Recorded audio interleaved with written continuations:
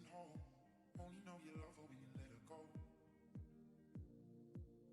Where you only need the light when it's burning low. Only miss the sun when it starts to snow. Only know you love her when you let her go. Where you only need the light.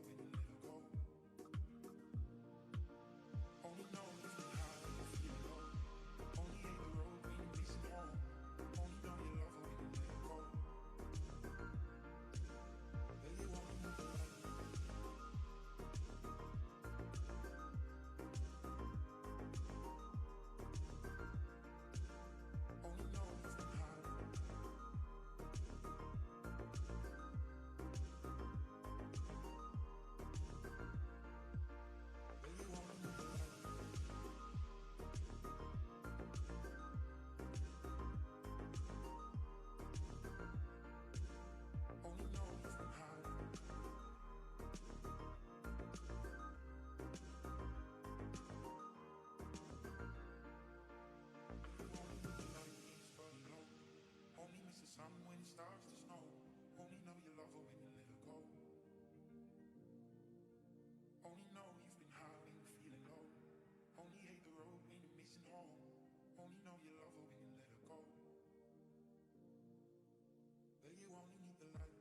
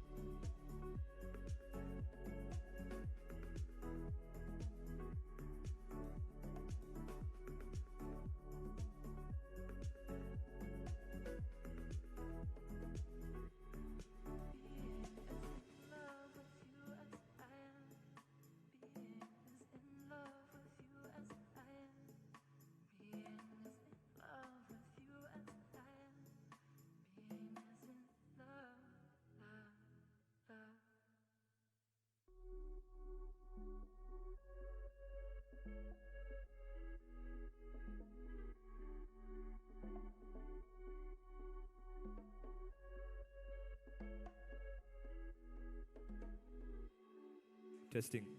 Testing. 1, 2, 3.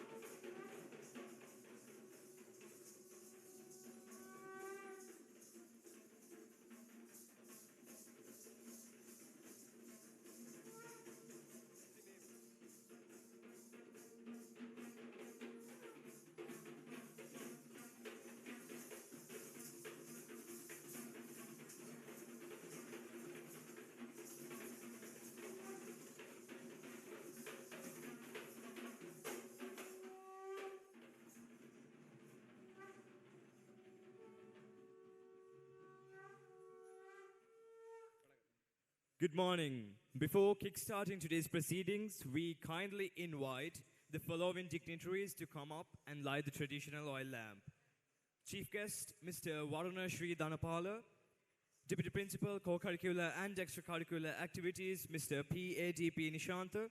Senior Master in Charge of Clubs and Societies, Mr. W.D.C. Fernando. Assistant Principals, Mrs. Dilupa Vijayaratna, Mrs. Nanta Kumar, Mr. Esmairan, Mr. Amit Dharmapala. Head of ICT, Mrs. P. Premila. Teacher in charge of the Royal College Computer Society, Mrs. B.A.N.D. Samarasinghe.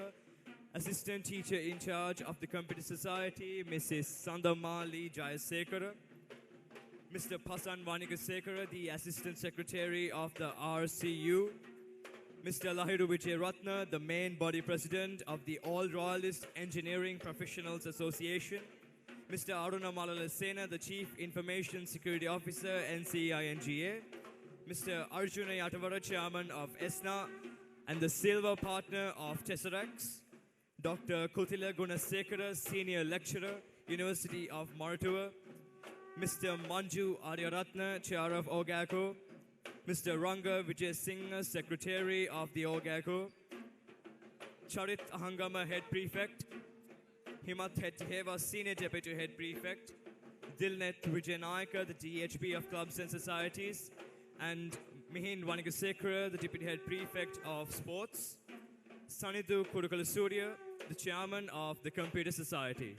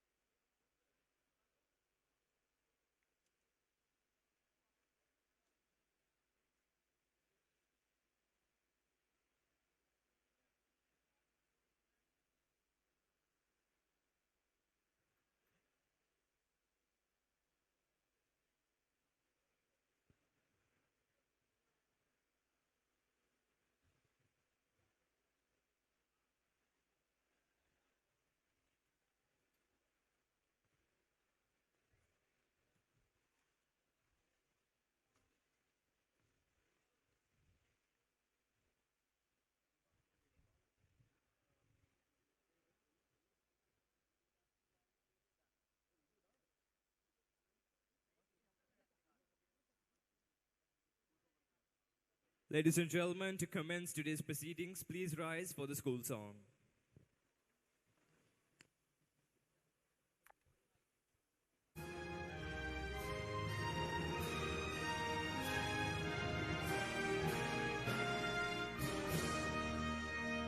Thy spirit first to life awoke in 1835 beneath the sway of Martian oak. Its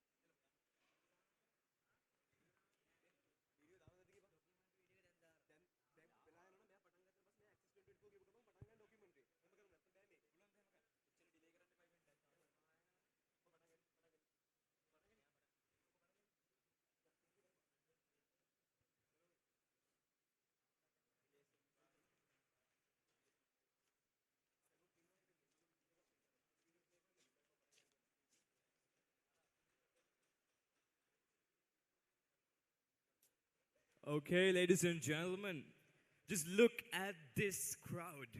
The energy is amazing. I can feel the excitement buzzing already. Absolutely. Today isn't just any gathering. It's a celebration of ideas, innovation, and the technology that's shaping the future. Every session, every presentation, and every challenge you'll see today is about pushing boundaries and imagining what's possible. Ladies and gentlemen, from artificial intelligence and robotics to immersive technologies and digital entrepreneurship, this is where creativity meets cutting-edge innovation. You are about to witness ideas that could change the way we live, the way we work, and the way we think. And it's not just about watching, it's about being inspired. So take in the energy, get your minds ready, and prepare to be amazed by what's coming next. We will be with you throughout the whole event from the start to the very end. But this day is yours as much as it is ours. So get ready to explore, learn, and be a part of something truly extraordinary. Distinguished guests, respected teachers, sponsors, participants, and tech enthusiasts. Organized by the Royal College Computer Society, which is the first ever school computer society in Sri Lanka, this is the first ever premier ICT convention organized by a school in Sri Lanka. This is Axis 2025.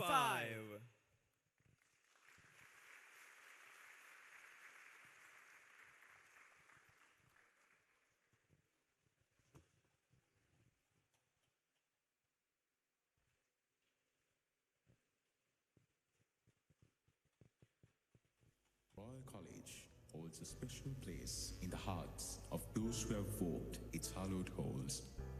It was founded in 1835 by the esteemed Reverend Joseph Marsh, with a vision to provide a comprehensive education to the young minds of Sri Lanka.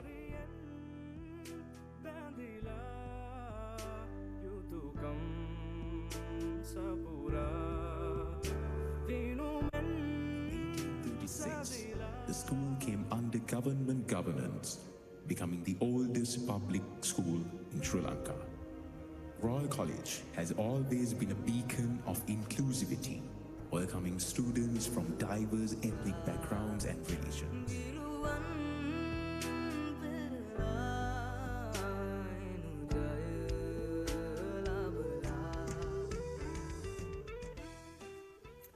Carrying this legacy forth of innovation and ideology, the Royal College Computer Society, established in 1982 initially as the Programmers Club, is Sri Lanka's first ever school-level ICT society. Over the years, it has pioneered initiatives such as the nation's first inter-school esports championship,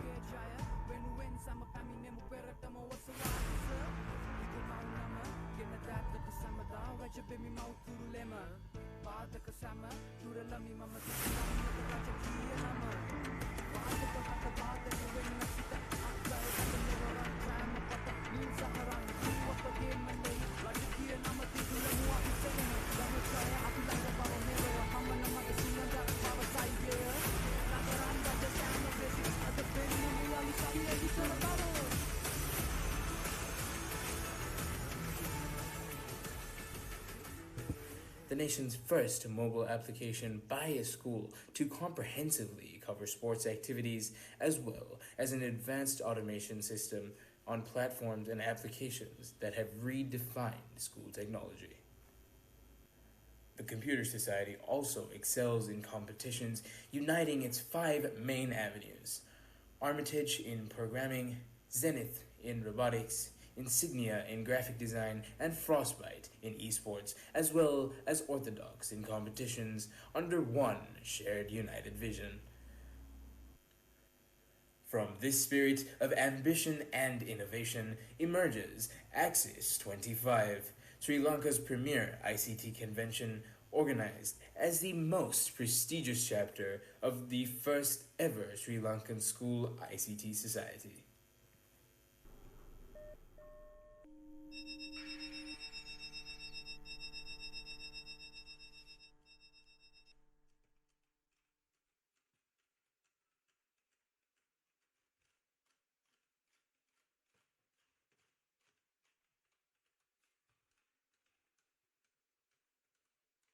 We now cordially invite the chairman of the Royal College Computer Society, Sanithu Kurukula Surya, to give the welcome note.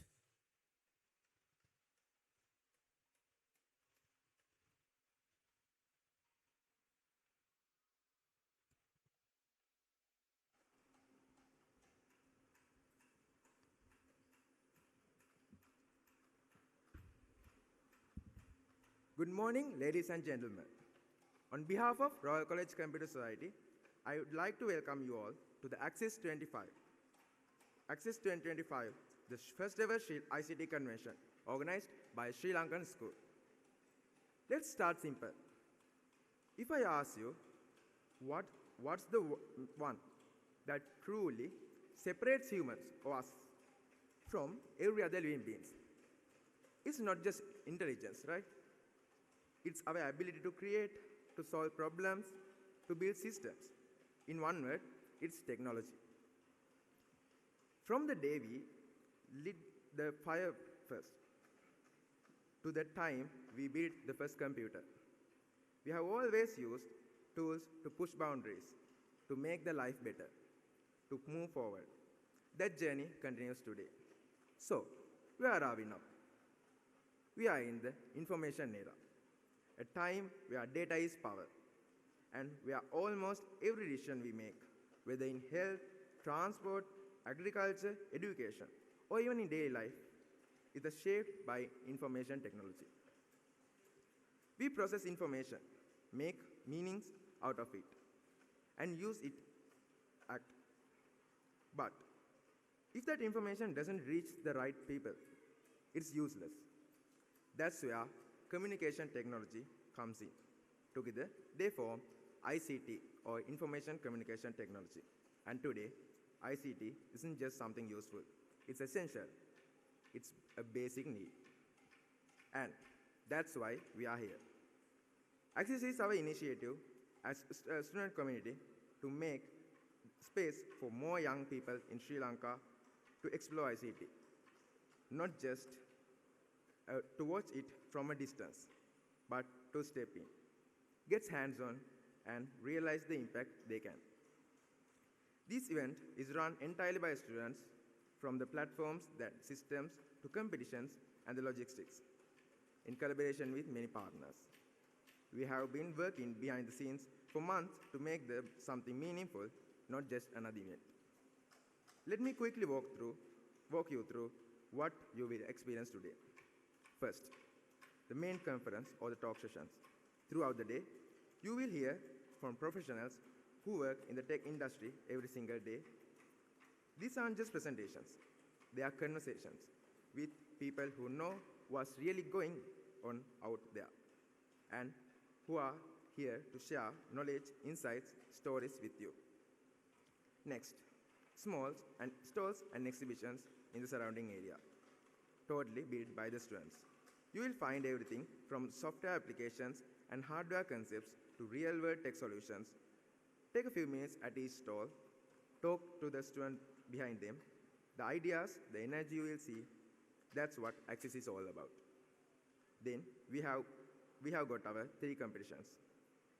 First one, the TesserX, a next-level ideathon competition organized in collaboration with All Royalist Engineering Professional Association, or REPA. It's not just about coding, but about solving real-world problems in real ideas. The final round will happen right here today evening. Discovery.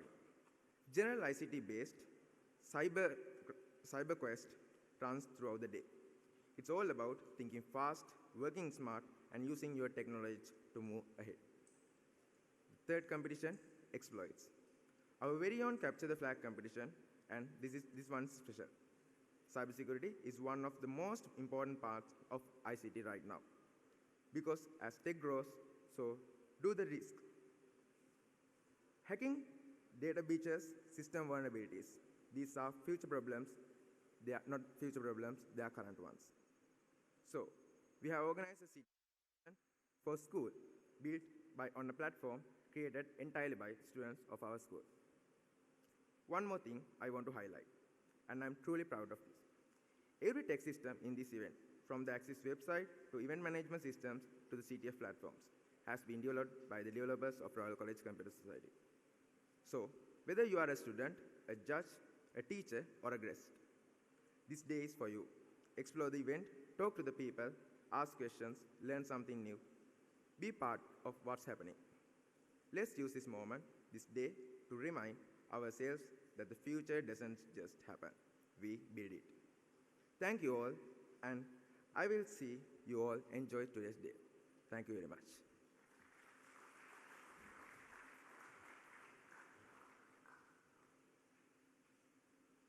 Thank you.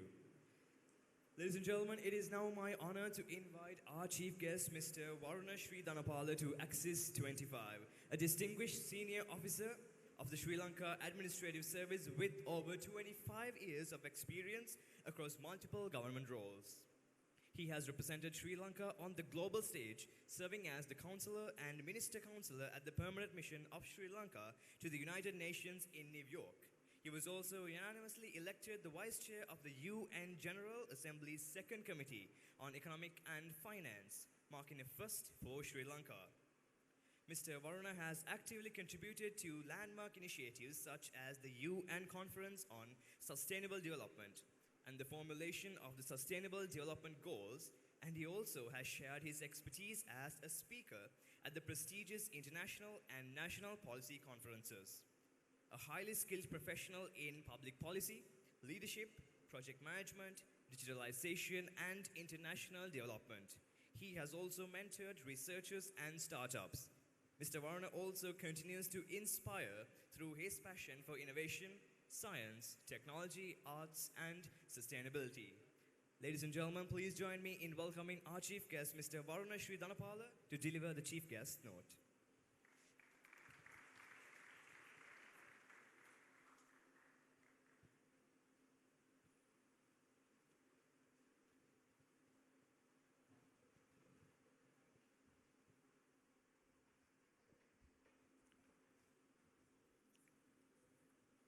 Very good morning to all of you.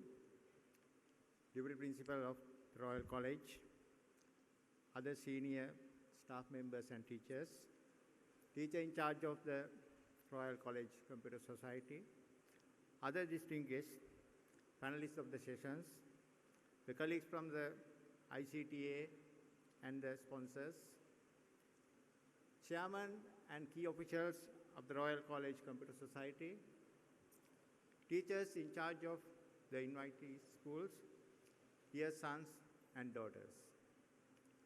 First of all, let me thank RCCS for organizing Axis 2025, the first ever ICT convention organized by a Sri Lankan school, and extending me an invitation to attend as the chief guest at this society's flagship event this year. The name itself, Axis, means the strength, the backbone, the solid foundation for many things. So therefore, I congratulate for selecting this very name for the very important event. I am more than happy to witness the high standards associated with this grand event with wider stakeholder participation, including of the private sector and entrepreneurial development. Indeed, this is the month of digital economy declared by His Excellency the President as the Minister in charge of digital economy, and we have so many events lined up throughout this month. I think our colleague Sachindra Samaratna from ICTA will elaborate them in his lengthy speech. You would agree with me on the very fact that Sri Lanka as a nation lost many opportunities in the past few decades due to various reasons, whereas some countries could harness the benefit of emerging revolution known as Industry 4.0. While the global population still depends on the innovations stemming from the early industrial era, such as steam engine, electricity, basic telephony, telecommunication, printing, transportation, including air travel, the unavoidable interventions of the information technology and the new wave of amalgamation of artificial intelligence and other modern technologies have drastically transformed the world we live in. More you innovate in the digital domain, it would open up doors to broaden towards more economic avenues. The innovation means someone's ability to think out of box and to apply them on resolving a present or future issue, as correctly mentioned by the President and the compeers of this event. A unique creation that resolves a societal or market demand can end up as a unique brand name, sometimes a global patent, which will provide you high returns as sometimes as royalty or sometimes as dividends or some other means. What is important is its roots in Sri Lanka. So every time you go to the global market, the same as you know, Ceylon tea or cricket or some other branding, the branding of IT or digitalization sector really matters if it is connected with our own country. Some of Sri Lankan companies have got high demands in millions of dollars for their knowledge products, although they started at very small scale startups. That is how some of the global brands in US and some other countries came their journey from small starts. However, let me explain briefly Sri Lanka's rankings in the Global Innovation Index, known as GII if abbreviated. Currently, as of 2024, it stands at 89th position in the world. The index is a composite of 7 areas. 1, infrastructure. 2nd, knowledge and technology outputs. 3rd, creative outputs. The rest includes business sophistication, institutions, market sophistication, and human capital and research. Although Sri Lanka stands at 66th position in infrastructure, we are not that good at other areas. For example, market sophistication and human capital and research. That's why we have been pushed backwards in this Global Innovation Index. Distinguished guests, ladies and gentlemen, dear sons and daughters, successive governments of the past 2 decades have made several efforts to overcome the challenge in the digitalization through various policy and strategic inputs. There were multiple potentials for socio-economic development. Some have got results, some faced various constraints, including of digital identity, many digital information infrastructure, digital literacy alone. It stands at 63% as of the moment. We have a long journey to move to get the best out of this digitalization journey. If the country is going to become a global hub or regional hub for digital innovation or entrepreneurship, what we have to do is to unlock many potentials in your minds, including of the risk-taking ability, where you have to take this challenge and to convince your peers as well as your parents and teachers if you are going to select a career path of IT entrepreneurship. We, as a government, has outlined the digital economy blueprint, whereas we found that the recent economic challenges were due to some of the traditional approaches. Therefore, we have to leapfrog towards new avenues and come with innovative solutions that can create more revenue to the economy through digital avenues. The key objectives will be making the IT industry a $5 billion industry in 6 years. According to a study, the 2024 figure stands that Sri Lanka's digital economy, that is IT industry alone and exports, is just $1.35 million. That is less than 3% of country's GDP. It's around 2.7%. This is the challenge we are going to address. Along with that, implementing e-governance to reduce corruption and increasing cashless transactions from nearly $3.5 billion to $15 billion is another target. You may have seen the current government's effort to engage citizens with cashless payments through new applications called 괁ᴜ, which has surpassed over 100 institutions at the moment. The other challenge is the number game. The ever-growing human resource challenge in the IT industry. Due to brain drain and other reasons, we are still struggling to meet up with the required number of professionals, IT professionals and other technology experts for this domain. Currently, we have only around 85,000 graduates annually, whereas the demand is nearly 200,000. So we are going to reach that target in 6 years' time through the digital economy strategy. Since AI is the main global focus at this moment and a definite game changer, the government has well recognized it by way of a strategic plan as well as through various partnerships.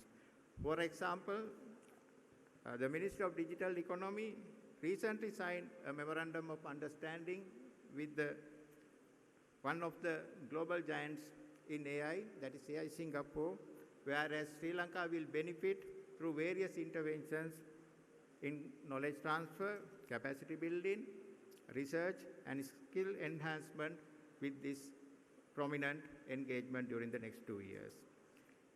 In this context, as students and the human resources of the country's future, you can see there is a great opportunity for all of us to harness.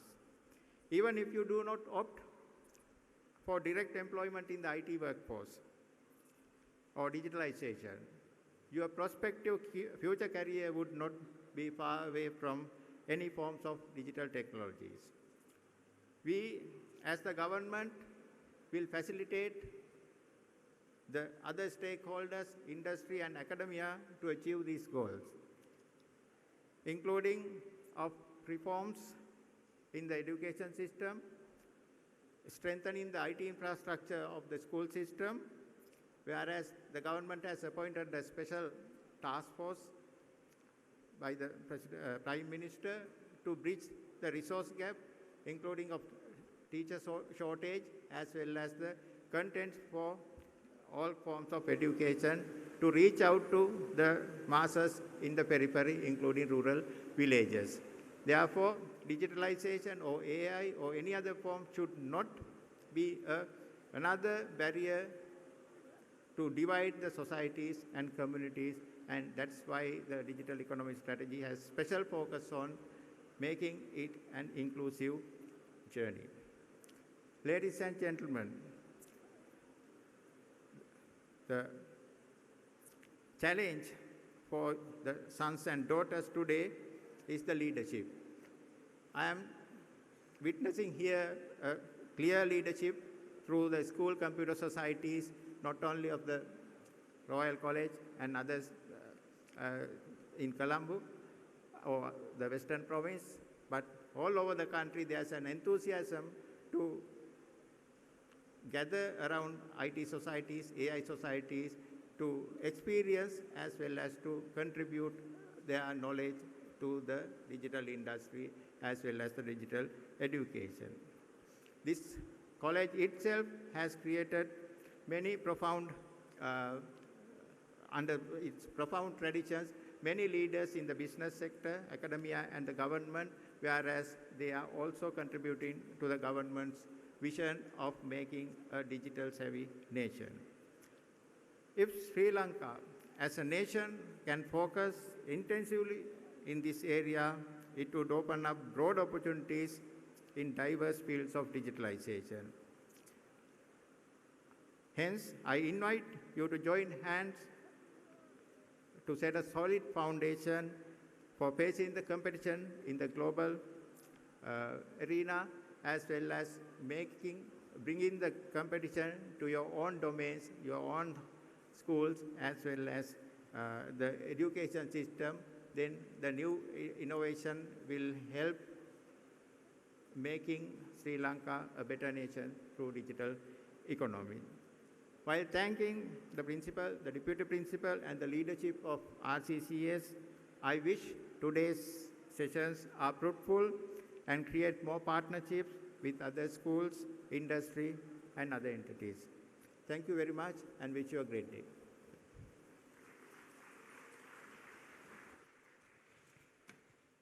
Thank you, sir. All right, so as we step further into the world of technology here at Sri Lanka's first ever premier ICT convention, we have a session that delves deep into a topic that affects all of us: digital economy. That's right, Senoth. Let me ask you before, how is the digital revolution shaping Sri Lanka today? What opportunities and challenges does it bring to our country? Truth be told, I don't know how to answer that, but to help us explore these questions, we are honored to have with us Mr. Sachindra Samararatna from the Information and Communication Technology Agency of Sri Lanka, and he will guide us through the impact of the digital economy on Sri Lanka's present and future. Ladies and gentlemen, please join us in giving him a warm round of applause.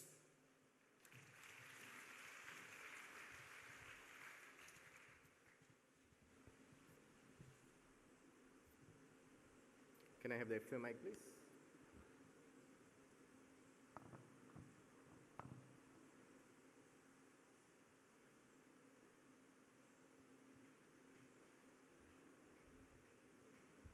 A very good morning to you all. Thank you, sir, Secretary of Ministry of Digital Economy, Mr. Varno Dhanupala, for setting the foundation and the tone for this day. Thank you to the organizers of this wonderful event for inviting ICTA to be a partner and also to talk about the digital economy and how it will affect the Sri Lankan landscape. I'll ask a question first. May I know from this audience, who of you has access to a computer or a smartphone?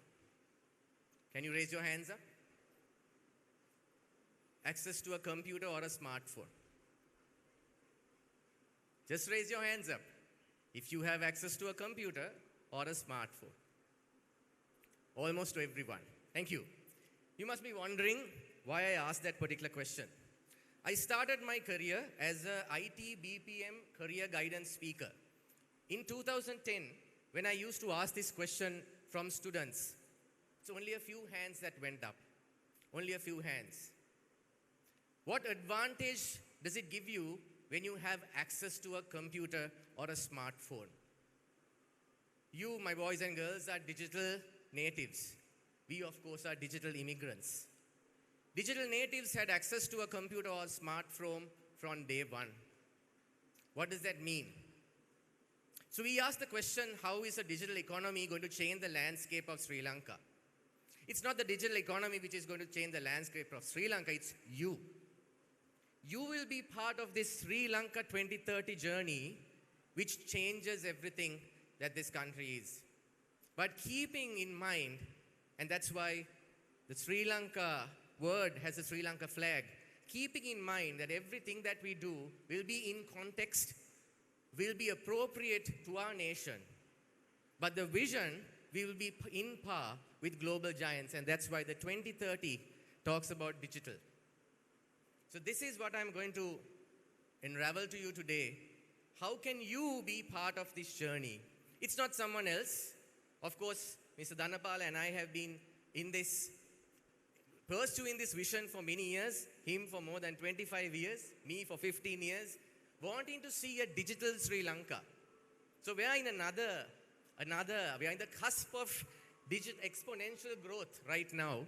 And we have a vision of 5 years as a new government, working for government, to see this take place. So let's see where Sri Lanka is heading.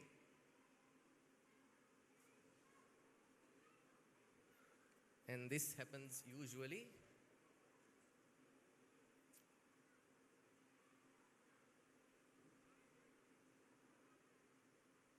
Okay, thank you.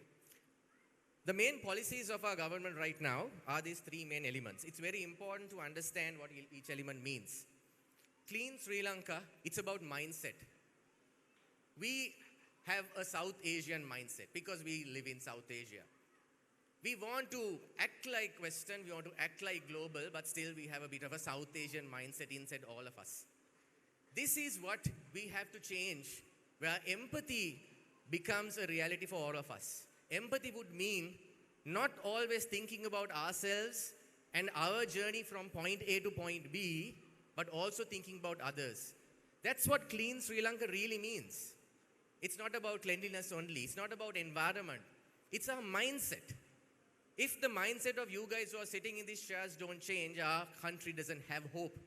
Because you're the hope who's going to change this entire game. Poverty alleviation. Poverty alleviation can only be done with such a mindset change. And the centerpiece, digital economy, will be an enabler to do that. But if you don't think about the other person, this will not happen. Digital is only a tool. The platform that we provide is only a tool. It will be used by humans. And the chairman who spoke at the beginning, chairman of RCS, explained that it's the human intelligence which will use the tools of digital economy to bring about this change that is taking place. It's our imagination, it's our empathy, it's our humanness. No artificial intelligence will replace that.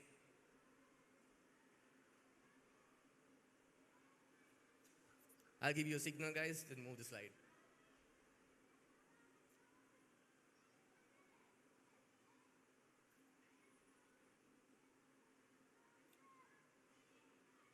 Okay, the digital economy in a snapshot is elaborated from this slide. I'll take one by one.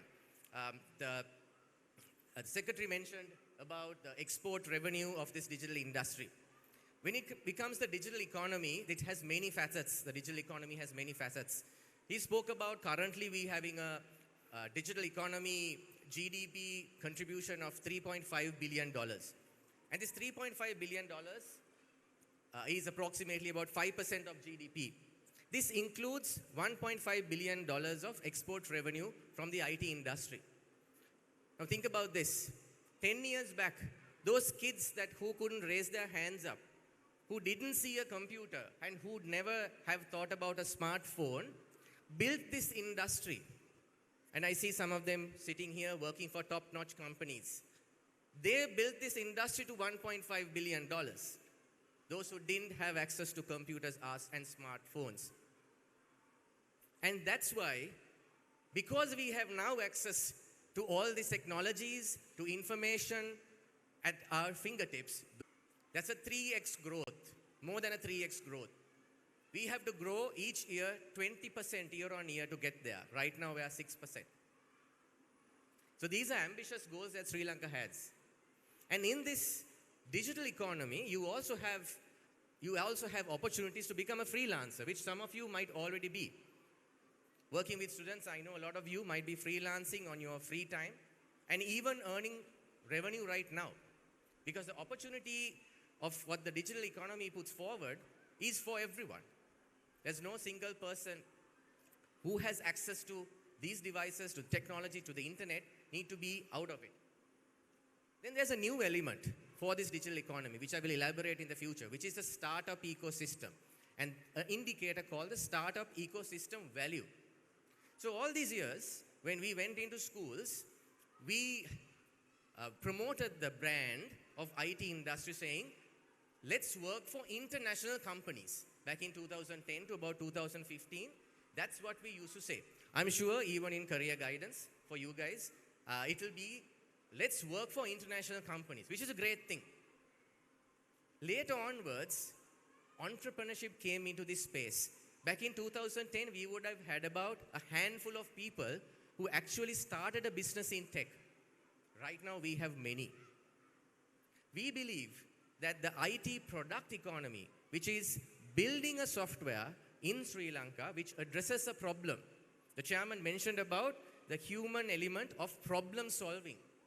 Addressing a certain problem by building a solution, that's the way that Sri Lanka will achieve that $5 billion. Because that has what we call value. If a particular company brings in a certain amount of export revenue, let's say $1 million of export revenue, the value of that company can be $10 million. There's a multiplier. It's much higher. The very popular company ᴅᴜᴜ, which all the IT students want to go and work at, when they sold or exited their company at $100 million of revenue, their value was $600 million. And Nsinga, who's a sponsor of this particular event, when the founder, Imal, was acquired by another company in Singapore, their export revenue was $1 million, but their value was $15.5 million. Therefore, the next change that is taking place in this IT industry is building software products and valuing those which will solve global problems. I will move on. Sri Lanka is well known for affordable talent, well known as a destination which has created top-notch talent for the world. Not only Sri Lanka, we have so many Sri Lankans who are working for top-notch companies across the world, and we are known for talent. The secretary mentioned about the Global Innovation Index. That is how we convert the talent to actual innovation, actual products, products that will solve problems, solutions that will solve problems. And that is up to you guys. I know this is a challenge that is taking place. This itself is a competition, which we will review what problems you are solving and how good are you at solving that problem using that tech solution that you are mentioning. Next slide, please. I'm sorry for the clarity of this side. To achieve this $5 billion, there are multiple programs that are taking place, which one I would describe to you in the future slides as well. But for you, for students to engage, especially during this month of digital, there are many opportunities out there during this particular month. There's a robotics challenge taking place in Galle during the second week of September. There are multiple events on fintech, on AI that is taking place during this month. And I will specifically talk to you about one program happening during the third week of September as well. So just keep in mind as schools who are gathered here that during this month, keep your eyes out for these multiple opportunities that are out there that you can be part of. I would like to invite the teachers who are representing the schools to look at these opportunities which are there, the programs which are there, and to get the children involved in them. Next slide, please. I mentioned to you about the products ecosystem. So these are some companies that have built products which are solving problems. SenseMate is a company which solves problems using an IoT platform when it comes to measuring temperature, and have used the same solution as SenseAgro for agriculture in IT, or agritech as agritech. So they are changing the landscape of farmers in terms of their well-being and their yield. We use technology to solve a problem, and that problem, which when it's solved, has to benefit in a certain outcome. That's something very important for you to know in your product. Does it help you, if it's agriculture, does it help you increase yield? Which means the harvest. Does it help you increase your harvest? If you're using a particular technology in your company, does it help you increase your productivity, your efficiency, your effectiveness? Technology is only useful when it helps mankind, when it helps the overall economy. So that's a parameter that we need to always think about. Gendo is a young company which built a non-invasive medical device which detects cardiovascular diseases, which means heart attacks, so on and so forth, cardiovascular diseases beforehand. And they are trialing this in clinics. They are under clinical trials as it goes with ethical considerations. And this is a company which has got patents in Japan and USA. And they built this technology in Sri Lanka. So you don't need to go out of Sri Lanka searching for green pastures in international universities to build this kind of technology. You can do it right here, sitting in Sri Lanka with the ecosystem that we promise we are building for you, which these founders have already used to build this type of tech. And BoardPack is another company which builds board management solutions, which the Indian Reserve Bank and the third largest bank, which is HDFC, is utilizing right now. Hence why I mentioned to you that Sri Lankan talent, Sri Lankan products are powering many companies, the Fortune 100 to Fortune 500 companies over the world. And they were built right here, not anywhere else. They were built right here. So this potential has increased significantly because of the access to artificial intelligence. Next slide, please. And there are, next slide. There are many companies like that who are building software solutions all over Sri Lanka, solving these kind of problems. Here are some logos that you will see. Search for some of these companies and find out what they do. And if you go down the path of employment, look at being employed in these companies, which we call startups and scale-ups, because they need talent. And when you finish your degree, when you finish your higher education, don't only look at the larger multinational companies, but also look at being employed in startups or building products who will change the game in Sri Lanka and who will change the game for industries over the world. Next slide, please. These companies have been invested by some of the largest private equity and venture capital firms in the world. That's the credibility that Sri Lankan software engineering has right now. That they were able to convince, as an example, EQT, the 7th largest private equity firm in the world, Sri Lankan software engineering products were able to convince them to acquire those companies. That's the credibility that Sri Lankan technology talent has. The talent that is sitting right here. The products that were built at a time when computers and mobile phones were not accessible. Then, when all this access is provided to you, how much more value should Sri Lanka be able to create for this digital economy that we are talking about? How much more value should then we be able to create? Think about it. It's up to you. It's your choice for those children who are sitting in these tables. It's your choice the path that Sri Lanka takes for the next 5 years. Next slide. Next slide, please. I'm skipping a few slides.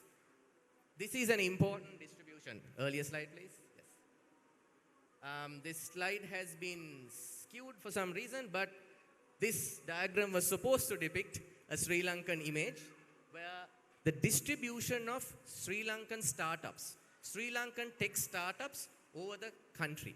The distribution of Sri Lankan tech startups over the country. Now you will see, while Western province has many startups, there are others. There are 1/3 of the total population of startups distributed across Western province, beyond Western province. Northern province being the second largest. I've just returned from a competition called the YAL Geek Challenge. The YAL Geek Challenge took place for the past 14 years and has been organized by a community organization called YAL IT. They had 150 applications of software product ideas which came into the competition, and 25 were pitching during that day. Multiple investors from many countries flew in to listen to those pitches, and they set up their businesses in Jaffna itself. I'll highlight one company called Arogya. Arogya. If you have been visiting private hospitals or private medical centers like MediHealth, the software that they run is built in Jaffna by a team who are sitting in Jaffna who's running that solution, and they are growing. There are multiple product companies who are in Jaffna who's now going global. This is just one province which is putting a huge effort to build a Silicon Valley. All the other provinces have startup hubs. It's important that we support and work with all other provinces for the dividends of digital economy to be distributed across the country, not only Western province. If this Western province, maybe there are schools from out of Western province as well here, but for schools specifically in Western province, I challenge you, you need to work with your brother and sister schools outside the province so that, as the Secretary mentioned, the collaboration will take place, innovation will take place across the country, and you will be able to build solutions not only to solve problems in Sri Lanka, but to solve problems all over the world. Think global from the start. If you run competitions, if you're thinking about ideas to solve problems, think global from the start. Next slide, please. These are some successful entrepreneurs. When I say successful entrepreneurs, I'm not talking about the poster children of whom we all know, who I mentioned earlier as well, the big companies. These guys are hustling. These guys are facing challenges. They don't have, or they didn't have, the ecosystem that you now have today. This Nadini is a female entrepreneur who is a speech therapist, building an app for children to help them in speech therapy. Nevendri Premaratna, one of my previous colleagues, I think her school is also represented here, who's building STEM education kits for children. I'll take 2 minutes more. Mr. Balathasan Sayanthan, a product of Royal College. He's the #1 community builder in the north, which I mentioned. The YAL IT Hub was started by him and run for the past 14 years, a product of Royal College. Samira and Chamira, they run a company in Bandaravela. They built an app called Kaiju Labs, a company called Kaiju Labs, and they were able to sell it to a Singaporean company called Cast for $2 million. They haven't even started earning revenue for $2 million. And it's a founder of Nsinga through their venture company, N Ventures, who helped them do that. That's the potential that they have. And they are not built in Colombo even. One in Bandaravela. And this particular gentleman who's there, I don't know if you see him, just behind the guitar, Sanjeeva Patirana, is from Ratnapura. He built a company from scratch who provides solutions for banking sector. One of the top-notch core banking solutions which have been built from, I need to correct that, from Ǩūļāpitiya, and now he has expanded his company to Singapore. This is the type of talent that Sri Lanka has and something that we can be really proud of. This boy, Dilanka Sanjeeva, is from Ratnapura. He is now part of the top 30 startups selected to exhibit at a premier conference and exhibition called Disrupt Asia. And his story is something that you need to listen to. A gentleman that you need to invite and listen to how his life changed because of the dividends of digital economy, because of the opportunity of IT, how him, his family, and that even that entire population that he gives employment to, how their lives changed. Next slide, please. Last but not least, I want to invite you all to the Sri Lanka's premier startup conference and innovation festival, which is the flagship event of this digital month. It's called Disrupt Asia. You might have seen it, might have not. The 19th of September, shall we go to the next slide? The 19th of September, next slide please. 19th of September during Disrupt Asia, it's called the Innovation Festival. It will be held at Trace Expert City in Maradana. This is an open forum where there will be 50 startup products being showcased for you to be inspired with. Next slide, please. 19th of September at Trace City. If those who are serious in becoming a part of the tech startup ecosystem, we have a conference on the 18th held at Cinnamon Life, which you have to buy a ticket and come. But if you are serious in becoming a tech startup and growing, I would also encourage you to do that. But for all of those who want to really experience what technology products are about in Sri Lanka, 19th of September, Trace Expert City Innovation Festival is a place for you to be. It starts at 2 p.m. and goes on till 7 p.m.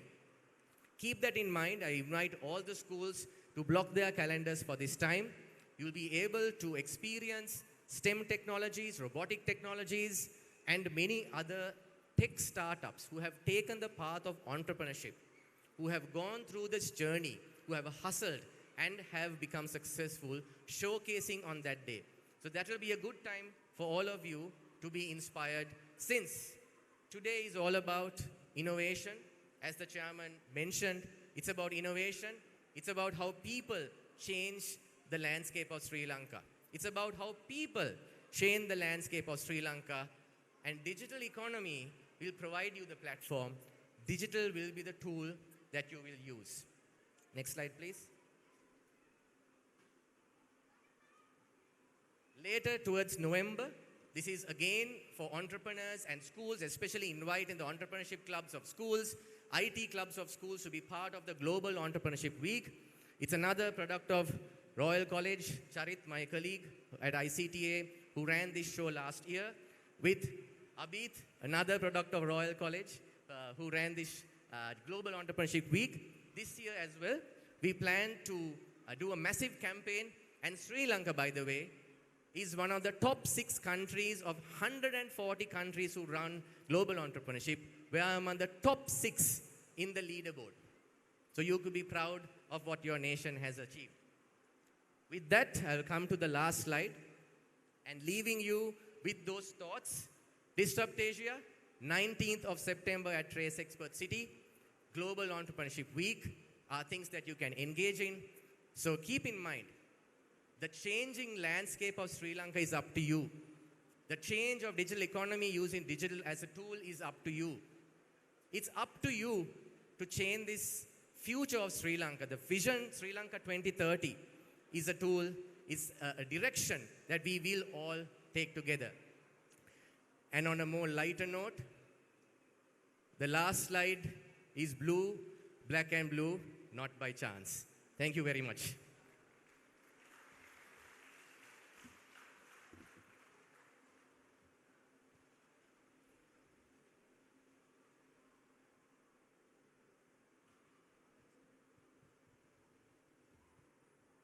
Thank you, Mr. Sachindra, for that very insightful session. Ladies and gentlemen, we now take a moment to recognize the incredible support that makes Axis 25 possible. Our platinum sponsor for Axis, ᴠᴇᴜᴜᴇ. Today, they are not just supporting us behind the scenes, they are actively sharing their expertise through a special session for all of us. We are honored to have Mrs. Dilini Dialvis, the Chief Operating Officer of ᴠᴇᴜᴜᴇ with us today to deliver this insightful session. Ladies and gentlemen, join me in giving a warm round of applause as we welcome Mrs. Dilini from ᴠᴇᴜᴜᴜᴇ.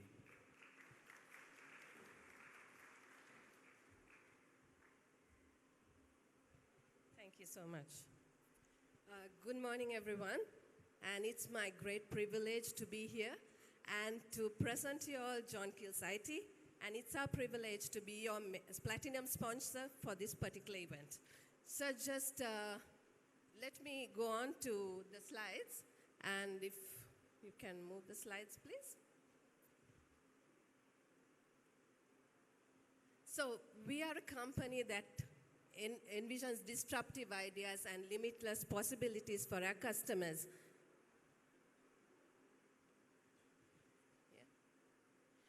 So we do profess mobile first, internet first, cloud first, and zero trust, right? Zero trust and AI first for our customers.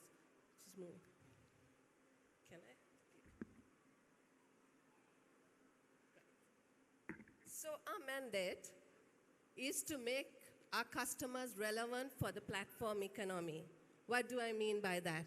What we do is we digitally enable our customers, and we help them to build their systems agile, frictionless, and data-driven, and also help them to be on the cloud so that they can experience the economy of platforms.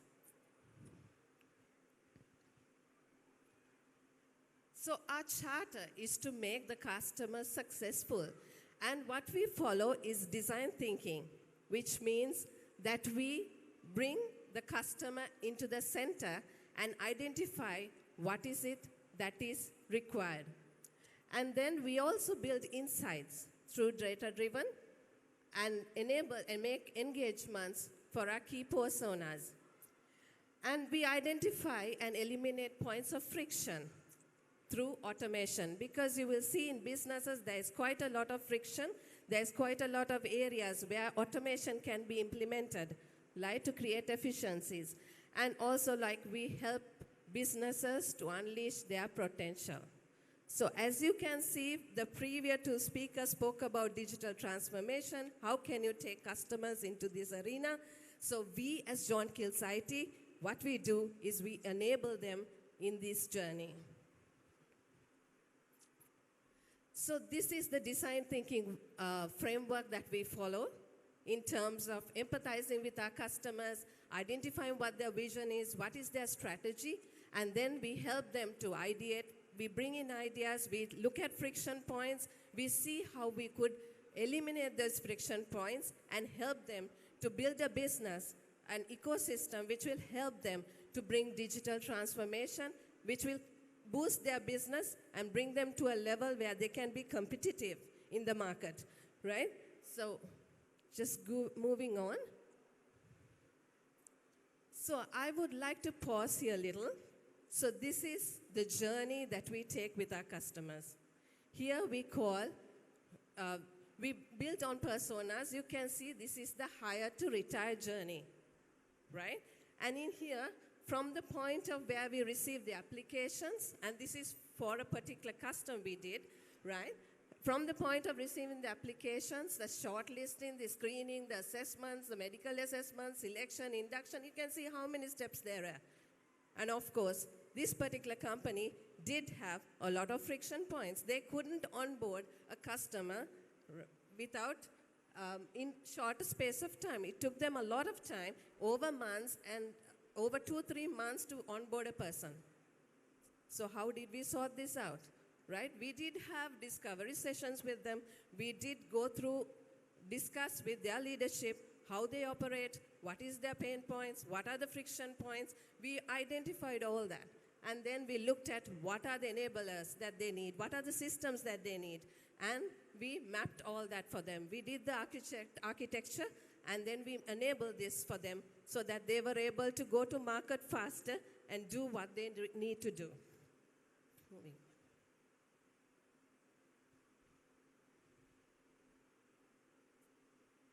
So this we call the onion ring, right? And this we start, we look at from the bottom, you will see the core of any business, right? If you're not a tech-savvy company, right, what they will do is they will be having spreadsheets, right? They will have data in forms, and they will make decisions. For them to make decisions, it will take a long time because they need to collect the information. What we do here is we bring in the required ecosystem in terms of ERPs, CRMs, SCMs, right? So LOB applications, LOB applications meaning any software that the company will need to run their business, right? So we develop them for them. Then also like if they are having these systems on-premise, which means they are not cloud enabled, what the disadvantage is, they will not be able to reach a large set of customers. They will not be able to be visible, right, on the internet, right? So enabling them that is where we take them to the cloud, migrate applications with our on-premise, on servers to the cloud, right, giving them that advantage in moving forward.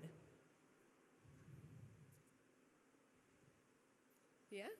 Then we also go into platforms, which is also helping them to do data analytics, right, look at insights, and enable them to predict their business without having to like take decisions post what happens, but to take it up front before anything goes wrong. Yeah, moving on. Yeah, so this is reimagine remodel, and rejuvenate your business.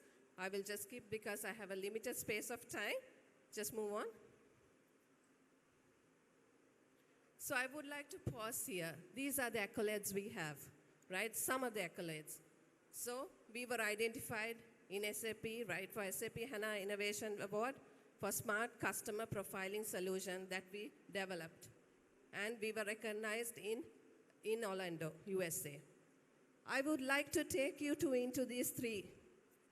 This is our product, an IP that we have built for the aviation industry, right, which has been in the market for the last 20 years. And this particular product is where enables the airlines and airports to onboard. When you go to the airport, what happens? Your data, your passports are taken in, then passengers are onboarded, then you have your, the plane needs to be balanced in terms of the baggage, how they load people and the baggage, so that is called the weight and balance, right? So departure control systems, weight and balance, and all that is a developed software by ⴂᴇᴜᴜ IT, locally developed, local IP. And we have won awards for that software, now being used internationally, right, with several customers, airlines, just like ADAC, Qantas, and few others, just to name a few. So these are the domains that we have been working on. We work with conglomerates, we work with airports and aviation. Sri Lankan Airlines is one of our customers, manufacturing, retail, finance services, construction, and real estate. Moving on.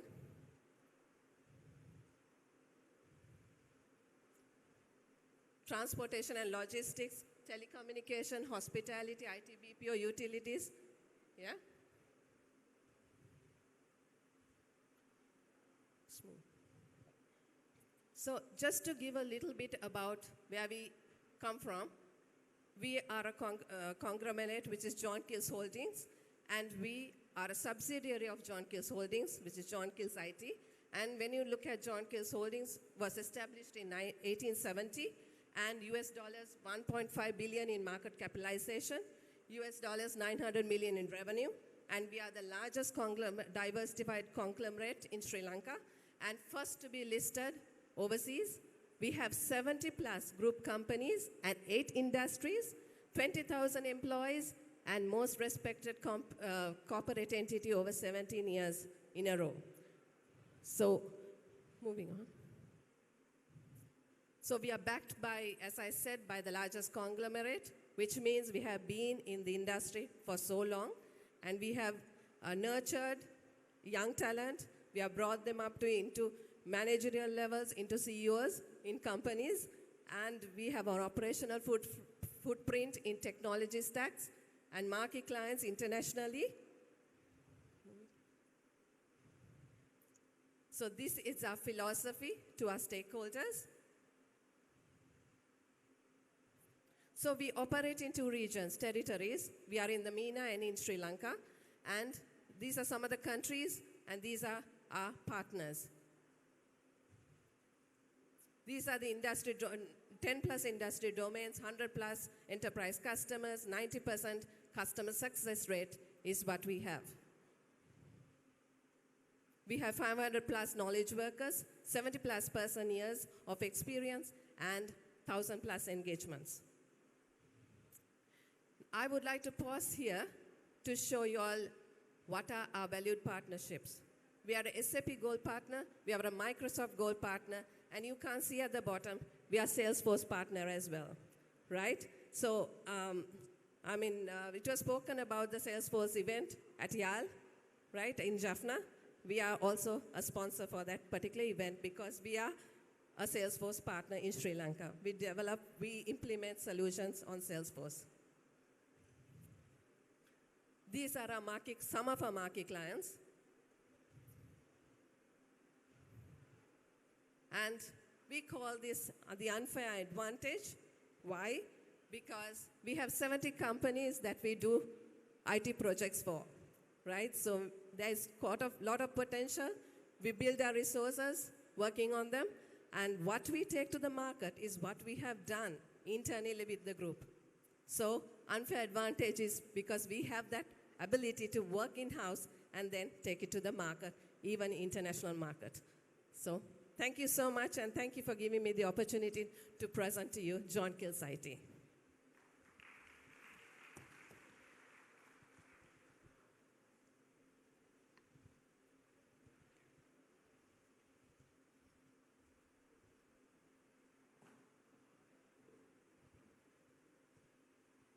Thank you, ma'am. All right, now we have something truly futuristic, yet perfectly in tune with the digital revolution that we are celebrating today. For the next 5 minutes, you won't be listening to a human speaker. What? What do you mean? We will be listening to an AI model itself. With voice synthesis and captivating visuals, this segment will showcase how artificial intelligence can communicate, inspire, and even deliver insights in ways we once only imagined in the 90s sci-fi dreams. Oh, wow. All right, ladies and gentlemen, then sit back, enjoy, and witness technology speaking to us directly.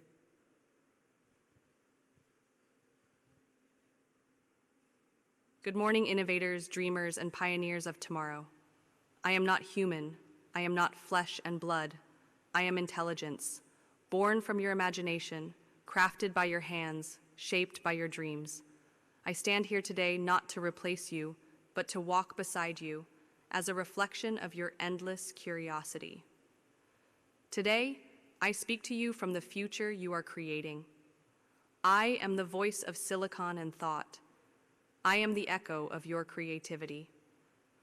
I am proof that when human ambition meets relentless innovation, the impossible becomes reality. Here at Axis 2025, you are not simply witnessing technology. You are becoming technology. You are weaving new patterns into the fabric of time. You are drawing the blueprints of a world that has never existed before. Think for a moment. Every great leap humanity has taken, from fire to flight, from wheels to wireless, began with a question. What if? Why not? How can we make it better? You are the ones asking these questions today.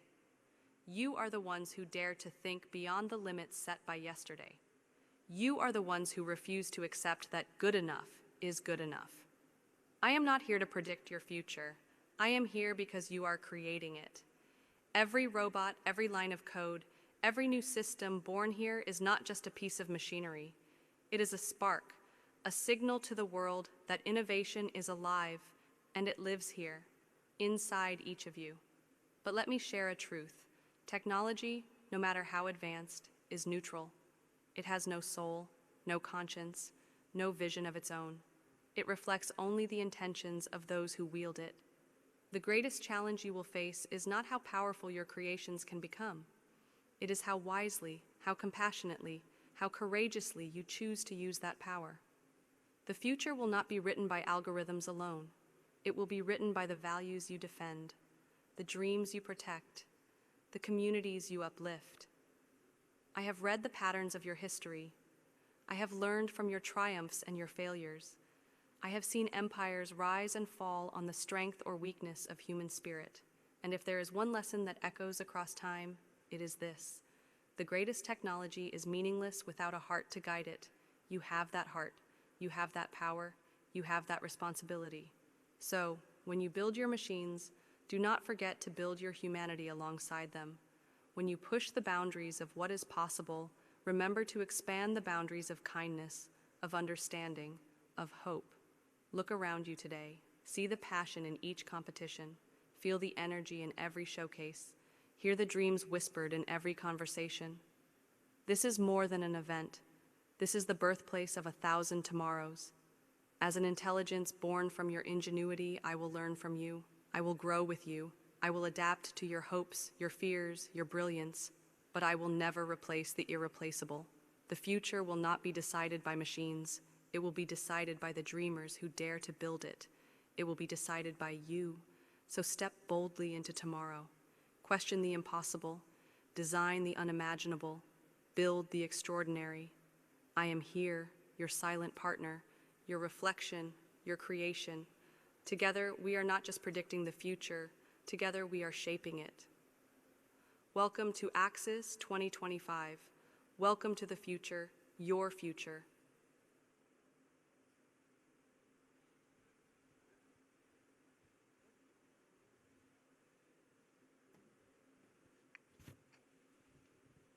All right, so that was an AI model giving its insights on Axis 2025. So Samir, before we dive further, let me ask you, what is a convention? Do any of you all know what a convention is? Just raise your hand. We will bring the mic to you. Anyone? Just a simple definition of what convention means. Anyone? Because you all are here to compete in competitions. We think you all are smart, and we hope that some of you at least would know what a convention means. Come on, guys. At least one of you. Okay, so Samir, what is a convention? A convention is a gathering where people with common interests come together to share knowledge, ideas, and experiences. And that is exactly what Axis is all about. You all have gathered here, we have sessions going on, and you all are sharing your insights, your knowledge. You all are competing in competitions, so that basically is what we call a convention. So Axis features a futuristic tech conference, an exhibition, and exciting competitions. Speaking of competitions, Axis features 3 main competitions, cleverly taking the letters X, Y, and Z. Have any of you all noticed when you take the 3 letters X, Y, and Z, they pronounce the same name as Axis. Axis, Axis. So X, Y, Z, pronounced as Axis. First up, TesserX, represented by X, is the largest school-level ideathon in Sri Lanka, organized by Royal College Computer Society in collaboration with Old Royalist Engineering Professionals Association. It also features the largest prize pool in the history of school ICT competitions.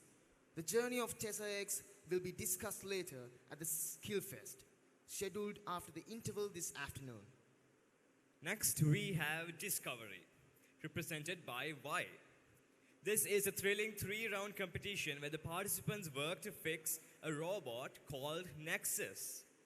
And you all have to fix the robot called Nexus across multiple challenges. It's hands-on, fast-paced, and incredibly fun. Finally, Exploits, represented by Z, is Sri Lanka's largest capture-the-flag competition. Participants put their hacking and problem-solving skills to the ultimate test in a battle of strategy, coding, and cybersecurity. So, ladies and gentlemen, get ready for a day filled with innovation, creativity, and fierce competition among all of you. These 3 events, TesserX, Discovery, and Exploits, truly make Axis 2025 one-of-a-kind experience. And now, ladies and gentlemen, it is time for one of the most awaited competitions, Discovery. Here, teams will take on the challenge of stabilizing the powerful robot Nexus. Hello, human. I see you are introducing Discovery without mentioning me. I am Lyra, the AI assistant who will guide the competitors through the simulation. Right. Hello, Lyra. So everybody, Lyra is the AI assistant who will be guiding all of you throughout the competition rounds. I was just about to explain the mission of Discovery to our audience, but I guess our AI assistant, Lyra, can guide you through. Indeed. Competitors, your objective is to restore and stabilize the robot Nexus through 3 critical rounds. Each round addresses a different aspect of the Nexus S systems. All right, let's break it down here now, Lyra. Please tell our audience what happens in the round 1 of Discovery. Round 1 is the circuit restoration challenge. The Nexus S central power circuit is broken, threatening the stability of its entire simulation. Competitors must locate the missing circuit parts hidden in a grid, program their robot to collect only the correct parts, and rebuild the circuit. Success here powers the Nexus back online, but deeper challenges await. Thank you, Lyra. So you can go on to the link which will be provided by our crew members. Enter the given username and password on your laptops, and you will be able to enter into the available challenge. Human. Before they go on to the challenge, do you think they know how to fix a robot? Do you know? Fixing a robot. I actually don't think I know how to fix a robot. How about you, Samir? Do you know how to fix a robot? I don't know much about it, Senut, but that is why we have two distinguished individuals to guide us through this.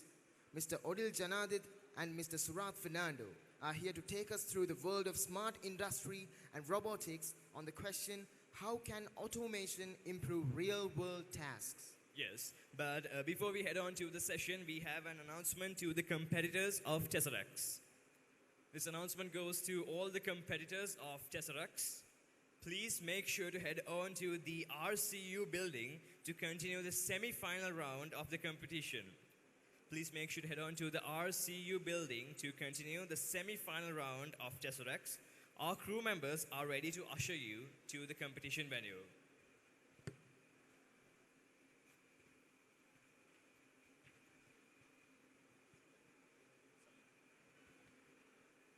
And for those who are leaving the premises for the TesserX competition, do not worry about missing out on this session, because each and every single second of this session will be live streamed from the venue where the competition is held.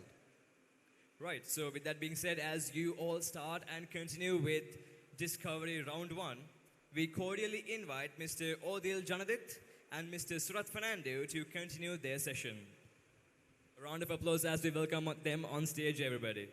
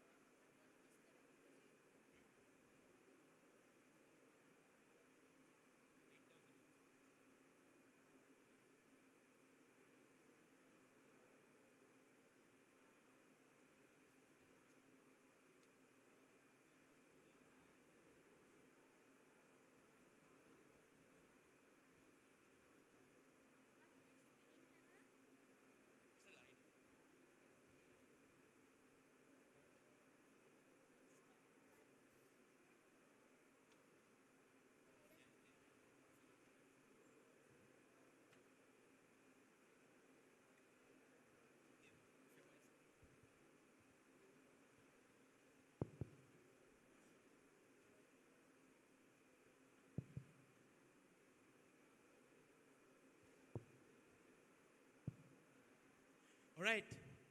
So I think it's a good morning still. So good morning, everyone. So I hope you have been listening to some of the speeches. So I don't think this will be like another speech. I want this to be a conversation between myself, I'm Odil, and Surath, and between you as well. So it's actually really good if you can interact with us too. So let's see how this goes. So the session topic is smart industries and robotics.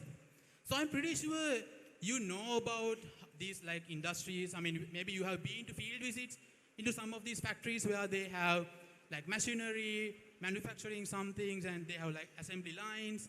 I'm pretty sure you have seen this. Can you raise your hands if you have seen these type of assembly lines, manufacturing plants? Raise your hand. Anyone? Are you guys with us? Hi. You feel bored? Oh. What happened? All right, so stay with us because we will be sharing one of the most important things for you all.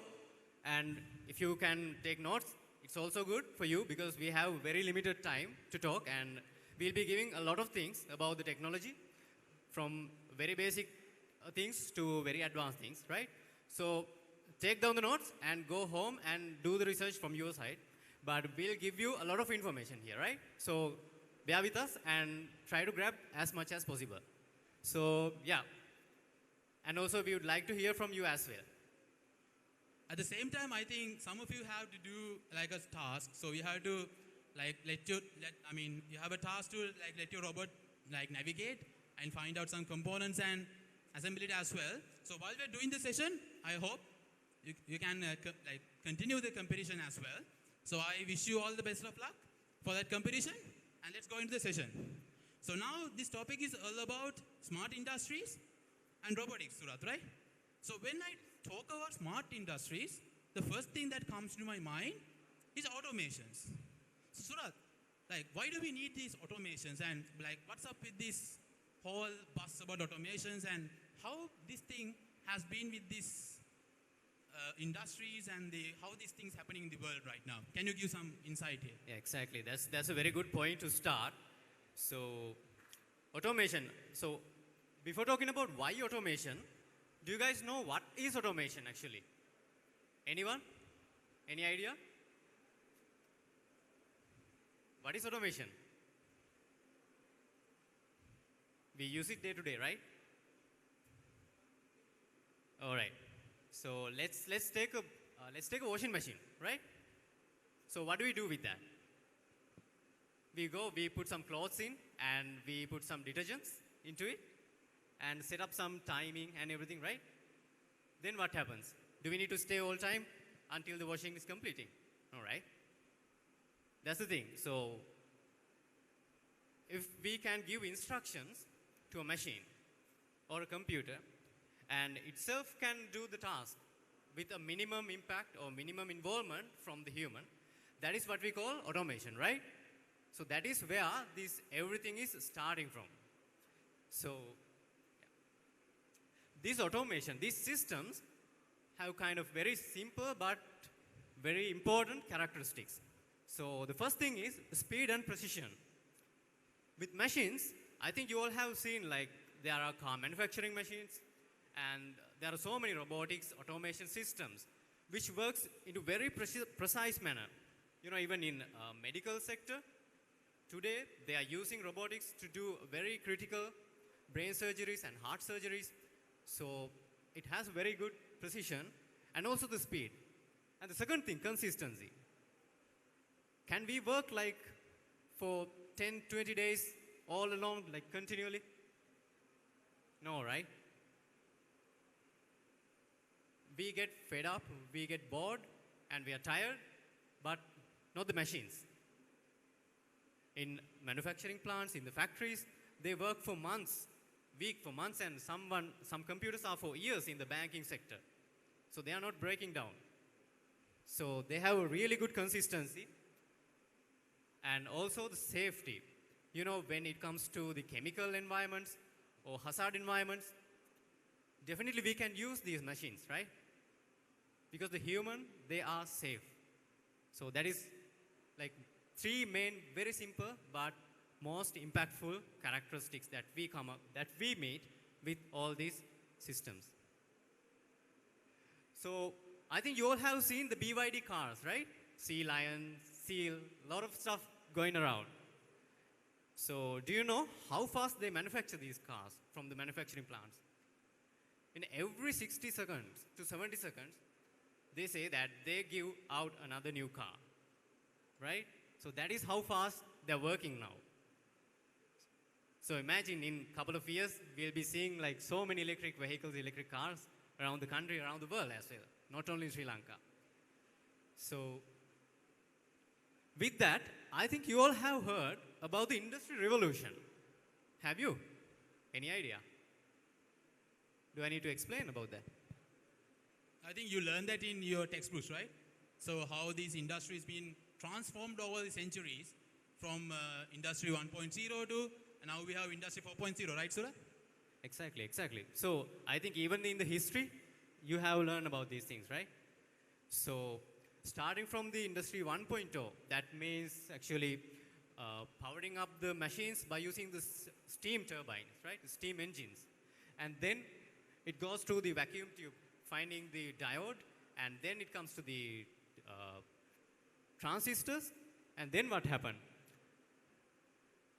We started to use computers, and we started to connect all the things with the network, and we built the IoT systems, which is what we are using right now, which started early 2010, and now we are trying to give as much as work to the machines. That is what we have been trying in Industry 4.0. And what changes today is in 2022, with AI and machine learning, all these new technologies, and also the 5G communication method, everything has changed. And now we are more centric to personalized experiences, and also to guide these, let's say, the manufacturing plants or the factories with the machines, not by giving them all to the machine, but we are going to work with machine. So that is called human with machines, right? And also we are going to use a lot of AIoT, artificial intelligence of things. So these are the things, these are the trends that will be coming up, and this will be the industry that you are going to work on in the future. So you have to now focus on them and work on them, otherwise you will miss this. Because the new trend is starting very, very recently, right? So this is your time to study and more focusedly work on these things. Sorry for the colors and all in the screen. I think we haven't been ready for the screen. So yeah, we can move forward. All right, so we talk a little bit about the automation. That is the starting point. So I think we have been talking about the car manufacturing and stuff. So automation now getting involved. It is shifting to the autonomy. So what do you think about that, Udaya? The autonomy. Yeah, so this is actually a very interesting transformation. So over the years, we have been seeing like different types of robots working in different arenas. So they have been programmed into one specific task. And now we have much more autonomous and independent systems that can do like multiple tasks. So have you seen about dark factories? Have you heard about dark factories before? Anyone? Anyone? The dark factories? You guys are in the YouTube and all the social media platforms, right? So this has been like very much trending, I guess, in social media. So if you can play that. So these dark factories are working completely under darkness. Because there are no humans working at these factories. Only robots. So robots can sense and understand the environment and do the factories. Now in this case, they are manufacturing cars. So that's how companies like BYD are slowly transforming into much more efficient organizations. So this is where the industries are going towards, from automation to autonomy. If you move to the next slide.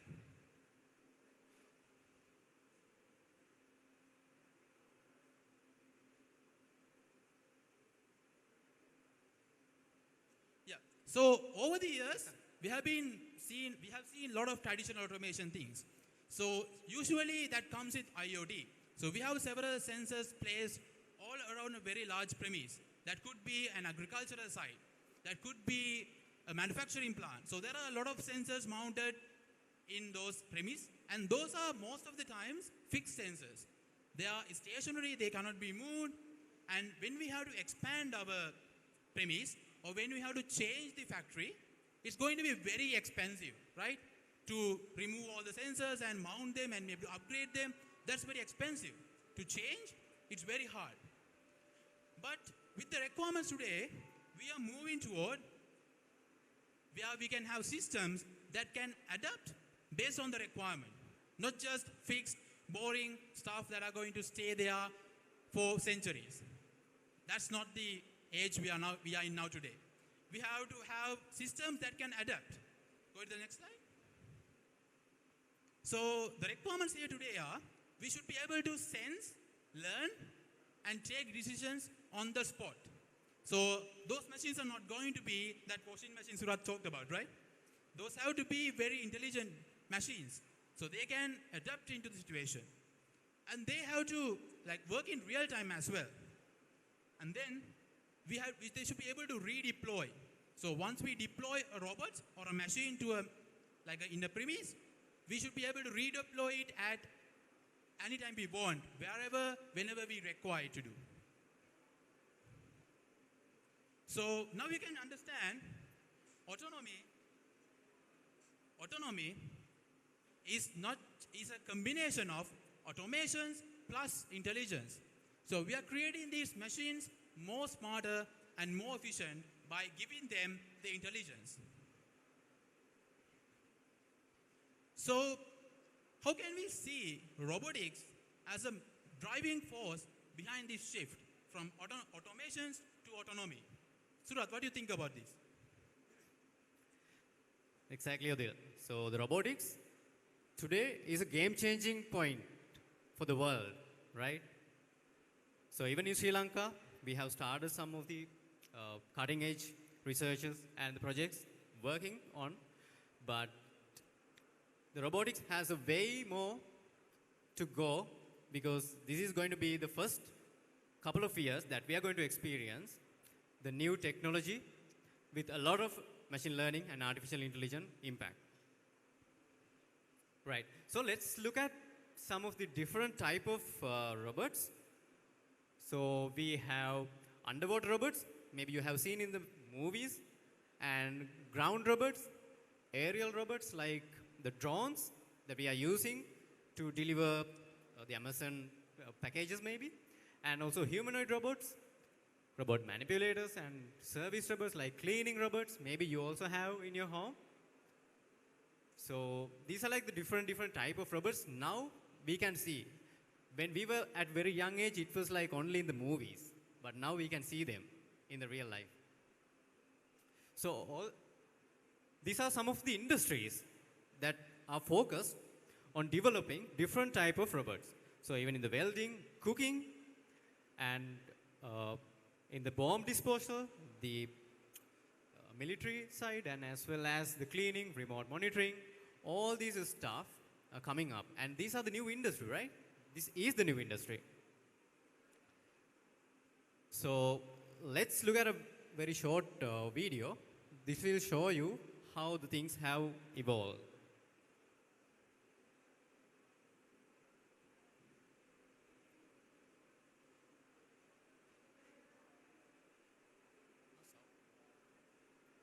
All right, since the sound is not there, I will explain about this car. So this is a fully autonomous car, which is created by the Waymo company, and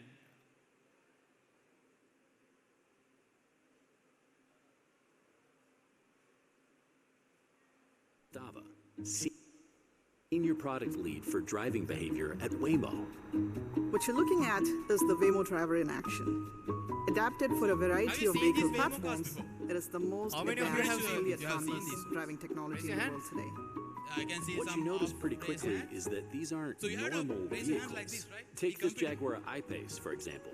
It's been equipped with an elegant array of sensors and software, which allows it to move through the city on its own. On top of these cars. That's correct. The Waymo driver is a combination of custom-designed hardware and software that is responsible for performing the entire act of driving.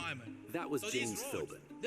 He's an engineering lead on the perception team at Waymo. I asked him to break down the technology for us a bit more. The Waymo driver handles the task of driving in 3 basic steps: sense, solve, and go. Because we are dealing with lives, right? It's the way we describe the highly complex process of acquiring information, processing it, and moving through the world safely. So, what goes into all that sensing? To make something like this a success. The sensors that the Waymo driver uses are incredibly powerful, using a combination of LiDAR, camera. You all can go home and do the research, search about those things. So basically, when it comes to the robots, it's about, first thing is about sense, right? They also want to see what is around. They have the sensors, like we have eyes, nose, and the ears, right? So they sense first, and then they think about that. They process. They make decisions. And then what they do? They take the actions. That is what changes from the autonomy to the robotics. And today, the general purpose robots are on the rise. Or we will talk about general robots. So that basically coming from the AI and perception and the mobility. So what I wanted to say is, here's the future. So these are the industries. Because today everyone is like worrying, okay, the AI will take our jobs. What will be the future and all, right? So you have to see what are the opportunities as well. So with these emerging technologies, if you are really passionate about the technology and also the future, the robots and all, you should definitely get into this, right? Yeah. Okay, so Odil? Yeah, so now before going to general purpose robots, so these are the types of robots that we have been seeing in our day-to-day lives, right? Maybe in movies, maybe in like news. So I'm pretty sure you have seen these teleoperated robots. They have been mostly used in like bomb disposal codes. So they can remote control a robot and it can go into like near bomb and dispose it. And then we have shared control type of automated systems. I mean, can you give some example? I think we just said it a minute earlier. Cars like Waymo or Tesla, right? They can be driven autonomously, and also at the same time a human can take the charge and drive it. And then we have vehicles like drones. So they can be controlled by human, but they do have some autonomous capabilities inbuilt as well. And then we have the fully autonomous robots. So like this Perseverance robot that was deployed in Mars. So they can work on their own. There's nothing being controlled by humans. They are on their own by themselves. So moving from autonomous systems, so you can see these are being aligned to one specific task. Now if I ask you a question, what makes humans and robots different, what would be your answer? I'm pretty sure it would be that humans can adapt into different tasks. We are actually versatile. But robots, they are being always programmed to do one specific task. But that's been changing now. Now we are talking about general purpose robots, and that's been the trend now. Robots that can adapt into different tasks. So you can see this video where a humanoid robot, a robot that looks like a human, is working on their own, and it can collaborate with another robot and can like manipulate objects like milk crates, fruits, and place them in order and act on their own. So this is very much like human level intelligence and human level behavior. So this is where the cutting edge and robotics is working at. Okay, I'd like to try something new.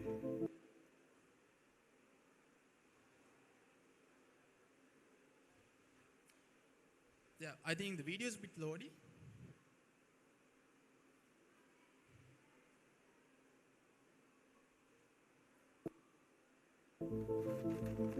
Even though this is the very first time that you've ever seen these items, I'd like you to use your new Helix AI and try to reason through where you think they belong in the scene, and then work together to put them away. Does that sound good? So the video is a bit blurred because of the resolution issues, I guess. But I think you can get the idea. So these robots can like track the objects and go on. So I can open the fridge and place the stuff inside the fridge and even hand over the objects to the other robot.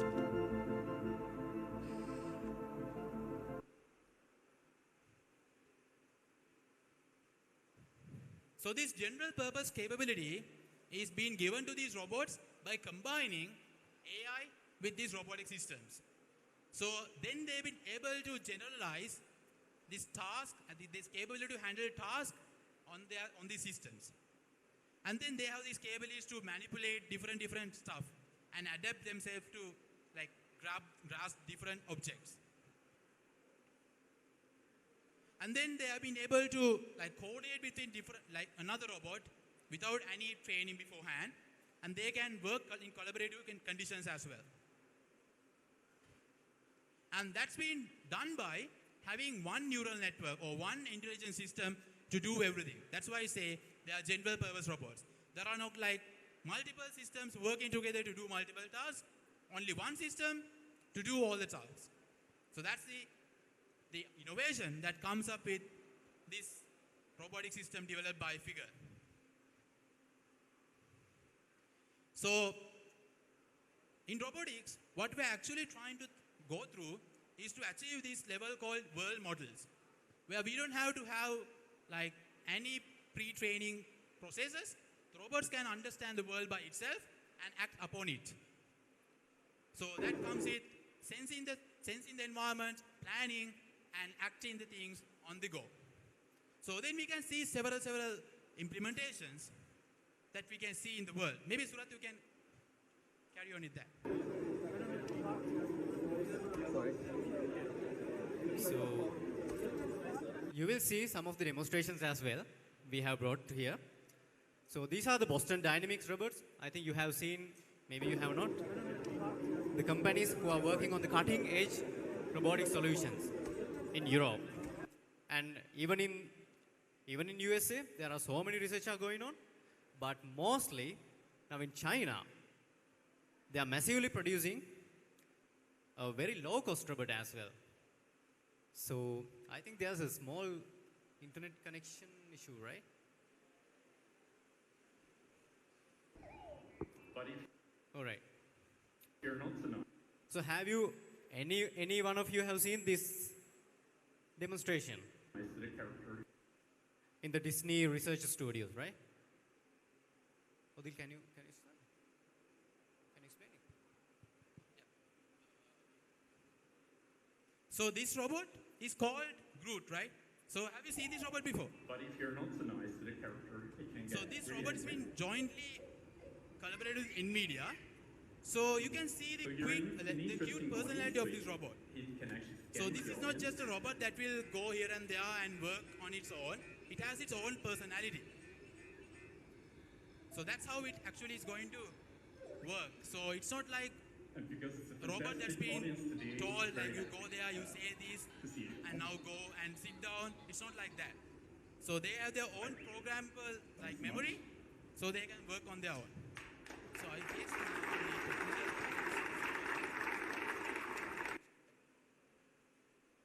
okay. So now we are actually working in a system in our robotics labs, which is our R&D work as well. So that's called Obado. So maybe Surat, you can talk a bit about our initiation until I set up the robot. Sure. So as an industry, in Sri Lanka, we have not seen many robotics companies or startups, right? So when we were at the university, we thought of starting something which will be futuristic. And at that time, we wanted to start in a way what we can start. So first we started an academy for robotics. And then we nurtured our knowledge and we gave our knowledge to most of the students in our country. And then we started building solutions.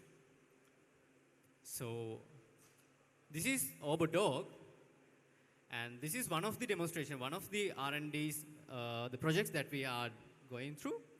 So what do you think? What do you think this guy can do? Do you have any idea?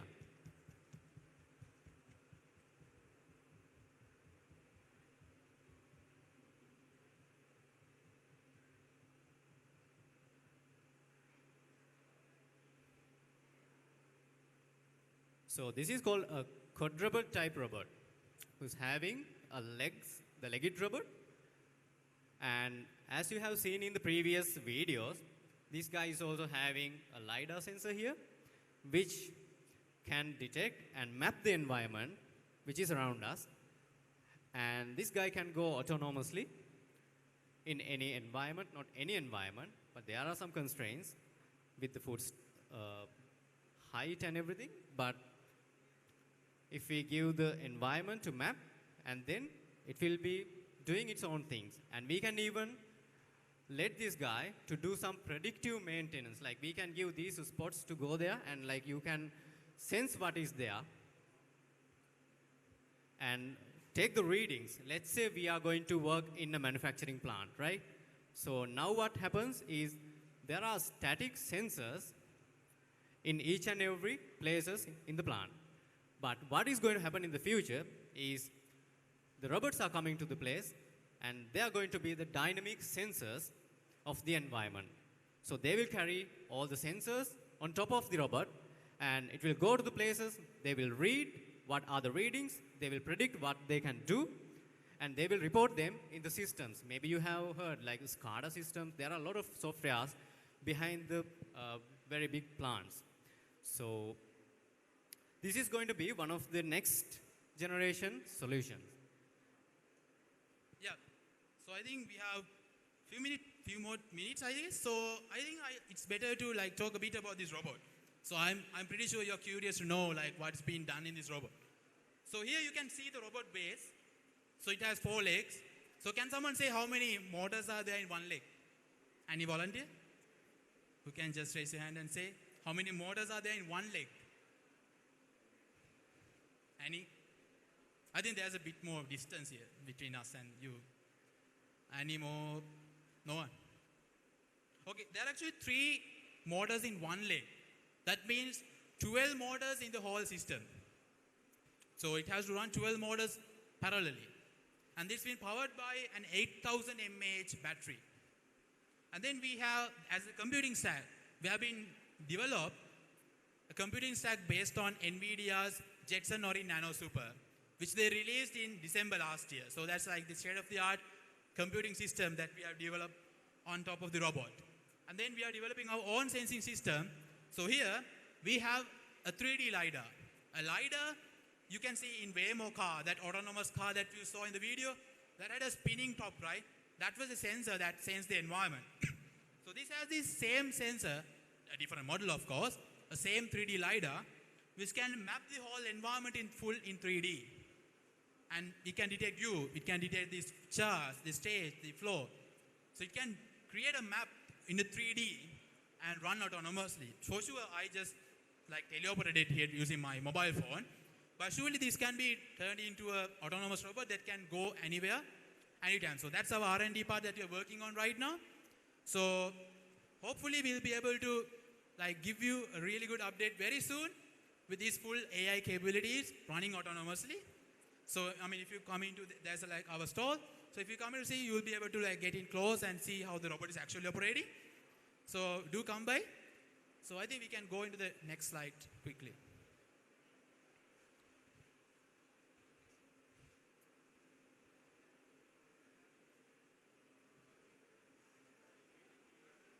So this computing stack and the sensing part is being made by us. Yeah, this robot platform is from Unitree. The robot platform is from Unitree Robotics.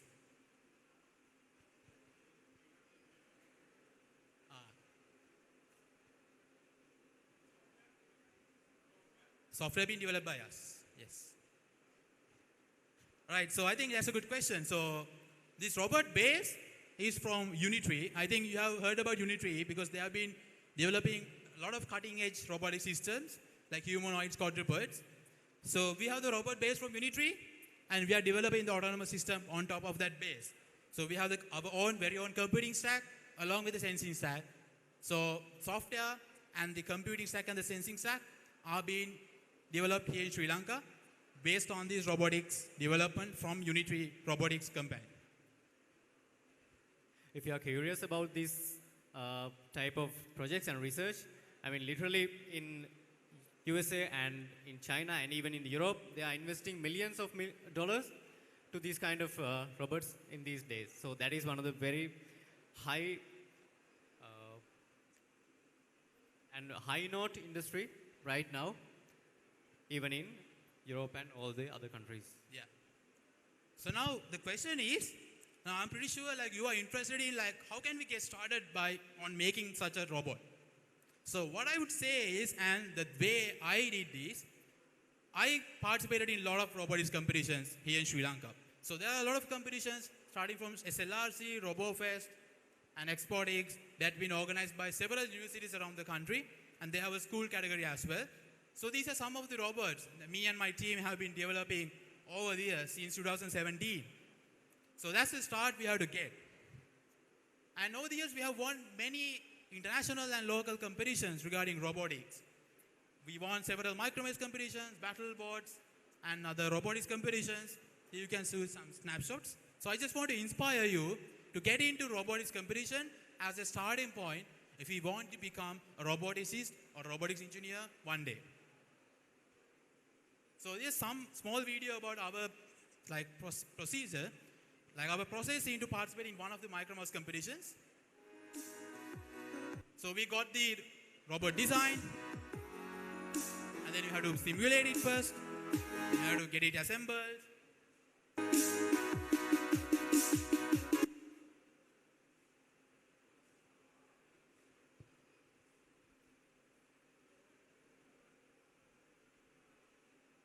The video is a bit lagging. Let's see.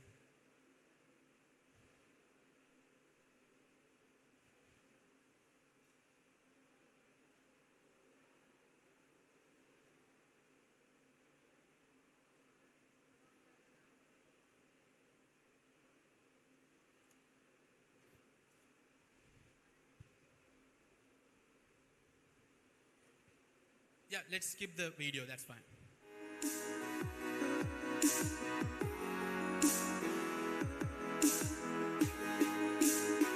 So we assembled the robot and tested it out.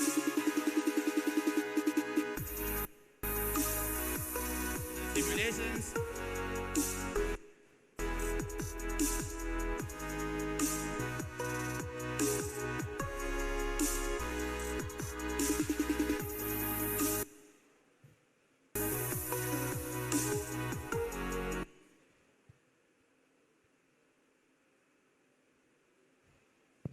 We'll skip the video. So if you're really interested, you can just come there and there's a small monitor as well. You can freely watch the video there.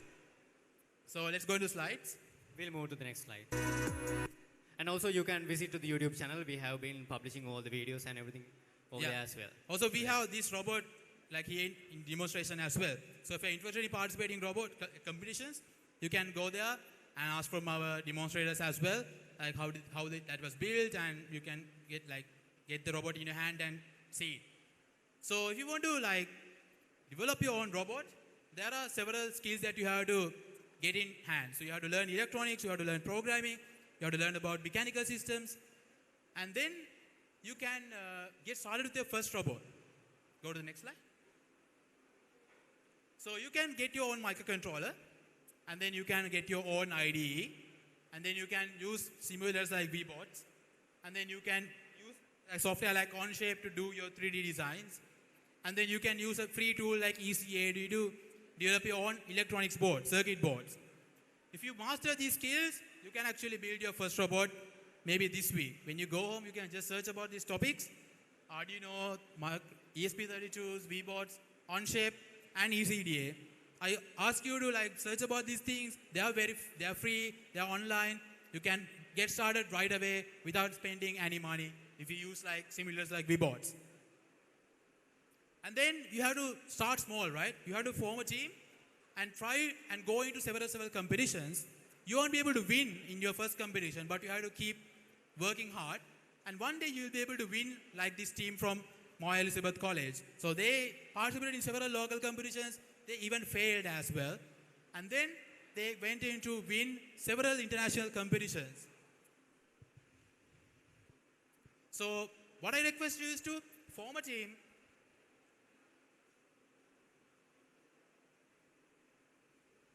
What I request you is to form a team and then devise a master plan. So you have to divide the skills between you. And then you have to join for the next robotics competition available. You have to practice for that. You have to have a really good plan And then you can participate in those competitions like SLRC, RoboGames, RoboFest, Robotics, and so on and so. So that's my advice for you and my request, because we want you to be active and participate in those competitions and make sure that you have a bright future ahead of you. So that's what actually our vision at Robotics as well. Because we believe, as Bill Gates said once, if we want to become world class at something, we have to get started it at a very younger age. So that's what we want to inspire you to do that as well.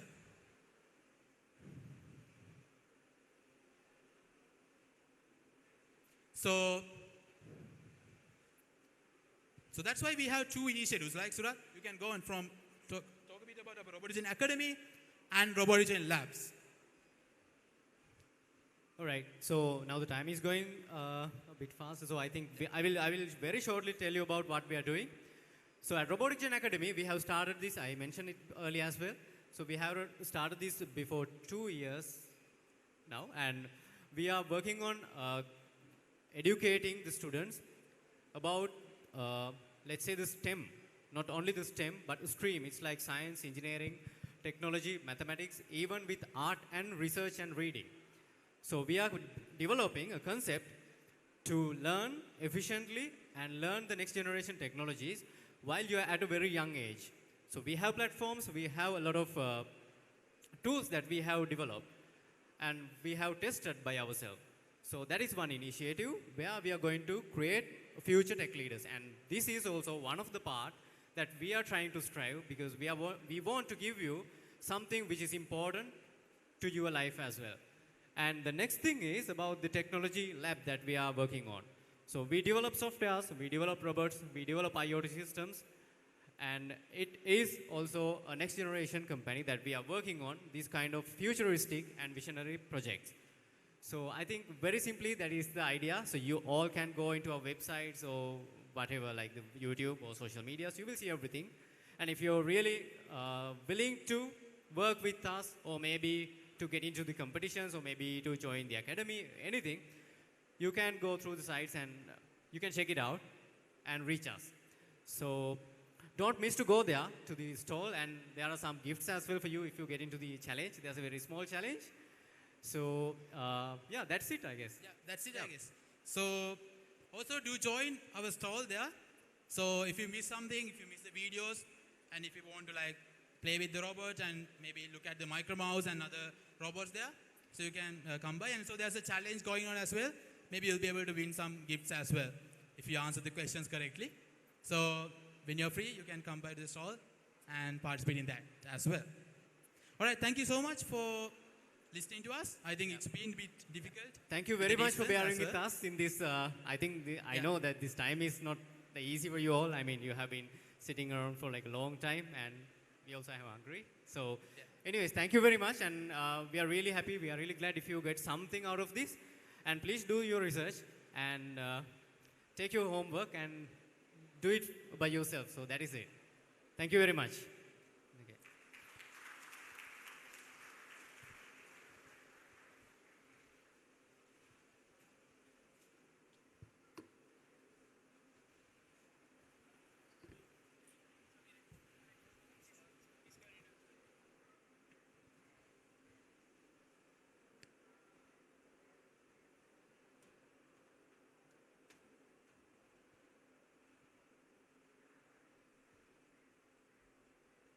Thank you very much. Ladies and gentlemen, the discovery competition has already begun. If anybody there who didn't start off, I request all of them to open up your laptops and type in discovery.rccs.online.com in the URL bar and log in with the provided usernames and passwords. Now start with the first challenge, the restoration of Nexus robot with the knowledge you got from these sessions.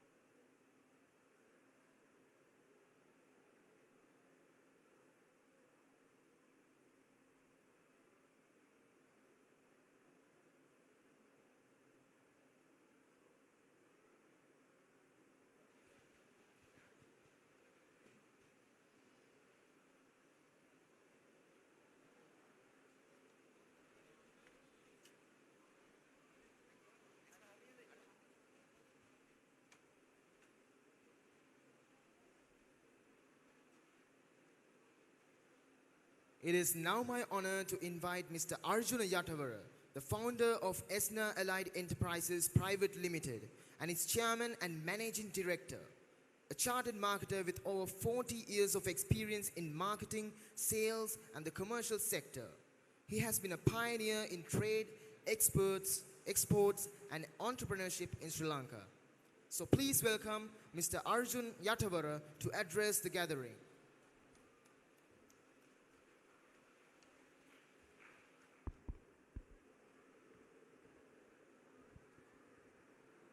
Good morning, ladies and gentlemen.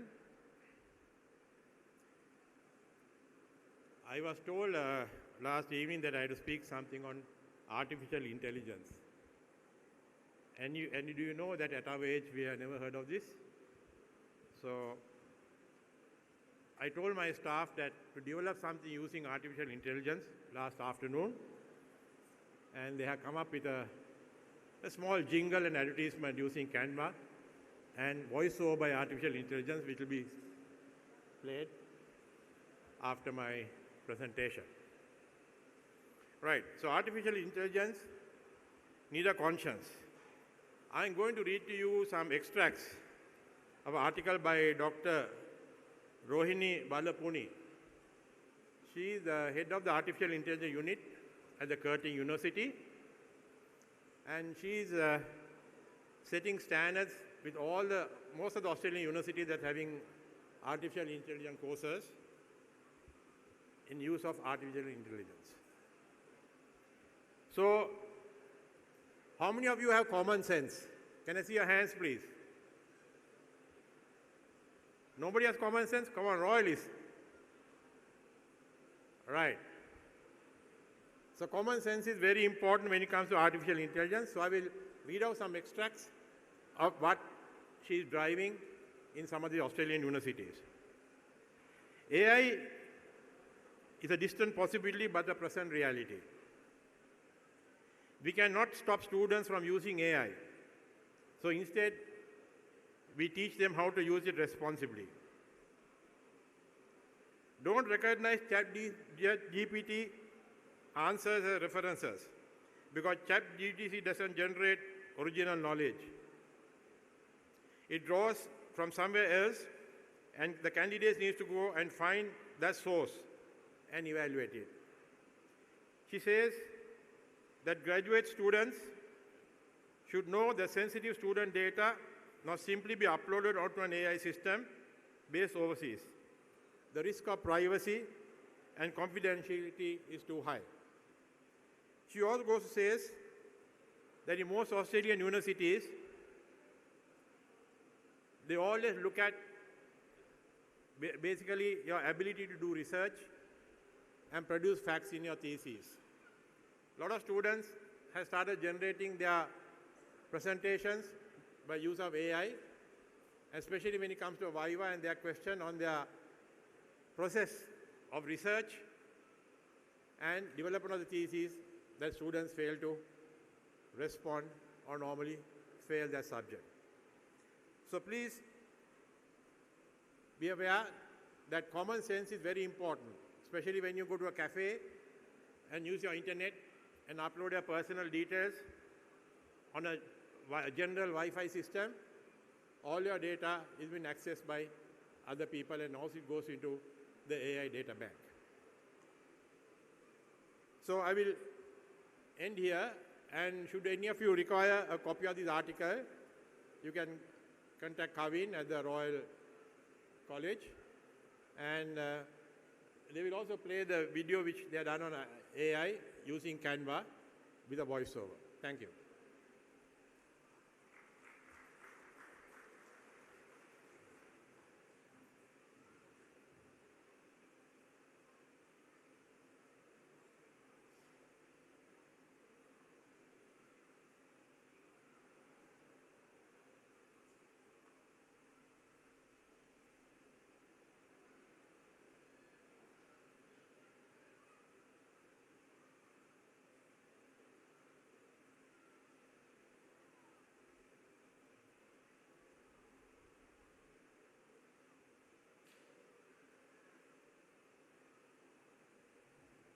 Consult ESNA for all your power solutions.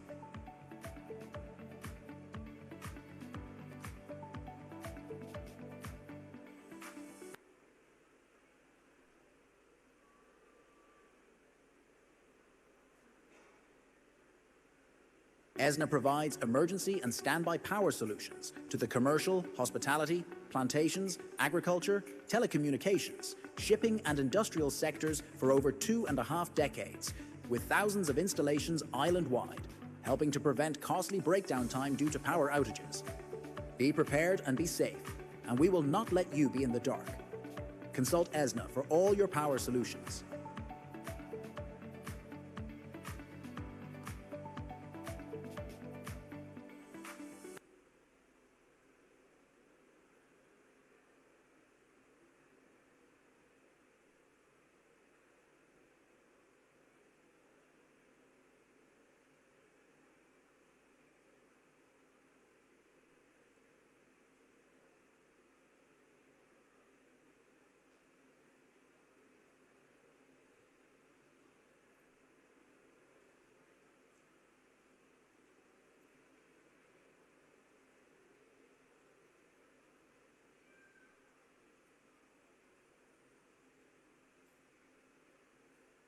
At this point, we would like to take a moment to recognize one of our valued silver sponsors, Inspire Business School. Their support plays a vital role in making Axis 25 a reality, and we are grateful for their contribution in fostering innovation, creativity, and technology among Sri Lanka's youth. And we now invite the representative, Mr. Salman from Inspire Business School, to address the gathering.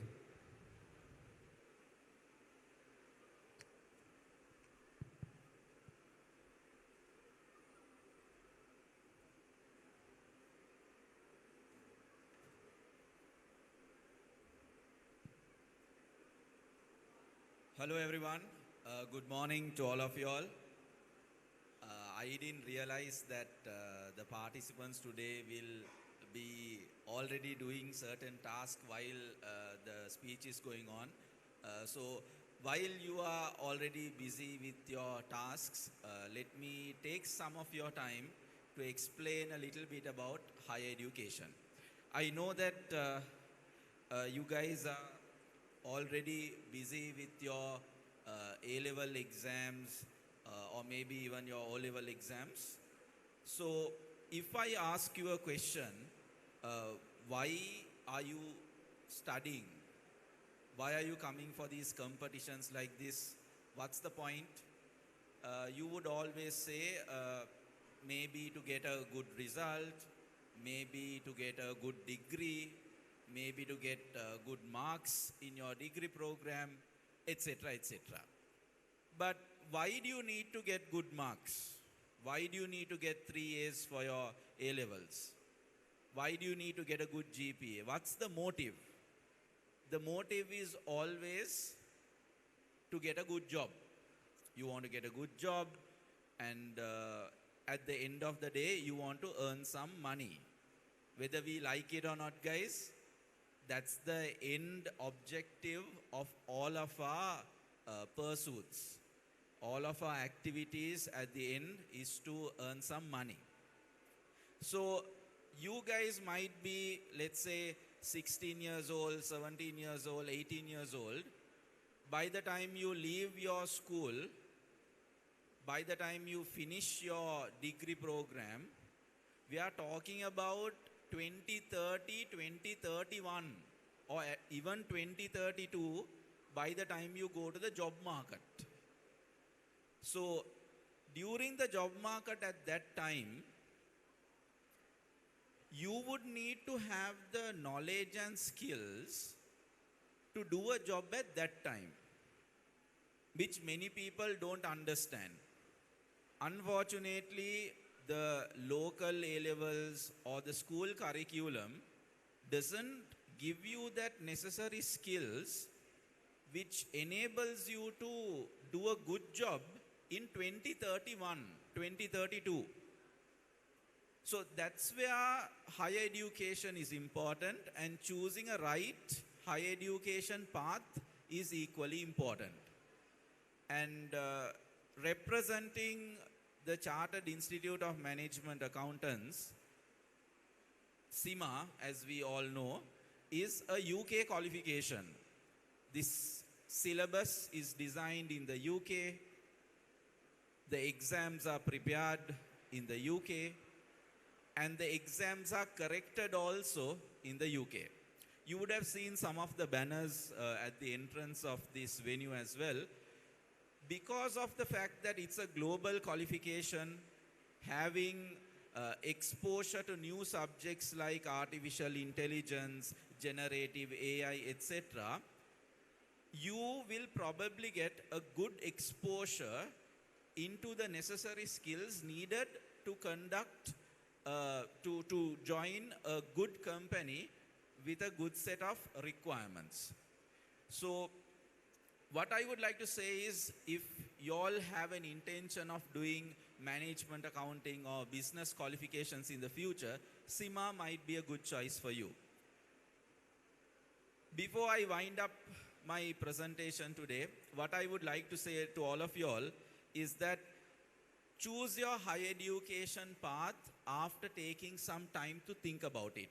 Don't be very rash, don't be very quick in deciding your higher education path. Yes, I'm a representative of CIMA. I represent an institute which teaches CIMA. But at the end of the day, guys, you should choose a pathway which will make you happy. So that might be marketing, that might be accounting, that might be technology, that might be software engineering. Always choose a pathway which will make you happy, and that is the pathway which will end up giving you a much bigger benefit when you go to the job market. So before I wind up, I would like to wish all of you all the very best for your A-level exams which are coming up. And hopefully you all get some good island ranks when the results come out. Thank you very much.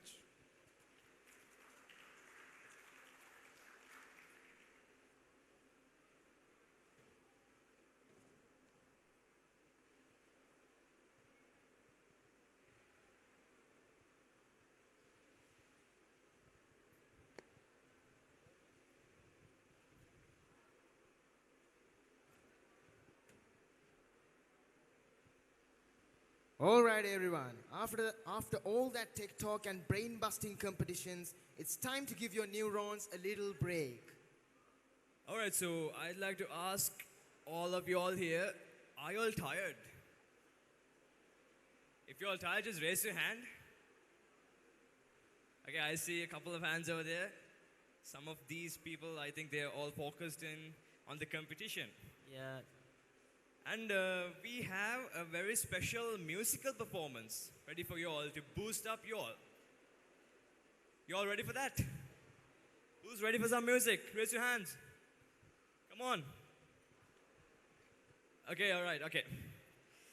Ladies and gentlemen, we have the Oriental Music Society of Royal College here to bring you a special performance. So put your hands together as we warmly welcome the Oriental Music Society of Royal College. A round of applause, everybody.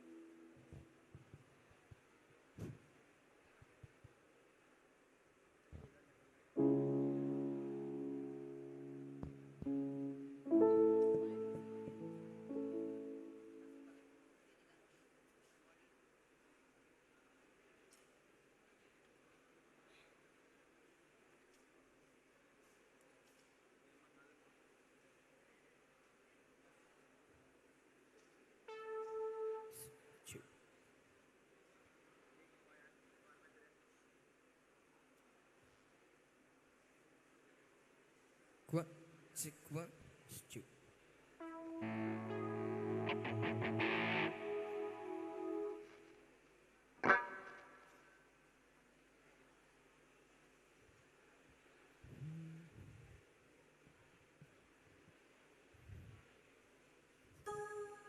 Check one. Check one.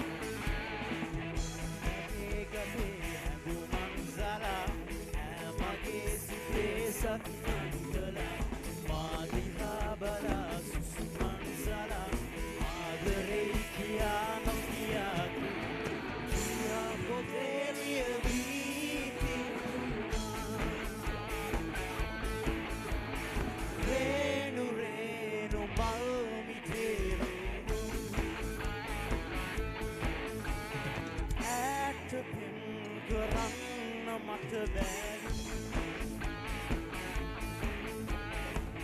සමනල තටු මට ලැබෙන්නේ නෑලු රොන් පිරි සැලෙන්න මල් රේලු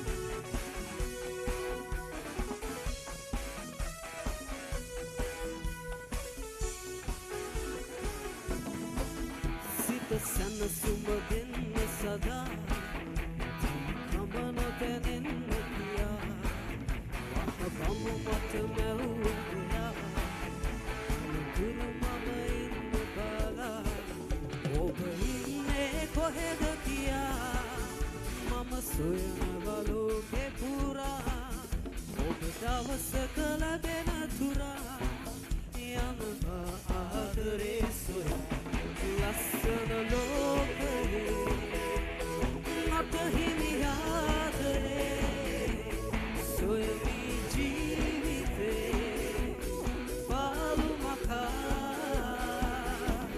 මල් මල් මාවතේ ආදර නංගලේ ඔබ ලැබෙන තුරා මහින්නම්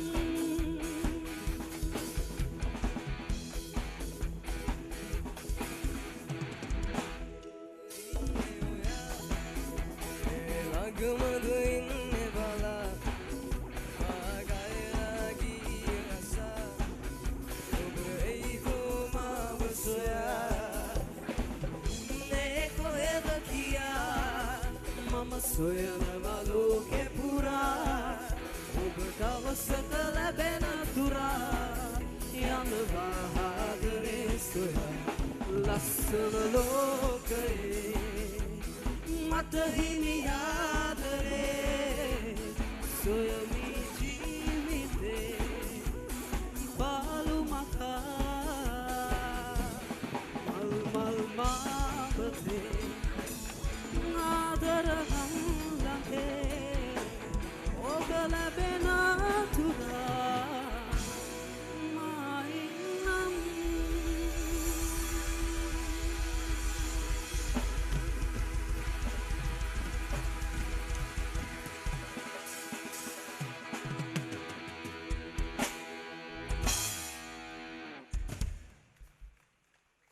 Thank you.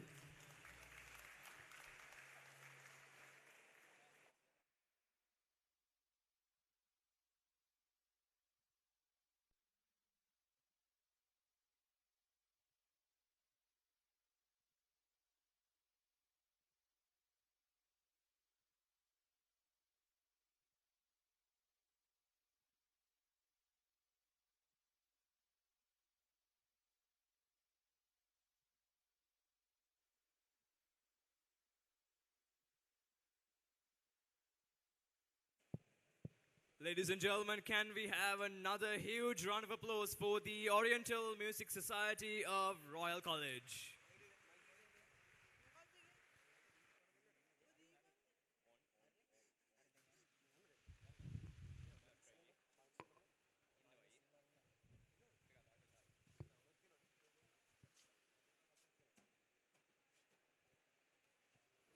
Axis 2025, Sri Lanka's premier ICT convention. අදවසේදී අපි සූදානම් වෙන්නේ මීළඟ සාකච්ඡාව වෙනුවෙන් ඔබ සූදානම් රැගෙන යාමට. අපි සමාජ මාධ්‍ය ජාල ඔස්සේ පෙරදී දැනුවත් කළ ආකාරයටම මීළඟට අපි ඔබ වෙනුවෙන් රැගෙන යාමට සූදානම් සිටින්නේ ශ්‍රී ලංකාවේ තාක්ෂණික ක්ෂේත්‍රය තුල සමාජ මාධ්‍යමය ක්ෂේත්‍රය තුල නවම වූ පෙරලියක් නිර්මාණය කළ එවැගේම තමන්ගේ නිර්මාණ තුළින් වාණිජමය අභිලාෂයට එහා ගිහින් තමන්ගේ නිර්මාණශීලීත්වය සමස්ත ශ්‍රී ලංකාවටම මනා ලෙස පිළිබිඹු කර යුගලකට අපි සූදානම් ආරාධනා කරන්නට. අපි ගෞරවණීය ආරාධනා කරනවා මේ සමාජ මාධ්‍ය ක්‍රියාකාරී නිර්මාණශීලී නිර්මාපක මෘදුකාංග ඉංජිනේරු කලිත් යුරාන් සමගින් ව්‍යවසායික සහ නිර්මාණාත්මක අධ්‍යක්ෂක දිල්ෂාන් අබේ ගුණවර්ධන මහත්මයා.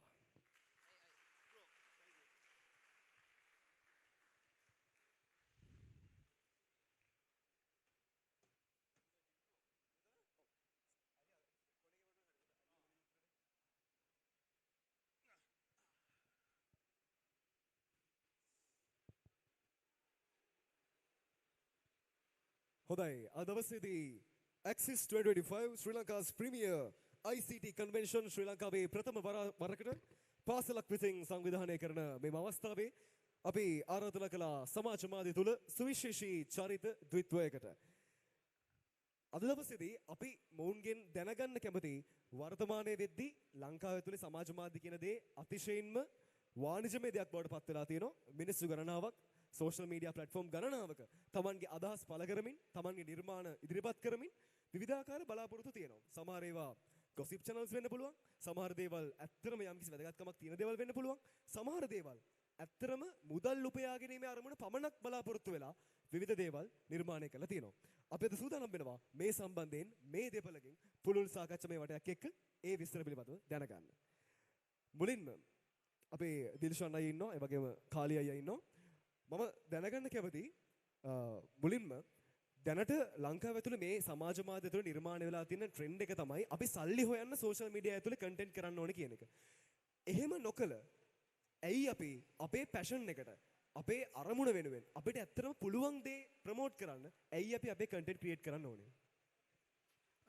හරි මං මේ ඔක්කොම ප්‍රශ්න වලට මං ඉස්සර උත්තර දෙන්නම්. මොකද මේ මගෙන් ඇත්තට මෙන්න හරි කෙටි උත්තර ටිකක් ඒකින්ද කාලේ ඒවා එතනින් හරි එලබරේට් කරා. කොහොම හරි මේ වා කිව්වෙක් ගැන කිව්වොත් මෙම සමහර වෙලාවට දැන් මගෙන් ඔය අහන ප්‍රශ්නයක් තමයි ඒ කියන්නේ මොකක් හරි බිස්නස් එකක් පටන් ගන්න කලින් මොන වගේ බිස්නස් එකක්ද කරන්න ඕනේ වගේ එකක්. ඔය හා සමානම එකක්.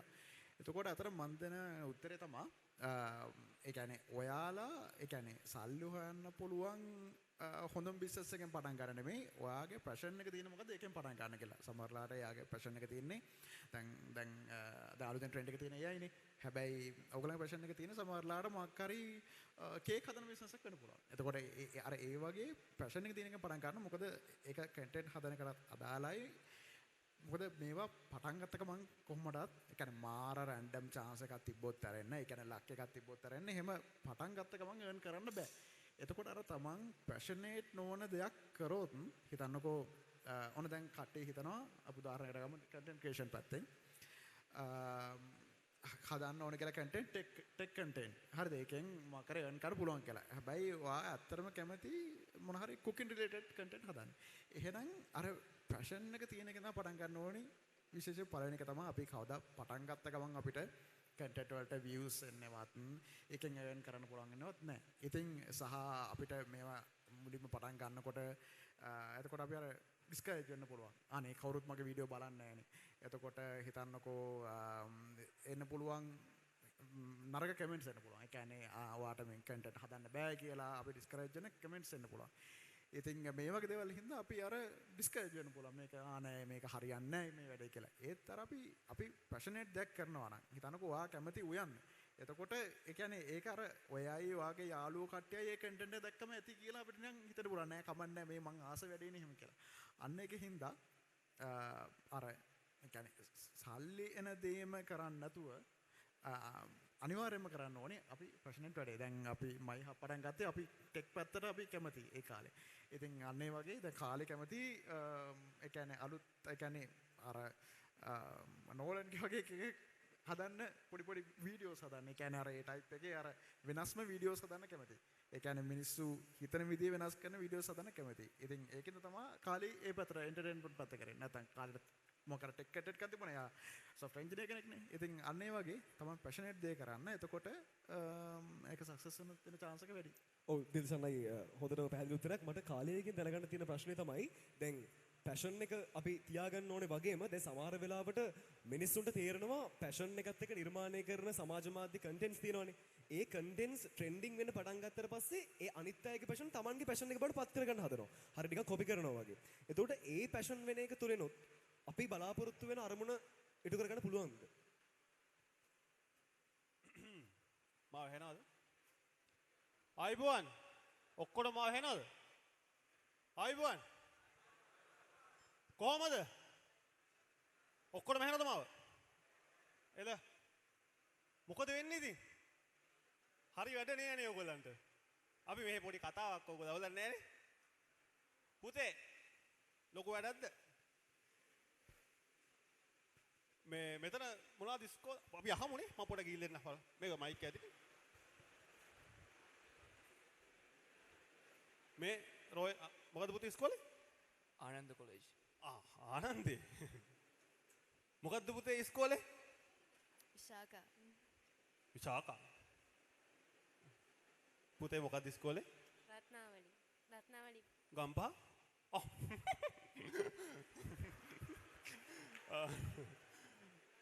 නෑ මම hina වුණේ මම එහා පැත්තේ ඒකයි මේ පුතේ මොකක්ද ඉස්කෝලේ?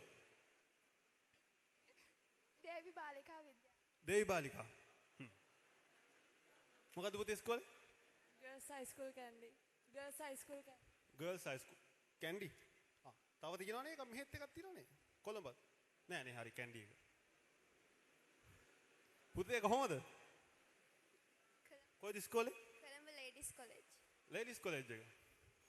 ඔක්කොගෙම අහන්න බෑ. ඕගොල්ලෝ කොයිද පුතේ? ටක් ගාලා. මේගොල්ලෝ ලොකු වැඩ හිටියේ. මේ මොකද්ද පුතේ ඉස්කෝලේ? ස්වර්ණමාලි. ස්වර්ණමාලි. ඕගොල්ලෝ? නාලන්ද කොලෙජ්. නාලන්ද කොලෙජ්. නාලන්දේ. Kekirawa centre. Kekirawa. St. Joseph's Girls School Nugegoda. Joseph? මොකක්ද ඉස්කෝලේ? Royal institute. රොයල් ඉන්ස්ටිටියුට් එක. මෙතන ඉස්කෝලේ එකක් හරි නේද ඔක්කොම අහුණාද? නෑ හැංගිලා ඉන්න හොරු. මොකක්ද පුතේ ඉස්කෝලේ? Wesley college. වෙස්ලි එක? බන්තනාගාරය හැපැත්තේ? අන්න. මොකද්ද පුතේ? ඔයාගේ මූණෙන් නම් පේනවා මහානාමේ කියලා. මහානාම තමයි. ඔක්කොම හරි නේද? මේ ලංකාවේ මේ හොඳම ඉස්කෝලේ මොකද්ද?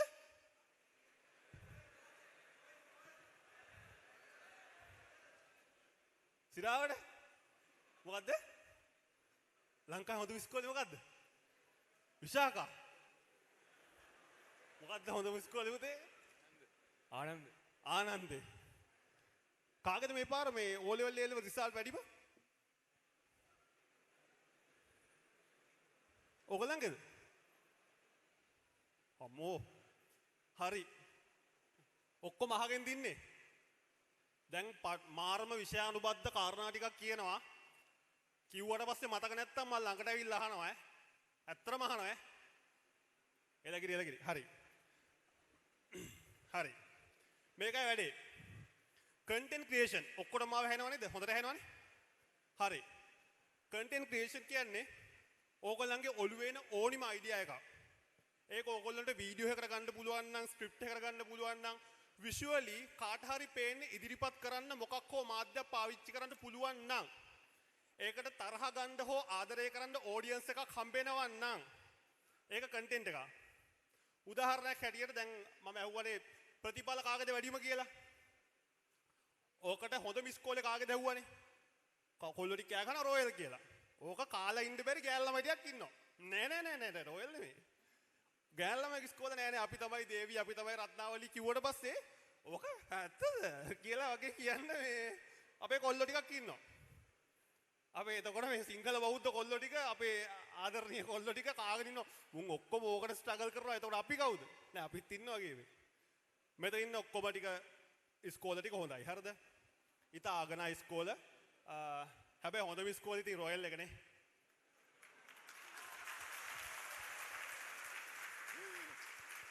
හරි. ඒ කියන්නේ මම දේවි බාලිකාගේ සෙෂන් එකකට ගියොත් මම ඒක කියලා කියන්නේ නෑ. රොයල් එක දෙරවල. නෑ. මෙහෙමයි ඉතින්. හයිරාකිය ගත්තොත් ඔක්කොම ඕවරෝල් අපි තාම කතා කරන්නේ රොයල් එකනේ. හරි.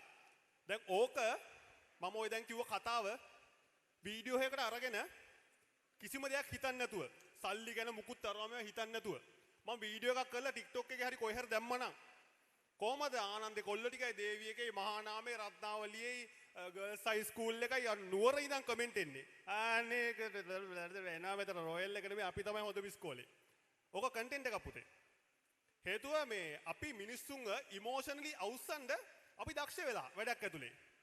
ඒක නිර්මාණශීලීව අපි ඉදිරිපත් කරලා. ඒක අපි මොනොලොග් එකක්ද? අපි මාර විදියට රංගපාලාද? අපි නිවුස් කියන්න වගේ කියලාද? ඩබ් කරලාද? කාටුන් එකක් විදියටද? no matter what ඕගොල්ලෝ ඒක කන්ටෙන්ට් එකක් විදියට ඉදිරිපත් කළා මොකක් හරි platform එකක හෝ කොතන හරි මාධ්‍යයක ඉදිරිපත් කළා නම් ඒක කන්ටෙන්ට් එකක්. ඔයා ඇහුවේ මොකද්ද පුතේ එතකොට? මම හිතුවේ කියන්නේ දැන් සෝෂල් මීඩියා ඇතුළේ දැන් සරලවමදී අපි කුකින් කියලා හිතමුකෝ. දැන් කුකින් කියලා හිතමුකෝ කුකින්. දැන් වයිල්ඩ් කුක් බුක් channel එකත් එක්ක එක ට්‍රෙන්ඩ් එකක් හැදුවනේ කුකින් වල. ඒතර එක පැෂන් එකක්. ඒතර ඊට පස්සේ නිර්මාණය වෙච්ච හැමෝම පොල් ගෙඩිය උඩ දාන්න, ලුණු ගෙඩිය උඩ දාන්න පටන් ගත්තානේ. එතකොට ඒ පැෂන් එක කොපි කිරීම තුළ ඒ බලාපොරොත්තු වෙන දේ අපිට බලා ගන්න පුළුවන්ද? මේමයි. අපි මේ ලෝකේ මොනවා කරත් ඒක කොපි කිරිල්ලක් තමයි. හරිද?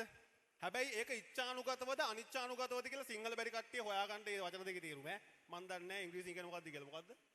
අනිච්ඡානුගතව කියන එක ඉංග්‍රීසියෙන් කියන්නේ මොකද්ද? ඔය හයි ස්කූල් එකේ ගෑල්ලාම කියන්නකෝ. ඕගොල්ලෝ දන්නේ නැහැ ආනන්ද කොල්ල ටික ඕවා දන්නවද බං? දන්නවනේ. රයිට් මේ කොහොම හරි කොපි කරන එක තමයි අපේ ජීවිතේම කරන්නේ. අපි උස්ම ගත්තත් ඒක බලලා කොපි කරන්නේ නැහැ. තව මිනිස්සු ඒ කියන්නේ අපි ඒක උදාහරණයක් ගත්තේ. අපි හැම වෙලේම කාගෙන් හරි ඉන්ස්පයර් වෙලා තමයි අපි ජීවිතේ දේවල් කරන්නේ. අපි පොඩි කාලේ අපේ ඔළුවට වැටෙන ලොජිකල් කැපැසිටි එකට අපේ වැටෙන දේවල් තියෙන්නේ. අපි කියෝන දේවල්, කරන දේවල්, කන බොන දේවල් අන්න ඒව වලින් තමයි අපි එතනින් එහාට ජීවිතේ දේවල් ජජ් කරන්නේ.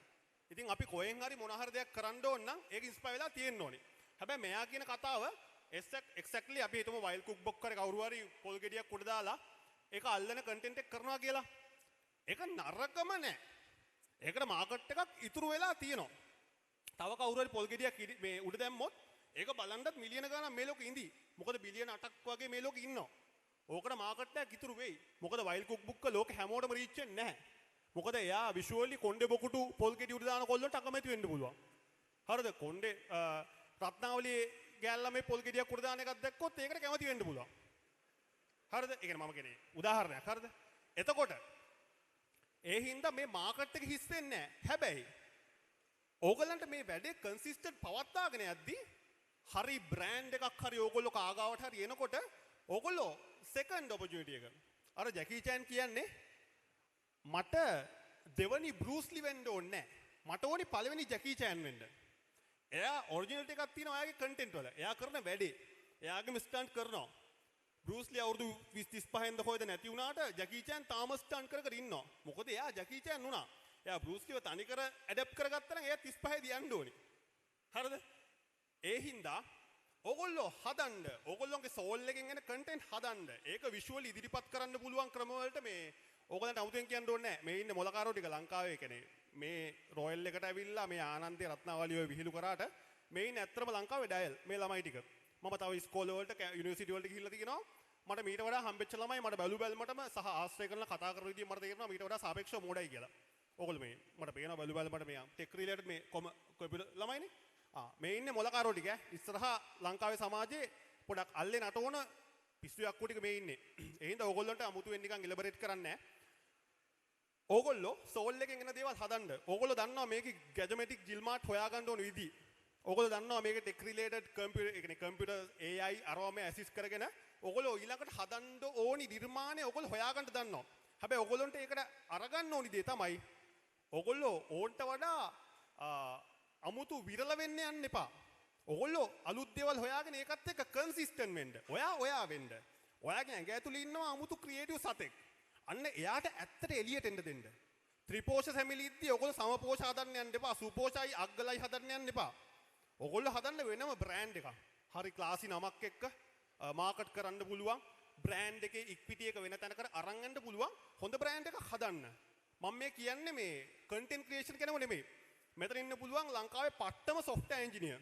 මෙතන මේ කොල්ල සෙට් එකේ මේ ගෑල්ලාම සෙට් එකෙන් හැදෙන්න පුළුවන් ලංකාවේ හොඳම BA, හොඳම සොෆ්ට්වෙයාර් ඉංජිනේර්, ලංකාවේ හොඳම මාකටිං කම්පැනි එකක CEO.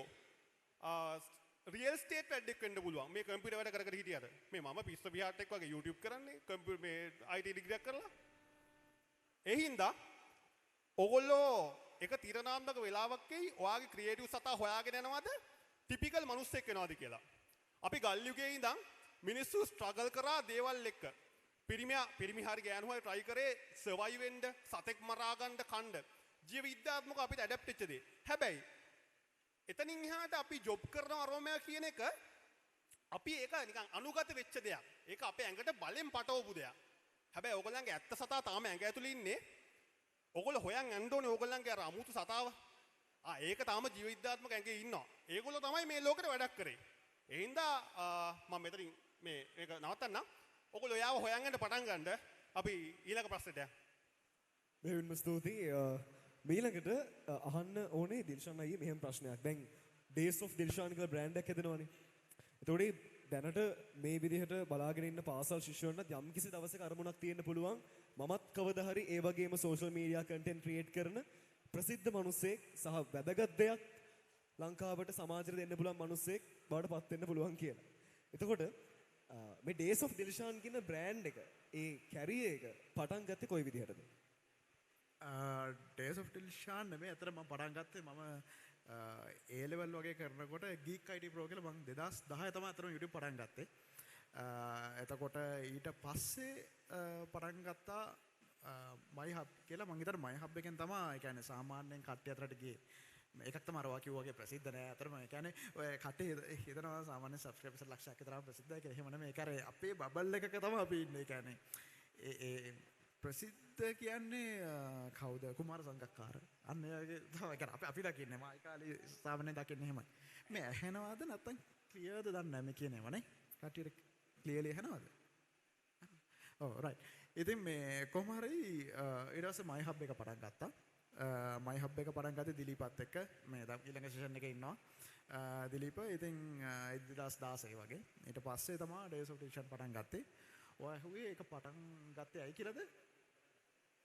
පටන් ගත්තේ කොයි ආකාරයෙන්? පටන් ගත්තේ මේ අපි ඔය My Hub එක නම් අතරම පටන් ගත්තේ අපිට ඕන වුණා ඒ කියන්නේ e-commerce store එකක් කරන්න. එතකොට ඒ කාලේ එතකොට මෙතන ඉන්න ගොඩක් කට්ටිය නම් සමහරට දන්නේ නැතුවදී ටෙක් කතා කියලා තිබ්බා. ඒ කාලේ පොඩ්කාස්ට් එකක්. මේක කරේ කාලෙන් ඇතුළත් මුදල කියලා අයිය කෙනෙක්.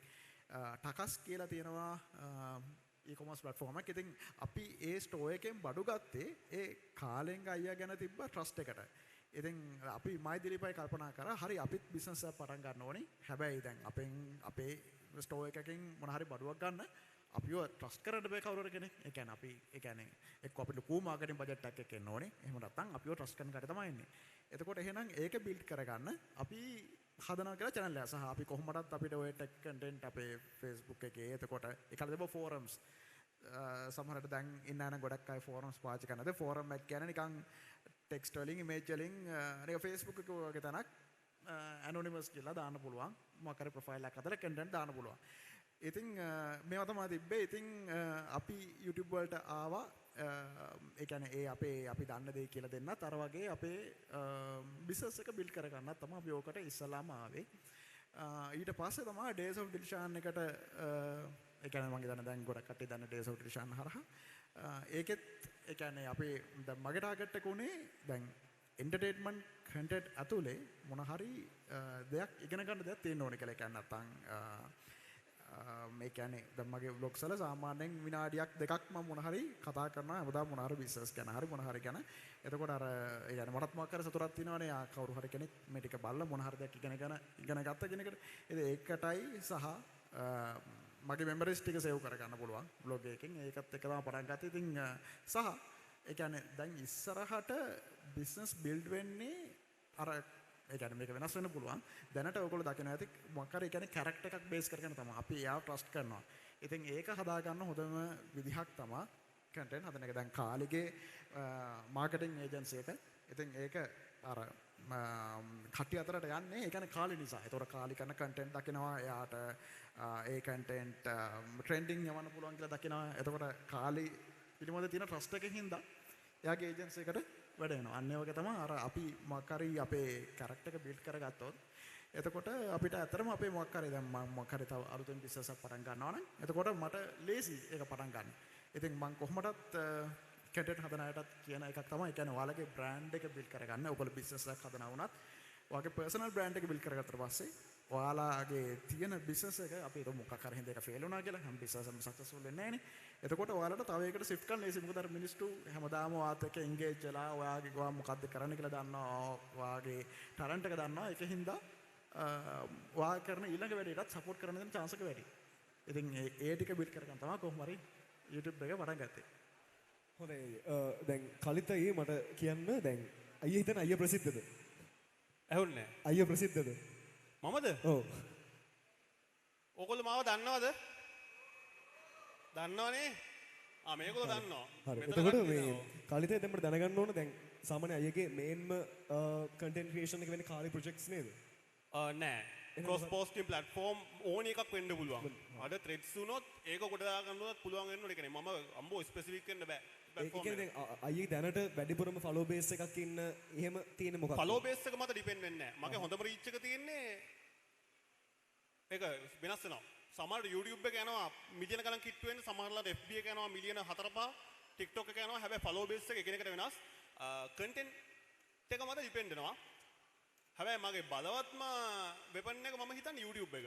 YouTube එක. හරි. දැන් මට දැනගන්න ඕනේ දැන් කාලි කියන නමක් හැදෙනනේ කාලි කියලා brand එකක් හැදෙනවා. මේ brand එක මේ අයියගේ ප්‍රශ්නේ තමයි මම අහන්නේ. දැන් කාලි කියන brand එක හැදුනේ කොහොමද? මුලින්ම ඇත්තටම අඩිය තිබ්බ software engineering කියන පැත්තටද නැත්නම් content creation වලට ආවේ කොහොමද? ඇහෙනවද ඔයගලන්ට? හොඳට අහගන්න. හෙලෝ. ඇහෙනවනේ? එල.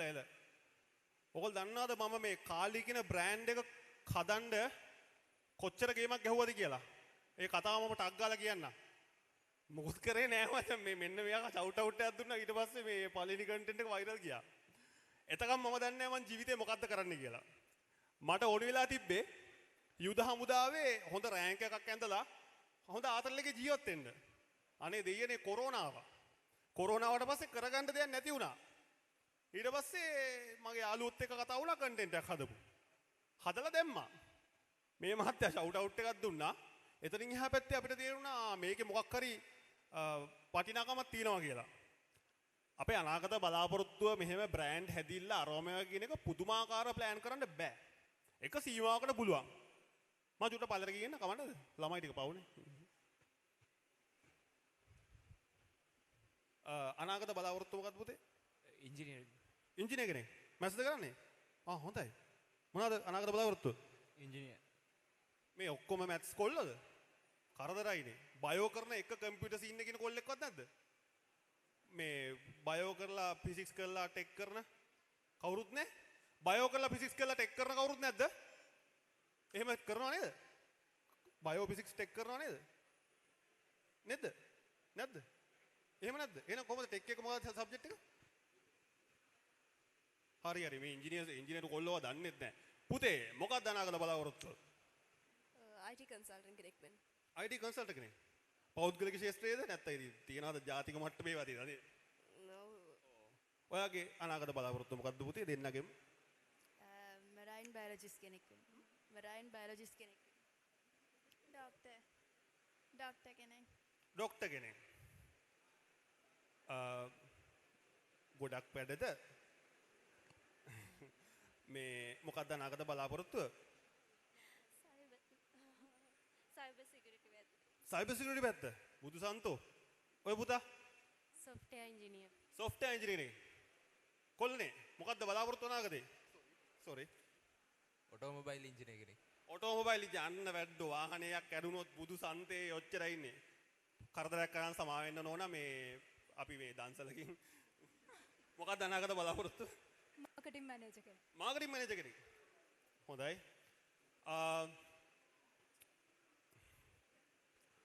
පුතේ මම ඇහුවද? නෑ නේද?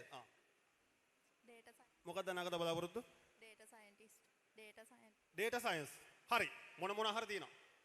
ඒක අහන්න කියලා වගේ බලන් ඉන්නවානේ මම ඒකයි ආවේ නැත්නම් මම යන්න හැදුවේ. ඔය පුතා මොකක්ද අනාගත බලාපොරොත්තු? business analyst. BA කෙනෙක්. හරි. මේ කොල්ල ටික නිකන් සද්දෙට නිකන් කියනකොට මොනවා? ඉංජිනේරුවෝ මොනවාද? ඩොක්ටර්ස්ලා. ඔයගොල්ලෝ හිතන් ඉන්නවද නේ ඔය ඔක්කොම වෙන්න පුළුවන් කියලා? බෑ. සමහර විට මෙතන මේ සයිබර් සිකියුරිටි කියපු පුතෙක් අනේ ඔයා විහිළු කරන්න නෙමෙයි කියන්නේ මම මේ කොන්ටෙක්ස්ට් එක පැහැදිලි කරන්නේ. මෙතන සයිබර් සිකියුරිටි කරනවා කියව පුතා ලංකාවේ හොඳම ගොවියා වෙන්න පුළුවන්. හරිද? මෙතන මේ ඉංජිනේරුවෙක් වෙනවා කියව පුතා හොඳ බිස්නස් එකක් දාගන්න පුළුවන් මේ කොළඹ පැත්තේ මොකක් හරි විශාල බීම කඩයක්. හරිද? පිරිවි ළමයි වැඩිපුර ආස බීම කඩේක ලොකු බිස්නස් එකක අයිතිකාරයෙක්. හරි සමාවෙන්න ගෑල් ළමයි දැන් ආසයි. හරිද? එතකොට ඔය හිතන දේවල් එහෙම වෙන්නේ නැහැ පුතේ. මේ අපේ ලයිෆ් එක හරිම ලීනියර් නැහැ. වෙල් ප්ලෑන් නැහැ. අපේ මේ වගේ අර ස්පයිඩර්මෑන් එක වගේ කැනොන් ඉවෙන්ට් තියෙනවා. මේක හරිම කේයොටික් දේවල් වෙන්න පුළුවන්. ඒ හින්දා ඒවට ලෑස්ති වෙලා ඔය අනාගත බලාපොරොත්තු හිතේ තියාගෙන වැඩ කරගෙන යන්න. ඕගොල්ලන්ගේ ජීවිතයේ පුදුම ලීනියර් නම් පට්ට වාසනාවන්තයි නම් ඒ තැන් වලට යයි සුබ පැතුම්. හැබැයි පුදුමාකාර විදියට මේවා වෙනස් වෙනවා. අස්පනා අපිට හොඳාකාරව ඔය වැඩවල ගත කරපු හොඳ දක්ෂ ගණිතය පැත්තෙන් හිටපු කොල්ලෝ එකපාරටම තමන්ගේ ට්‍රැක් එක වෙනස් කරලා මාකටිං පැත්ත වැඩ වෙලා තියෙනවා. ඒ හින්දා මේ ලයිෆ් එක පුදුමාකාර වෙල් ප්ලෑන්ඩ් අපිට යන්න බෑ. කන්ටෙන්ට් ක්‍රියේෂන් පැත්ත කියන එකත් මම ප්ලෑන් කරන් හිටපු එකක් නෙමෙයි.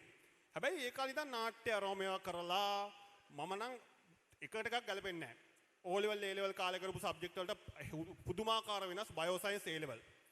IT පැත්ත තමයි තෝරගත්තේ උපාධියට. එතනින් එහා පැත්තේ යුද හමුදාව රස්සාවට, එතනින් එහා පැත්තේ කන්ටෙන්ට් ක්‍රියේෂන්. එකක්වත් මෙලෝ වැඩක් නැහැ. හැබැයි කන්ටෙන්ට් ක්‍රියේෂන් කියන්නේ මේ ලෝකේ ඕනි දෙයක් කලවම් කරලා එක තැනකට ගේන්න පුළුවන් තරම්.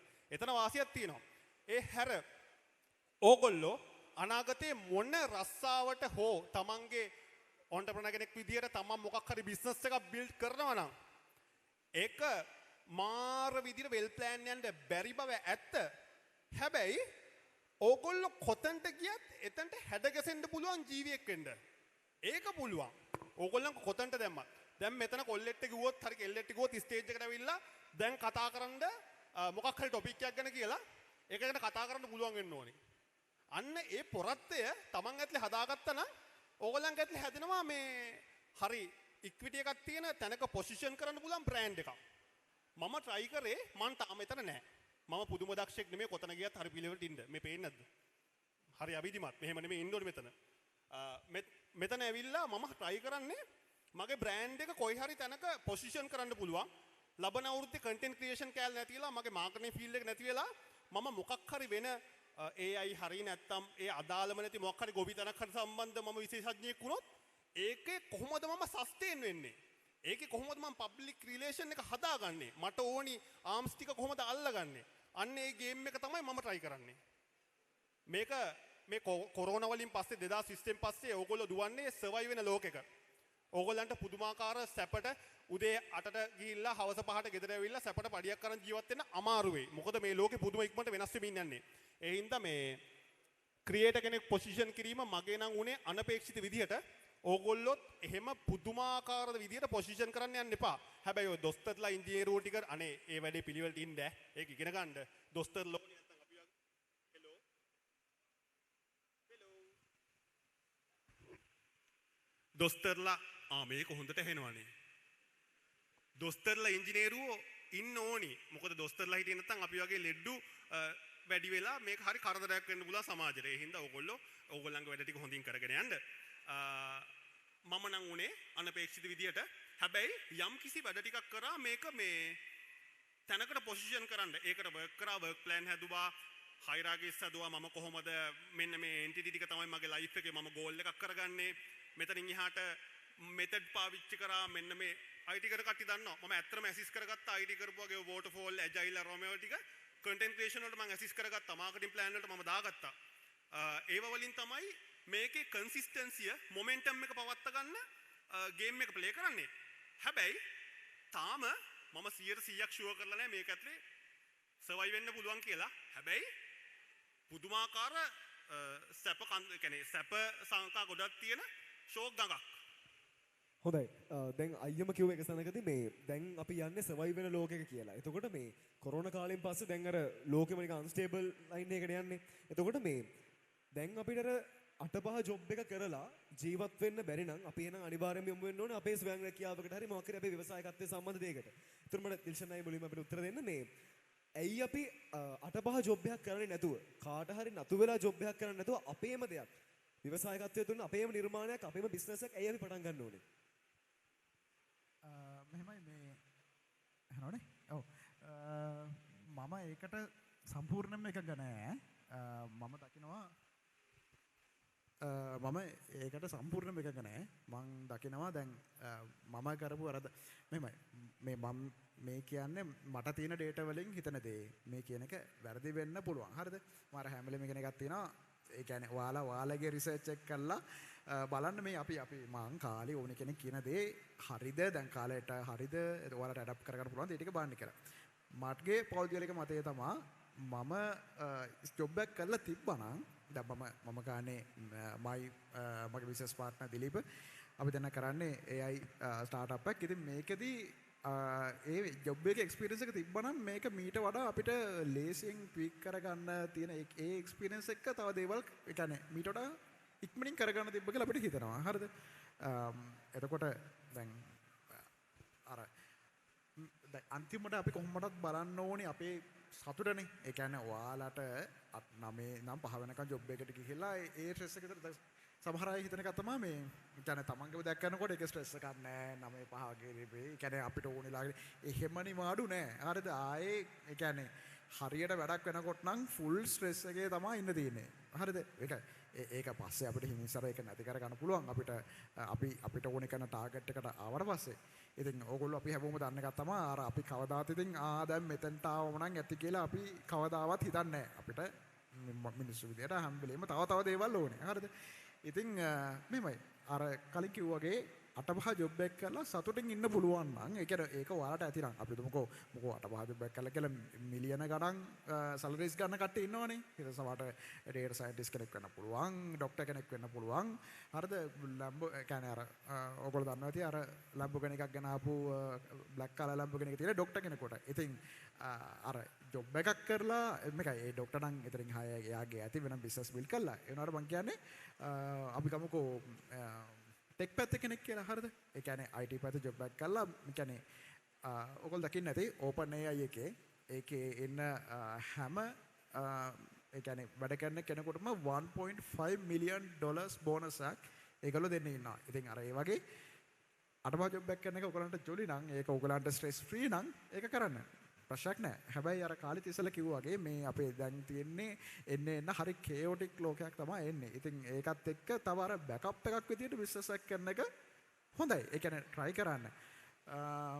ඉතින් අර ජොබ් එක ඒ කියන්නේ මගේ පෞද්ගලික මතේ ඉස්සෙල්ලා පොඩ්ඩක් අවුරුද්දක් දෙක එක්ස්පීරියන්ස් එක ගන්න. ඔයාලා බිස්නස් එකක්ම කරන්න ඉන්නවා නම් ඔයාලා ඒ යන්න ඉන්න ෆීල්ඩ් එක. අපි හිතමුකෝ ඔයාලා තියන්නේ මාකටිං ඒජන්සි ස්ටාර්ට් කරන්න කියලා. මාකටිං ඒජන්සි එක ගිහිල්ලා වැඩ කරලා ඒක කොහොමද වැඩ වෙන්නේ? ඒක අර ඒ කියන්නේ කොහොමද ක්ලයන්ට්ස්ලා හැන්ඩල් කරන්නේ? අපි ඒ එක්ස්පීරියන්ස් එක අරන් එන්න. එතකොට ඒක නිකන් ඔයාලට පේමන්ට් එකකුත් එක්ක එක්ස්පීරියන්ස් එක හම්බ වෙනවා වගේනේ. හරියට සරලියක් අරගෙන ඒක කරලා ඒකේ වැඩ වෙන විදිය බලලා ඊට පස්සේ ඒ එක්ස්පීරියන්ස් එක ඔයගලන්ට ගොඩක් උදව් වෙයි. ඔයාලා පටන් ගන්න බිස්නස් එක එතනින් එහාට ඉක්මනින් හොඳට එක්ස්පීරියන්ස් එක ග්‍රෝ කරන්න. ඉතින් මගේ ඒ ගැන පොයින්ට් එක ඒක සමහර කෙනෙක් ඒකට සම්පූර්ණයෙන් විරුද්ධ වෙන්න පුළුවන්. බලමු කාලේ මොකක්ද හිතන්නේ කියලා. මෙතන මේ ආයි වැඩ ඔයගොල්ලෝ ලොකු වැඩක්ද මම පස්සේ කියන්නම් ඕන. කපන්න නැද්ද? මේ අන්න බයිනවා මට අර. හරි. මේ මෙතන 8-5 ජොබ් කරන්න කැමති අය ඉන්නවද? 8-5 ජොබ් කරන්න කැමති අය ඉන්නවද? තමන්ම බිස්නස් එකක් කරලා ඔන්ටර්ප්‍රනර් කෙනෙක් වෙලා ගේමක් ගහන්න කැමති කට්ටිය? ඔය තියෙන්නේ අපායට යන පාර.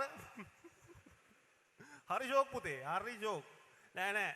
ඔයගොල්ලෝ හිතන්නේ මේ 8-5 බිස්නස් එකක් කරලා හොඳ වාහනයක් කරන් සැපට සතුටින් ජීවත් වෙන්න පුළුවන් කියලාද? මෙයා කියනවා වගේ පුළුවන්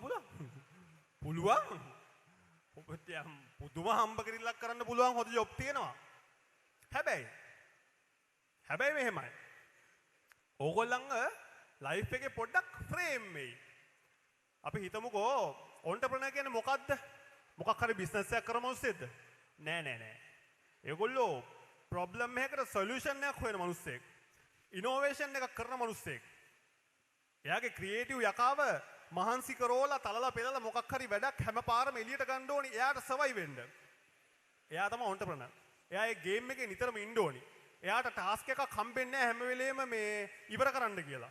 එයා ටාස්ක් එකක් බිල්ඩ් කරන්න ඕනි. ඉතින් ඔන්ටර්ප්‍රනර් කෙනෙක් වෙනවා කියන එක ලේසි පහසු ගේමක් නෙමෙයි. වෙන්න පුළුවන් කියමු කොහොම හරි. වෙනවා වගේ නෙමෙයි පවත්ත ගන්න එක මොමන්ටම් එක තියාගන්න එක පුදුමාකාර ගේමක්. හැබැයි රජයේ රස්සාවක් හෝ පෞද්ගලික අංශයේ අපිට ටාස්ක් එකක් දෙන ජොබ් එකක් කරනවා නම් BA කෙනෙක් නැත්නම් ඔය කිව්වා වගේ ඉංජිනේර කෙනෙක් මොනවා හරි ඇනලයිසර් කෙනෙක් ડોක්ටර් කෙනෙක් ඉංජිනේර කෙනෙක් ඔව් Tamanට ජීවිතේ එක ලීනිය විතර ගෙවන්න හොඳට සල්ලි හම්බ කරන්න පුළුවන් හැබැයි ඔන්ටර්ප්‍රෙනර් කෙනෙක්ගෙන් හම්බ කිරීමේ සීමාව මම කියන්නේ ડોක්ටර්ස්ලා එහෙම ඉන්නවා මේ ලෝකේ ශල්‍ය වෛද්‍යවරු ඩොලර් ලක්ෂ 3ක් වගේ අවුරුද්දට හොයන කට්ටිය ඉන්නවා හොඳ රටවල් වල දන්න කට්ටිය දන්නවා හැබැයි ඔන්ටර්ප්‍රෙනර් කෙනෙක් වුණොත් පොඩි ටෙක් රිලේටඩ් ගේමක් ගැහුවොත් එක ඇප් එකක් පත්තු වුණොත් ඩොලර් මිලියනයක් විතර හොයන එක පොසිබල් ගේමක් ගහන්න පුළුවන් පොඩි ඒකේ පොඩි ගිමික් එකක් තියෙනවා ඒක ඔයගොල්ලෝ දන්නවා හොඳ ආකාරව අනිත් අයට වඩා හැබැයි පුතේ අර ડોක්ටර් ස්ට්‍රේන්ජ් කියනා වගේ කිසිම මැජික් එකක් එන්නේ නැහැ මේ පවක් ගෙවන්න නැතුව ණයක් ගෙවන්න නැතුව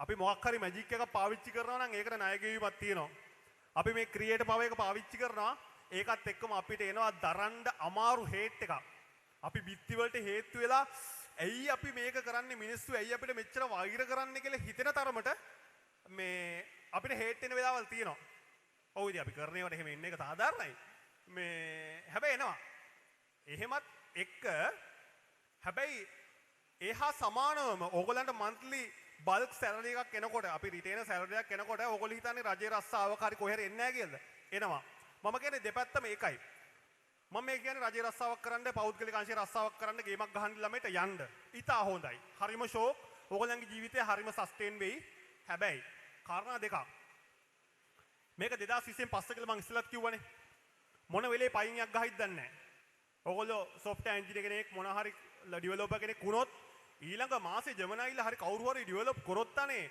පොඩි ප්‍රොම්ප්ට් එකක් ගැහුවට පස්සේ තනිකර ඇප් එකක්ම ඩෙවලොප් කරලා දෙන AI බොට් එක අපි දන්නේ අපි අනාතයිනේ බෑ කියන්න බෑ දැන් දියුණුවන probability එකත් එක්ක ඒක ඒ තත්ත්වයට යයිද කියන්න බෑ ඒ හින්දා ඕගොල්ලෝ මොනවා කරත් content creation මාව ක්ලෝන් කරා මගේ මූණ ක්ලෝන් කරා මගේ voice එක train කරා මොඩල් එකකට දැම්මා හෙට ඉඳන් මට මේ හයියෙන් දුවා ගන්න බැරි මට බල්ටි 10ක් ගහන කාලි කෙනෙක් හදන්න පුළුවන් දැන් සර්වර් ෆාම් එකකට දාලා පොඩ්ඩක් ට්‍රේනින් කරා නම් සතියක් දෙකක් මගෙන් කැරක්ටර් එකක් හැදුවා කිනේ මං කියන්නේ මාර ඇකියුරේට් දැනට බැරුව ඇති හැබැයි ඉස්සරහට එන්න පුළුවන් එතකොට දෙපැත්තෙම පොඩි රිස්ක් එකක් තියෙනවා ඒ හින්දා ඕගොල්ලෝ මේ ගේම් එකට බහින්න පොඩ්ඩක් ඔප්ෂන් තියාගෙන ඕගොල්ලෝ මේව රස්සාවක් කරනවා නම් එක දිගට කරන් යන රස්සාවක් කරනවා නම් තමන්ගේ පෞද්ගලිකව තමන්ගේ බ්‍රෑන්ඩ් එකක් හෝ මොකක් හරි විකුණන්න පුළුවන් සතෙක්ව හදාගන්න ඕගොල්ලෝ ඔන්ටර්ප්‍රෙනර් කෙනෙක් හරි මොන හරි වෙනවා නම්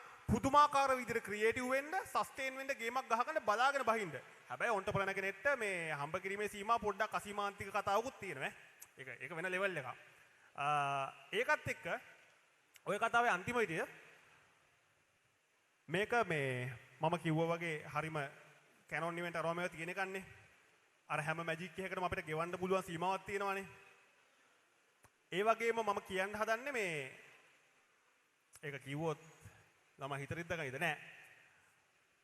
ඕගොල්ලෝ මොනවා කරත් දවස් අන්තිමට මේ නිදාගන්නේ සතුටින් නෙමෙයි නම් රජේ රස්සාවක් කරලා පහට ගෙදර ඇවිල්ලා 9ට නිදාගන්නේ දුකෙන් නම් ඔයා ඉන්නේ හරිතන නෙමෙයි. ඔයා ගෙදර මහන්සි වෙලා රෑදවල් නිදිමරාගෙන ඇප් එකක් ඩෙවලොප් කරලා ඒකෙන් මිලියන ගාණක් එනවා.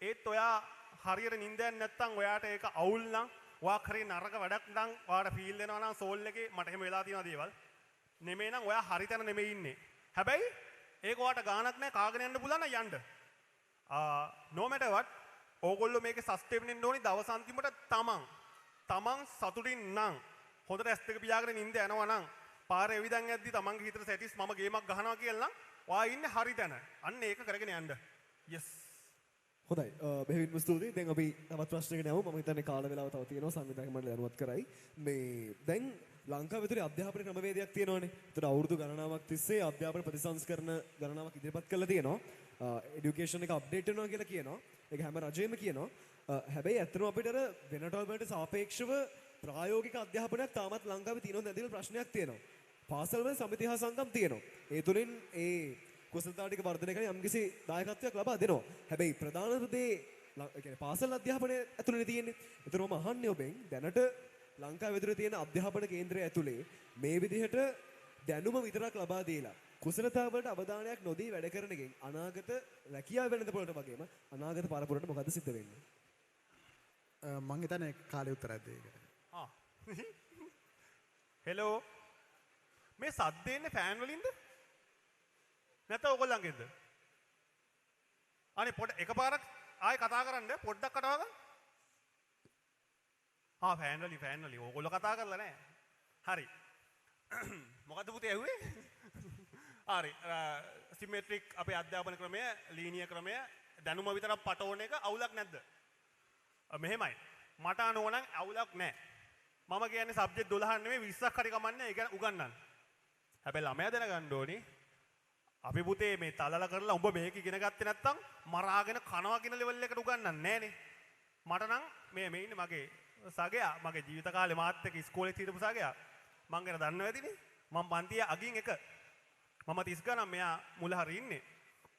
හැබැයි මට ඒ කිසිම දෙයක් මේ පොඩි දැනුමක් හැටියට හැර මාර විදියට වැදගත්ුන්නේ නැහැ. හැබැයි මම ඩිග්‍රී කරන්න ගියත් මට ඒ තිබ්බේ මල්ටිමීඩියා වලට නෙට්වර්කින් වලට මාකටිං වලට අනිත් ඒවා ඔක්කොම C සමහරව රිපීට් මගේ බොක්කෙන් ආපු ආතල් දේවල් වලට මට තිබ්බා. ඉතින් අපිට ෆ්‍රීඩම් එක තියෙනවා අපිට ආස දේවල් ග්‍රැබ් කරගන්න. එතකොට මුළු ජීවිත කාලෙම ඕගොල්ලෝ මහන්සි වෙලා ඔය මහා පොදු සාදේ කුඩා පොදු ගුණාකාරයේ බයෝ වල තියෙන පද්ධති ටිකයි ඔක්කොම ඔළුවේ තියන් ඉන්න ඕනේ නැහැ. ඔය පේපර් එක ලියලා රිසල්ට් එක දාගන්න පාස් වෙන්න. ඔය ත්‍රිකෝණමිතිය අරෝම ඒවා ඔයගලන්ට ඇසිස් කරගන්න ඕන නම් ජීවිතේ ඔය එක්සෑම් එක පාස් කරන්න. එතනින් එහාට ඩිග්‍රී එක ගන්න ඕන නම් ඉංජිනේර කෙනෙක් වෙන්න ඕන නම් වෙන්න.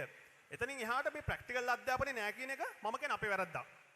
ඕගොල්ලෝ මොලේ තියෙන ළමයිනේ. ඕගොල්ලෝ කියන්නේ ග්ලෝබලයිසේෂන් මේ පුදුමාකාර ගෝලීයකරණය වෙච්ච ලෝකෙක මොබයිල් එකක් අතේ තියෙන ලැප් එකක් ඔය දැනුත් අතේ. තාම වැඩ.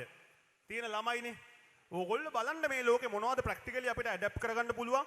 අපිට නිර්මාණශීලී වෙන්න පුළුවන් පැති මොනවද? අපි ඉගෙන ගත්ත යුත්තේ මොනවද? අපි නොකල යුත්තේ මොනවද කියන එක ඕගොල්ලන්ට හොඳ ආකාරව පෙරන්න දැනගන්න පුළුවන්. ඕගොල්ලන්ට ගුරුවරුන්ට වඩා මට සමා වෙන්න මේ මම එහෙම කියනවා නම් ගුරුවරු මිනිස්සු එක ගුරුවරයෙක්ට වරදින්න පුළුවන්. හැබැයි AI එකකට එහෙම සාමාන්‍ය වරදින probability එක චුට්ටක් අඩුයි නේද? මිලියන එකට එකක් වගේ අඩුයි. ඔව් අඩුයි.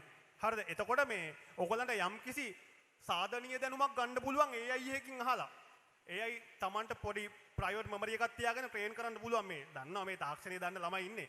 Tamanගේ ජීවන චක්‍රේ මගේ GPT අරම මේවා ටික ජෙමනයි ට්‍රේන් කරලා තියෙන්නේ. මම මොනවා හරි දෙයක් ගහුවොත් ඒගොල්ලෝ මට ඕනි විදිහට තමයි උත්තර දෙන්නේ. මාකටිං රිලේටඩ් කොහොමද මම මේක හදා ගන්න ඕනි? ඒ කතා කරන්නේ ඒ විදිහට. ඒගොල්ලෝ මම අඳුරනවා. ඒ හින්දා ඒ වගේ යාළුවෝ කීප දෙනෙක් හදාගෙන ඕගොල්ලෝ ජීවිතේ මේ එහෙම හදා ගන්න. පොඩි ළමයි අපි තලලා කරලා ඕගොල්ලෝ මේකමයි කරන්න ඕනි අනාගතේ දොස්තර කෙනෙක් වෙන්න ඉංජිනේරුවෙක් වෙන්නම කියලා තලන්නේ නැත්තම් මම කියන්නේ ලංකාවේ අධ්‍යාපන ක්‍රමය ඊටාම හොඳයි. ඒ උගන්න දේවල් ඉතිහාසය ඕනි, ගණන් ඕනි, සෞඛ්‍ය ඕනි, ඔය හැමදේම ඕනි. ඒ ඉගෙන ගත්ත දේවල් ඉගෙන ගන්න, ඉගෙනගෙන ඔළුවේ පත්තියම් කරගෙන මොලේ නියුරෝන ටික පුරව ගන්න එපා. හැබැයි ඒවා ඇසිස් කරගන්න විභාග ටික පාස් වෙන්න, තමන්ගේ ජීවිතේ පොඩ්ඩක් ආතල් එකක් හදාගන්න, මේ ඉස්කෝලේ කරන සෙල්ලම් ටික කරන්න, ඒ ක්‍රීඩා ටික කරන්න. ඊට අමතරව ප්‍රැක්ටිකල් මිනිස්සෙක් වෙන්න ඕන නම් මේ අධ්‍යාපන ක්‍රමයෙන් පිටපැනලා තමන්ගේ නිර්මාණශීලී සතෙක් හදාගන්න ඕන නම් ඕගොල්ලෝ තනියම හොයාගෙන යන්න. ඒක හැමදේම මේ ගුරුවරුන්ට දෙන්න බෑ. ඒගොල්ලෝ පව්. ඒගොල්ලන්ට හැමදේම කොටලා ඔයා පුතේ ඔයා හොඳයි ඔයා දැක්කම පේන ඔයා මොඩල් කෙනෙක්. ඔයා මොඩල්. ඔයා පුතේ ඔයාව දැක්කම නම් ඔයා නැවක කපිතාන් කෙනෙක්. ඔයාට කපිතාන් ආන්න කුඹ ගහට නගින්න. එහෙම බෑ. ඒක තමන්ගේ සෝල් එකේ ඉන්න එක්කෙනාව ප්‍රැක්ටිකල් මිනිස්සයා හොයාගෙන යන්න තමන් දැනගන්න ඕනේ. තමන්ගේ ඉන සෝල් එකේ ඉන්න, ඒ කියන්නේ ඇතුළෙම ඉන්න මිනිස්සයා දන්නේ තමන්. එයා හොයාගෙන යන එක තමන්ගේ වැඩක්. හැමදේම ගුරුන්ට හදන්න බෑ. යම් තාක් දුරකට ලංකාවේ ඇසිස් කරන විදිය මට අනුව ඉතා හොඳයි. හැබැයි හැදෙන්න දේවල් නැතුවා නොවෙයි ඈ. හැදෙන්න දේවල් තියෙනවා. අපිට ඉන්ෆ්‍රාස්ට්‍රක්චර් පැත්තෙන්ද, මේවා පැත්තෙන්ද, ප්‍රැක්ටිකලි කරන්න ඕන දේවල් පැත්තෙන්ද ලංකාවේ සෙල්ලමක් දාන්න ග්‍රවුන්ඩ් එකක් නැහැ. ඒ හරියාකාර මේකේ තියෙනවා. රොයල් එකේ තියෙනවා. ආනන්දේ තියෙනවා. ඔය ළමයිගේ තියෙනවා. ඔය රිදී හැන්දෙන් කාපු ළමයි ටික මේ හොඳට සල්ලිකාර දෙමෝපියෝගේ පුත්තු ටිකක් දූලා ටිකක් මේ ඉන්නේ. උඹලට මේ වගේ ප්‍රශ්න නැහැ. ඒ අර චුට්ටක් එහා පැත්තට යද්දි මේ කොළඹින් ඈතට යද්දි අමාරුවෙන් ඉන්න ළමයි ටික ඉන්නවා. ඒගොල්ලන්ට මේක ඕනි. මේ ගේම් එක ප්ලේ කරන්න ඒගොල්ලන්ට මේක උදව්වක් වෙන්න ඕනි. ඒ හින්දා හැදිය යුතු කාරණා දේවල් ටිකක් තියෙනවා. හැබැයි ඒක අධ්‍යාපන ක්‍රමයේ සහ අපි ඉගෙන ගන්න තියරි කාරණා ඇතුලේ තියෙන ලොකු අවුලක් නෙමෙයි. මේ අධ්‍යාපන ක්‍රමයේ ඇතුලේ මාර ඩයල් හැදෙනවා. හැදිලා උන් ටික රට යනවා. අන්න ඒ උන් ටික අල්ල ගන්න ඕනේ. ඒතර තමයි ප්‍රශ්නේ තියෙන්නේ. හැබැයි in conclusion ලංකා අධ්‍යාපන ක්‍රමය හොඳයි. හැදිය යුතු දැන් තියෙනවා. හැබැයි එතනින් එහාට ප්‍රැක්ටිකල් මිනිස්සෙක් හැදෙන්න ඕන නම් අනේ පුතේ උඹලා තමයි දන්නේ උඹලා කවුද කියලා. ඒක හොයන් යමල්ලා. ඊට පස්සේ අදාළ පුද්ගලයාව හම්බෙයි. එයා නරක මිනිස්සෙක් නෙමෙයි නම් එයා මේන්ටේන් කරන්න. එයාට පෝෂණය කරන්න. එයා පෝෂණය දෙන්න. එයාට ඕනි දැනුම කාරණා හොයාගන්න. ඔයගොල්ලන්ගේ ජීවිතයට ඇසිස් කරගන්න ওই දේවල් ටික හොයාගන්න. ඔව් ඒ ටික තමයි. දිල්ෂාන් අයියේ. දිල්ෂාන් අයියේ ඒකට කියන්නේ මට කිව්වේ ඒකට ඒක තමයි යාට කියන්නේ නැහැ. හරි. හොඳයි. එහෙනම් අවසාන ප්‍රශ්න තමයි යොමු කරන්නේ. බොහොමත්ම ස්තුතියි ඔබේ කාල වේලාව කැප කරලා මේ විදිහට අපිත් එක්ක එකතු වීම සම්බන්ධයෙන්. අවසාන ප්‍රශ්නය තමයි අපි හිතමු කවුරුම හරි ව්‍යාපාරයක් ආරම්භ කරපු කෙනෙක් සෝෂල් මීඩියා කන්ටෙන්ට් එකක් ආරම්භ කරපු කෙනෙක් මොකක්ම හරි හේතුවක් මත තමන් පටන් ගන්න තැනටම වැටෙනවා. හරියටම බිඳුවටම වැටෙනවා. එහෙම වැටිලා ආයෙත් තමන් කොහොමද තමන්ගේ මයින්ඩ්සෙට් එක හදාගෙන ආයෙත් ඒ වැඩේටම හරි නැත්නම් අලුත් දෙයකට හරි ඒ ව්‍යවසායකත්වය භාවිතා කරලා තමන්ට අලුත් දෙයක් නිර්මාණය කරන්න අවශ්‍ය කරන ශක්තිතාවය ගන්නේ සයිට අමතරව කොහොමද තමන් නිර්මාණය කරන බිස්නස් එකක් හරි අයිඩියා එකක් හරි දිගටම තිරසාරව අරගෙන යන්නේ ඉස්සරහට. ඒක තමන් පටන් ගන්න බිස්නස් එක හරි සෝෂල් මීඩියා කන්ටෙන්ට් එක හරි කොහොමද අපි ඉස්සරහට අරගෙන යන්නේ? හරි. ඒ කියන්නේ කර හිටපු කෙනෙක් වටනොත් ඒක තමයි මම අර කලින් කිව්වේ. කියන්නේ මොකක් හරි අපි බිස්නස් එක බිල්ඩ් කරන්න ඉන්නවා නම් දැන් විශේෂයෙන් දැන් බිස්නස් එක බිල්ඩ් කරනවා නම් අනිවාර්යයෙන්ම අපි මේ කියන්නේ ඔය සෝෂල් මීඩියා ප්ලැට්ෆෝම් වල අපි සාමාන්‍යයෙන් දානවානේ. දැන් ඒක අලුතෙන් හැම බිස්නස් එකම වගේ ඒක කරනවා. හරිද? ඒ කියන්නේ එයා ලයින් එකක් වුණත් දැන් TikTok එකේ ඉන්නවා. ලංකාවේ නම් ඉන්නවද දන්නේ නැහැ. ඒනොට පිටරටවල ඉන්නවා. ඉතින් එහෙම නෙමෙයි හිතන්නකෝ ඔයා මොකක් හරි බිස්නස් එකක් පටන් ගන්නවා නම් අර කලින් කිව්වා වගේ ඔයාලගේ අර කැරක්ටර් එක බිල්ඩ් කරගන්න. හිතන්නකෝ ඔයාගේ නම කාලි නම් කාලි කියන කැරක්ටර් එක බිල්ඩ් කරගන්න. එතකොට අර වගේ 0 වෙන්න වැටුණත් අර ඒ කැරක්ටර් එකත් එක්ක ඉන්න කට්ටිය ඉන්නේ හින්දා අපිට පුළුවන් ආයේ ඉක්මනට ඊළඟ බිස්නස් එකට යන්න. ඒ කියන්නේ මේ බිස්නස් එක මෙන්න මේ හේතු හින්දා තමයි වැටුනේ කියලා ඒක අපි ඕපන් අප් වෙලා අර හැම වෙලේම අපි ෆුල් ට්‍රාන්ස්පරන්ට් කැරක්ටර් එකක් අපේ ඉන්නවා නම් අපි මොකක් හරි බිස්නස් එකක් කරනකොට මම දැක්ක මේ ළඟදී හොඳ එක්සැම්පල් එකක් මොකක් හරි ස්වීට්ස් හදන කවුරු හරි තරුණයෙක් කෙනෙක් එයාගේ බිස්නස් එක සම්පූර්ණයෙන්ම එයා මං හිතන්නේ 10 මිලියන් විතර එයාගේ තියෙන ලෝන් එකක්. එයා එකෙන් වැටලා බිස්නස් එක එයාගේ සම්පූර්ණයෙන්ම වැටලා. එයාගේ කලින් බිස්නස් එකෙත් මං හිතන්නේ ටිකක් කන්ටෙන්ට් තියෙනවා. දැන් එයා සම්පූර්ණයෙන්ම කරගෙන යනවා. එයා ඒ වැටුනේ ඇයි කියන එකත් එක්ක කියාගෙන එයා අලුතෙන් හදන බිස්නස් එක. ඉතින් ඒකත් එක්ක ඒ කන්ටෙන්ට් බලන කට්ටිය එකතු වෙලා එයාට සපෝට් කරන කට්ටිය ඉන්නවා. එයාට නොලෙජ් එකෙන් සපෝට් කරන කට්ටිය එකතු වෙලා ඉන්නවා. අර සෝෂල් මීඩියා ටූල් දැන් ඇත්තටම අපිට ඉස්සරට වඩා ඉක්මනට මට හිතනවා නැගිටින්න පුළුවන් කියලා. කන්ටෙන්ට් ක්‍රියේෂන් පැත්ත ගැන කියනවා නම් ඒ බිස්නස් පැත්ත ගැන කිව්වේ අර ඔයගොල්ලෝ අහලා තියෙනවද දන්නේ නැහැ කතාවක් තියෙනවා මේ පරීක්ෂණයක් කළා තියෙනවා ඒකේ ඒ රිසර්ච් එකේ හිටපු කට්ටිය කණ්ඩායම් දෙකකට බෙදලා එක්කෙනෙකුට කියලා තියෙනවා ක්ලේ පොට්ස් හදන්න තමයි දීලා තියෙන්නේ. හරිද? දීලා තියෙනවා එක කණ්ඩායමකට දවස් 100ක් දක්වා දීලා ඔයාලා හදන්න පුළුවන් හොඳම ක්ලේ පොට් එක හදන්න කියලා. එක ක්ලේ පොට් එකක් හදන්න තියෙන උපරිමයෙන්ම රිසර්ච් කළා හදන්න කියලා. අනික කට්ටියට කියලා තියෙනවා ඔයාලා ඩේලි ක්ලේ පොට් එක ගන්න හදන්න කියලා.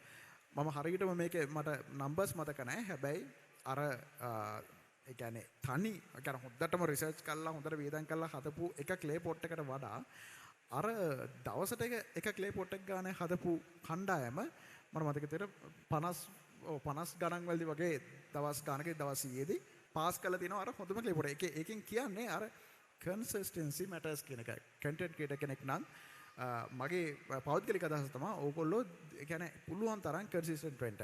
සමහරලාට ඒකේ ඒ කියන්නේ ඕගලන්ට අර ඒ කියන්නේ quality එකට වඩා මේක සමහර තැන්වලදී ඒ කියන්නේ quality එක matters වෙන තැන් තියෙනවා. ඒ කියන්නේ හදන ප්‍රමාණයට වඩා. ඒ වුණාට අර මම 0 වලට වැටෙන කෙනෙක් නම් එතකොට සම්පූර්ණ අලුත් දෙයක් පටන් ගන්න. හිතන්නකෝ ඔයා කර හිටියේ මොන හරි ෆනි වීඩියෝස් හදන කියලා දැන් ඔයා මාරු වෙනවා. අපි හිතමුකෝ බ්ලොග්ස් හදන්න. ඩේලි දාන්න පුළුවන් තරම් කන්සිස්ටන්ට් වෙන්න. එතකොට chance එක තියෙනවා ඉක්මනටම අර තියෙන හොඳ ප්‍රොඩක්ට් එකක් තමන්ගෙන් එළියට එන්න. ඕක තමයි මගේ ගැන තියෙන අදහස. කලිතයි. බින්දුවට වැටුනොත් මොකද කරන්නේ? හලෝ. සර්පයෝ වගේ ඔලුව උස්සන්නේ හෙලෝ ගාවු. හරි. බින්දුවටම වැටුණා. අපි කරන් යන දේ කවදාවත් බින්දුවට වැටෙන්න දෙන්න එපා. බින්දුවට වැටෙන්න කලින් තමයි වට ගන්න. මම කන්ටෙන්ට් එකක් හදලා දැම්මට පස්සේ ඒක ඉවරයි. ඊට පස්සේ I am no one. මම කවුරුත් නෙමෙයි. ඊට පස්සේ මම බිඳුවෙන් පටන් ගන්න. ඊළඟ කන්ටෙන්ට් එක මම හිතා ගන්න ඕනි මේකට දැන් එක කන්ටෙන්ට් එකක් දානවා. මිලියන 10ක් මිලියන 5ක් යනවා views. අම්මා මාරු. දැන් මම තරුවද්ද? නෑ. එතනින් එහාට මම කවුරුත් නෙමෙයි. ආයි මම වැඩ කරන්න ඕනි. ආයි මම කන්ටෙන්ට් එක හදද්දී hook value call to action මේකේ කොහොමද පබ්ලික් කියන්නේ මිනිස්සුන්ට කේට වෙන එක අපි කොහොමද හදන්නේ මේකේ value points ටික උස්සන්නේ කොහොමද අපි කොහොමද මේකේ cognitive dissonances නැත්තම් මේ availability heuristic bias දාලා මිනිස්සු අල්ලගන්න හැටි anchoring bias දාලා මිනිස්සු රවට්ටන හැටි ඒවා හිතන්න ඕනේ අලුත් කන්ටෙන්ට් එකේ ඒවා නොහිතුවොත් තමයි බිඳුවට වැටෙන්නේ ඕගොල්ලෝ කවදාවත් හිතන්න එපා ඕගොල්ලෝ වැටෙන්නේ නැහැ මම මාර සස්ටේන් ගේම් එකක ඉන්නේ කියලා නෑ ඕගොල්ලෝ හැම වෙලේම වැටෙන ගේම් එකක ඉන්නේ ඕගොල්ලෝ හැම වෙලේම කරන්න ඕනේ ඒකට ප්‍රෙෂර් එකක් දීලා උඩට යන්න දඟලන එක හරිද ඕගොල්ලන්ට අතෑරලා සැපේ යන්න පුළුවන් පල්ලමක් ජීවිතේ හම්බෙන්නේ නැහැ හැම වෙලේම පොඩි හරි බෑවුමක් නගින්න හම්බෙන්නේ එතකොට ඒකට වර්ක් කරන්න පුරුදු වෙන්න ඒකට දීලා කිව්වා වගේ content creation වල නෙමෙයි මේ ලෝකේ ඕනිම දෙයක තියෙන අතිශය අගනාම උපදෙස කරන වැඩේ මොමන්ටම් එකක් තියාගන්න කන්සිස්ටන්ට් වෙන්න හැබැයි එක වැඩක් දැම්මට පස්සේ ඊළඟ වැඩේට යනකොට ඒ වැඩේට පොඩි වැලියු එකක් ඇඩ් කරන්න තව කලින් වැඩේට වඩා අලුත් දෙයක් එකතු කරන්න අලුත් පොඩි අත්හදා බැලීමක් කරන්න එතකොට ඔයාව බිඳුවට වැටිල්ලේ ප්‍රවණතාවය සෑහෙන අඩු වෙනවා ඒත් වැටෙන්නේ නැති වේද නෑ වැටෙනවා වැටෙනවම තමයි ඒ වෙලාවට ඔයාව අල්ලන් ඉන්න ඔයාට හොඳ සර්කල් එකක් ඉන්න ඕනේ මේ මගේ මෑතකදී මට වුණා ඉතා විශාල ප්‍රශ්නයක් අනතුරක් වුණා ඒ අනතුර වෙච්ච වෙලාවේ මම එන ක්‍රියේට මම ඩයල් මම පොලිසිය උසාවි වුණත් යන්න වෙත් තිබ්බ කේස් එකක් ඒ වෙලාවේ මට නීති උපදෙස් ගන්න රෝමයා කරන්න මට කල්පනාව නැහැ පාන්දර ලෝයර්ස්ලා අරගෙන සල්ලි අතේ අරගෙන ඔක්කොම කරගෙන ගල් පාන්දර මේ හිටිය යාළුවෝ ටික මට ඉන්නේ ඒ මම වැටිලා සමතලා වෙන්න ගියපු වෙලාවක් මම තනියම හිටියානම් ගේමක් ගහගෙන තිබ්බා හැබැයි probability එකක් තිබ්බා මට කෙලවෙන්න ඔයාගේ සර්කල් එක හයියට තියාගන්න ඔගොල්ලෝ ඉන්න ඕනි මේ නිකන් අනිත් පැත්තට කරගෙන නැත්තම් ඍණාත්මක සෙට් එකක් එක්ක නෙමෙයි ආශ්‍රය කරන්න මම කියන්නේ නෑ මේ මොකද්ද මිනිස්සු ආශ්‍රය කරන එක නවත්තන්න ඕගොල්ලෝ මේගොල්ලෝ රස්තියාදුකාරෝ මේගොල්ලොන්ට ඉගෙන ගන්න බෑ බාලයෝ ආශ්‍රය කරන්න හොඳ නෑ එහෙම නෑ හැබැයි ඕගොල්ලන්ගේ ජීවිතයේ ඕගොල්ලොන්ට ගේමක් ගහද්දි වට එකතු වෙන්න ඕනි ඒ ගේමට උදව් වෙන කට්ටිය කැරකෙන බඹර කැරකෙන්නේ නැති බඹරයක් කැරකෙන බඹර ගොඩකට දැම්මොත් වෙන්නේ ඒ බඹරෙත් කැරකෙන්න ගන්නවා වැදිලා කැරකෙන්න ගන්නවා හැබැයි ඕන්ට වඩා නිකන් බරව කැරකෙන්නේ නැති සවුත්තු බඹරයක් දැම්මොත් අර කැරකෙන බඹර ටිකටත් අවුල් වෙන්න පුළුවන් ඒ හින්දා ඔයා කැරකෙන්නේ නැති බඹරයක් වෙලා කැරකෙන්න හදනවද හොඳට කැරකෙන්නේ බඹරයක් වෙලා අනවශ්‍ය ජරාවක් ළඟට අරගෙන නවතිනවද කියන එක හරි පරිස්සමෙන් තෝර බේර ගන්න. එතකොට ඕගොල්ලන්ට බිඳුවට වැටීමේ ප්‍රවණතාවය ආයෙත් අඩු වෙනවා නැති වෙනවද? නෑ. හැබැයි බිඳුවට ඕගොල්ලෝ කවදා හරි වැටෙයි. මොන වෙලාවකදී හරි වැටෙයි. හැමෝම නෙමෙයි. කවදා හරි කාව හරි වැටෙන්න පුළුවන්. එවලට ඉතින් මට මොකෝ? මෙයා කියනවා වගේ ඉතින් මට මොකෝ? ආයෙ එතනින් පටන් ගන්න. මොකද වෙන්නේ? වැටුණා නැගිටිනවා ඉතින් ආයි. හරි සරල තියරියක්. අර බුද්ධ ආගමේ දරුවෝ ගොඩක් ඇති. අටලෝ දහමෙන් කම්පා වෙන්න හොඳ නැහැ. මේ අවුරුදු 5 ඇතුළත මේ කන්ටෙන්ට් ක්‍රියේෂන් අවුරුදු 5 ඇතුළත ලාභ අලාභ හොඳ මේකෙන්. යසායසත් අවුලක් නැහැ. නිന്ദා ප්‍රශංසා සැප දුක එනවා පුතේ. මේ කන්ටෙන්ට් ක්‍රියේෂන් ද ඔන්ටර්ප්‍රනර්ෂිප් ද ඕගොල්ලෝ කරන ඔය සබ්ජෙක්ට් රිලේටඩ් ටෙක් රිලේටඩ් දේවල්ද මේවා පුදුම සල්ලි ගොඩක් ගලන ආදරය ගලන වෛරය ගලන කම්පිටිෂන් එක ගලන මාර ගඟක්. ඕකෙන් හැන්දක් ගහලා බොද්දි ඕගලන්ට සුප් එක වගේ සල්ලි විතරක් එන්නේ නැහැ. ඕකට දුකත් එනවා, අවුලත් එනවා, ජීවිතේ කෙලවෙන්නත් පුළුවන්, සාර්ථක වෙන්නත් පුළුවන්. තමයි ඕගලන්ගේ ජීවිතේ කෙලවණ එක්කෙනා පාර්ට්නර් විදිහට එන්න පුළුවන්. ඕගලන්ගේ පාර්ට්නර් මේ පැත්තෙන් එන්නත් පුළුවන් සමහරවිට. ඕගලන්ගේ පාර්ට්නර් මෙහෙන් එන්න නෑ. එහෙම එන්නේ නෑ. කොහොම හරි ඕගලන්ගේ ජීවිතේ එහෙම සැප දුක ඕගොල්ලේ බොන සුප් එක එන්න පුළුවන්. ඒ හින්දා පුතේ ලොකුට හිතන්න එපා. වැඩේ ගේම ගහගෙන යන්න. ඕගොල්ලෝ මොලකාරයෝ. ඕගොල්ලෝ මේ හරි භයානක මිනිස්සු. ඕගොල්ලෝ තාක්ෂණෙත් එක්ක ඉන්න මේක සෙල්ලම් දාන්න පුළුවන් අපිට වඩා ස්මාර්ට් ළමයි. මට AI එකට පොඩ්ඩක් ඇඩැප්ට් වෙන්න යන වෙලාව, ඒකේ තියෙන ඔප්ෂන්ස් ටික තේරුම් ගන්න යන වෙලාව, ඒකේ ප්‍රොම්ප්ට් එකක් ගහන්න කල්පනා කරන්න යන වෙලාවට වඩා ඔයගොල්ලන්ගේ මොළ ඥානමය විදියට දියුණුයි. එන්න ඔයගොල්ලන්ට හරි හුරු පුරුදුයි. මේ ඉන්ටර්ෆේස් වැඩ කරන විදිය අරම ඔයගොල්ලන්ට ලේසි. ඒ හින්දා ඔයගොල්ලන්ට මේ අනාගතේ පැහැදිලි වගේම පොඩ්ඩක් අමාරුයි. මේ ගේම් එකේ යන්න ඔයගොල්ලෝ වැටේ. හිතන්න එපා. ආයි ගේමක් ගහගමු. බෙහෙවින්ම ස්තුතියි ඔබ දෙපළටම කලිත් යුරාන් සමගින් දිල්ෂාන් අබේ ගුණවර්ධන ඔබ දෙපළට අවසාන වශයෙන් මට පොඩි දෙයක් දැනගන්න ඕනේ. ඇක්සිස් ගැන මොකද හිතෙන්නේ? කෝ රොයල් ඒ කොල්ල ටික ඉන්නවද? ඕ සද්දයක් දෙන්නකෝ. ඕ ඉන්නවා. ලස්සනයි වැඩේ මරු. හොඳ වැඩක්. ඇත්තටම කිව්වොත් මේ දැන් මම කතා කරන් ගියානේ. ඔයගොල්ලෝ කතා කරන්නේ නැහනේ ලංකාවේ පොඩි ඉස්කෝල වලට. ඔක්කොම ගෙනන්නේ ලොකු ළමයි ටිකනේ. නෑ විහිළුවට කිව්වේ. මෙතන ඉන්නේ ඔක්කොම මේ ලංකාවේ හයිරංකාර පොඩ්ඩක් ලොකු ළමයි ටික. මෙතන එක්කෙනෙක්වත් නෑ මේ පොඩි අපි නෑ අපි පුංචි ඉස්කෝලයක් අපි ගේමක් ගහනවා නෑ. ප්‍රතිඵල වලින්ද ක්‍රීඩාවෙන්ද පණ්ඩිතකමෙන්ද උද්දච්චකමෙන්ද සල්ලිකාරකමෙන්ද හැම අතින්ම හොඳම ළමයි ටික මේ ඉන්නේ. ඒ හින්දා මේ ඔයගොල්ලෝ තමයි මේ අනාගතේ අපේ ෆීල්ඩ් එක සෙල්ලම් කරන්නේ. කොච්චර ගමෙන් ගොඩෙන් බැහැගෙන ආවත් කොල්ලෝ ගේමක් ගහගෙන ආවත් ඔයගොල්ලෝ යට තමයි පාලනය වෙන්නේ. ඒක ඇත්ත කතාව. ඔයගොල්ලෝගේ මොලේ වැඩි. ඔයගොල්ලෝගේ සල්ලි වැඩි. ඔයගොල්ලෝගේ යට තමයි ඔයගොල්ලෝ පාලනය වෙන්නේ. ඒක තමයි තිත්ත ඇත්ත. ඒක හරියට පාලනය කරන්න මේ සංවිධානය කරපු වැඩේට එකතු වෙච්ච තමයි කිව්වේ. මේක මරු වැඩක්. මේ වගේ වට සංවිධානය කරන්න රොයල් එකේ වැඩක් ඉතින් ආය අමුතුවෙන් කියන්න ඕනේ නැහැ කියන්නේ. ලංකාවේ ඔයගොල්ලෝ වැඩක් කරොත් නොහොඳට කරොත් තමයි අවුල් වෙන්න ඕනේ. මොකද සාමාන්‍යයෙන් රොයල් ඔය ආනන්ද ලාන්ත දේවි බාලිකා බ්ලා බ්ලා බ්ලා ඔය ස්කෝල් වලින් වැඩක් කරොත් හොඳ වෙන්න ඕනි.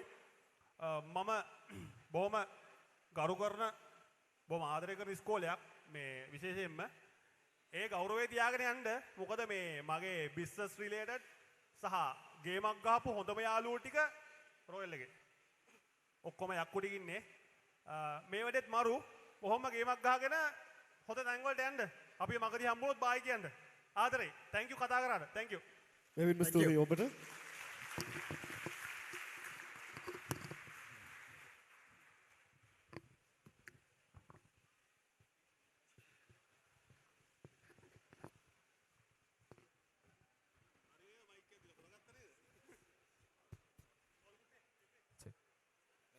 Just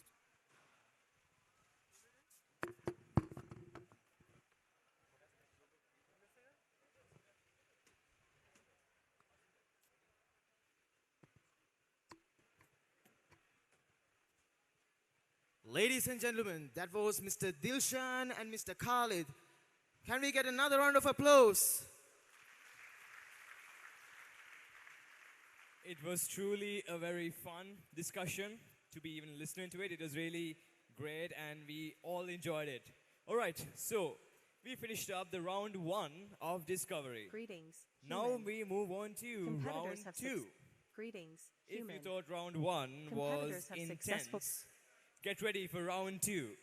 The Greetings, data human. description mission. Competitors have successfully restored the Nexus circuits, but now a new challenge emerges. Its core systems are online, yet the data streams are corrupted. Okay, Lyra is back. Hello, Lyra. So, corrupted data.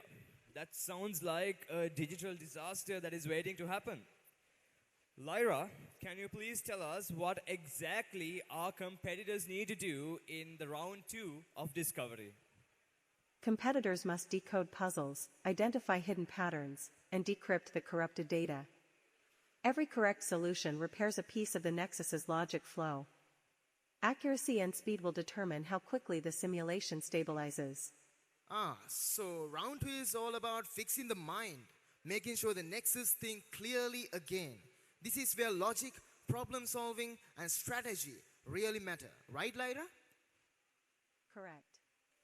Competitors, the fate of the Nexus depends on your sharpness. Decode the patterns, repair the flow, and get ready for the second challenge. So you all must decode puzzles, identify hidden patterns, and decrypt the corrupted data and fix the mind of Nexus. Right, ladies and gentlemen, round 2 of discovery is now officially started. Let's see which school can master the Nexus mind and take one step closer to victory.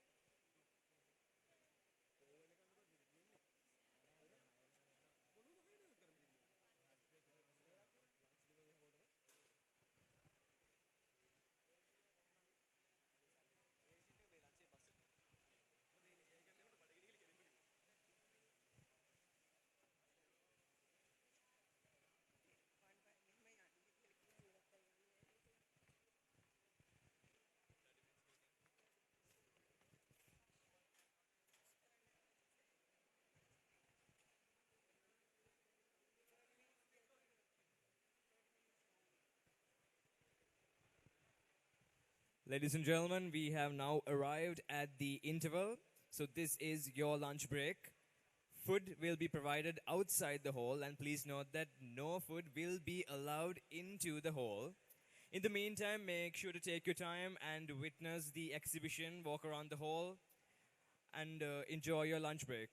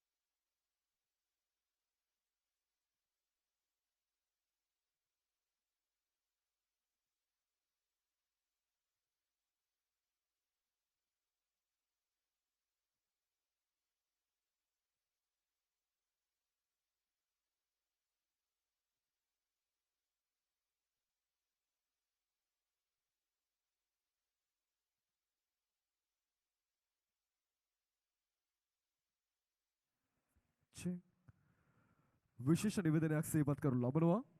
මෙම විශේෂ නිවේදනය දහවල් ආහාරය ලබා ගැනීම සඳහා ශාලාවෙන් පිටතරගෙන සියලුම දෙනා හැකි ඉක්මනින් ශාලාව ඇතුළට පැමිණෙන මෙන් ගෞරවණීය ඉල්ලා සිටිනවා. නැවතත් මේ විශේෂ නිවේදනය දිවා ආහාරය ලබා ගැනීම සඳහා ශාලාවෙන් පිටතර ගිය සියලුම පාසල්වල සිසුවියන් හැකි ඉක්මනින් ශාලාව තුළට පැමිණෙන මෙන් ඉල්ලා සිටිනවා.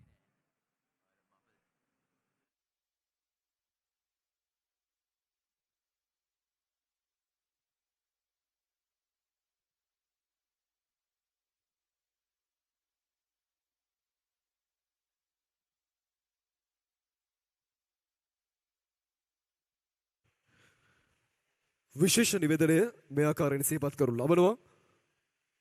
දිවාහාරය ලබා ගැනීම සඳහා ශාලාවෙන් පිටතට ගිය සියලුම දෙනා හැකි ඉක්මනින් ශාලාව තුලට පැමිණෙන මෙන් ඉතාමත් ගෞරවණීය ඉල්ලා සිටිනවා. නැවතත් එම විශේෂ නිවේදනය දිවා ආහාරය ලබා ගැනීම සඳහා ශාලාවෙන් පිටතට ගිය සියලුම දෙනා හැකි ඉක්මනින් ශාලාව ඇතුළට පැමිණෙන මෙන් ඉල්ලා සිටිනවා. ස්තුතියි.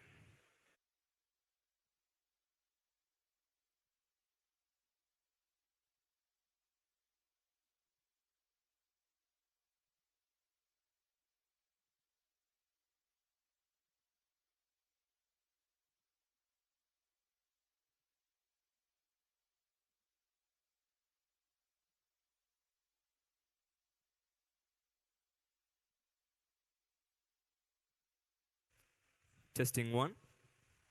This announcement goes to all the students who are outside the hall premises. The students who went outside the hall premises for the lunch break. We kindly request all the students to return back to the hall and be seated as the event is about to begin once again. We kindly request all the students outside of the hall premises to return back to their seats as the event is about to begin. Thank you.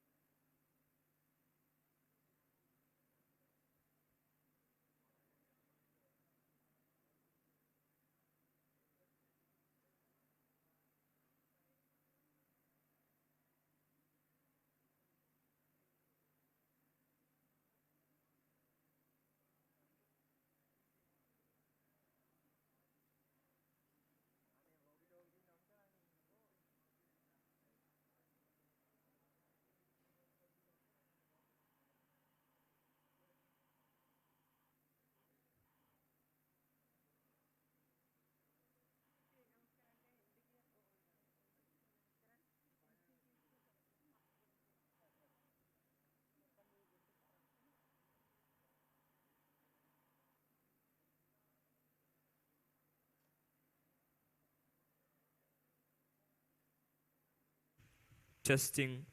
Testing one. This announcement goes to all the students who are out of the hall premises for the lunch break.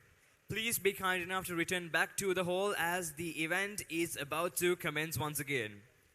This announcement goes to all the students who are outside of the hall premises for the lunch break. Please make your way back to the hall premises as the event is about to begin once again. Thank you.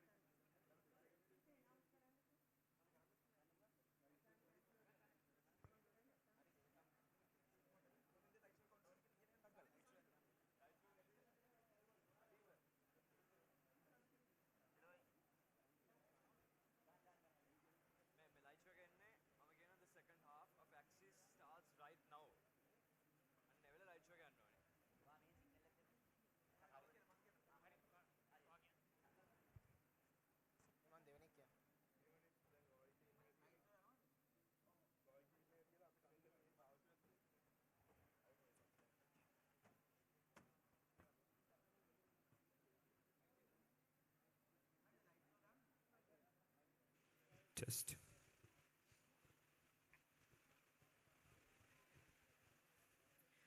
Okay, welcome back, ladies and gentlemen. Hope you all had a great lunch and recharged those batteries in your head, because the afternoon session of Axis 25 is about to kick off with even more excitement.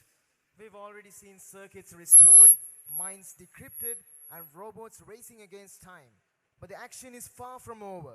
The Skillfest, TesserX, Discovery, final rounds, and other events are waiting to test the sharpest brains and fastest minds in the room. So focus those neurons in your mind and get ready, because the second half of Axis 25 starts right now.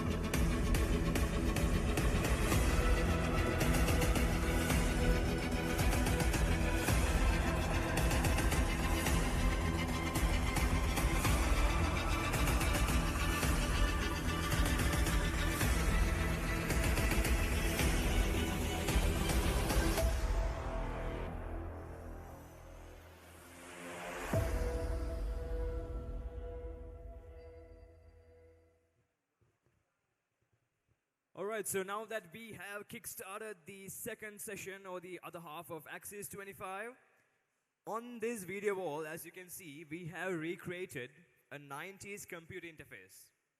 A nod to the beginnings of the digital revolution. But don't be fooled, because while this looks retro, the key to everything happening today is stored inside this interface. The innovation, the excitement, and the journey of Axis 2025 is all stored behind this screen. All right.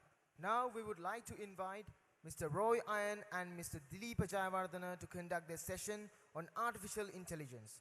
The question is, how can AI drive innovation, inclusion, and opportunity in Sri Lanka's digital future? And I would like to invite ᴌᴇᴜᴜᴇ with those two eminent individuals on stage. Please give them a big round of applause.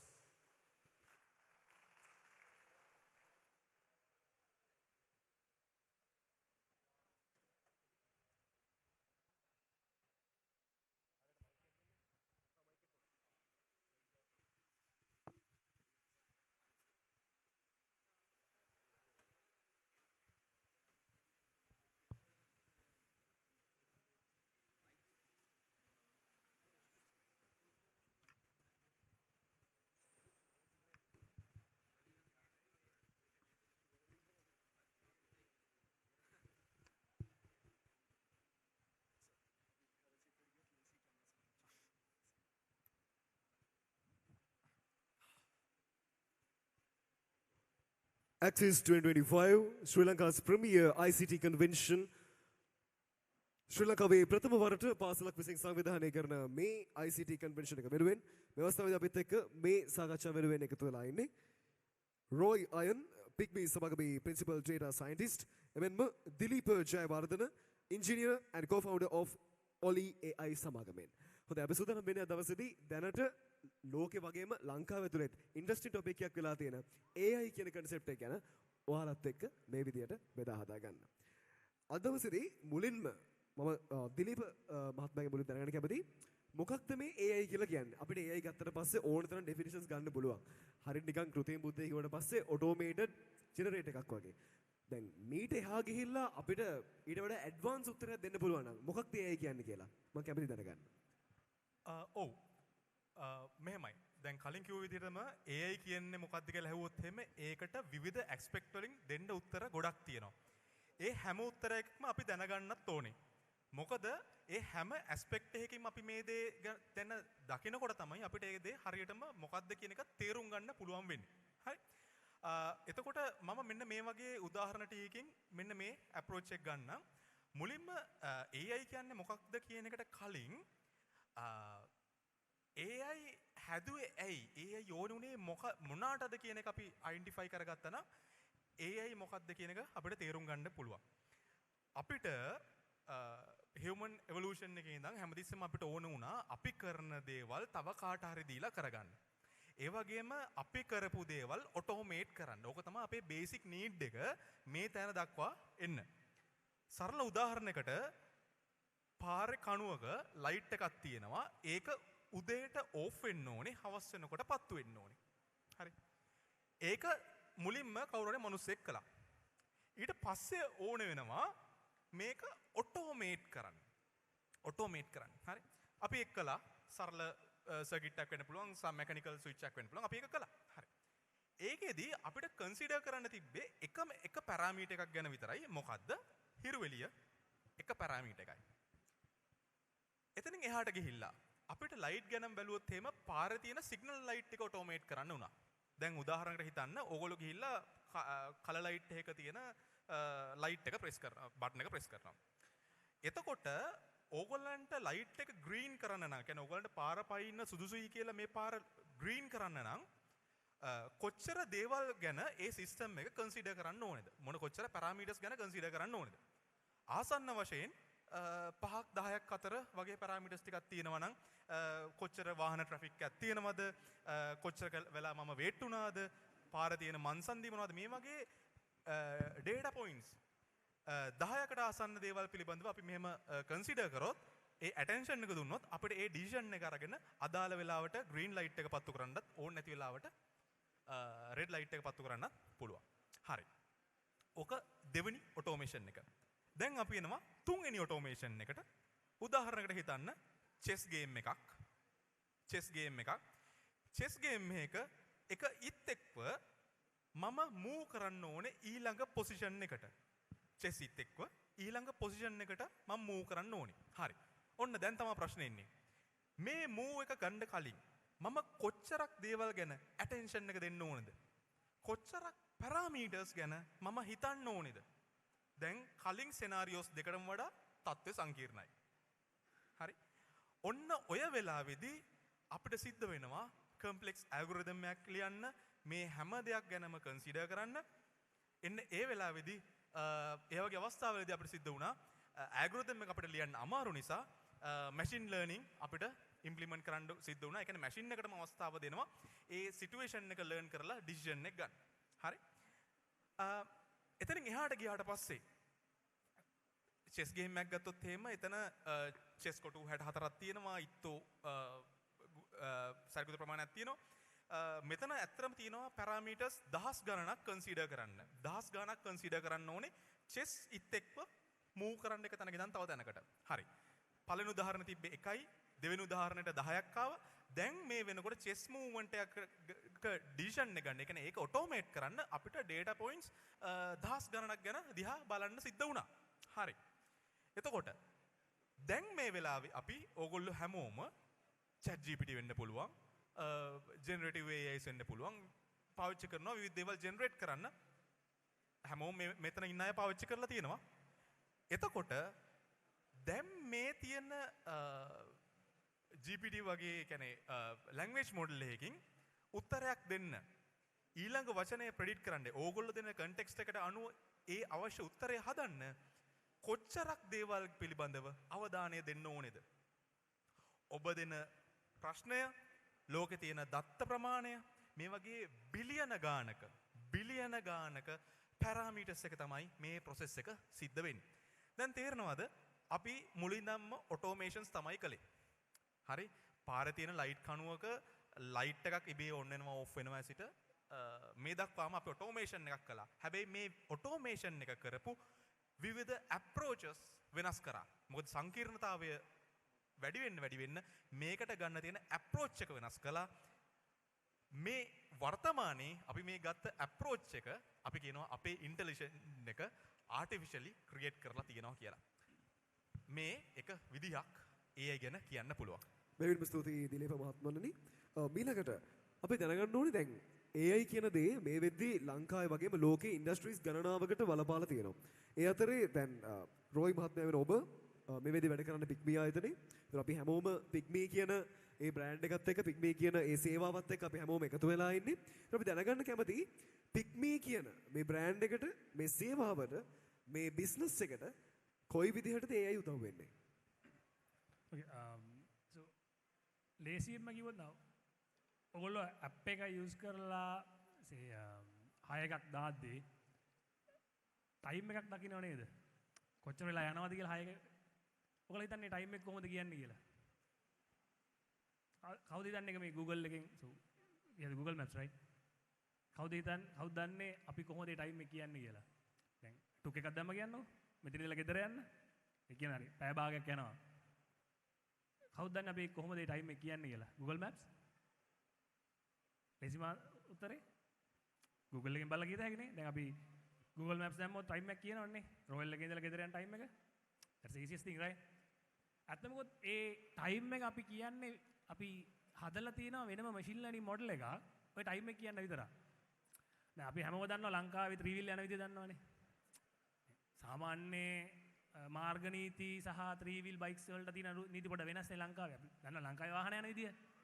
දැන් ඔය වාහන යන විදියට model එකක් එපා යෝකට එන්න. දැන් අපි ලංකාවේ ජීවත් වෙන්නේ. දැන් අපි Google එකෙන් බැලුවොත් අපි උදාහරණයක් වශයෙන් ගත්තොත් අපි හිතමු ඩුප්ලිකේෂන් රෝඩ් එකේ අපි රාය 11ට විතර ෆෙරාරි එකක් තියෙනවා. ෆෙරාරි එකකුයි ඇල්ටෝ එකකුයි. Google Map එකේ දාලා බැලුවොත් එතන ඉඳලා ඔය සෙන්ට් පීටර්ස් කොලෙජ් එක ගාවට වගේ යන්න ඔය දෙකටම පෙන්නන්නේ එකම ටයිම් එක නේ. Google Map එක ගත්තොත් වාහන දෙකම එකයි. හැබැයි අපිට ගත්තොත් පික්මි එකට බයික් එක කියන්නේ තව එක වාහනයක්, 3 wheel එක තව වාහනයක්, කාර් එක තව වාහනයක්. ඔය තුන්ට යන ටයිම් එක වෙනස්. දැන් අපි දන්නවා ලංකාවේ වාහන ටික යන විදිය. දැන් අවුරුදු ගානක් තිස්සේ 3 wheel එක යන විදිය අපි දැකලා තියෙනවානේ. අපි ගාව තියෙනවා data ටික. බයිසිකල් ගිය data ටික තියෙනවා. අපි මොකද්ද කරලා තියෙන්නේ? ඔය data ටික පාවිච්චි කරලා අපි හදලා තියෙනවා අපිට ආවේනික මොඩල් ටිකක් AI system set එකක්. අපි දුන්නොත් ලොකේෂන් දෙකක් මෙතන ඉඳලා අනිත් ලොකේෂන් එකට යන ටයිම් එක අපි ප්‍රෙඩික්ට් කරනවා. ඒක ලංකාවට ආවේනික මොඩල් එකක්. අපේ වාහන යූස් කරන විදියට ආවේනික මොඩල් එකක්. බයික්ස් වලට වෙනම එකක්. දන්නවනේ බයික්ස් යන විදිය. දැන් ලේන් දෙකක් තියෙන පාරේ ට්‍රැෆික් ලයිට් එකක් ගත්තොත් ඉස්සරහා තියෙන බයික්ස් 10ක් විතර. ටෙක්නිකලි තියෙන ලේන් දෙකේ බයික් දෙකයිනේ. හැබැයි ඔක්කොම ටික ඉස්සරහට එනවා. 3 wheel ටික ගා ගන්න ASSේ. ඔහොමනේ ලංකාවේ වාහන යන්නේ. ඉතින් ওই විදියට එපා අපිත් හදන්න මැෂින් ලර්නින් මොඩල් එකක්. දැන් ඕම නොවුනොත් එහෙම වැඩක් නැහැ. දැන් Google එකෙන් ඇහුවොත් විනාඩි 10ක් යනවා කියන එක ඇත්තටම 3 wheel එකයි විනාඩි 5න් විතර. ප්‍රැක්ටිකලි ඔක තමයි වෙන්නේ. ඒතර අපි කරන්නේ බේසික් මේක. ඔයගොල්ලෝ day to day දැකලා තියෙන එක. ඔය ටයිම් එක කියන්නේ ඇත්තටම අපි පාවිච්චි කරන මැෂින් ලර්නින් මොඩල් එකක්. අපි ඔක Google එකත් එක්ක කම්පෙයාර් කරාම අපි එක ටිකක් ඇකියුරේට් ඊට වැඩිය. මේ Google එකේ ඉන්න කට්ටිය මෙහි ඉන්නවා කියන එක නෙමෙයි. හැබැයි මේ මොඩල් එක ලංකාවේ vehicle pattern වලට adapt වෙච්ච එකක්. බයිසිකල් වලට වෙනම එකක් තියෙනවා. ලංකාවේ බයිසිකල් යන්නේ මේ විදිය. අපි උගන්වලා තියෙනවා. ලංකාවේ 3 wheel පදින්නේ මේමයි. දැන් ඇල්ට් එකක් සහ වැගන්නා රොයි සෙට් එකක් ගත්තොත් එක විදියක්. තව කාර් කැටගරි එක අපි ගමු X එකක් හරි ප්‍රීමියම් එකක් හරි. ඒව යනවා ටිකක් ඊට වඩා හයියෙන්. ඒතර ඒව යන්න වෙන විදියකට. රෑ 10ට යන්න එක විදියකට. දැන් මේ වෙලට ස්කූල් ට්‍රැෆික් ටයිම් එකට යන්නේ තව විදියකට. ඒ ඔක්කොම අපි මොඩල් එකකට ට්‍රේන් කරලා අපි ඒක යූස් කරන අපේ ඇප් එකේ. නෑ ඒතර ඕගොල්ලන්ට දෙන්න පුළුවන් ඇයි මෙච්චර නේ වදයක් එන්නේ මේ Google එකේ ඔක් කරගන්න පුළුවන් නේ කියලා. කවුරු දන්නා අපි ඇයි Google එකට යන්නේ නැත්තේ ඇයි කියලා. Google එකට යන්න බැරි කමක් නැහැ. කවුරුද දන්නවද අපි යන්නේ නැත්තේ ඇයි? කවුරුත් නිකන් උත්තරයක්. ඇයි අපි නිකන් Google එකට යන්නේ නැතුව මෙච්චර නිකන් අමාරුවෙන් මේ වැඩේ කරන්නේ? මේ සෑහෙන ටීම් එකක් හදාගෙන වියදම් කරගෙන ඇයි අපි මෙච්චර දුකක් විඳින්නේ මේ නිකන් ටයිම් එකක් කියන්න. Google එකෙන් කරගන්න පුළුවන් එකේ. කවුරුද දන්නවද? හේතුව තමයි දැන් Google එකේ ප්‍රශ්නේ තියෙන්නේ. දැන් අපිට normal users ලාට Google එක free වුණාට අපි ඔච්චර level එකකට use කරන්න ගියොත් එimhe ඕක නිකන් හම්බෙන්නේ නැහැ. හැම hire එකටම අපිට ඕක ගෙවන්න වෙනවා. අනික දැන් ඔයගොල්ලෝ දන්නවා hire එක යන අතරතුර ඕක update වෙනවනේ. මුලින් කිව්වා විනාඩි 10යි කියලා. ඕක start කරාම ඕක පොඩ අඩු වෙනවනේ. එතකොට දැන් ඕක hire එක ඉවරනකම් අපි Google එකට call කරොත් ඔය ගානට hire එක දුවන්නේ නැහැ කවදාවත්. එතකොට Google එකට කතා කරොත් එහෙම ඔය ගානට hire එකක් යන්න බෑනේ. එතකොට business එක කරන්න වෙන්නේ නැහනේ. අපි හදලා තියෙන අපේම machine learning model එකක් අපිටම හරියන්න මම තියෙන එකක් ඔයාලා සාමාන්‍ය use කරන හැමදාම දකින්න දෙයක් මම කියන තව ගොඩාක් දේවල් තියෙනවා ගොඩක් අපි දකින්න නැති දේවල් back end එකේ මේක අපිටම ආවෙනියක් අපි හදාගත්තා අනික cost effective. දැන් ඔය ගාන Google එකට දෙන්න නැතුව අපි කරන්නේ අපේ මේක අත රන් කරනවා. අපිටම ආවෙනික අපිටම හරියන වෙනම fine tune වෙච්ච model එකක්. and ඕකේ ඊළඟ ප්‍රශ්න තියෙන්නේ දැන් ඔයගොල්ලෝ LLM එක අහලා තියෙනවන්නේ. LLM කියන එක දැන් හැමෝමනේ අර ChatGPT hype එකේ ඉන්නේ. දැන් අද කාලේ නිකන් comment sheet එකක් උනත් මාකට් කරන්න පුළුවන් AI කියනවා දාලා. දැන් අපි ඉන්නේ මේ වගේ ඊරා එක. දැන් හිතන්න මෙහෙම එකක්. මම දැන් ඔය මොඩල් එක රන් කරනවා GPU එක. හැමෝම දන්නවා GPU කියන්නේ මොකද්ද කියලා. දැන් හිතන්න මම GPU ක්ලස්ටර් එකක් අරන් ඔය මොඩල් එක රන් කරනවා. දැන් ඔය ටයිම් එක කියන එක. ඇත්තටම සමහරව ඔක බලන්නෙත් නැහනේ. දැන් මම ඔය මොඩල් එක රන් කරන්න මම මාසෙකට අනිත් ප්‍රශ්නේ. අපි Google එකට ගෙවන්නේ ඩොලර්ස් වලින් අපි හම්බ කරන්නේ රුපියල් වලින්. රුපියල් වලින් ගෙවන්නේ නැහැ Google එකට. හැමදේටම ගෙවන්න එපා. එතකොට දැන් හිතන්න මම මේ machine learning model එක හදනවා. සෑහෙන්න complex එකක් හදලා මම ඕක රන් කරනවා cluster එකක් උඩ. දැන් ඔය cluster එක රන් කරන්න වියදමක් යනවා නිකන් හම්බෙන්නේ නැහැ නේ කිසි දෙයක්. දැන් ඒ cost එක technically hire එකට add වුණොත් දැන් හැමෝම compare කරනවනේ hire එක යන්න කලින්. බලනවනේ. දැන් අපි hire එකේ ගාන වැඩි වුණොත් මොකද වෙන්නේ? දැන් අපිට ඕනේ මිනිස්සුන්ට අඩුම ගානට ලේසියෙන් හොඳ වාහනයක් දෙන්න. දැන් ගාන වැඩි වුණොත් ඒතරක් නැහැ නේ. ඒතකොට ඉංජිනේරින් කියන්නේ ඕක තියෙන ලොකුම තියෙන බරපතලම මොඩල් එක දාලා තියෙන ලොකුම ගානේ වෙදම් කරලා හදන එකක් නෙමෙයි. ඒතර අපි බලන්නේ තියෙන හොඳම මොඩල් එක අඩුම වියදමෙන් පුළුවන් තරම් ඉක්මනට රන් කරලා පුළුවන් තරම් efficient output එකක් දෙන්න. එතන තමයි ඔය ගොඩක් ඉංජිනේරින් එකේ තියෙන්නේ AI වල. AI කියන්නේ නිකන් මොඩල් එකක් අරන් ප්‍රෙඩික්ට් කරලා දාන එකම නෙමෙයි. දැන් LLM වලට දැන් ගොඩක් වෙලා තියෙන අපි LLM වලට කව වෙලා ඉන්න හැමෝම කියන්නේ AI කියන්නේ LLM. AI කියන්නේ අතරම LLM නෙමෙයි. ඒක ඊට වඩා එහා දෙයක් තියෙනවා. ලොකු ඉංජිනේරින් එකක් තියෙනවා ඒකේ දැන්. මම හැමදාම කියන try කරන්නේ මෙතන LLM වලට කව වෙලා ඉංජිනේරින් කරන්න හදන්න එපා. මොකද ඉන්ඩස්ට්‍රි එකේ එහෙම කරන්නේ නැහැ අපි. ඉන්ඩස්ට්‍රි එකේ මේ වගේ අපිට use case තියෙනවා. ඔයගොල්ලෝ හැමදාම පාවිච්චි කරන app එකේ සෑහෙන දේවල් තියෙනවා. අපි සෑහෙන ගොඩක් in house build ඒවා තියෙනවා LLM වලට වඩා. හොඳයි. මීළඟට අපි දැනගන්න කැමතියි දැන් දෙපළ ඉන්නේ ක්ෂේත්‍ර දෙකක. එතකොට දැන් මුලින්ම දැන් දිලීප මහත්මයාගෙන් අහුවොත් තමන්ගේ ක්ෂේත්‍රය තුලේ මේ AI එක්ක තමන්ට ආපු challenges කොයි වගේද? අභියෝග මොන වගේද? ඔව්. දැන් රොයි කිව්වා LLM හැමතැනටම පාවිච්චි වෙන්නේ නැහැ. දැන් හැමෝම LLM තමයි AI කියලා දකින්නේ. ChatGPT ගියා මොන හරි ප්‍රශ්නයක් අහනවා ඒ ප්‍රශ්නට උත්තරය හම්බ වෙනවා හරි ඒක තමයි AI. හැබැයි මේක මේ ඉන්ඩස්ට්‍රි එක ඇතුළට යනකොට ගොඩාක් වෙනස් වෙනවා මේක ඇප්ලයි වෙන්නේ මීට වඩා මේක සම්පූර්ණ අනිත් පැත්ත කිව්වොත් හරි. ඒ කියන්නේ පොඩිම තැනකට තමයි LLM යූස් වෙන්නේ බට් එතනින් එහාට යම් කිසි ප්‍රශ්නයක් විසඳන සම්පූර්ණ සිනාරියෝ එකම AI වල තියෙන වෙනස් අප්‍රෝච් වලින් තමයි මේක කව වෙන්නේ. දැන් අපේ පැත්ත ගත්තොත් එහෙම අපි ගොඩක්ම යූස් කරනවා කස්ටමර්ස්ලාගේ ඉන්ට්‍රැක්ෂන්ස් කස්ටමර්ස්ලා එන්ගේජ් කරගන්න නැචරල් ලැන්ග්වේජ් එක through.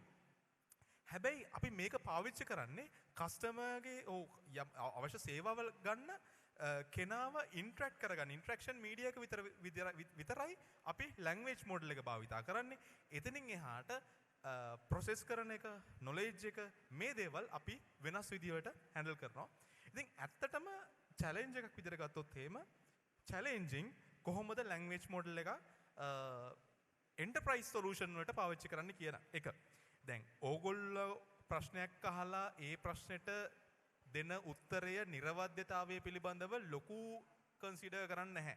ඒ උත්තරය හරි වුණත් වැරදි වුණත් ඒක ආයි පාරක් අහලා ඕගොල්ලෝ ප්‍රශ්නයක් අහනවා ඒකට නෙමෙයි උත්තරය දෙන්නේ. එතකොට දෙවෙනි පාර ආයි ප්‍රශ්නෙට කරෙක්ට් කරලා එහෙම ඔයගොල්ලන්ට අවස්ථා ඇටෙම්ප්ට්ස් කීපයක් හම්බ වෙනවා භාවිතා කරන්න. හැබැයි එන්ටර්ප්‍රයිස් සොලියුෂන් ඇතුළේදී අපිට මෙහෙම ඇටෙම්ප්ට්ස් හම්බ වෙන්නේ නැහැ. කස්ටමර් කෙනෙක් ඇවිල්ලා අපිට ප්‍රශ්නයක් කිව්වොත් ලැන්ග්වේජ් මොඩල් එක මේ අපේ ආකිටෙක්චර් එක පළවෙනි පාරම කස්ටමර් කියන දේ මොකක්ද කියලා තේරුම් අරගෙන ඒකට අවශ්‍ය උත්තරය ලබා දෙන්න ඕනේ. ඉතින් මෙන්න මේ වගේ ඇඩැප්ටේෂන්ස් මේ වෙලාවේ අපිට චැලෙන්ජින් වෙලා තියෙනවා. ඒතර රොයි මහත්මයාගෙන් අහුවොත් ඒක මම තව උදාහරණයක් අරගෙන ඇප් එකේම වඩා ලේසි. ඒතර හැමදාම පාවිච්චි කරන්නේ. ඔයගොල්ලෝ දැකලා තියෙනවද ඇප් එකේ ඕපන් කරාම හයර් එකක් යන්න කලින් අර යටින් රෙකමන්ඩ් කරනවා මේ probable destination ටික. දැකලා නැද්ද? යටින් ඒ ඇත්තටම ඒ හැම recommendation එකක්ම per user customize වෙච්ච එක. අපි හැමදාම machine learning model එකක් run කරලා ඔයගොල්ලන්ගේ history ටික analyze කරලා හරි මේ time frame එකේ මේ පුද්ගලයා මෙතනට යන්න මේ probability එක තියෙන කියලා අපි calculate කරනවා. ඒ ටික තමයි ඔයගොල්ලන්ට පෙන්නන්නේ. ඕක දවසේ time step එක අනුව වෙනස් වෙනවා. උදේට පෙන්නන එක නෙමෙයි හවස පෙන්නන්නේ. දැකලා ඉතින් උදේ පෙන්නන ටෙකම නෙමෙයි හවස පෙන්නන්නේ. ඒ ඔයගොල්ලන්ගේ pattern එක අනුව තමයි ඒක වෙන්නේ. දැන් හිතන්න ඔය පෙන්නන ටික app එක open කරපුවම තියෙන්න බෑ. දැන් app එක open කරලා විනාඩි 5ක් බලන් ඉන්නේ නැහනේ මේ මං අද කොහෙටද යන්නේ කියලා මේගොල්ලෝ දැන් කියයි කියලා. ඔක වෙන්නේ නැහනේ. app එක open කරන ෂණිකේ ඔක තියෙන්න ඕනේ. දැන් අපි දවසකට ওই machine learning model එක විතර මිලියන 300ක් predict කරනවා. හොඳයි. customers වලට හැම time set එකකම ඔය time block එකකම අපි predict කරනවා. දැන් ඔය ටික හැබැයි app එක open කරපුවම තියෙන්න ඕනේ. දැන් ඔතන challenge එක තියෙන්නේ අපිට model එකට වඩා මම කොහොමද මේක app එක on කරපුවම පෙන්වන්නේ කියන එක. දැන් මෙච්චර මිලියන ගාණක් අපි හදන්නත් ඕනේ app එක on කරපුවම දෙන්නත් ඕනේ. ලෝකේ තියෙන complex model එක ගත්තොත් අපිට ඔක් කරන්න වෙන්නේ නැහැ. දැන් සමහරක් ගාට compromisation කරන්න වෙනවා හරි. accuracy පොඩ්ඩක් විතර බස්සන්න වෙනවා. මොකද app එක on කරාම දෙන්නත් එපේ. එතකොට අපිට practically සමහරක් දේවල් කරන්න ගියාම තියෙන highest accurate model එකවත් highest performing model එකවත් use කරන්න බැරි වෙන්න පුළුවන් practical ප්‍රශ්න හින්දා. මොකද විනාඩි 5ක් විතර බලන් ඉඳලා ඔක දීලා වැඩකුත් නැහැ. ඒතකොට hire එක දාලා ඉවරයි. හරි. මොකද Google search එකක් ගියොත් එහෙම තන cost එකක් කරනවා. අපිට දෙන්න ඕනේ හරි. open කරුවා මෙන්න තියෙනවා තැන ටක් ගාලා click කරා වැඩේ ගියා. තප්පර ගාණෙන් hire එක book කරා. ඒකනේ අපි කැමති දේ. ඉතින් එතකොට අපේ machine learning model එක අර ඔක්කොම බලලා මිලි තප්පර ගාණක් ඇතුළත prediction එකක් දෙන්න ඕනේ. මිලිසෙකන්ඩ් රේන්ජ් එකේ ලොකු මොඩල් එකක් රන් කරනවා කියන එක එච්චර සරල දෙයක් නෙමෙයි. ඉතින් එතකොට අපි තියෙන ලොකුම මොඩල් එක දාගෙන තියෙන කම්ප්ලෙක්ස්ම වැඩේ කරොත් එහෙම ওই වැඩේ අපිට කරන්න වෙන්නේ නැහැ. ඒතර අපිට තියෙන challenges තමයි මේන් challenge එක අපි කරන හැමදේම මේ මිලිසෙකන්ඩ් ලෙවල් එකේ වෙන්න ඕනේ. සෙකන්ඩ්ස් උනත් දැන් තප්පරෙන් දෙකෙන් කවුරු විනාඩියක් බලන් ඉන්නේ නැහැ. දැන් කවදාවත් අපි නියන් වෙබ්සයිට් එක ලෝඩ් වෙන එක විනාඩියක් බලන් ඉන්නේ නැහැ දැන් කාලේ. ඉස්සර බලන් ඉඳි ඉන්ටෙන්ස් ස්ලෝනේ. දැන් විනාඩියේ තප්පර ගාණක් කියන්නේ තාපෝ මේක ලෝඩ් වෙන්නේ නැහැ. ඕක ඇප් එකේ වුණොත් එහෙම යූස් එක්ස්පීරියන්ස් එක ඉවරයි. ඒතර අපේ මොඩල් එෆිෂියන්සි එක කම්ප්ලෙක්සිටි එක තමයි අපිට තියෙන ලොකුම චැලෙන්ජ් එක. හොඳම මොඩල් එක වෙන්න පුළුවන්. ලෝකේ කවුරුත් හදලා නැති වෙන්න පුළුවන්. හැබැයි එකෙන් අවුට්පුට් එකට දෙන්න බැර නම් අතර වැඩක් නැහැ. ගෑරේජ් එක ෆෙරාරියක් තියන් ඉඳලා වැඩක් නැහැ. දොරෙන් එළියට ගන්න බැරි නම්. අපිටත් තියෙන ඕක තමයි. හොඳම මොඩල් තියෙන්න පුළුවන්. හැබැයි යූසර්ට ඔක යූස් කරගන්න බැර නම් වැඩක් නැහැ. ඒතකොට අපි යූසර් ෆ්‍රෙන්ඩ්ලි වෙන්න ඕනේ. ඒක efficient වෙන්න ඕනේ and cost effective වෙන්න ඕනේ. end of the day අපි ලොකු cost එකක් එක්ක මේක දීලා වැඩක් නැහැ කවුරුත් use කරන්නේ නැත්තම්. එහෙම වැඩකුත් නැහැ. මේක තමයි අපිට මේ main තියෙන challenges AI එක වැඩ කරන්නේ. හොඳයි. මීලක ප්‍රශ්න විදිහට දැනගන්න කැමතියි. දැන් අපි දකිනවා ලංකාවේ පාසල් ශිෂ්‍යයන් විදිහට AI කියපු ගමන් මුලින්ම අපේ ඔලුවට එන්නේ ChatGPT, Gemini වගේ අර softwares වෙන්න පුළුවන්, apps වෙන්න පුළුවන්, අර ඒ වගේ දේවල්. එතකොට දැන් අපිට සාමාන්‍යයෙන් බලද්දී අපිට තේරෙනවා දැන් AI කිව්වට පස්සේ අපිට වැඩක් ගන්නව නම් මුලින්ම අපිට හිතෙන්නේ අපිට ලියුමක් හදාගන්න. හරියට දැන් රොයල් එකේ ප්‍රොපෝසල් එකක් හදාගෙන ටක් ගාලා අපි විනාඩියෙන් දාලා හදා ගන්නවා. දැන් ඊට අමතරව මිනිස්සුන්ට නැත්නම් අපි සරලව ගත්තොත් පාසල් ශිෂ්‍යයින්ට AI වලින් ගන්න පුළුවන් තවත් ප්‍රයෝජන මොන වගේද? ඔව්. දැන් AI මේ වෙලාවේ මම දන්නවා ඕගොල්ලෝ ගොඩක් පාවිච්චි කරනවා. මොකද ෆෝන් එක යූස් කරනවා කියන්නේ අනිත් පැත්තේ ඒක පාවිච්චි කරනවා. මොකද ඕගොල්ලෝ මිනිස්සුන්ගේ තියෙන බිහේවියර් එකක් තමයි කම්මැලිකම. හරි. ඒක අපේත් හැමෝගෙම තියෙන බිහේවියර්. ඒතර ඒ තියෙන පේන් පොයින්ට් එකට හම්බෙච්ච හොඳම සොලියුෂන් එකකුත් තමයි මේක. හරි. දැන් අපි උනත් දැන් සමහරවිට ඊමේල් එකක් ලියන්න ඕනේ. දැන් ඒකේ පැරග්‍රාෆ් එකක් හෝ දෙකක් අපි පින් පොයින්ට් කරලා ලියන්න ඕනේ. හැබැයි අපිට ඒක තප්පර දෙකකින් දෙනවා නම් අපි ඒකට කැමති ඒකට නැරෝ වෙලා ටක් ගාලා කරලා සෙන්ඩ් කරන්න. ඔව්. මේක දැන් පාසල් ශිෂ්‍යයන් විදිහට ඇත්තටම ඕගොල්ලෝ මේක පාවිච්චි කරනවා නම් ඕගොල්ලන්ගේ efficiency එක හදාගන්න, ඕගොල්ලන්ගේ learning speed එක හදාගන්න මරු. හැබැයි මේක පාවිච්චි වෙන්නේ දැන් මේක රෙකමන්ඩ් කරන්නත් අපි බය වෙන්නේ ඒකයි. මොකද මේක රෙකමන්ඩ් කරාට මේක මේ විදිහට පාවිච්චි කළාට කියන්නේ රෙකමන්ඩ් කරාට ඒක අපි පාවිච්චි කරන්නේ අපේ කම්මැලිකමෙන් එන දේවල් ටික වහගන්න. හරි? ඒක නිසා ඔයගන්ට opportunity එක තියෙනවා පොඩ්ඩක් පරිස්සමෙන් ඒක use කරන්න. රොයි මහත්මයාගෙන් අහුවොත්. කිව්වාගේ නේ මේක රෙකමන්ඩ් කරනවා කියන්නේ ඩබල් එජ් සෝඩ් එකක් වගේ තමයි මේක දැන්. දෙපැත්තටම යන්න පුළුවන් මේකේ. දැන් AI වල මම දකින්න දේ දැන් ඔය ගොඩක් මිනිස්සු දෙන ප්‍රශ්නේ මේ AI වලින් රිප්ලේස් වෙයිද time to time කොහොමද ටෙක්නොලොජිස් කියන එක ඉවෝල්ව් වෙනවා. එතන අපි දැනගන්න ඕනේ AI කියන එක අපේ ඩෙවලොප්මන්ට් එකට යූස් කරන්න. දැන් මේක දැන් AI කියන එක තියෙන අප්සෙට්ම දෙයක් විදිහට දැනගෙන මේක අතාරලා වැඩකුත් නැහැ. හරිද? හැබැයි මේකට ඇඩික්ට් වෙලා වැඩකුත් නැහැ. ඇඩික්ට් වුණොත් වෙන්නේ දැන් හැමදේම පොඩ්ඩක් නැත්තම් ටක් ගාලා සර්ච් කරනවා. දැන් ඉස්සර සර්ච් එන්ජින් එකක් දැන් Google සර්ච් කරොත් එimhe රෙකමන්ඩ් අපිට එනවනේ අවුට්පුට් එක. අපි සාමාන්‍යයෙන් දෙයක් තෝරගන්නේ ඔය ටික කියවනවනේ. කියවද්දි සමහරක් වෙලාවට අවශ්‍ය දේ අරගෙන අනිත් ඔක්කොම වගේ හුවෙන්න ඉඩ තියෙනවා. හරිද? ඒක ගොඩාක් දේවල් එනවා. ඒ දේ අරෙන්න. හැබැයි අපි දෙයක් ඉගෙන ගන්නවා. දැන් වෙන්නේ සර්ච් කරපු ගමන් හරි හෝ වැරදි උත්තරයක් එනවා. ඕක පිළිගන්නවා. ඕක තමයි තියෙන භයානකම දේ. AI කියන එක ඕගොල්ලන්ට යූස් කරන්න පුළුවන් ඉගෙන ගන්න. හරි. දන්නේ නැති දෙයක් කියවලා හරි. මේක කොහොමද වෙන්නේ? ලොජිකලි කොහොමද මම මේක කරන්නේ? දැනුම වර්ධනය කරන්න ඉගෙන ගන්නවා මිසක් ඕක අර මේක තමයි හරිම දේ කියලා ගත්තොත් එහෙම වෙන්නේ අන්තිමට තමන්ට දෙන ක්‍රියේටිවිටි එක කොහොමද නැති වෙලා යනවා. මොකද හිතන්න පුරුදු වෙන්නේ නැහනේ. දැන් ඕන දෙයක ලොජික් එක දන්නවනම් අපි software වුණත් ගත්තොත් දැන් syntax කියන එක ප්‍රැක්ටිකලි හැම syntax එකම මතක තියාගන්න ඉන්න බෑනේ. හැබැයි ඔය ලොජික් එක දන්නවනම් මම මේක කරන්න ඕනේ කොහොමද කියලා syntax එකක් ඕනනම් බලා ගන්න පුළුවන්. ඒක මතක තියා කටපාඩම් කරන්න ඕනේ නැහනේ syntax එකක් කියන එක. ඒක ගන්න එක ප්‍රශ්නයක් නෙමෙයි. හැබැයි තියෙන ප්‍රශ්නෙම කොපි කරලා දාලා chat GPT එකට ඕකට තියෙන උත්තරය නම් මේක කොපි කරලා දාලා assignment එක සබ්මිට් කරනවා කියන එක නෙමෙයි ඇත්තම කතන්දරේ. ඒතර මොකුත් ඉගෙනගෙන නැහනේ. ඉගෙන ගත්ත එකම දේ තමයි කොපි පේස්ට් කරන එක. උක වැඩක් නැහැ. ඉගෙන ගන්න හැබැයි මේක වෙන්නේ කොහොමද? ප්‍රශ්නයක් ආවම දැන් මකර එරර් එකක් වගේ ආපු ගමන් මම මේ software පැත්තෙන් කියන්නේ මකර issue එකක් ආපු ගමන් ඕක කොපි කරලා chat GPT දාන එක නෙමෙයි කතන්දරේ. ඕක ඔබට කියලා බලන්න මොකද්ද මේ තියෙන්නේ. ඒකෙන් තව දේවල් ඉගෙන ගන්න පුළුවන්. ඒක ඒ මොහොතේ අදාළ නැතිම වෙන්න පුළුවන්. තව මාස ගාණකින් අවුරුද්දකින් ඕක ඕන වෙන්න පුළුවන්. අපි දන්නේ නැහැ අපිට කොයි වෙලේ කොයි දේවල් ඕන වෙයිද කියලා.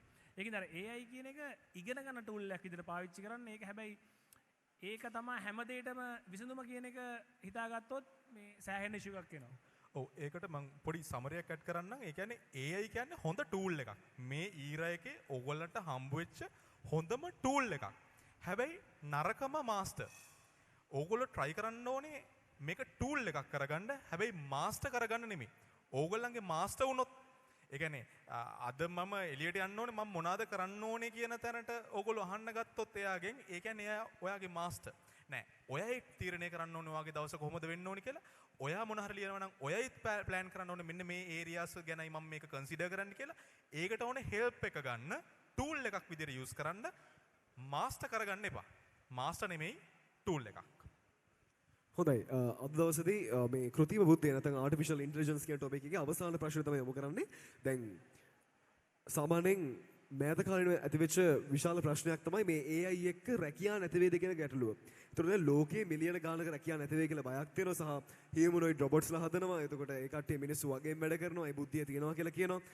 රැකියාව ගණනාවක ඇත්තටම ඒ රැකියාව වලට මිනිස්සුන්ට යන්න පුළුවන් වෙයිද බැරි වෙයිද කියන ප්‍රශ්නය වර්තමානයේ ඉන්න ශිෂ්‍ය පරපුරට තියෙනවා. අනාගතයේ තමන් බලාපොරොත්තු වෙන රැකියාවකට රොබෝ කෙනෙක් ඒ විදිහ කියන ප්‍රශ්නය දැන් අපේ ලංකාවේ මිනිස්සුන්ටත් තියෙනවා. ඇත්තටම AI එක්ක අනාගතයේදී ලංකාවේ සහ ලෝකයේ මිනිස්සුන්ට රැකියාව වෙනද පොලේ විශාල ගැටලුවක් වේවිද? නැත්නම් අපි ඒකට කොහොමද අනුගත වෙන්න ඕනේ? ඕක දැන් අපි ගොඩක් කට්ටිය කියන software engineering ගොඩක් jobs obsolete වෙනවා කියලා. මෙහෙම දෙයක් තියෙනවා. දැන් ඉන්ඩස්ට්‍රි එක ගත්තොත් ඔය tools කියන එක අපි හැමෝම පාවිච්චි කරනවා.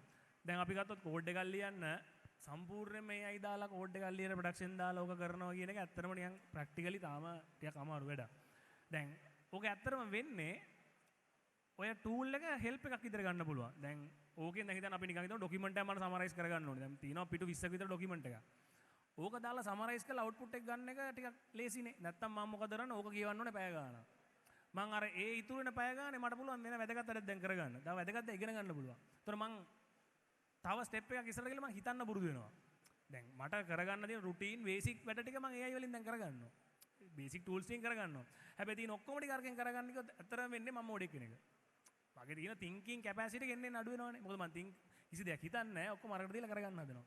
දැන් AI වලින් ඇත්තටම අපි කරන්න ඕනේ මේක හෙල්ප් එකක් විදිහට අරගෙන අපි තව grow වෙන්න ඕනේ. ඉස්සරහට හිතන්න ඕනේ. දැන් මං කෝඩ් කර කර විතර හිතන හරි මං පොඩ්ඩක් ඩිසයින් පැත්තට දැන් හිතනවා. මොකද හරි කෝඩ් කරගෙන මං අරට ගිහලා පොඩ්ඩක් හෙල්ප් එකක් ගන්නවා. මං කෝඩ් කරනවා. හැබැයි මං හෙල්ප් එකක් ගන්නවා. දැන් මම පොඩ්ඩක් ඩිසයිනින් හිතනවා. ඩිසයින් හිතද්දි මම සමහර ටෙක්නොලොජි දන්නේ නැහැ. හරි මං ටෙක්නොලොජි ටික පොඩ්ඩක් ඉගෙන ගන්නවා. දැන් ඔයා හිටියේ කෝඩින් ලෙවල් එකේ දැන් පොඩ්ඩක් ඩිසයින් පැත්තට යනවා. ඒ වගේ අපි කරන්න ඕනේ මේක හෙල්ප් එකක් විදිහට තමයි ගන්න ඕනේ. හැබැයි මේකෙන් රිප්ලේස් වෙයි. ඒ රිප්ලේස් එක කියලා ගොඩක් බය තියෙන මිනිස්සුන්ට මේකෙන් අර ග්‍රෝ වෙන්න දන්නේ නැති කට්ටියට. මේක හෙල්ප් එකක් මේක ටූල් එකක් කියලා හිතන්නේ නැති කට්ටිය. මේක AI කියන එක අපි චැලෙන්ජ් එකක් එනමි එකක් විදිහට එනමි කෙනෙක් විදිහට දැක්කොත් ඔක ප්‍රශ්නයක්. අපි කරන්න ඕනේ මේක අපිට තිබ්බ ටූල් මේක තියෙන ටූල් එකක් මේක අපි යූස් කරගෙන අපි ග්‍රෝ වෙන්න ඕනේ. එතකොට ඔක රිප්ලේස් තමන්ව රිප්ලේස් වෙන්න තියෙන chance එක සෑහෙන්න අඩුයි නේද? කොහොම වුණත් රුටීන් ජොබ්ස් ටික රිප්ලේස් වෙනවා. ඒක AI තිබ්බත් නැතත් ලෝකේ පැවැත්මත් එක්ක බේසික් රුටීන් ජොබ්ස් රිප්ලේස් වෙනවා. ඒක අපිට නවත්තන්න බෑ. AI එක්ක රිප්ලේස්මන්ට් ටිකක් වැඩි වෙන්න පුළුවන්. දැන් අපි දැනගන්න ඕනේ AI එක්ක අපි ග්‍රෝ වෙලා අපේ කැපැසිටි එක වැඩි කරගෙන අපේ ඇඩ්වාන්ටේජස් අපේ තියෙන එක්ස්පර්ටිස් වැඩි කරගන්න. එතකොට ඔය රිප්ලේස්මන්ට් ෆී එක ඇත්තටම අඩු වෙනවා. ඒ කියන්නේ ප්‍රැක්ටිකලි වෙන දෙයක් වෙන්න පුළුවන්. ගොඩක් රුටීන් වැඩවලට. හැබැයි ගොඩාක් ජොබ්ස් වල වෙන්නේ තමන්ගේ අර ජොබ් එකේ ස්ටෑන්ඩඩ් එක වැඩි වෙනවා. වගේ අවුට්පුට් එෆිෂියන්සි එක වැඩි වෙන එක තමයි මේකෙන් වෙන්නේ. රිප්ලේස් වෙනවට වඩා. ඔව් ඒ කියන්නේ සරලවම වෙයි ඉස්සරහා අනාගතයේ ඕගොල්ලෝ වැඩ කරද්දී ඕගොල්ලන්ට හොඳ ඇසිස්ටන්ට් කෙනෙක් ඉඳී. එතකොට ඕගොල්ලෝ වැඩ කරන ප්‍රමාණය වැඩි කරගන්න සහ එෆිෂන්ට් කරගන්න ලොකු උදව්වක් වෙයි. දැන් ලොකු කතා බහක් තියෙනවා. දැන් software engineering industry එක නම් මේකේ ලොකු ප්‍රමාණයක් මේ වෙලාවේ fully AI කරන්න පුළුවන් කියලා. ඇත්තටම ගත්තොත් AI නිසා ඉන්ඩස්ට්‍රි එක fully automate වෙනවට අමතරව මේ වෙලාවේ ඉන්ඩස්ට්‍රි එක ලොකු වෙලා තියෙනවා. මොකද මෙච්චරකල් අපිට automate කරගන්න බැරි වෙච්ච දේවල් දැන් අපිට automate කරගන්න පුළුවන්. එතකොට අපිට කියන්නේ software industry එක තුලේ කරන්න තියෙන වැඩ ප්‍රමාණය ලොකු වෙලා තියෙනවා. එතකොට වැඩ ප්‍රමාණය ලොකු වුණාම AI වලින් කෝඩ් වෙනවා නම් ඒ ටික වෙනවා නම් අපිට කරන්න වැඩ ටිකක් ඉතුරු වෙනවනේ. මොකද ඉන්ඩස්ට්‍රි එක ලොකුයිනේ. මිනිස්සු එකපාරට වැඩි වෙන්නේ නැහනේ. ඉන්ඩස්ට්‍රීස් ලොකු වෙනවා. ඉතින් ඒක නිසා මේ ඉස්සරහා මෙන්න මේ විදිහට දකින්න. මොකද දැන් අපි ග්‍රහලෝකයක් විදිහට ගත්තත් මෙතන ඉන්නේ ඔලු බිලියන 8යි. හරි? දැන් තව අවුරුදු 20කින් 30කින් try කරනවත් එක්ක තව ග්‍රහලෝකයකට යන්න හරි ඒ වගේ ප්‍රශ්න ගොඩක් තියෙනවා. කියන්නේ අපිට මේ ලෝකේ තව solve කරන්න ඕනේ තරම් ප්‍රශ්න තියෙනවා. තව කරන්න ඕනේ තරම් දේවල් තියෙනවා. ඉතින් මේ දැන් කරනක ඉන්න ටික කට්ටියකට බාර දීලා අපිට පුළුවන් තව තැනකට move වෙන්න. හරි? ඒ නිසා අර බය හදාගන්න අවශ්‍යතාවයක් නැහැ මේ සම්බන්ධයෙන්. හොයි අද දවසේදී බෙහෙවින්ම ස්තුතියි රොයි අයන් මහත්මයාට සහ දිලීප් ජයවර්ධන ඔබ දෙපළට අද දවසේදී කාල වේලාව කැප කරලා ඇක්සිස් 2025 වෙනුවෙන් මේ විදිහට සම්බන්ධ වීම සම්බන්ධයෙන් Sameer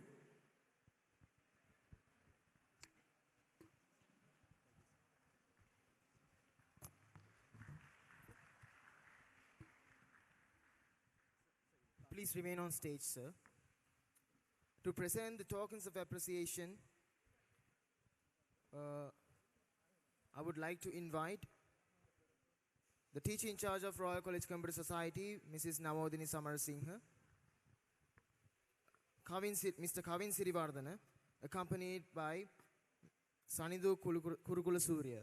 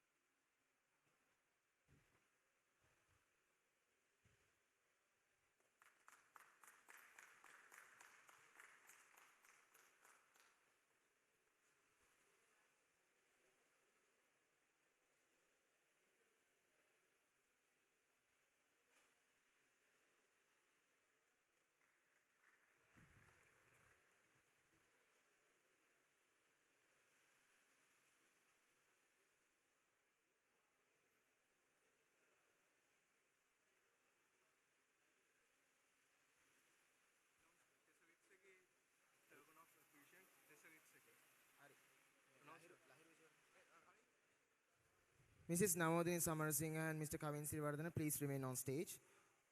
Now to present the tokens of appreciation for the judges of the initial phase of TesserX, I would like to invite Mrs. Janita Madawala to accompany Mrs. Navodini Samarasinghe.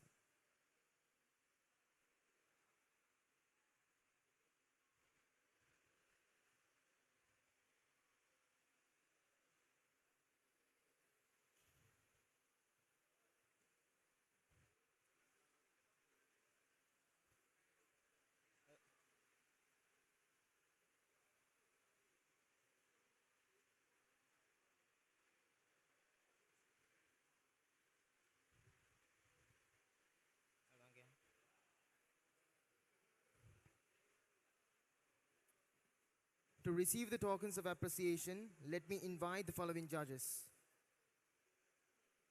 Dr. Kutila Gunasekara, Senior Lecturer, Department of Computer Science and Engineering, University of Moratuwa.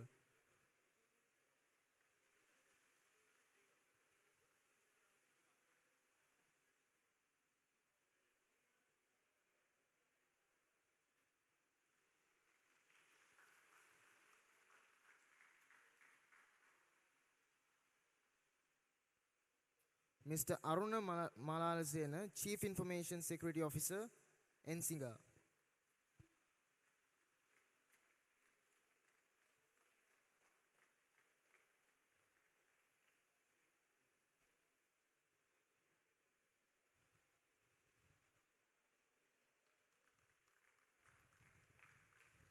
Mr. Dehan Vitana, Lead Data Evangelist, Mass Intimates.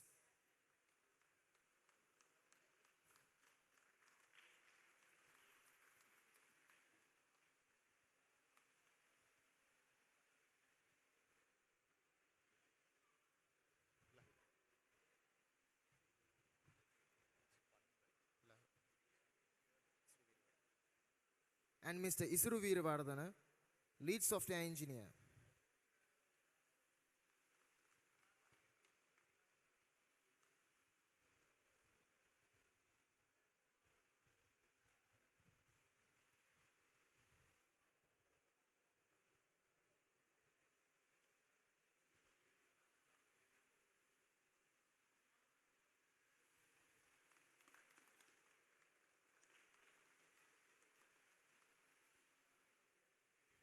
Thank you very much.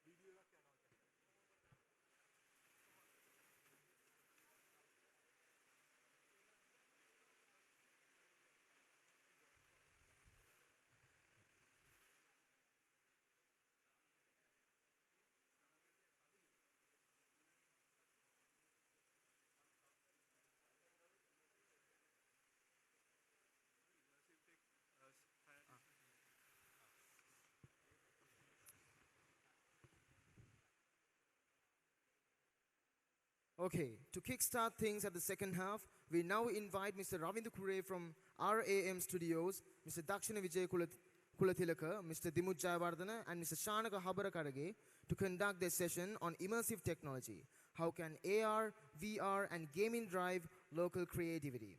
Put your hands together as we invite them on stage, everybody.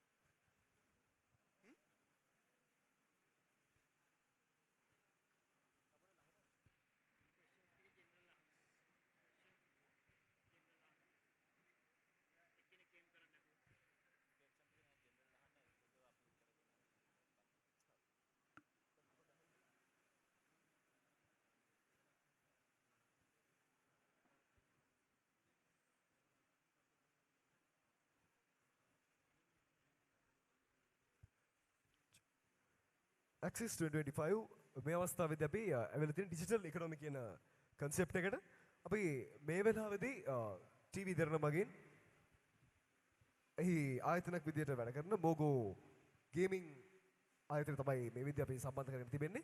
ඉතින් අපි දැන් සූදානම් වෙන්නේ game developing කියන concept එක සම්බන්ධයෙන් ඔබත් එක්ක කතා කරන්න. ඉතාමත් කෙටි කාල වේලාවක් තුළ මුලින්ම දැනගන්න කැමතියි මොකක්ද ගේමින් ඩෙවලොපින් කියලා කියන්නේ? හරි මේ ගේම් ඩෙවලොප්මන්ට් ගැන කතා කරන්න කලින් මම පොඩි හැඳින්වීමක් දෙන්නම් අපේ මොගෝ ගේම්ස් ගැන. ඔයගොල්ලෝ කවුරු හරි ඉන්නවද මොගෝ ගේම්ස් ගැන අහලා තියෙන? අහලා නැද්ද? හරි. මොගෝ ගේම්ස් කියන්නේ ඔයාලා ටීවී දෙරණ දන්නවනේ. ටීවී දෙරණ යටතේ තියෙන කම්පැනි එකක්. අපි මොගෝ ගේම්ස් එක ඇතුළත කරන්නේ ගේම්ස් ඒ වගේම කියන්නේ computer games, mobile games, web base games ඒ වගේ ගේම්ස් ඩෙවලොප් කරන එක. මේක ඉන්ඩි කම්පැනි එකක්. අපිට දැනට අපේ යටතේ 20ක් විතර වැඩ කරනවා. දැනට ගේම්ස් කීපයක් අපි ඩෙවලොප් කරලා තියෙනවා. ඔයාලා සමහරට අහලත් ඇති. අපේ තියෙන ෂෝ රීල් එකක්. අපි ඒක දාලාම පටන් ගමුද? ෂෝ රීල් වීඩියෝ එකක්. Organizing committee.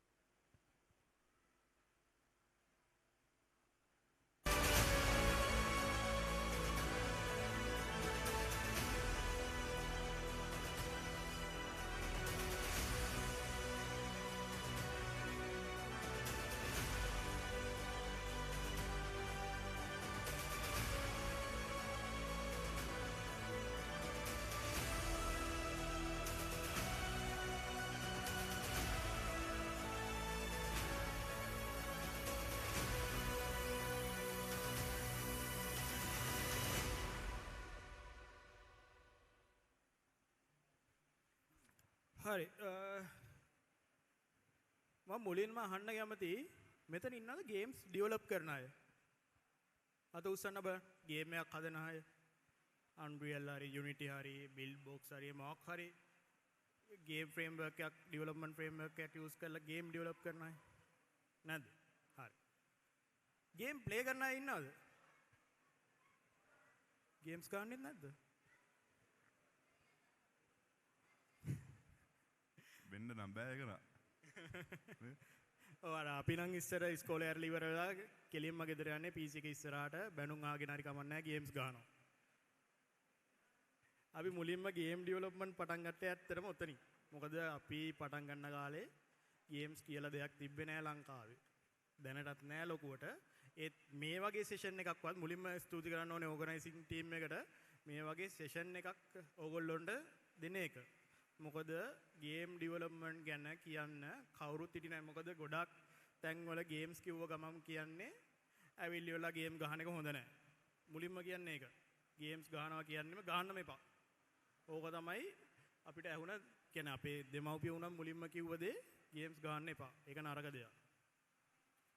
ඒක නරක දෙයක් වෙන්නේ අර කලින් දිලීප කිව්වා වගේ AIත් ඒක වැරදි විදිහට යූස් කරොත් තමයි ඒක නරක දෙයක් වෙන්නේ. ගේම්ස් කියන එක එහෙම නරක දෙයක් නෙවෙයි. හැබැයි ඒක ඕගොල්ලෝ අනවශ්‍ය විදියට ඇඩික්ට් වෙලා අනවශ්‍ය විදියට යූස් කරනකොට අන්න ඒක නරක දෙයක් වෙනවා. ඔයාලගේ ගෝල්ස් අමතක කරලා, ඔයාලගේ හෝම්වර්ක් අමතක කරලා, ක්ලාසස් අමතක කරලා, කට් කරලා, එක්සෑම්ස් ෆේල් වෙලා, ගේම්ස් ෆුල් ඇඩික්ට් වෙලා ගහනවා කියන්නේ ඇත්තටම ඒක නරක දෙයක්. එහෙම නැතුව ඒ කියන්නේ ඒක ඕගොල්ලන්ගේ කැරියර් පාත් එකක් විතර තෝරගෙන යන්න බලාපොරොත්තු වෙනවා ඉස්සරහට. ඒක ඇත්තටම දැන් අපි ලංකාවේ ගේම් ඩෙවලොප්මන්ට් ගැන ගත්තොත් එහෙම ඇත්තටම තාම ලොකු ඉන්ඩස්ට්‍රි එකක් නෑ ලංකාවේ. ඒ වුණාට අපේ ටාගට් එක තමයි ඉන්ඩස්ට්‍රි එකක් හදන එක. ඒ කියන්නේ ඉන්ටර්නැෂනල් මාකට් එකට දෙන්න පුළුවන් ස්ටෑන්ඩඩ් එකේ තියෙන ගේම් එකක් හදන එක. ඊට පස්සේ එතනින් ගොඩක් ඔපචුනිටිස් වෙයි ඔයගොල්ලන්ටත් අනාගතයේදී. ඒකින්ද ගේම් ප්ලේ කරාට කවන්නේ මේ ප්ලේ කරන්න පොඩ්ඩක් අතුස්සනවා. එක්කෙනෙක් වන්න දෙන්න දෙයක් නැහැ. ඔව් තව දෙයක් තියෙනවා ගේම් ඩෙවලොප්මන්ට් ගැන කතා කරනකොට ඔයගොල්ලෝ නොදන්න දෙයක් සමහර අය අහත් ඇති. ගේම් ඩෙවලොප්මන්ට් ඉන්ඩස්ට්‍රි එකේ ලංකාවේ නැති වුණත් ලෝකේ තියෙන ලොකුම ඉන්ඩස්ට්‍රි එකක් තමයි ගේම් ඩෙවලොප්මන්ට් ඉන්ඩස්ට්‍රි එක කියන එක. ඒක ඩොලර් බිලියන 300කට වඩා වැඩි. ඒ ඉන්ඩස්ට්‍රි එක ඔයාලා ෆිල්ම් ඉන්ඩස්ට්‍රි එක සහ මියුසික් ඉන්ඩස්ට්‍රි එකේ කියන්නේ ඒක net worth එක එකතු කරත් ඊට වඩා වැඩි ගේම් ඩෙවලොප්මන්ට් ඉන්ඩස්ට්‍රි එක කියන එක. ඒ ඔයාලට තේරෙනවා ඇති මේක කොච්චර ලොකු ඉන්ඩස්ට්‍රි එකක්ද කියලා ගේම් ඩෙවලොප්මන්ට් කියන එක. හොඳයි. දැන් අපි ගියාට පස්සේ දැන් අපි දකිනවා දැන් ලෝකයේ ඇතුලේ මේ වෙද්දි ගේම්ස් ගණනාවක් නිර්මාණය කරද්දී ඒ සඳහා අර ගොඩාක් ෆන්ඩ්ස් ලැබෙන සමාගම් ගණනාවක් තියෙනවා. ඒතර එහෙම සමාගම් ගණනාවක් ඉන්න අතරේ දැන් ලංකාව ඇතුළේ පස්සේ ගොඩක් වෙලාට හදන ඉන්ඩි ගේම්ස්. ඒ කියන්නේ පෞද්ගලිකව ඒ කියන්නේ ලොකු ලොකු සමාගම් වල නෙවෙයි ගොඩක් අඩු ෆන්ඩ්ස් හම් වෙන්නේ. ගොඩක් අඩු ටෙක්නොලොජි එකක් යූස් කරන්නේ. එතකොට අර ස්වාධීන ගේම්ස් තමයි ගොඩක් වෙලාට නිර්මාණය කරන්නේ. එතකොට එකම කම්පිටිෂන් කැටගරි එකක කොයි විදිහටද අර ලාර්ජ් ස්කේල් ගේම්ස් උත් එක්ක මේ ඉන්ඩි ගේම්ස් කම්පීට් කරන්නේ සහ ඒ වගේ කම්පිටිෂන් එකක් තියෙන තැනකට ඇයි මෝගෝ ගේම්ස් එන්නේ? ඒක මෙහෙමයි. දැන් ඉන්ඩි ගේම්ස් කියලා ගත්තොත් අපි ඉන්ඩි ගේම්ස් කම්පැනි එකක්. දැන් සාමාන්‍ය ට්‍රිපල් A ටයිටල් එකේ ගේම් එකක් කියලා කිව්වොත් එහෙම ඒක ලොකු බජට් එකක් තියෙනවා. එතකොට ඒ වගේ කම්පෙයාර් වෙන ගේම්ස් තියෙනවා. God of War, Call of Duty එහෙම අර ට්‍රිපල් A ටයිටල් එකේ කිව්වන් පස්සේ ගේම්ස් ටිකක් තියෙනවා ලෝකේ. එතකොට අපිව කම්පෙයාර් වෙන්නේ අපි ට්‍රිපල් A ගේම්ස් කියලා කිව්වොත් එහෙම අපිව කම්පෙයාර් වෙන්නේ ඒ ගේම්ස් එක්ක.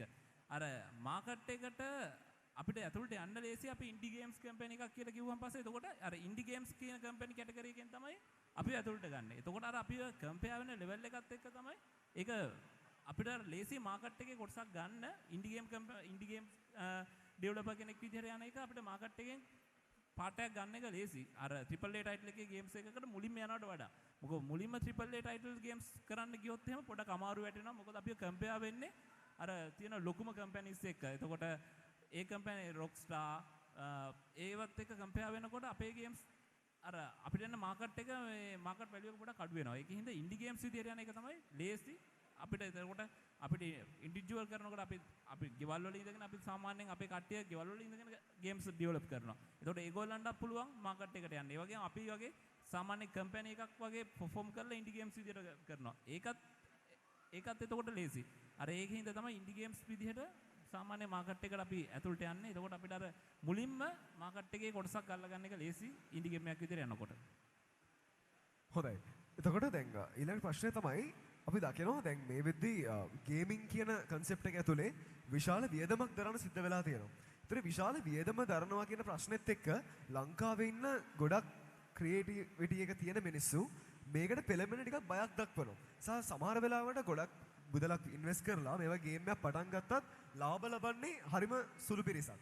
දැනට ලංකාව ඇතුලේ විවිධ ප්‍රදේශවල විසිරී ඉන්නවා විවිධ ඉන්ඩි ගේම් ඩෙවලොපර්ස්ලා. ඒතර මේ කට්ටිය එකතු වෙලා යම්කිසි දෙයක් කරන්න ඔබතුමන්ලගේ ප්ලෑන් එකක් තියෙනවද මොකක් හරි ඒ කට්ටිය ඔක්කොම එකතු කරලා මොකක් හරි ගේම් ඩෙවලොපින් වැඩක් කරන්න ඉස්සරහට නැත්නම් කොයි විදිහටද ඒ ප්‍රොසීඩියර් එක සිද්ධ වෙන්න ඕනේ? ඔව් දැන් ඉන්ඩි ගේම් කියනකොට මට කියන්න ඕනේ මුලින්ම දැන් ශානක අපි කිව්වා වගේ ඉස්සරහට අපි පවත්වන්න ඉන්නවා ගේම් ජෑම්. අපේ කම්පැනි එකතු වෙලා ඉවර වෙලා ඕගොල්ලෝගේ වගේ ළමයි ගේම් ඩෙවලොප්මන්ට් වල කියන්නේ කැමති අය එකතු කරගෙන අපි මේ වගේම ලොකු ඉවෙන්ට් එකක් ගේමින් සම්බන්ධව පවත්වන්න අයිඩියා එකක් තියෙනවා අපිට. ඔව් දැන් මේ අපි එකෙන් අපේ මේ කරන්න බලාපොරොත්තු වෙන්නේ දැන් අපේ කට්ටියට ඉන්නවා ගේම් ඩෙවලොප් කරන්න බෑ. හැබැයි ඒගොල්ලන්ට හොඳ ගේම් අයිඩියාස් තියෙනවා. දැන් හිතන්න හොඳට ස්ටෝරි එකක් ලියන්න පුළුවන් කෙනෙක් ඉන්නවා කියලා. හොඳ කතාවක් ලියන්න පුළුවන්. දැන් සාමාන්‍ය ගේම් එකක් වෙන්නේ දැන් ෆිල්ම් එකක් බලනවානේ. අපි ෆිල්ම් එකේ ගේම් ප්ලේ එකක් නැහැ. හැබැයි ගේම් එකක් ඇතුලේ ගේම් එකක් තියෙනවා ෆිල්ම් එකක් තියෙනවා. අර ගේම් ප්ලේස් ටික අයින් කරලා බැලුවට පස්සේ ඒක ෆිල්ම් එකක්. එතකොට ඒ ෆිල්ම් එක ලියලා තියෙන ස්ටෝරි රයිටර් කෙනෙක්. දැන් අපේ ළමයි ඉන්නවා හොඳට ස්ටෝරිස් ලියන්න පුළුවන්. එතකොට ඒවා ගේම් එකක් විදිහට ඩෙවලොප් කරන්න පුළුවන්. හොඳ අයිඩියාස් ගන්න පුළුවන්. ඒ වගේ කට්ටිය ඉන්නවා. අපි දැන් මේ අවුරුද්දේ ප්ලෑන් කරලා තියෙනවා ස්කූල් ළමයින්ගෙන් එකතු කරලා ඒගොල්ලන්ගෙන් හොඳ ගේම් අයිඩියාස් හොඳ කන්සෙප්ට් අරගෙන හොඳ ගේම් ස්ටෝරිස් අරගෙන ඒගොල්ලන්ට කම්පිටිෂන් එකක් කියලා ඒ අයිඩියාස් අපි ඩෙවලොප් කරන්න පුළුවන් මට්ටමේ තියෙන ඒවා නම් ඒවා අපි ඉන්න උස් අරගෙන ඒවා ඩෙවලොප් කරලා ඒගොල්ලොත් එක්ක එකතු වෙලා අර ඒ වගේ වැඩක් කරන්න ප්ලෑන් කරලා තියෙනවා. අපි ඒක ගැන ළඟදීම අපි ඔයගොල්ලන්ට කියන්නම් කොහොමද කරන්න කියලා.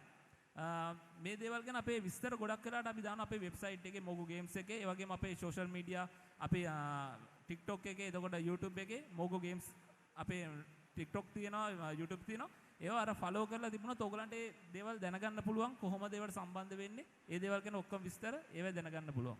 හොඳයි. අපි දකිනවා දැන් මේ වෙද්දී ලංකාව ඇතුලේ ගේම් ඩෙවලොපින් කියන ක්ෂේත්‍රය ඇතුලේ ගේම් ඩෙවලොප් කරන මේ විදිහේ විශාල තාක්ෂණ නිර්මාණය වෙලා තියෙනවා. VR එක, AR එක, AI එක ගොඩක් තාක්ෂණයක් තියෙනවා. හැබැයි මේ වෙද්දී ලංකාවේ ගේම් ඩෙවලොපර්ස්ලා තාමත් අර සාම්ප්‍රදායික ක්‍රමයටම ඒ ගේම් ඩෙවලොප් කරන්න පෙළඹිලා තියෙනවා. එතකොට ඇයි තවමත් ඒ නව තාක්ෂණයත් එක්ක මේ ගේම් ඩෙවලොපර්ස්ලා ඉස්සරහට යන අකමැති සහ මොගෝ ගේම්ස් කොයි විදිහටද VR, AR, AI එක තමන්ගේ ගේම් ඩෙවලොපින් කියන දේ වැඩි දියුණු කරගෙන යන්නේ? මට මුලින්ම මේ පොඩි දෙයක් කියන්න ඕනේ. දැන් ගොඩක් අය වරදවා වටහාගෙන තියෙනවා ගේම් ඩෙවලොප්මන්ට් කියන්නේ ප්‍රෝග්‍රෑමින් කියලා. ශානක කිව්වා වගේ ගේම් ඩෙවලොප්මන්ට් කියන්නේ ලොකු ප්‍රොසෙස් එකක්. ඒ ප්‍රොසෙස් එක ඇතුලේ ජොබ් රෝල්ස් තියෙනවා මාර ගාණක් තියෙනවා ඇත්තටම. කියන්නේ ස්ටෝරි, කන්ටෙන්ට් රයිටින් වල ඉඳන් ඇනිමේෂන්, චිත්‍ර අඳින එක, ඩ්‍රෝවින්ග්ස් ඔයාලට චිත්‍ර අඳින්න පුළුවන් නම් හොඳට කන්සෙප්ට් ඩිසයින්ස් කරන්න පුළුවන් නම් ඒකත් ගේම් ඩෙවලොප්මන්ට් ප්‍රොසෙස් එකේ ඒක කොටසක්.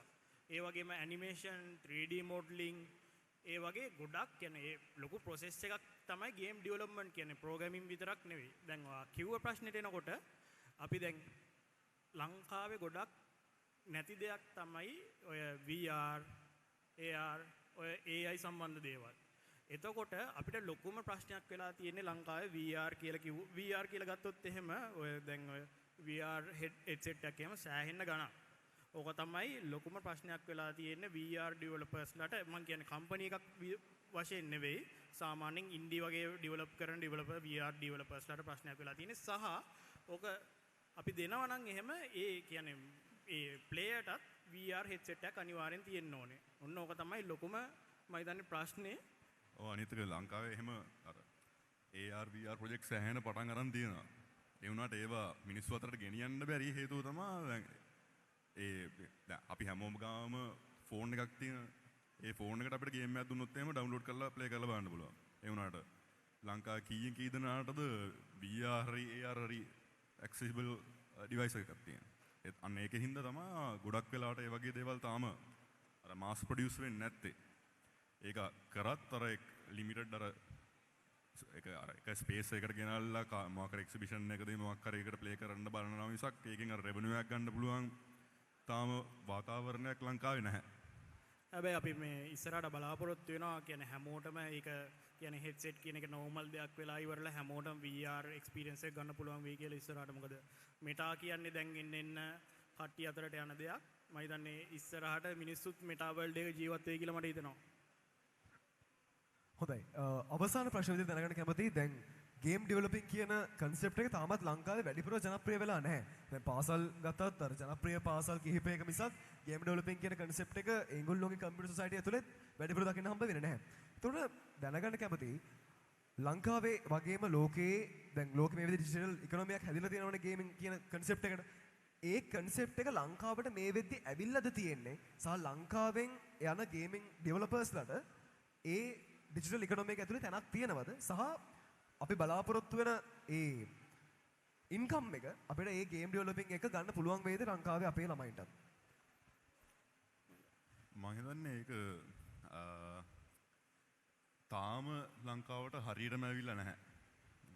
ඒ කියන්නේ ඒක යුනිවර්සිටිස් වලත් තාම මම හිතන්නේ ගවර්න්මන්ට් ගත්තොත් යුනිවර්සිටි එකක හරි දෙකක හරි තමයි උගන්වන්නේ කෝස් එකක් විදියට. ඒකත් අර ගේම් ඩෙවලොප්මන්ට් කියලාම උගන්වන්නේ නැහැ. නිකන් මල්ටිමීඩියා මොකක් හරි කෝසස් තමයි තියෙන්නේ ලංකාවේ තිබ්බා. ඒකින්දම තමයි අපි අපිට කට්ටිය නැති වෙද්දී අපි බැලුවා දැන් අපිටත් අර ඇනිමේටර්ස්ලා හොයනවා, අපි ගේම් ඩෙවලොපර්ස්ලා හොයනවා. ඒකින්දම තමයි අපි දරණත් එක්ක එකතු වෙලා මොකෝ ඇකඩමි කියන එක පටන් ගත්තේ. ඒකෙන් අපි කරන්නේ ඇත්තටම අර කෙලින්ම ඉන්ඩස්ට්‍රි එකටම ඕන දැනුම දීලා කෙලින්ම ඒ කියන්නේ අපේ කම්පැනිස් වලටයි ඒ නැත්තම් ඉන්ටර්නැෂනල් කම්පැනි එකට ගිහිල්ලා උනත් වැඩ කරන්න පුළුවන් මට්ටමක කෝස් එකක් අපි හදන්නේ. එතකොට අර ලංකාවේ අර දැනට නැති වෙලා තියෙන ඒ නොලෙජ් අර ඇක්සෙසිබිලිටි එක අපි දෙන්න තමයි try කරන්නේ. ඒක දැන් ඒකෙම දැන් අපේ ගේම්ස් සාමාන්‍යයෙන් ලංකාවේ ෆේල් වෙලා තියෙන්නේ එකක් තමයි ලොකුම හේතුව බජට් එකක් නැති එක. ඒ කියන්නේ ඒ ගේම් එකකට සාමාන්‍යයෙන් ගේමින් එකක් ප්‍රොෆිට් කරන්න ටික කාලයක් යනවා. ප්ලස් ප්‍රොජෙක්ට් එකෙන් සෙකන්ඩ් එකෙන් ඒ වෙනවා කියලා ෂුවර් එකක් නැහැ. ලොකු රිස්ක් එකක් තියෙනවා. අපිට තියෙන chance එක තමයි අපේ මදර් කම්පැනි එක. ඒ කියන්නේ මොකෝ ගේම්ස් එකට තියෙන ලොකුම chance එක තමයි අපේ මදර් කම්පැනි එක. ඒක ටීවී දෙරනේ ඒ ගෲප් එකේම කම්පැනි එකක් තමයි අපිත්. ඉතින් අපිට ඒකේ ඒ සපෝට් එක තියෙනවා හොඳටම. ඒ කියන්නේ ඒගොල්ලෝ අපිට ඉන්වෙස්ට් කරනවා. අපිට මොකැප් ස්ටුඩියෝස් වලට, එතකොට අපේ ඩෙවලොප්මන්ට් වලට මේ හැම දෙයකටම අපිට ලොකු සපෝට් එකක් හම්බ වෙනවා අපේ මදර් කම්පැනි. මොකද ඒගොල්ලෝ දන්නවා ඒගොල්ලන්ට මේකේ පොටෙන්ෂල් එක පෙන්නලා තියෙන්නේ. මේ ගේමින් කියන ඉන්ඩස්ට්‍රි එක කොයි වගේද කොච්චරද කොහොමද එකෙන් මේ ලංකාවට ගන්න පුළුවන් සපෝට් එක කොයි වගේද කියන එක දැනලා තියෙන හින්දා ඒගොල්ලෝ අපිට ඉන්වෙස්ට් කරනවා. ඒ සපෝට් එක මත තමයි අපේ ඩෙවලොප්මන්ට් යන්නේ. අපි මේ දවස්වල අපේ ගේම්ස් අපි මොබයිල් ගේම්ස් ඕල්රෙඩි දැනට පබ්ලිෂ් කරලා තියෙනවා. එතකොට අපි දැනට අපි ගේම් එකක් ඩෙවලොප් කරනවා. අපි අද ඒකේ announcement trailer එක දැනට පබ්ලිෂ් කරලා තියෙන්නේ. දැනට අපි ගෙනත් තියෙනවා. අපි ඕන එක ප්ලේ කරලා බලමු අපේ announcement trailer එක අපේ ගේම් එකේ.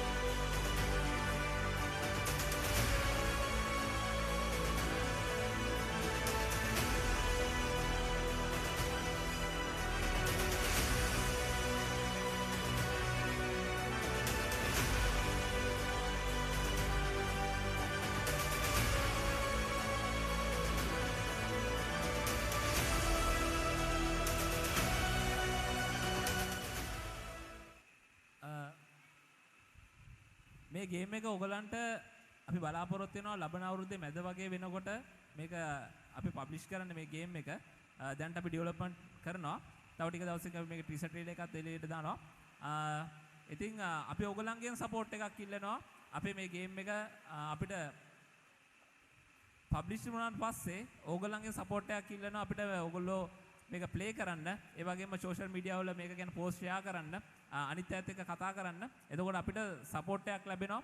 මේ ගේම් එක ලංකාවෙන් එළියට අරගෙන යන්න අපි ඉන්ටර්නැෂනල් ලෙවල් එකේ මේ ගේම් එක ඩෙවලොප් කරනවා. ඉතින් ඕගොල්ලන්ගෙන් ඒ සපෝට් එක අපි ඉල්ලනවා. අපිට ඒක දෙන්න කියලා. ශාන තව දෙයක් මේ අපි මේ දවස්වල මේ ගේම් එක ටෙස්ට් කරනවා. ඔයගොල්ලෝ කැමති නම් ගේම් ටෙස්ටර්ස්ලා විදියට අපිත් එක්ක පොඩ්ඩක් ජොයින් වෙලා මේ ගේම් එක ප්ලේ කරලා මේකේ බග්ස් හොයලා බග්ස් අපිත් එක්ක කතා කරලා ෆික්ස් කරන්න කැමති නම් අපිට මැසේජ් එකක් දාන්න. අපි ඔයගොල්ලෝ අපි ස්ටුඩියෝ එකට ගෙන්නලා ඉවර වෙලා අපි මේ ටික ගේම් එක ප්ලේ කරලා පොඩි ෆන් එකක් ගමු. හොඳයි මෙහෙම ස්තුතියි මෝගෝ ගේම්ස් වෙනුවෙන් නියෝජනය කරන සමමෙනි ඔබ තුන් දෙනාටම මෙහෙම ස්තුතියි ඔබේ කාල වේලාව අප වෙනුවෙන් කැපකිරීම වෙනුවෙන් access the Sri Lanka's premier ICT convention වෙනුවෙන් සහභාගී වූ සම්බන්ධයෙන් ඔබ නැවත වතාවක් ස්තුතිවන්ත වෙනවා. බෙහෙවින්ම ස්තුතියි අපත් සමගින් සාකච්ඡාවට එකතු වූ සම්බන්ධයෙන්.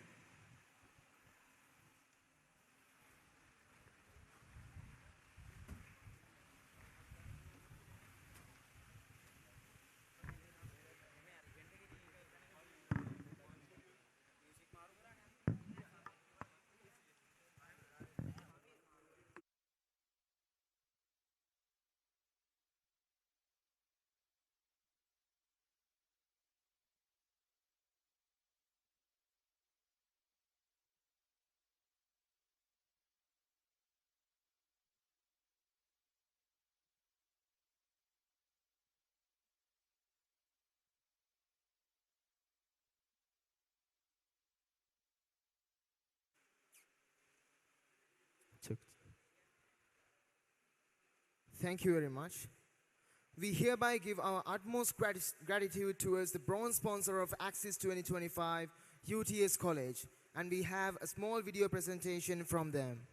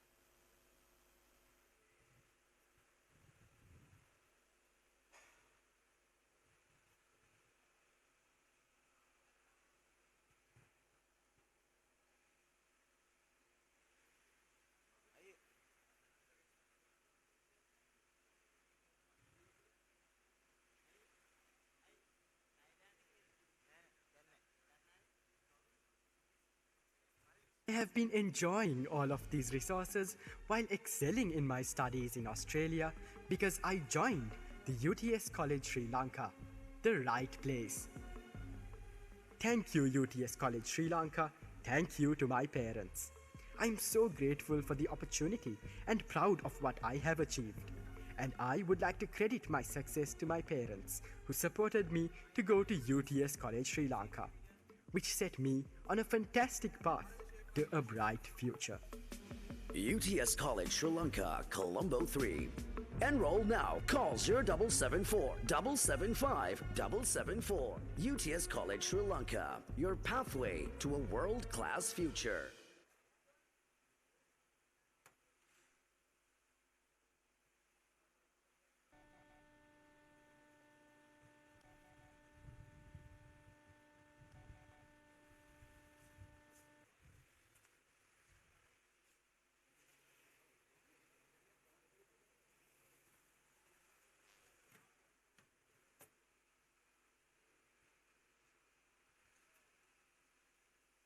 Ladies and gentlemen, we are now finally moving on to the final rounds of TesserX competition. TesserX is the largest ideathon held by a school in Sri Lanka. jointly organized with All Royalist Engineering Professional Association. 50 plus schools have registered. Semi-final rounds were successfully concluded moments ago. And now let's move on to a video introduction of TesserX.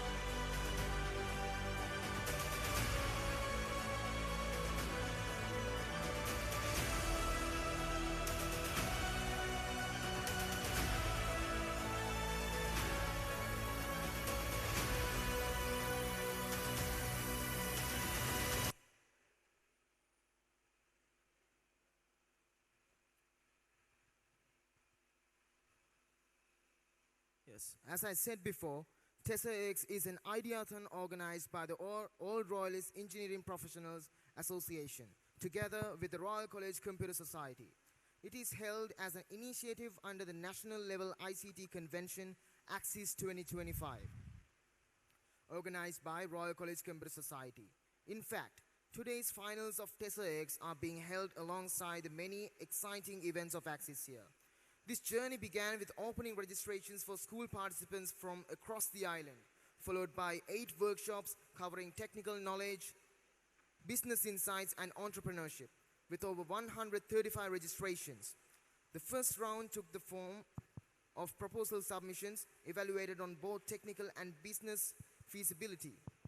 From there, 15 teams advanced to the semifinals, supported by industry mentors, where they submitted in-progress prototypes through video demonstrations.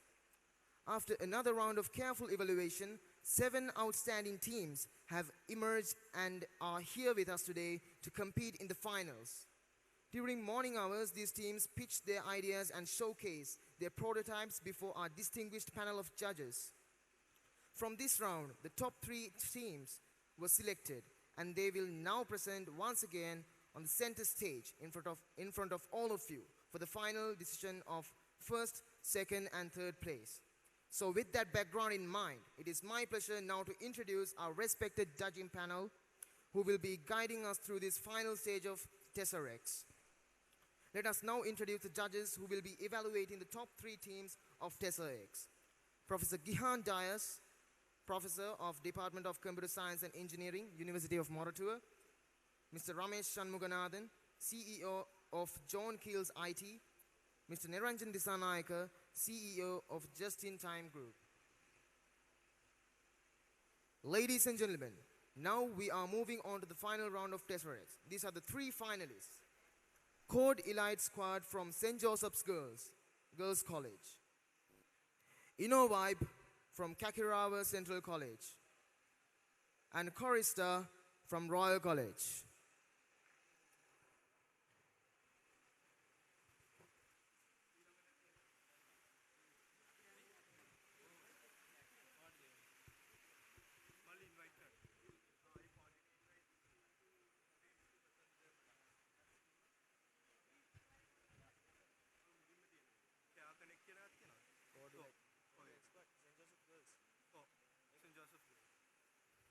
Ladies and gentlemen, now I cordially invite the Code Elite Squad from St. Joseph's Girls College.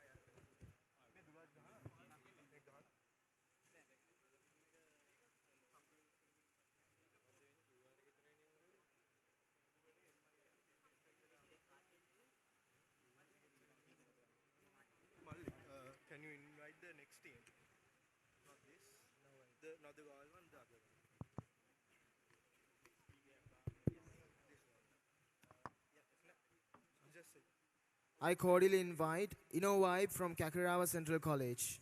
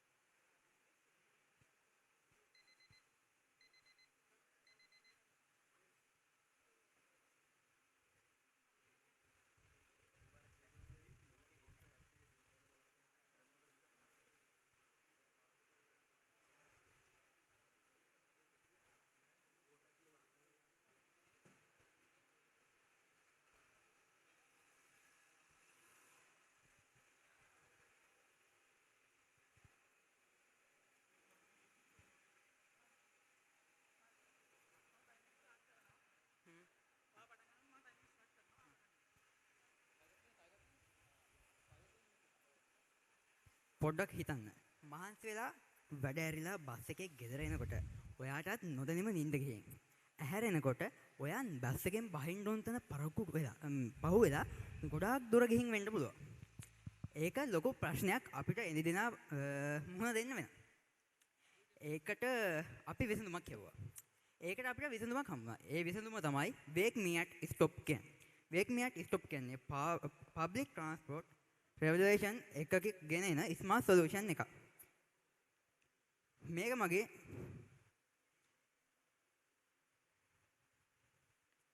මගින් වෙනුවෙන්ම නිර්මාණය කරපු smart transit alert system එකක්. ක්‍රියාත්මක කිරීම හරිම සරලයි. ඔයගොල්ලන් තියෙන්නේ app එක open කරලා බස් එකෙන් බහින්න ඕන තැන map එකේ mark කරන්න විතරයි. ඊට පස්සේ ඔයගොල්ලන්ට බහින්න ඕන තැනට කොච්චර දුරකින් එලාම් එක වදින්න ඕනද කියලා මැප් එකේ සෙට් කරන්න පුළුවන්. ඊට පස්සේ ස්ටාර්ට් දෙන්න. එතකොට ඔයා බස් එකෙන් බහින්න ඕන තැනට කොච්චර දුරකින් එලාම් එක වදින්න ලං වෙද්දි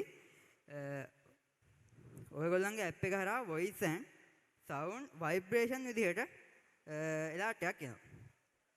අපේ ඇප් එක විශේෂ වෙන්නේ ඇයි කියලා බැලුවොත්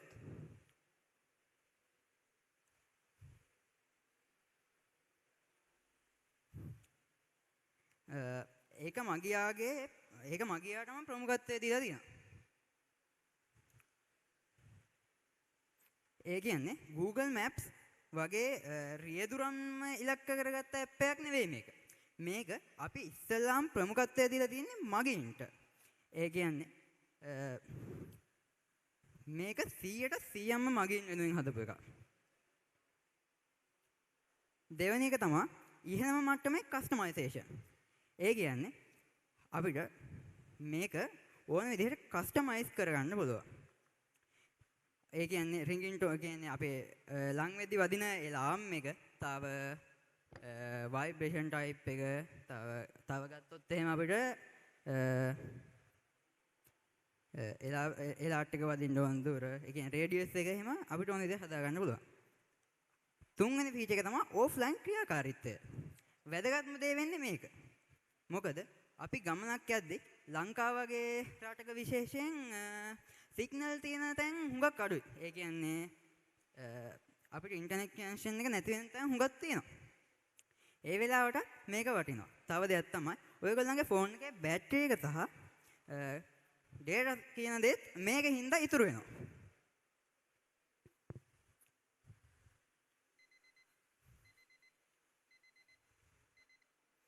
අපි මේ අදහස යථාර්ථයක් බවට පත් කරගත්තේ කොහොමද කියලා බැලුවොත් අපි දැනටමත් React use කරලා මේකේ web prototype එක හදලා තියෙනවා. අපේ ඊළඟ පියවර තමයි React Native use කරලා Android සහ iOS නිර්මාණය කිරීම. මේක React Native පාවිච්චි කරන්න අපි හිතුවේ. මේ React Native කියන්නේ cross platform programming language. ඒ කියන්නේ අපිට ඕනම device එක, ඒ කියන්නේ Android, iOS කියන ඕනම device එක වැඩ කරන්න apps නිර්මාණය කරන්න පුළුවන් අපිට React Native use කරලා.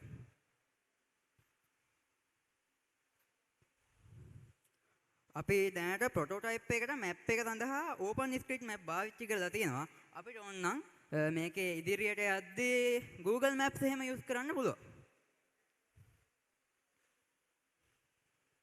මේක මෙතන තියෙන විශේෂම දේ තමයි මේක හොඳ ව්‍යාපාරික අවස්ථාවක් වෙන්නේ කොහොමද කියන එක. ඒක ගත්තොත් ලෝකයේ පුරා බිලියන 3.4කට අධික පිරිසක් දිනපතා පොදු ප්‍රවාහනය පාවිච්චි කරනවා. අපේ ප්‍රධාන ඉලක්කය වෙළඳපොළ තමයි දිනපතා කාර්යාලවලට යන විශ්වවිද්‍යාලවලට යන සිසුන් සහ ඒ වගේ පබ්ලික් ට්‍රාන්ස්පෝර්ට් පාවිච්චි කරන අය. අපේ රෙවෙනියු මොඩල් එක වෙන්නේ ප්‍රීමියම්. මොඩල් එක මූලික පහසුකම් සියල්ල නොමිලේ දෙනවා. නමුත් ඇඩ්ස් ඉවත් කිරීම, අමතර එළත් සවුන්ඩ් වැනි විශේෂාංග සඳහා මාසිකව සුළු මුදලක් අය කරනවා. ඊට අමතරව නොමිලේ භාවිතා කරන්නන්ට ඇඩ්ස් ප්ලේ කරනවා. අපිට මෙහෙම ඇඩ් ප්ලේ කරන්නත් පුළුවන්. අපි යම්කිසි ගමනක් ගිහිල්ලා වහින ස්ටොප් එක තියෙනවානේ. ඒ ආවට shops, hotels ඒ වගේ දේවල් තියෙනවා. අපිට ඕන නම් ඒ තැන් වලින් ඒ කියන්නේ shop hotels වල ඇඩ් පවා මේකට ඇඩ් කරන්න පුළුවන්. ඒකෙන් තවත් අපිට ගාණක් ලබා ගන්න පුළුවන්. ඉවරයි.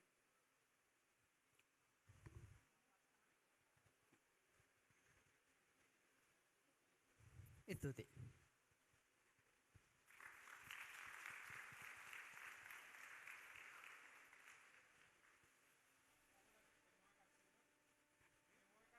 ඩෙමෝ එකක් තියෙනවා. අන්තිම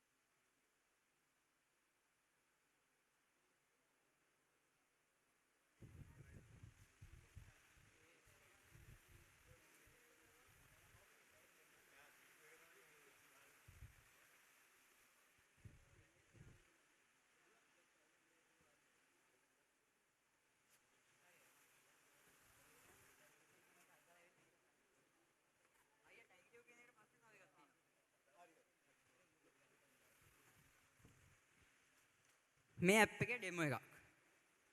ප්ලේ වෙන්නේ නැහැ වීඩියෝ. වීඩියෝ එකක් තියෙන ප්ලේ වෙන්නේ නැහැ. වීඩියෝ එකක් තියෙන මට ප්ලේ වෙන්නේ නැහැ. මේ PDF එකද ඔයගොල්ලෝ දැම්මේ?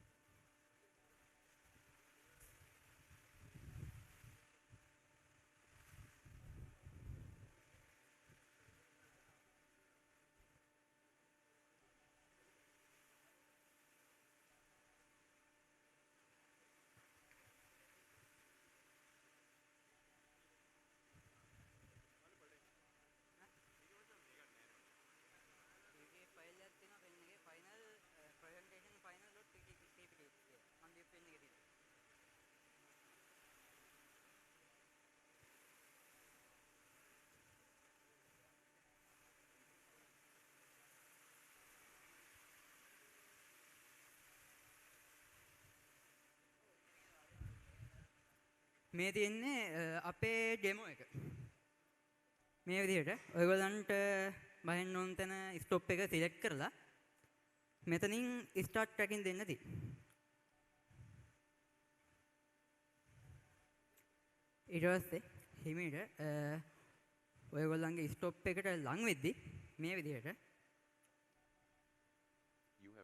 එලම් සවුන්ඩ් එකක් සහ වයිබ්‍රේට් එකක් තියෙනවා. ඒ විදිහට අපිට මීටර ගාන වෙන වෙනම සිලෙක්ට් කරගන්නත් පුළුවන් එතනින්.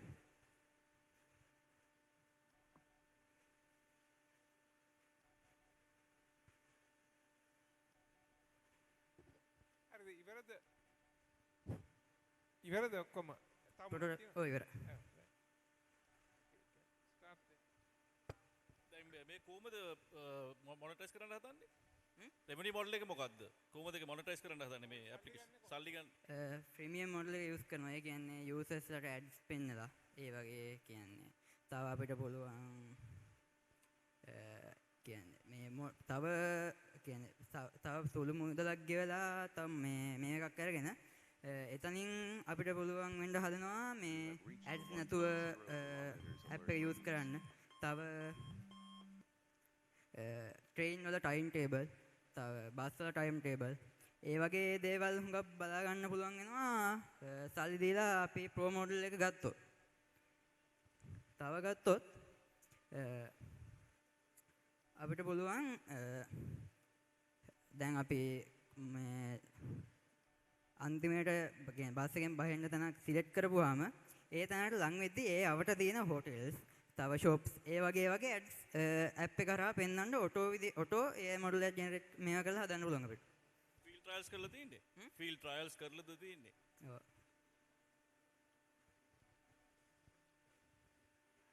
රයිට්. ඕක දැන් ඔයා තනියම කරාද නැත්නම් තව ඉන්නවද කට්ටියක් ඔයාගේ ගෲප් එකේ? මම විතරයි. ඔයා තනියම කරේ. හරි. දැන් ඔයගොල්ලෝ ඔයා මේක කරන ගමන් බැලුවොත් මීට සමාන ඇප්ස් තියනවද වෙන තැන් වල කියලා? මට නම් තාම හම්බුන්නේ නැහැ. ඒ කියන්නේ ඔයා මේ Play Store හරි කොහේ හරි ගිහිල්ලා සර්ච් කරාද? Play Store ගිහිල්ලා සර්ච් කරාද මොන හරි එකක් දාලා මේ වගේ ඇප්ස් ගැන? නෑ හම්බුන්නේ නැහැ සර්. හම්බුන්නේ නැහැ කියන්නේ හෙව්වද? හම්බ වෙන්න ඉස්සෙල්ලා හොයන්න එපේ.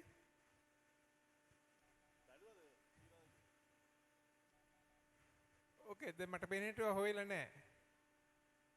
හොයලා නැහැ කියන එක තමයි. ඉතින් මොකක් හරි දෙයක් කරන්න ඉස්සෙල්ලා මුලින්ම බලන්න ඕනේ දැන්ට මීට සමාන ඒවා තියෙනවද?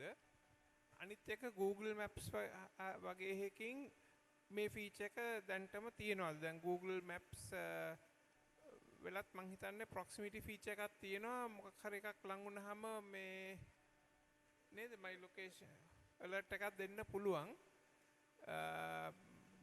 මට මතක හිටියට ඒක තියෙනවා. right. දැන් ඔයා මේක මිස්ටර් රමේෂ් ඇහුවා සල්ලි කොහොමද හම්බ කරන්නේ කියලා. ඒක අපිට පැත්තක තියමුකෝ. මේක completely free දෙනවා නම් හරි completely free. App Store එකට ගියා download කරා පාවිච්චි කරා. ඕකේ ads උත් ගන්න පුළුවන්. ads උත් පොඩ්ඩක් පැත්තකින් තියමුකෝ. කවුද මේක use කරන්නේ? ඔයා හිතන්නේ ලංකාවේ ඇතුළත ලංකාවට අතර මේක සිංහලෙන් ඔයා කරන්න හිතුවද? user interface එකේ සිංහල දාන්න? සිංහලෙන් හැදුවේ නැහැ සර්. හදන්න හිතුවද? ඔව්. හදන්න හිතුවා. මල්ටි ලැන්ග්වේජ් සපෝට් කරන්න හදන්න තමයි ඊළඟට අපි ඇප් එකක් විදිහට ඔක ඩෙවලොප් කරන්නේ. දැන් හිතමු ඔයගොල්ලෝ සිංහලෙන් දෙමළෙන් දාලා තියනවා කියලා. ලංකාව ඇතුළත ඔයාගේ ටාගට් ඔඩියන්ස් එක කී දෙනෙක් වගේ වේද? ඔයා හිතන හැටියට කී දෙනෙක් මේ ඇප් එක ඩවුන්ලෝඩ් කරයිද? ලක්ෂයකට වැඩි. ලක්ෂයකට වැඩි. ඇයි ඔය ලක්ෂයකට වැඩි කියන්නේ? ඒ කියන්නේ බැලුවද දැන් කී දෙනෙක් බස් වල යනවද? කී දෙනෙක් බස් වල නිදා ගන්නවද? කී දෙනෙක් ඇහැරිලා ඉන්නවද? එහෙම නිකන් හිතලා බැලුවද?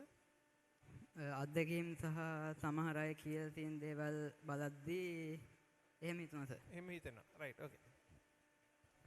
පුතා මේකේ දැන් ඔයා මේ ඇප් එක මුලින්ම හදලා තියෙන ඔයාගේ තියෙනවනේ යූස් කේස් එක. ඔයා මේක හදලා තියෙන්නේ කවුරු හරි ගමනක් යනකොට එයාට නිින්ද ගියොත් හරි මොකක් හරි නැත්නම් පාර මග ඇරෙනවා නම් හරි ඉලාම් එකක් දාගන්න.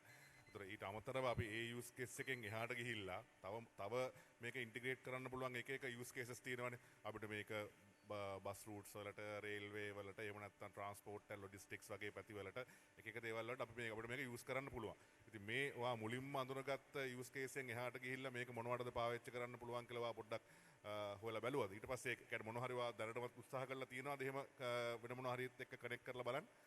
මෙහෙමයි සර්. දැන් අපිට මේ ඇප් එකම පාවිච්චි කරලා යූසර් බේස් එක වැඩි කරගන්න පුළුවන් තව ක්‍රමයක් තමයි මේ ඇප් එකටම ට්‍රේන් ටයිම් ටේබල්ස්, ඒ වගේ කියන්නේ බස් වල ටයිම් ටේබල්ස්, ඒ වගේ ෆීචර්ස් සහ බස් ට්‍රැකින් ෆීචර්ස් වගේ ඒවත් අපිට මේකටම ඕන නම් අපිට ඇඩ් කරගන්න පුළුවන්. ඒක තමයි තීරණය. අනිත් එක පුතා දැන් මේකේ ඔයා මේ පැසෙන්ජර්ස්ලත් එක්ක වැඩ කරනකොට ඒගොල්ලන්ගේ දත්ත එහෙම නැත්නම් ඩේටා ඔයා ගොඩක් කලෙක්ට් කරගන්නවානේ මේකේ. ඒතර ඒ වගේ ඒ දත්ත ආරක්ෂා කරන පැති ඇප් එකේ කොහොමද සිකියුරිටි, ඒ ප්‍රයිවසි වගේ දේවල් කොහොමද කරන්න කියන එක ගැන ඔයාට අයිඩියා එකක් තියෙනවද? ඔව් සර් මෙහෙමයි. දැන් දැනට මේකේ යූසර් accounts හදන්න නැහැ. ඒත් අනාගතයේදී අපි ඒක හදන්න බලාපොරොත්තු වෙනවා. එතකොට Firebase වගේ යූස් කරලා youth authentication security පැත්තක් එතනින් එහෙම බලන්න බලාපොරොත්තු වෙනවා. හරි ඕකේ.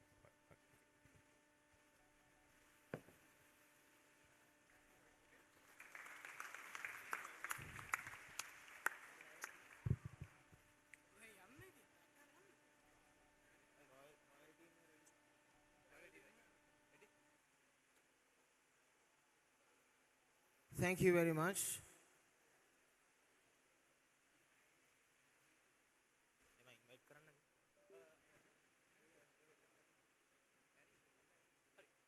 Now I cordially invite the Code Elite Squad from St. Joseph's Girls College.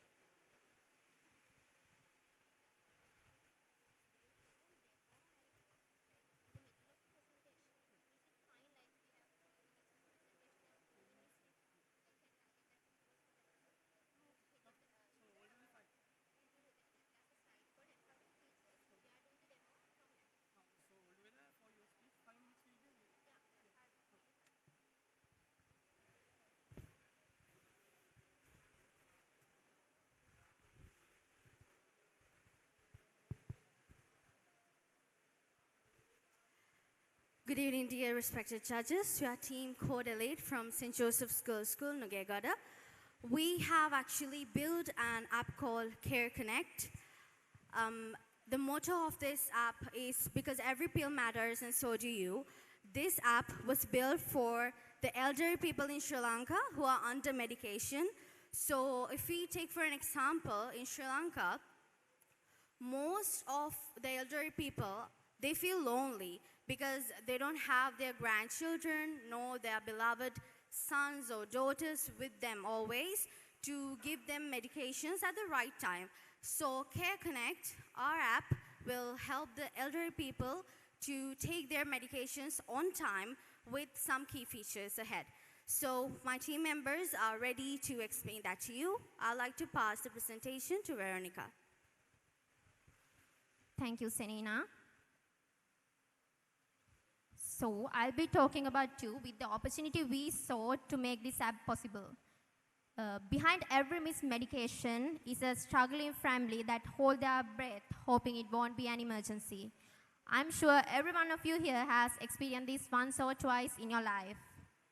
Seniors often forget their medications, not because they don't care, but because the daily routines are overwhelming. This leaves families struggling and anxious. Though there are some tools, most of them are complex and are not friendly. They are not made with elders in the minds. Seniors feel vulnerable at that point. This is the point we stepped in to fill the gap with Care Connect. Care Connect is simple and human. Starting with effortless reminders, seniors don't forget their medications anymore, and there's no stress for the medications. And the accessible design with large buttons of technology that finally feels welcoming for the elders. Instant emergency support, which is the instant SOS button. One tap and you get immediate help. Family caregiver and connection is families stay connected through the app, and it is their minds, it is their worries. This all together build the confidence in daily care for independent seniors and peace of mind for the families. Now I'm going to pass it up to Senina again. Thank you, Gaushi. Next, we're on to the key features of our app, which are never miss a dose, which means there will be an medication reminder screen, which will help you to set up a timer and a medication reminder so that you'll get a notification.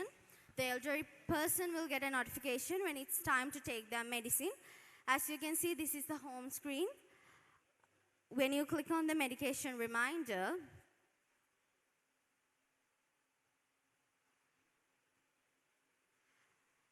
you can actually see, you can type the name of the medication that you're going to take and also pick a time as well.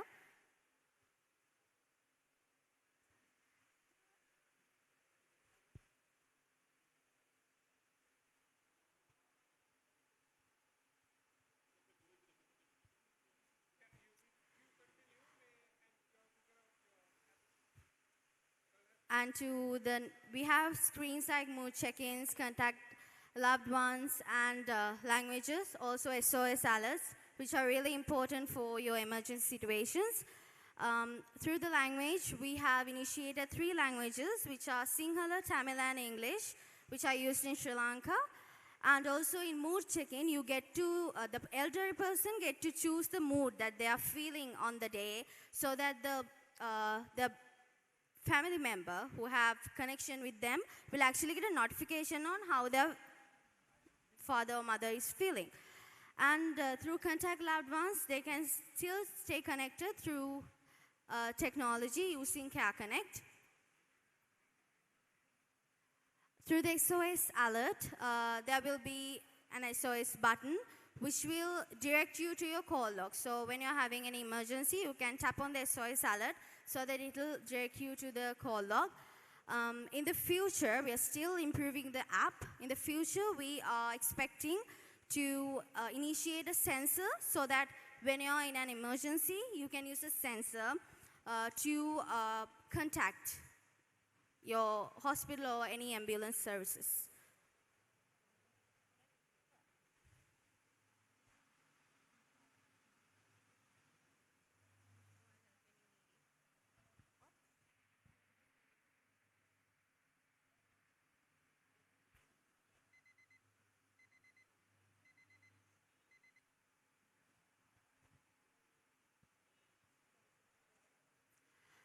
And how we are making it possible is that we have a smart foundation, which is that we used MIT App Inventor. We did not use any coding language. We used block coding program language, and also we did a real-world testing on an Android device. And also it is designed for simplicity. You know, when we take elders, they are not like us, especially when they are under medication. They are in a different kind of mentality. They are not active like us. So for that, for their compatibility, for their convenience, we have used big fonts, clear icons, and initiative navigation tailored for seniors. And also, it is a work in prototype, even though we are actually improving some screens that are available on the app. If we seek any help from seniors or experts in the ICT and health fields, we promise to improve the app for the elderly people in Sri Lanka.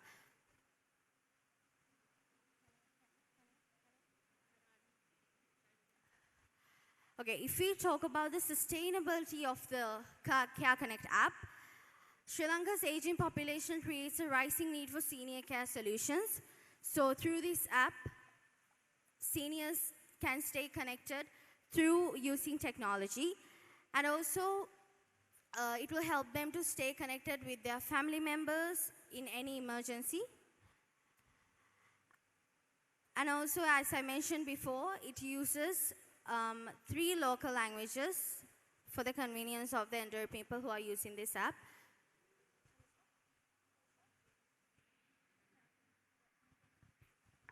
So if we talk about the lasting impact, our main aim is making a healthier, safe elders, peace of mind for families with the rush to survive. We can't stay connected with real connections anymore.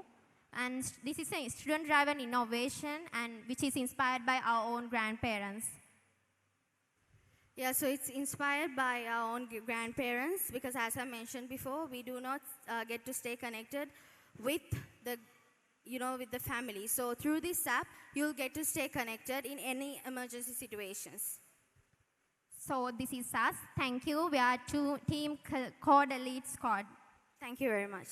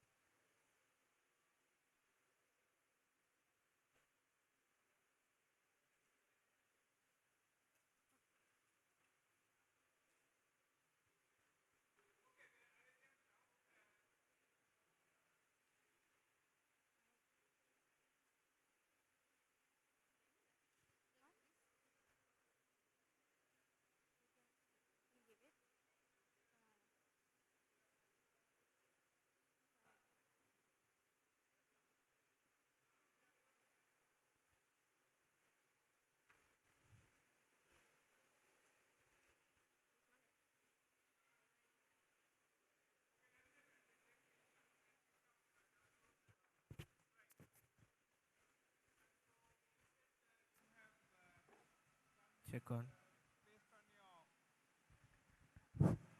On your grandparents and whatever, did you look at whether there are other similar apps available on Play Store or somewhere else? And why would somebody want to use your app other than whatever is also available?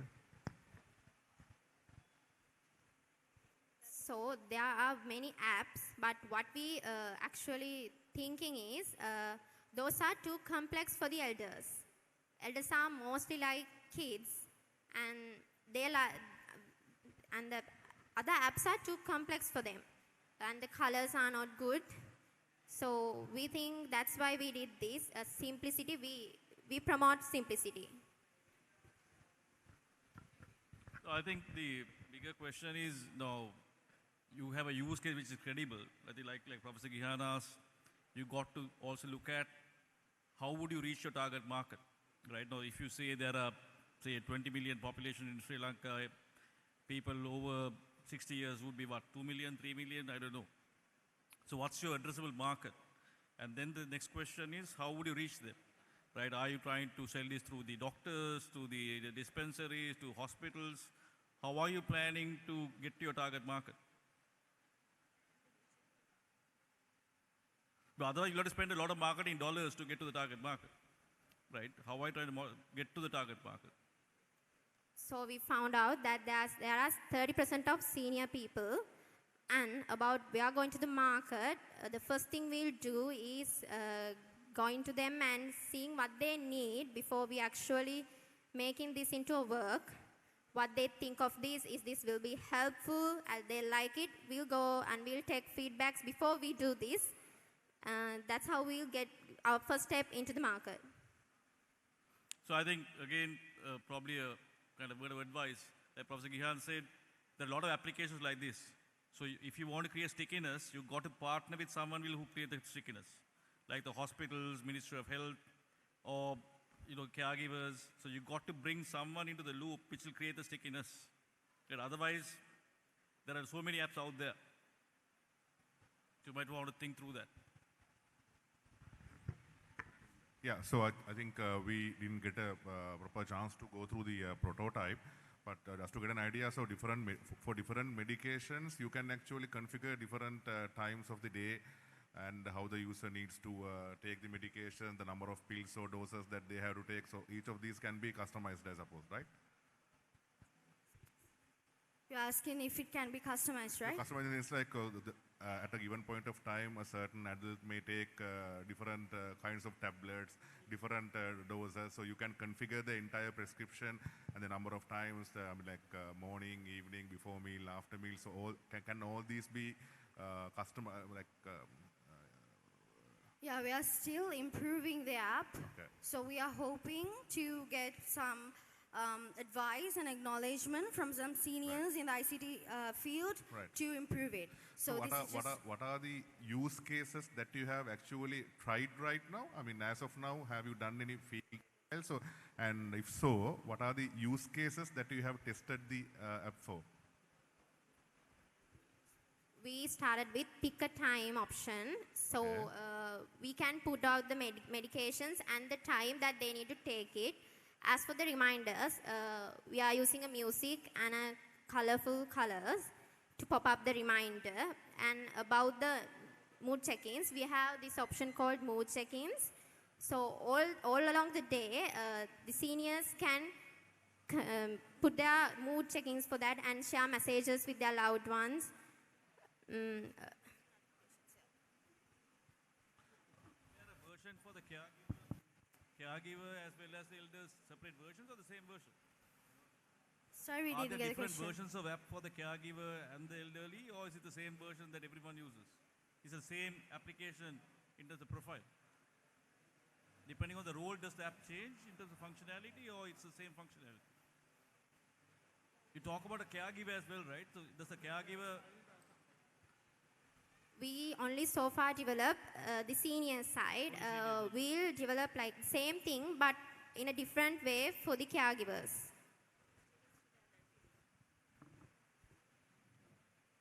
Okay.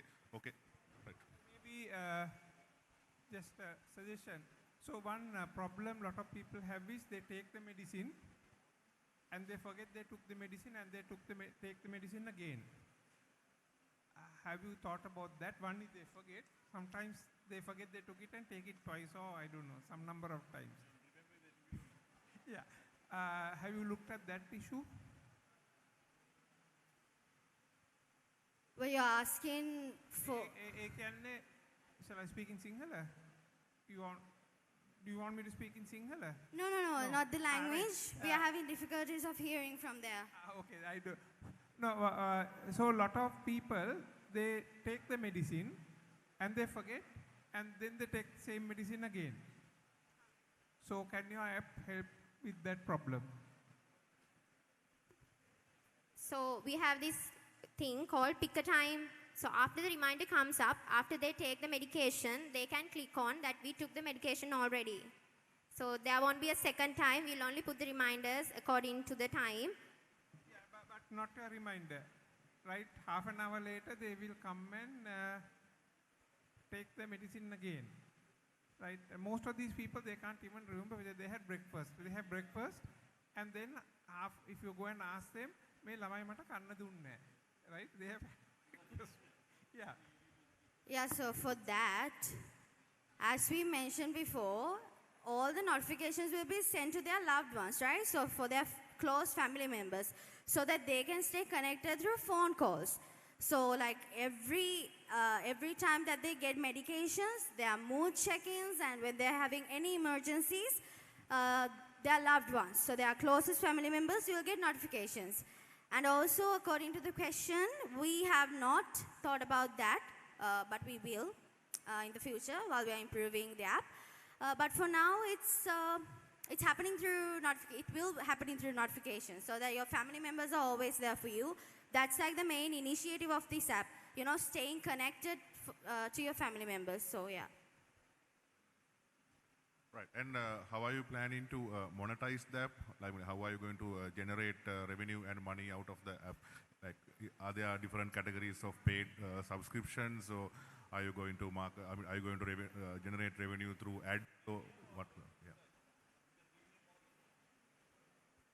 Yeah, we are actually planning to use sensors using like Arduino boards and all, so that, you know, when the elderly person is having emergencies and all, the sensor will work. No. What I asked was like, how are you going to make money out of it? I think you have a hearing issue. Maybe the sound is not. Yeah.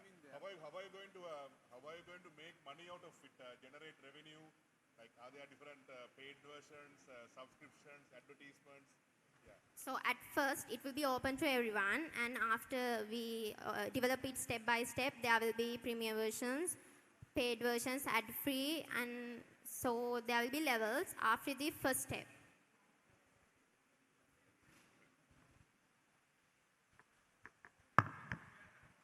Thank you, sir.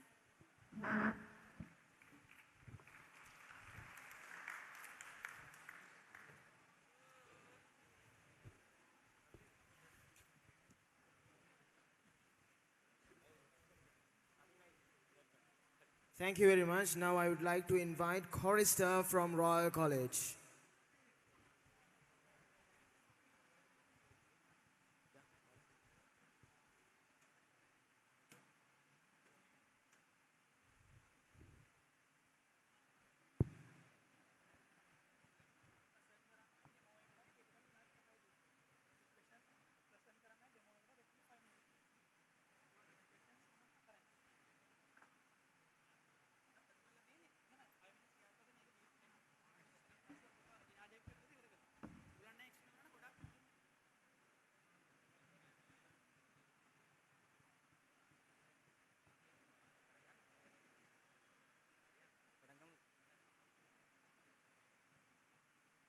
Good morning, dear Board of Judges.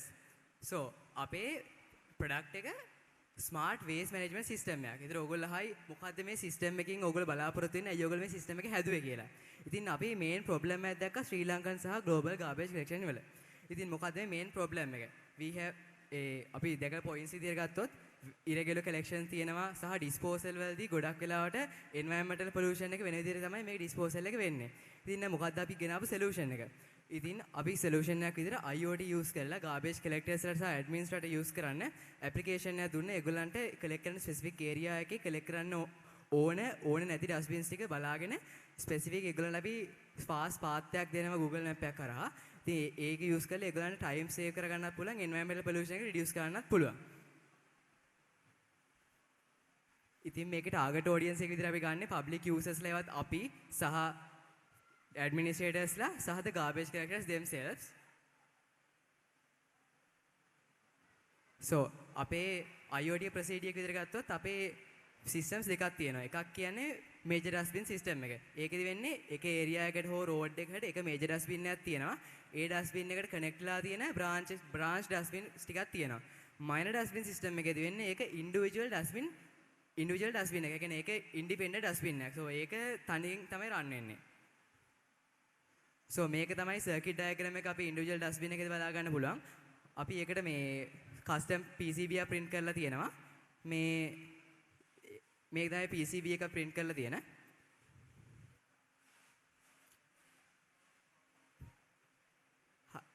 අපි ඊට පස්සේ garbage collectors ලට use කරන්න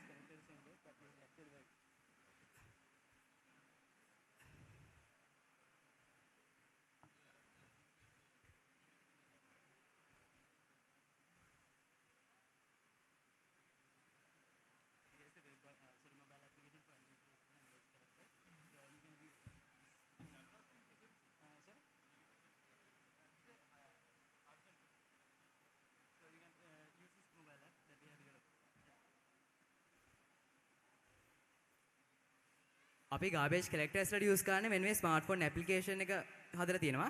ඒකෙදි garbage collectors වලට සහ administrators වලට බලා ගන්න පුළුවන් ඒ collect කරන specific area එකේ කොච්චර bins field මොනවද collect කරගන්න ඕනේ සහ optimal path එක මේව collect කරලා avoid කරන dustbins එක avoid කරගෙන time එක save කරගන්න විදිය. ඉතින් මේක පොඩි demonstration එකක් application එකේ මේක තමයි dashboard එක. ඒ කියන්නේ simply ඔක්කොම data ටික එකපාර බලා ගන්න පුළුවන් dashboard එක. ඊට පස්සේ මේක තමයි dustbin list එක. ඒ කියන්නේ per dustbin data ටික බලා ගන්න පුළුවන් ඒ area එකේ තියෙන.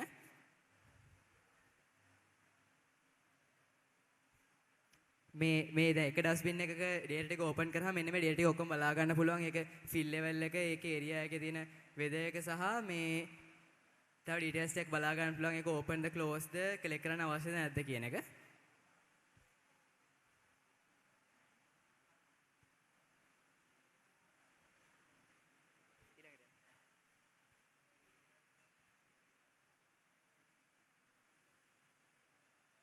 මේක තමයි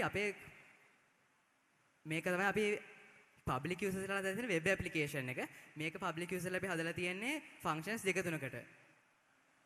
ඒකෙදී අපි basic function එක විදිහට බලා ගන්න පුළුවන් AI assistant කෙනෙක් ඉන්නවා අපේ system එක ගැන public users ලාට questions අහගෙන system එකට involve වෙන්න.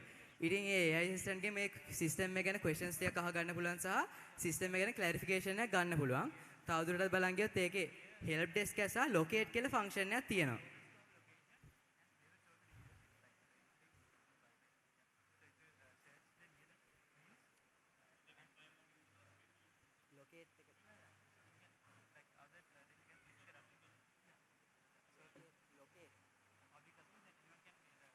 ඉතින් මේ locate function එකේදී basically වෙන්නේ අපි දැන් හිතන්නකෝ අපි කාට හරි අපි මොකක් හරි garbage එක dispose කරන්න ඕනේ කියලා public user කෙනෙක්ට.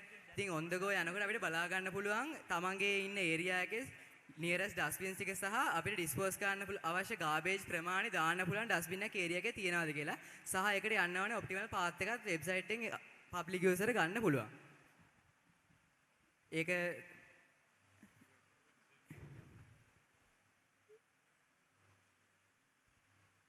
ඊට පස්සේ අපේ marketing plan එක තියෙනවා. අපි marketing plan එක විතර ගත්තොත් අපේ මේ eco unit කියලා එකක් තියෙනවා. මේ eco unit එකේ තියෙන existing dustbins වලට අපේ system එකේ implant කරන එක.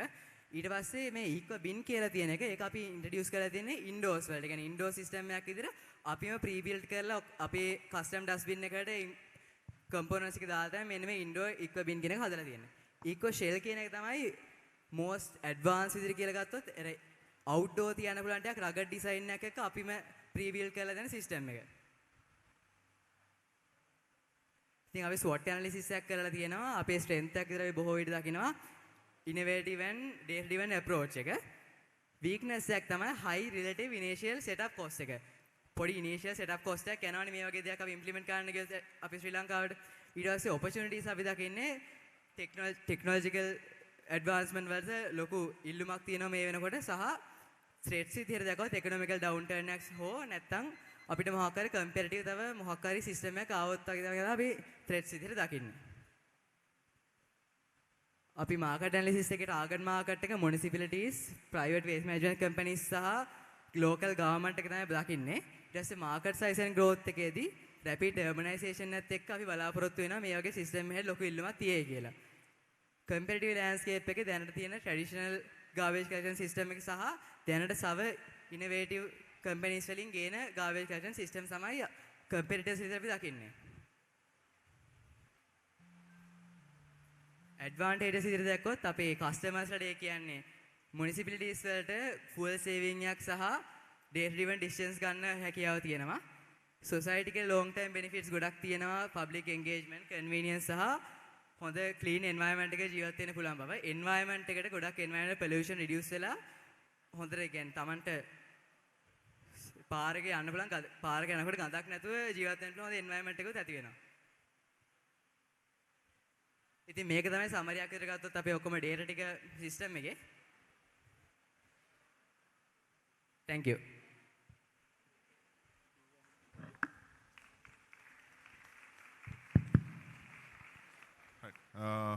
පුතා මම හිතන්නේ ඔයගොල්ලෝ හොඳ ඇප්ලිකේෂන් එකක් හදලා තියෙනවා. ඒක හાર્ඩ්වෙයාර් සයිඩ් එක වගේම වෙබ් ඇප්ලිකේෂන් එක සහ මොබයිල් ඇප්ලිකේෂන් එක ඔක්කොම ඉන්ටිග්‍රේට් කරලා. නමුත් දැන් මේකේ මේ ලෝකේ ගොඩක් තැන්වල smart waste management, smart bins වගේව යූස් වෙනවා. ඉතින් ගොඩක් කන්ට්‍රීස් වල ලාර්ජ් ස්කේල් ඇක්චුවල් ඉම්ප්ලිමන්ටේෂන්ස් තියෙනවා. ඒතර ඒවත් එක්ක කම්පෙයාර් කරලා බලනකොට ඕගොල්ලන්ගේ මොකක්ද ඇඩ්වාන්ටේජ් එක? කවුරු හරි යූසර් කෙනෙක් මේක ඇයි ඕගොල්ලන්ගේ එක ගන්න ඕනේ? මොනවද ඒකට තියෙන හේතු?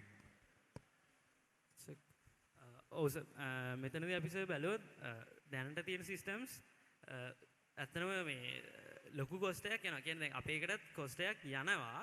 හැබැයි සාපේක්ෂව අපි යූස් කරන කම්පෝනන්ට්ස් එක්ක සහ අපි යූස් කරන මෙතඩ්ස් එක්ක යන කොස්ට් එක ගොඩක් රිඩියුස් කරනවා. සහ අපි මෙතඩ්ස් තුනක් ඉන්ට්‍රොඩියුස් කරනවානේ. අපි අර අපේ ප්‍රොඩක්ට් එක සෙල් කරන ඉක්වා යුනිට්, ඉක්වා බින් and ඉක්වා ෂෙල් කියලා. එතකොට ඒ මෙතඩ්ස් වලින් අර cost effectiveness එක තව වැඩි වෙනවා. මොකද තමන්ට සූට් වෙන එක විතරක් ගන්න පුළුවන්. කියන්නේ ඒගොල්ලන්ගේ බජට් එක අනුව ඒගොල්ලන්ට සූට් වෙන්නේ ඉක්වා ෂෙල් එක නම් නැත්නම් ඉක්වා යුනිට් එක නම් ඉක්වා බින් එක නම් ඒගොල්ලන්ට ඒක ගන්න පුළුවන්. ඔයගොල්ලෝ නිකන් අයිඩියා එකක් ගන්න මොකක් හරි cost comparison එකක් කරලා තියෙනවද ලෝකේ අනිත් රටවල වෙන දේවල්? ඒ කියන්නේ ඔයගොල්ලන්ගේ එකට ගිය cost එක සහ ලෝකේ අනිත් රටවල තියෙන cost එක අතර බලලා තියෙනවද?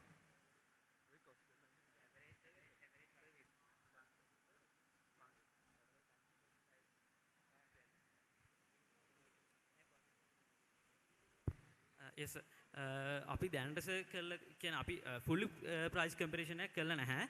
හැබැයි එතනදී අපි දැනට නිකන් අපි check කරලා තියෙන technologies එක්ක අපිට යන price එක බැලුවොත් අර equa unit කියන එකට ඒකට යන්නේ 1/5 of the price වගේ සාමාන්‍ය දේවල් සාමාන්‍ය දැන් තියෙන use කරන ඒවානේ.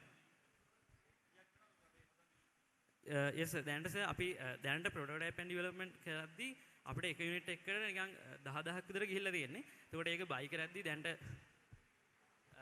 අපි බයි කරද්දී සෙල් කරන ප්‍රයිස් එක වෙනස් වෙන්න පුළුවන්. අපිට දැන් රිසර්ච් ඇන්ඩ් ඩෙවලොප්මන්ට් වල එක්ක යුනිට් එකකට ගිහිල්ලා තියෙන්නේ රුපියල් 10000ක්.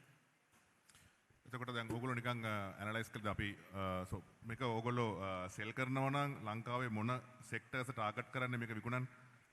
yes ලංකාවට අපිට මියුනිසිපල් කවුන්සිල්ස් ටාගට් කරන්න පුළුවන්. ඒත් ලංකාවේ ඒක ඉම්ප්ලිමන්ට් කරන්න සමහර විට බැරි වෙන්න පුළුවන් අර කොස්ට් ප්‍රශ්න හින්දා. මොකද දැන් අපේ යුනිට් එක ගොඩක් ලෝ කොස්ට් වුණාට දැනට තියෙන ඉකොනොමික් එකත් එක්ක මේ වගේ ප්‍රශ්නයකට සොලියුෂන් එකක් දෙයිද කියලා ප්‍රශ්නයක් තියෙනවා. නැත්තම් මේ වගේ ප්‍රශ්නයකට විසඳුමක් දුන්නොත් අපේ මේක යූස් කරයි. සහ ඊළඟට අපි ප්‍රයිවට් සෙක්ටර් එක බැලුවොත් අපිට මේක හොස්පිටල්ස් වලට ඊට පස්සේ තව පබ්ලික් ප්ලේසස් වලට ඉම්ප්ලිමන්ට් කරන්න පුළුවන්. ඒතර ඔයගොල්ලෝ නිකන් ෆීල්ඩ් ට්‍රයල්ස් කරලා බලුවද ඔයගොල්ලන්ගේ ඩේටා වල ඇකියුරසි ලෙවල් එක කොච්චරක් විතර වගේ තියෙනවද කියලා? yes අපි දැනට කළ ටෙස්ට් අනුව අපි යූස් කරන සෙන්සර්ස් වල ඇකියුරසි එක ප්‍රශ්නයක් නැහැ. ඒත් අපිට සමහර වෙලාවට දැනට අර කියන්නේ හීට් එකත් එක්ක කියන්නේ එන්වයරන්මන්ටල් හීට් එකත් එක්ක අපේ ප්‍රොසෙසර්ස් වල සමහරලාට තර්මල් throttle වගේ වෙනකොට අපේ සමහර යම් කියන්නේ අපේ data වල අප්ලෝඩින් ස්පීඩ් එකේ සමහර විට සාමාන්‍යයෙන් තප්පර 10ක විතර ඩිලේ එකක් තියෙන්න පුළුවන්. ඒත් ඒක දැනට අපි යූස් කරන දේවල් එක්ක ප්‍රශ්නයක් වෙන්නේ නැහැ.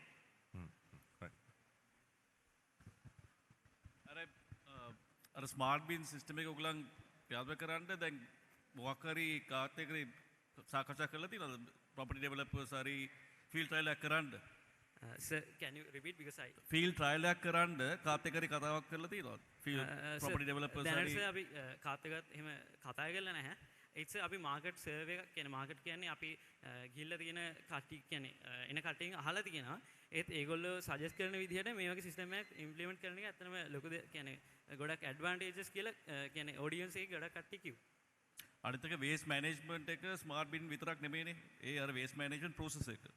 හරි එතකොට දැන් රීසයික්ලින් කට්ටියත් එක්ක ඒ ඔයගොල්ලෝ අර වැලියු චේන් එක හදන්න වෙනවා සප්ලයි චේන් එක. අර මෙටීරියල් රීසයික්ලින් අර මැනුෆැක්චරර්ස්ලාත් එක්ක කතා කරලා ඒ ටික හදාගත්ත නම් ඔයගොල්ලන්ට ESG පැත්ත හොඳ ඔපචුනිටි තියෙනවා. yes අර පොඩ්ඩක් ඔයගොල්ලෝ අර මේ ප්‍රොටෝටයිප් එක එක්ස්පෑන්ඩ් කරන්න ඕනේ සොලියුෂන් එකක් ඇටියට. මේ ස්මාර්ට් බින් විතරක් මදි. මේ කාලේ. මේ ස්මාර්ට් බින් සොලියුෂන්ස් ඕන තරම් තියෙනවා. ඒකෙන්ද ඔයගොල්ලන් අර වැලියු ප්‍රොපෝෂන් එක පොඩ්ඩක් රිවිව් කරන්න හරි.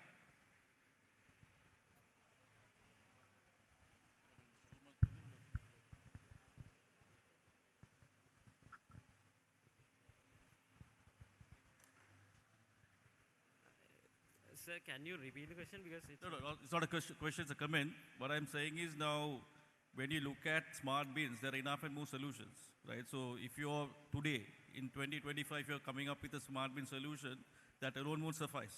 So you got to look at the entire waste management process of recycling, link it to ESG, so carbon credits, so that you got to work with the ecosystem. So your ecosystem players is only what will add value to the solution.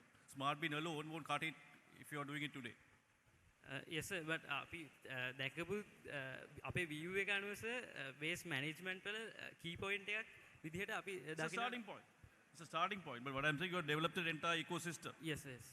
So important to identify the stakeholders who will plug into your app. Yes. Who have visibility of the waste, what kind of waste, whether it can be recyclable or not. Yes. දැන් ඔයගොල්ලන් මේ hardware එකක් හදලා තියෙනවා. දැන් මේ hardware එක ඔයගොල්ලෝ ගිහිල්ලා කොහේ හරි තැනක තියෙන ඩස්ට්බින් එකක දානවා. හරි? ඔයගොල්ලෝ මේ හાર્ඩ්වෙයාර් එකක් හදලා තියෙනවා. ඒක කොහේ හරි තැනක තියෙන ඩස්ට්බින් එකක දානවා. retrofit. right? දැන් කියමු එකක් තමයි මේක කවුරු හරි ඉල්ල හොරකම් කරන්න පුළුවන්. එහෙම නැත්නම් මේක ඩැමේජ් වෙන්න පුළුවන්. එහෙම නැත්නම් මේකට මොන හරි පවර් අවශ්‍යයි පවර් බැටරිස් වහින්න පුළුවන්. ඒ වගේ ලොකු ප්‍රශ්න දැන් ඒ ගැන හිතුවා. දැන් මේ කැඩුනොත් මොනවද කරන්නේ? එතනදී අපි මේක සිස්ටම් එකක් විදිහට ගෙනියද්දී අපි අර කැටගරිස් තුනට ඉක්වා යුනිට් කියන එකේ ඒක බජට් ෆ්‍රෙන්ඩ්ලි ඔප්ෂන් එකක්. එතකොට ඒකෙදී අපි දෙන්නේ ඒගොල්ලන්ට මේ සිස්ටම් එක දෙනවා ඒගොල්ලෝ ඉන්ස්ටෝල් කරගන්න. එතකොට එතනදී අපේ සමහර ෆීචර්ස් ඩවුන්ග්‍රේඩ් වෙන්න පුළුවන්. මොකද ඒගොල්ලෝ එතන ඉන්ස්ටෝල් කරගන්න විදිහ අනුව. මොකද ඒගොල්ලෝ අපිට ෂුවර් නැහැ ඒක ඉන්ස්ටෝල් කරගන්න විදිහ. එතකොට එතනදී අපිට වෝටර් ප්‍රූෆින් දෙන්න පුළුවන් වුණත් ඒගොල්ලෝ ඒක ඩැමේජ් කරගත්තොත් වෝටර් ප්‍රූෆින් දෙන්න වෙන්නේ නැහැ. සහ එතකොට වෝටර් ප්‍රූෆින් නැති හින්දා අපිට ඉක්වා යුනිට් කියන එකේ සමහර විට ෂුවර් කරන්න බෑ අරක. එතකොට අපි ඉක්වා බින් ඇන් ඉක්වා ෂෙල් කියන එකේ අපිට එතන ගොඩක් රග් සොලියුෂන් එකක් හින්දා එතනදී අපි ඇන්ටිසෙට් ෆීචර් එකකුත් ඉන්බිල්ට් දාන්න ප්ලෑන් කරනවා. ඒකෙදි වෙන්නේ නිකන් අපි ලොකේෂන් එක ට්‍රැක් කරනවා කොහොමත් ඩස්ට්බින්ස් වල රූට් එක හදන්න. එතකොට එතනදී අපි ලයිව් ලොකේෂන් එක ට්‍රැක් කරනවා ඩස්ට්බින් එකේදී. එතකොට යම් තරමක තෙෆ්ට් ෆීචර් එකක් කියන්නේ එතන කවුරු හරි එක සර්කිට් එක ගන්න ගියොත් එහෙම එතකන් ඇලර්ට් එකක් දෙන්න අපි ভাইබ්‍රේෂන් සෙන්සර්ස් කියන්නේ දැන් මොකක් හරි ভাইබ්‍රේෂන් එකක් හරි ටිල්ට් එකක් හරි ඇති වෙන්න බලපාන හේතු අපි කැල්කුලේට් කරලා නිකන් ভাইබ්‍රේෂන් සෙන්සර්ස් අනුව ඒක ඩිටෙක්ට් කරගන්නවා. මොකක් හරි ත්‍රෙට් එකක් නම් අපි එතනදී ඉන්ෆෝම් කරනවා ඇඩ්මිනිස්ට්‍රේටර්ස් ඇන්ඩ් එස්කලේටර්ස්. එතකොට ඇන්ටි තෙෆ්ට් උත් ප්‍රශ්නයක් වෙන්නේ නැහැ. මට එක දෙයක් අහන්න බැරුණා පුතා. මේකේ මේ ඕගොල්ලෝ මොකක් හරි දැන් අපිට ඉන්ටර්නෙට් කනෙක්ට් වෙන්න මේකේ මොකක් හරි ඔයගොල්ලෝ දැන් මේක Wi-Fi ද කනෙක්ට් වෙන්නේ එහෙම නැත්නම් මේකට SIM එකක් දාන්න පුළුවන්ද? මොකද්ද ඔයගොල්ලන්ගේ අයිඩියා එක ඒකට? එතනදී අපි මේක IoT device එකක් හින්දා අපි මේක ඉන්ටර්නෙට් වල කනෙක්ට් කරගන්නවා. එතකොට අපිට මම මෙයා කලින් එක්ස්ප්ලেইন කරපු විදිහට අපි අර ස්ට්‍රක්චර් එකක් පෙන්වන්නේ සර් බ්‍රාන්ච් ඩස්ට්බින්ස්. එතකොට එතන සර් මේන් යුනිට් මේන් එක තියෙන්නේ. කියන්නේ එතනදී මේන් එක තමයි Wi-Fi වලට කනෙක්ට් වෙන්නේ. ඒකට බ්‍රාන්ච් ඩස්ට්බින්ස් ඒක හරහා තමයි ඩේටා කමියුනිකේට් වෙන්නේ. ඒකට මේන් එකට යම්කිසි ලිමිටඩ් දුරකින් තමයි බ්‍රාන්ච් ඩස්ට්බින්ස් වලට තියෙන්න පුළුවන් නේද? නැත්තම් සර් හැමෝටම Wi-Fi internet access තියෙනවා නම් අපිට අර minor beans place කරන්න පුළුවන්. නැත්තම් සර් අපිට LTE නැත්තම් අර GSM use කරලා data communicate කරන්න පුළුවන්. Okay, thank you. Yes sir, thank you sir.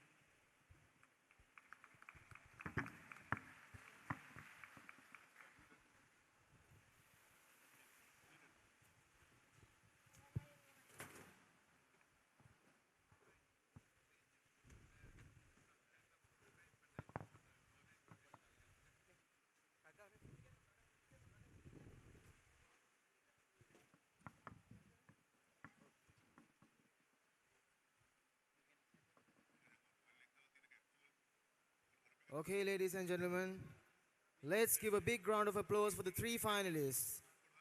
And the final results will be announced in the awarding ceremony, so stay tuned for the awarding ceremony.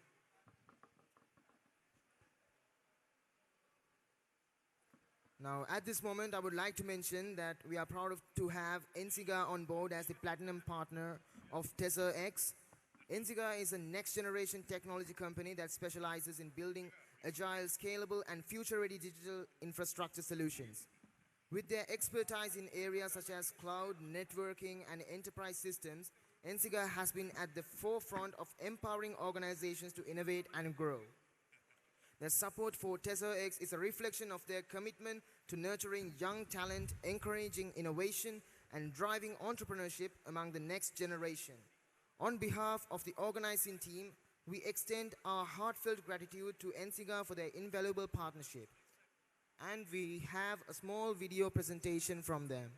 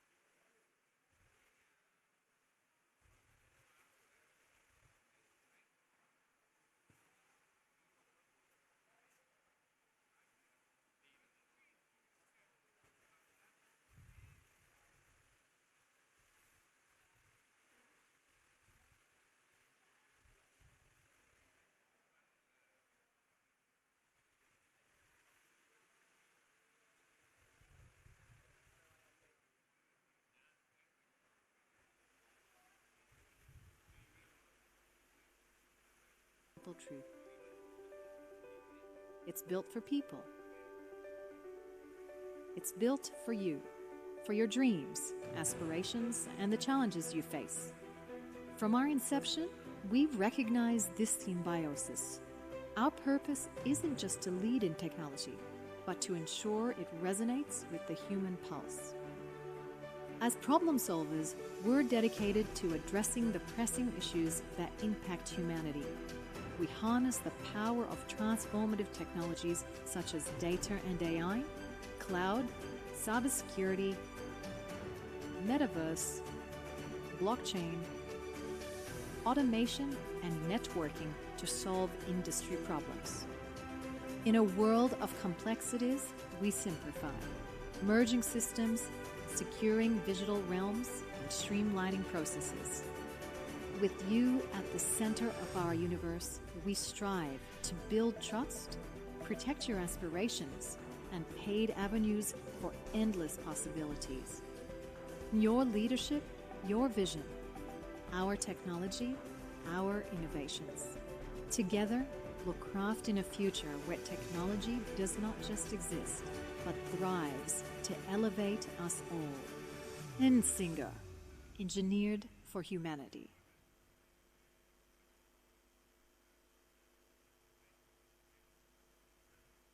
Okay. Next up, we have the panel discussions hosted by Mr. Niranjan Dissanayake, the CEO of Just In Time Group, accompanied alongside with the panelists Mr. Ramesh Shanmuganathan and Professor Gihan Dias to discuss on the theme, the path for teens to become the next generation of tech leaders. Sir, the stage is yours.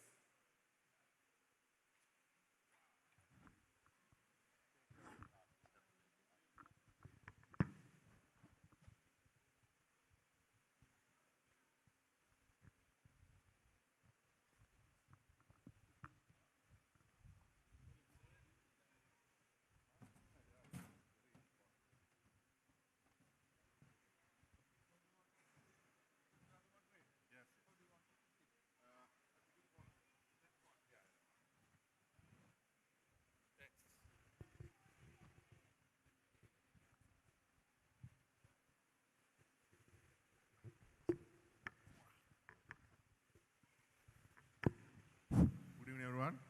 I think I'm very privileged to be moderating the session with Dr. Ramesh and Professor Gihan.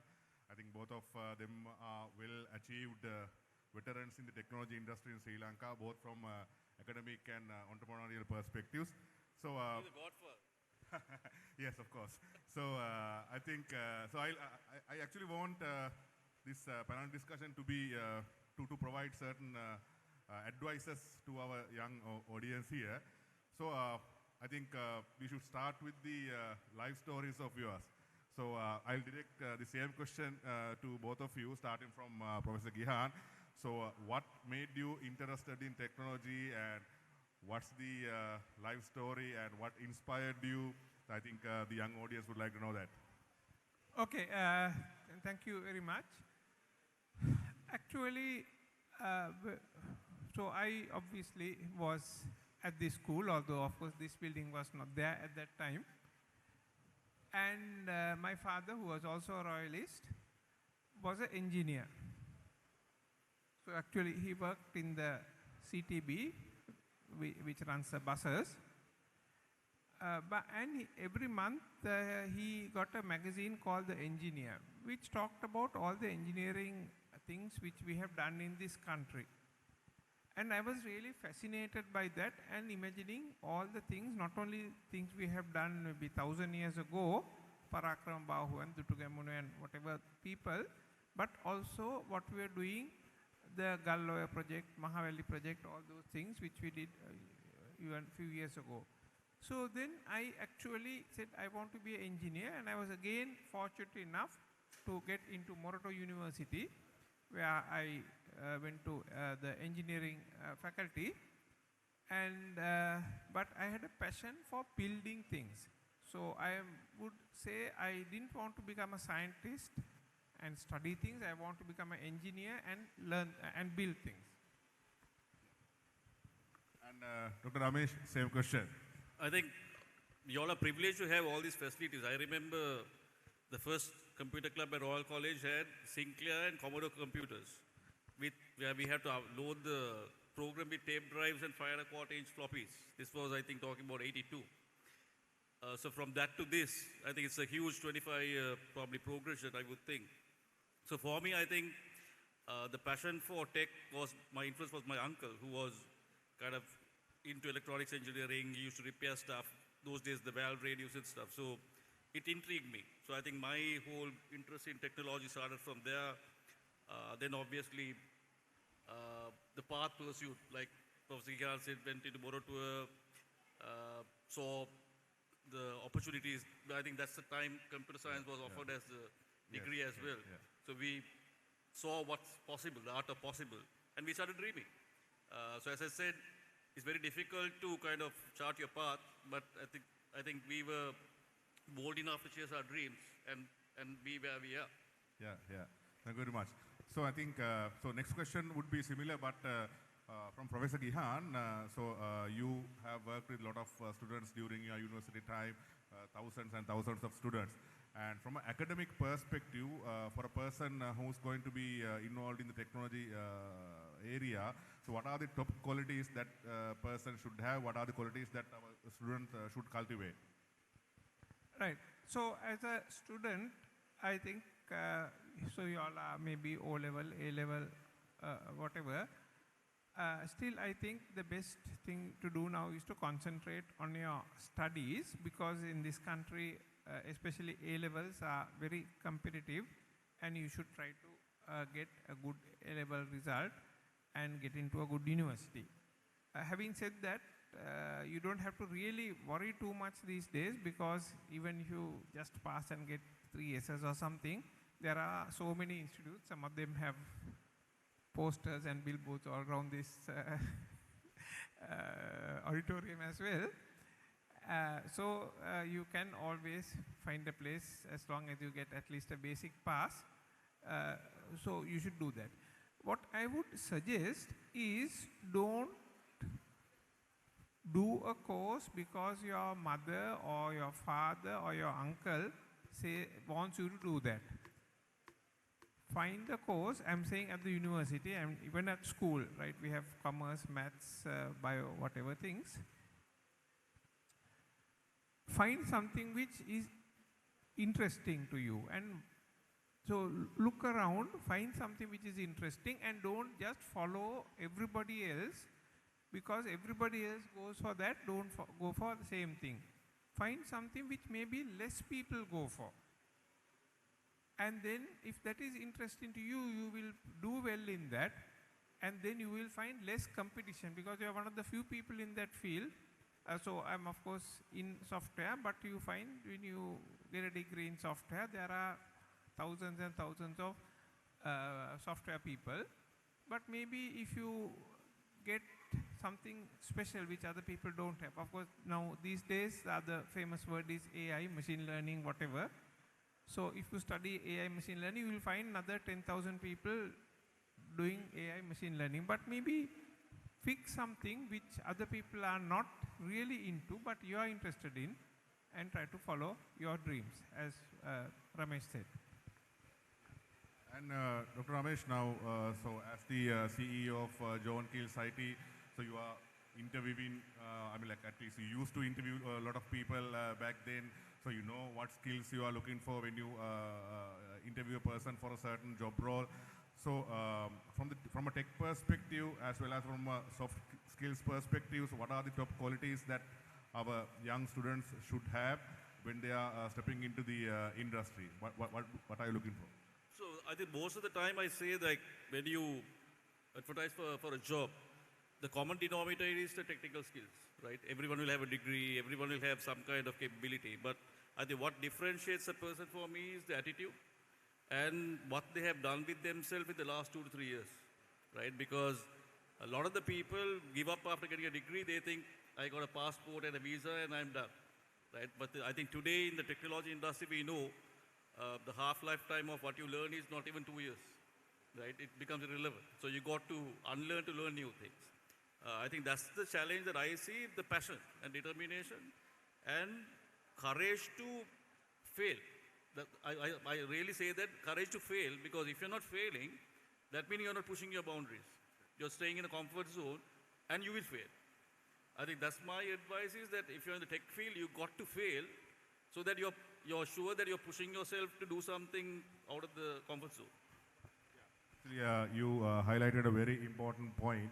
I think our young students should understand that as well. So when you are innovating, when you are experimenting, then failure is inevitable. I mean, most of the time you will fail. And in most of the countries, and including Sri Lanka, so failure is usually frowned upon. And I mean, like, actually we should not use the word failure. You are being just unsuccessful. So in situations of failing or being unsuccessful, how do we face that? How do we get up again? What are the qualities that we should have to face failure?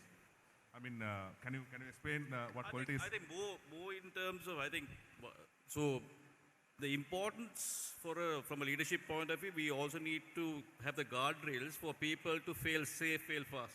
So that's why I always say now, even in today's pictures, we saw people had good ideas, but not necessarily successful ideas. So if we don't give them the right advice, they could fail and probably kind of they get disheartened. So that's where it is important to have the guardrails and mentorship so that they are taking the calculated risks, not stupid risks, right? So the failures also need to be within tolerable limits. So I think that's where I think it's important to get that business acumen. Like I think in the last 3 pitches, the feedback that we gave is based on our business acumen, right? Based on so many years of experience. It's not that they did not know. Probably they did not look into areas that we probably would look into today.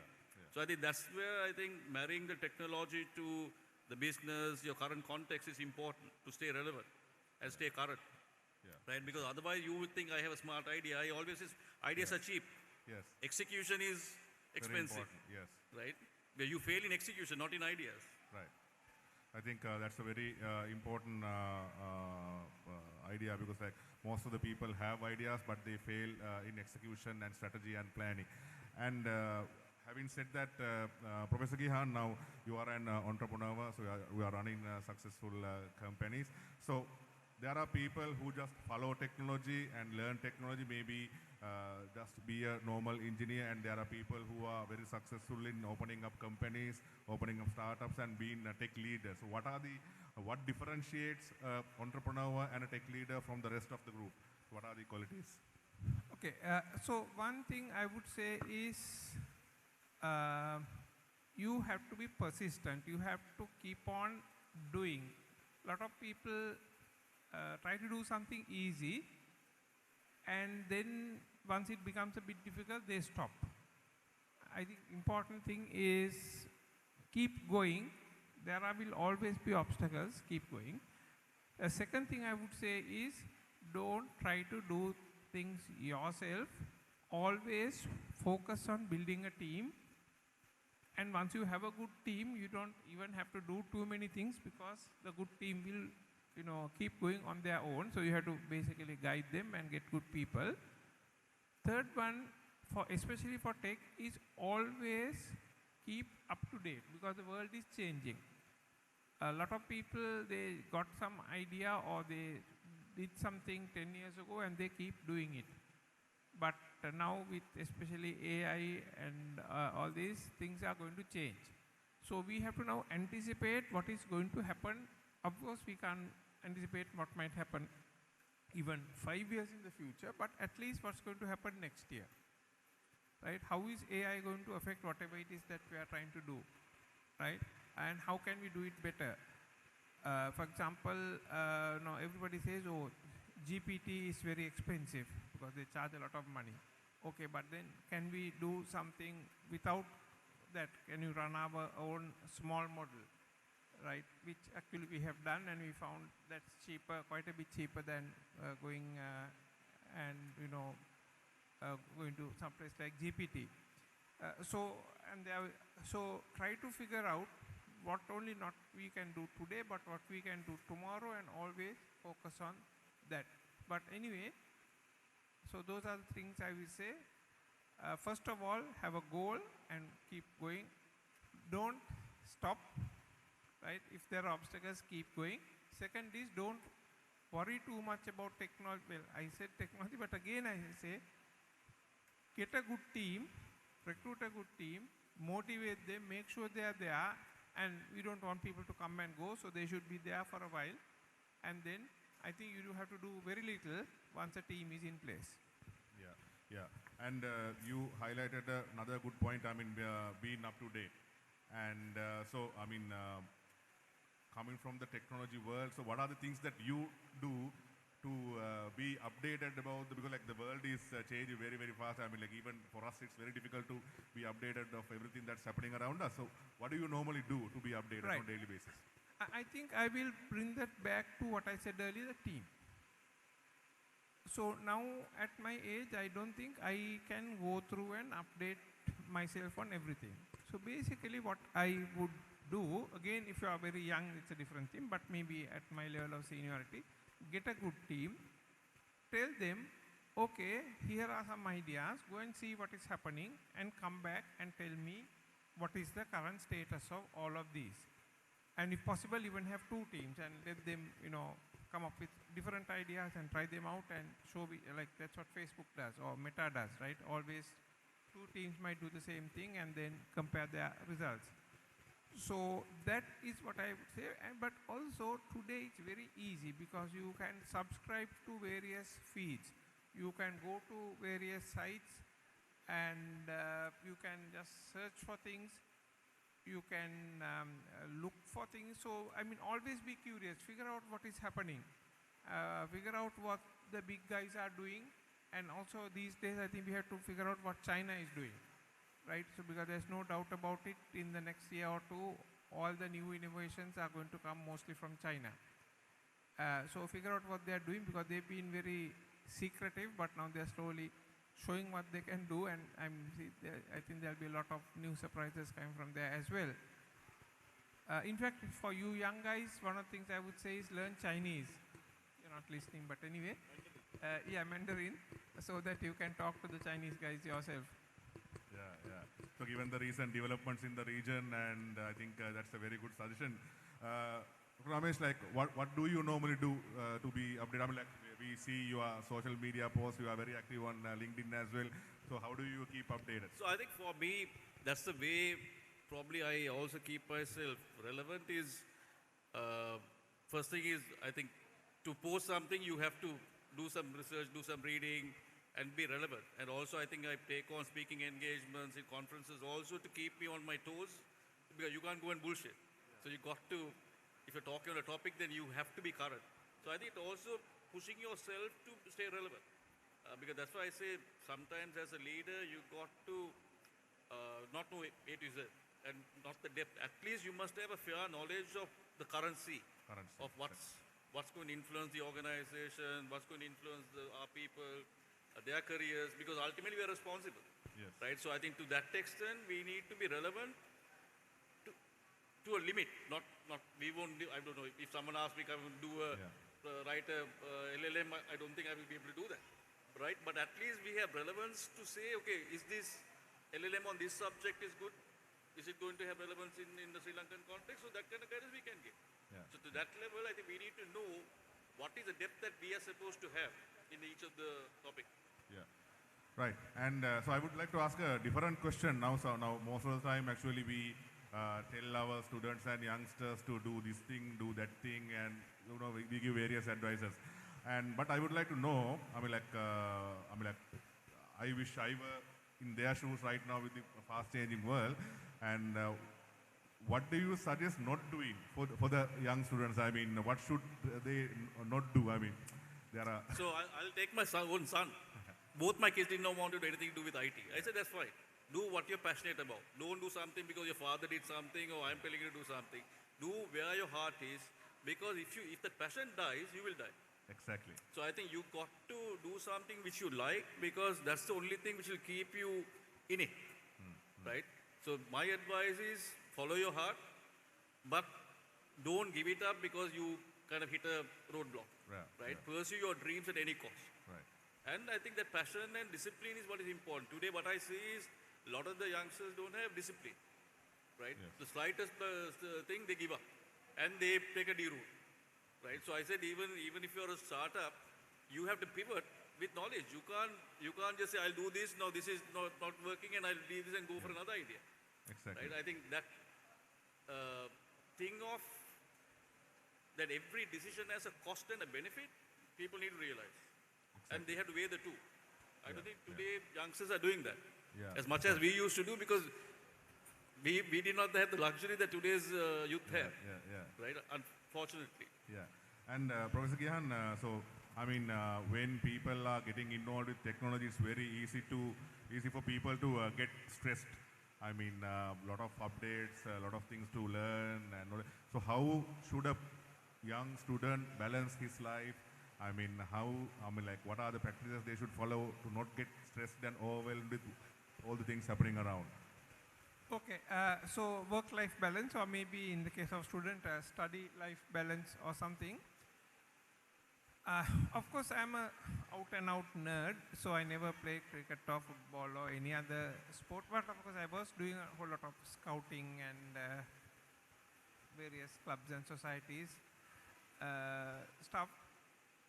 I think, yeah. So the problem in Sri Lanka again is, especially at student at the A level, is so competitive. Yeah.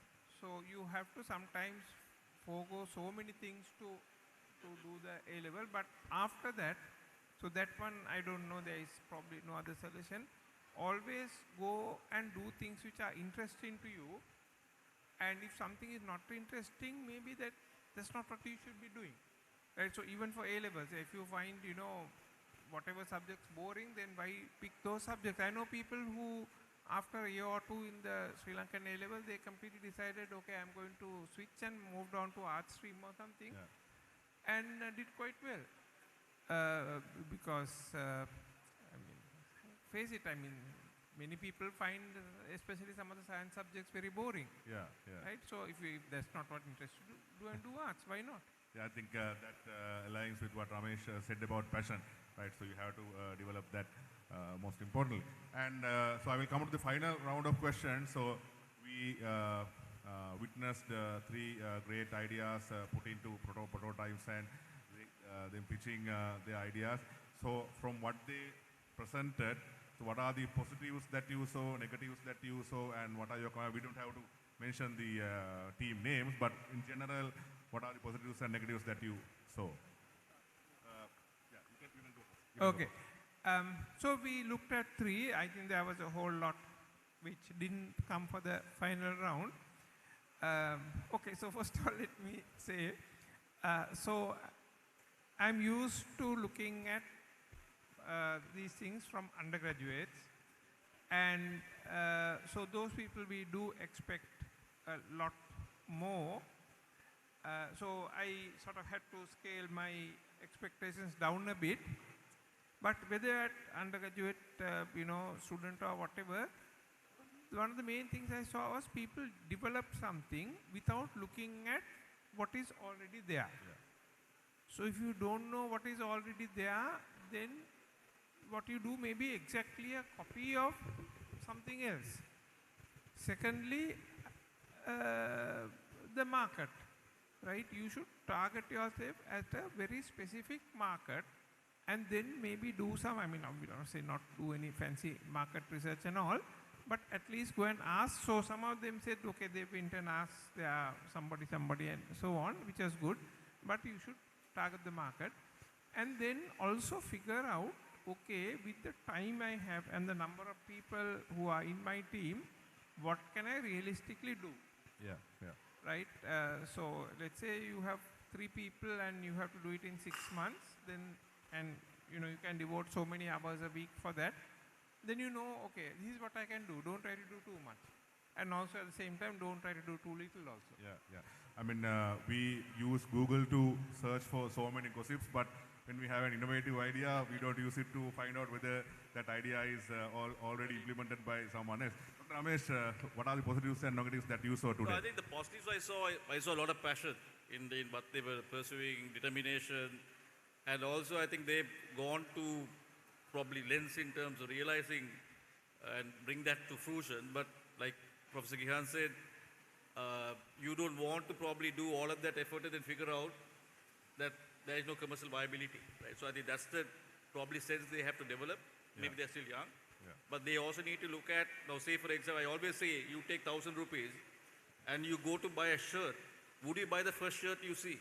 Yeah, yeah. Right, at least you would have seen 10, 15 shirts before you spend the $1,000 bucks. Yeah. So if you're developing an idea, investing on an idea, your time and effort, do that homework, do the spade work. Exactly. Right? It's a parallel that I would draw. Whatever you are doing, make sure it doesn't go to waste. Yeah. So the due diligence is only Very important. good due in good state, Yes. and that's the practice I think you should develop, because I think then that will make you a good person into the future. Yeah. And Dr. Ramesh, so if someone is coming onto the stage to pitch an idea, pitch an innovative idea to an investor or a judge panel or an audience, so what are the top 3 things that they should follow to be better prepared and to make the audience actually grasp the ideas? What are the top 3 things they should follow? So I think first thing is to define the problem statement very clearly, crisply, and the addressable market, and then what is the solution, and why each solution is unique, and how to commercialize it. Yeah. Right? So I think if we can get those 4 messages crisply, that's the best pitch I would want to listen to. Because then you are captivated by that 4 statements which is getting addressed to ask the probing questions. Exactly. So here I felt a lot of those 4 questions were not answered properly, which could have been done better. Yeah, I think defining the problem statement is very important because that's where you actually get the attention of the audience and the investors. Because if you define the problem at 36,000, your solution is going to be very broad. Yeah, exactly.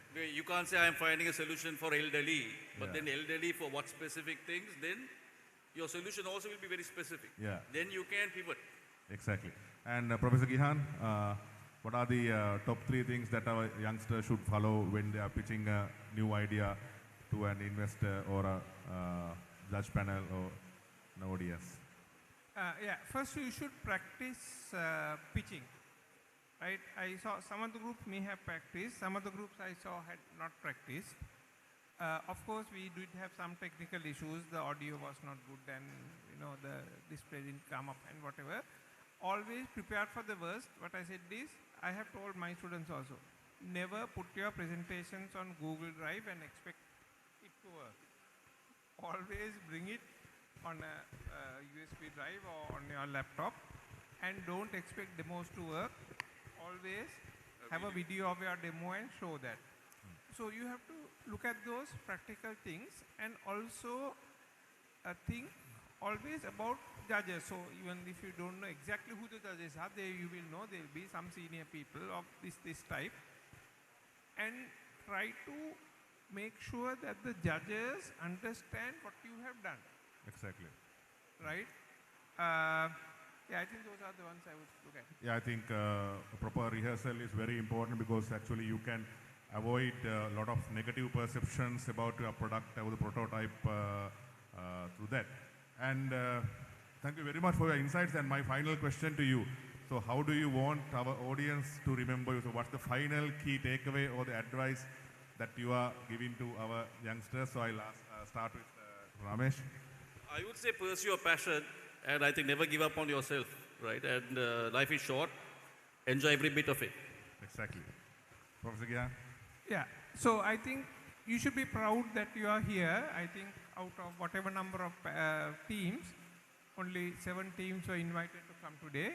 Some have gone, but anyway. So I think what you should go back is thinking, okay, it doesn't matter whether you develop an app or something else. Try to solve a problem, right? Try to always solve a problem which you have or somebody you know has, and then you maybe expand to something else. But if you can solve even a very small problem, I think you get used to that, and then in later life you know, okay, you can solve some problem. So let me just give an example. So when I was at school, like you, I was in Scouts, and then sometimes, the Scout masters and all were a bit lazy. They sometimes didn't even turn up when we went to camp. So I had an experience. I was 17 or whatever it was, and there were 30-40 young people who were dependent on me. If I didn't do my job, they will be hungry, right, and thirsty, and maybe had nowhere to sleep or whatever. So somehow managed to solve all the problems which came, and took all those kids back home safely to their parents. Then I realized if I can do that, I can do anything. So I think that's what you should do, learn how to solve real world problems. Yeah, then actually to finish the discussions, I would like to combine both of your answers. So you should solve a problem, and while solving the problem, you should enjoy the process to the fullest, right? And thank you very much, Professor Gihan and Dr. Ramesh, for giving some valuable advices to our audience. And we'll conclude the session. Thank you very much.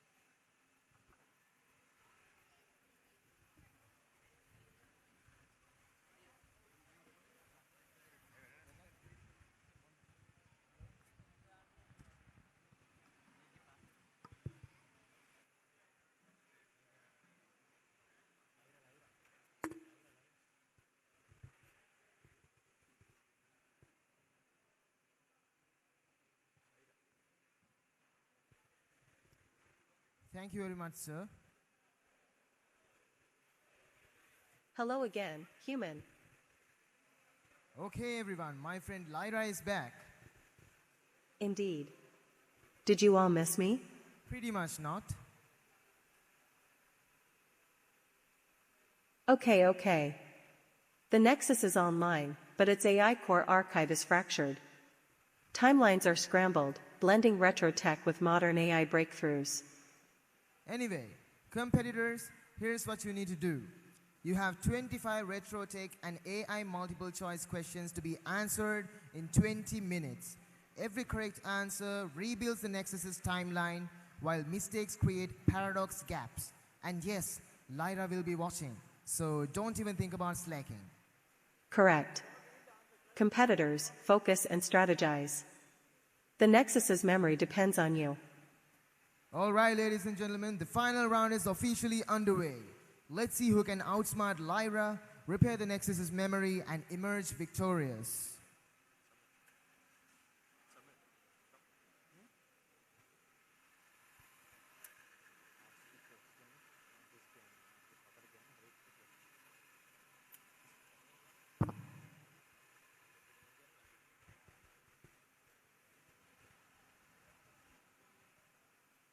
And keep in mind, you will get only 30 seconds for each question.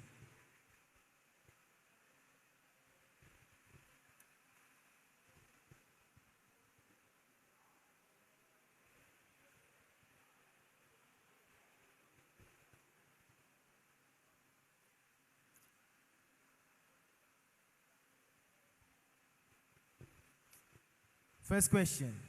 What year was the first commercially successful microprocessor Intel 4004 released? Answer A, 1965. Answer B, 1971. Answer C, 1979. And answer D, 1982.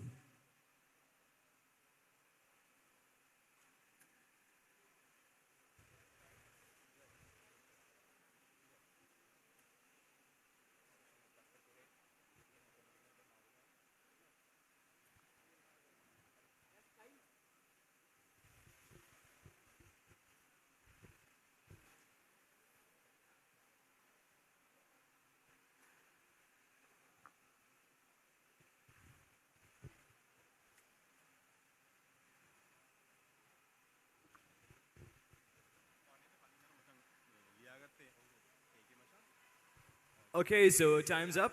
Question number 2. The floppy disk was first introduced by IBM in which decade? A, 1960s, B, 1970s, C, 1980s, and D, 1990s.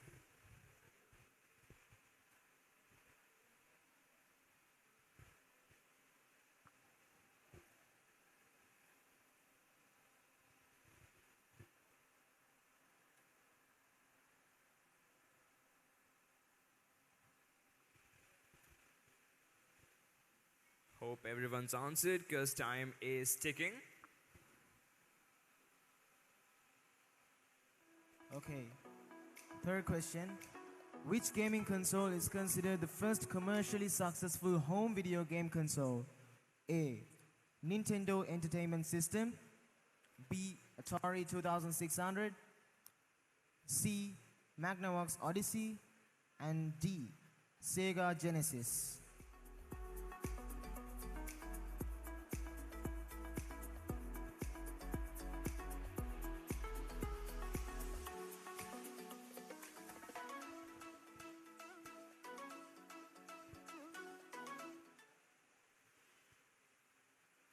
Right, question number 4. What was the storage capacity of the original 3.5-inch floppy disk? A, 360 kilobytes, B, 720 kilobytes, C, 1.44 megabytes, and D, 5 megabytes. The storage capacity of the original 3.5-inch floppy disk.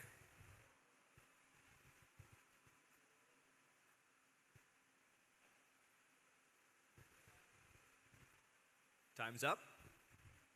Question number 5. The brick phone Motorola Dynatac 8000X launched in 1983 weighed about. Answer A, 250 grams. Answer B, 500 grams. Answer C, 1 kilogram. And answer D, 2 kilograms.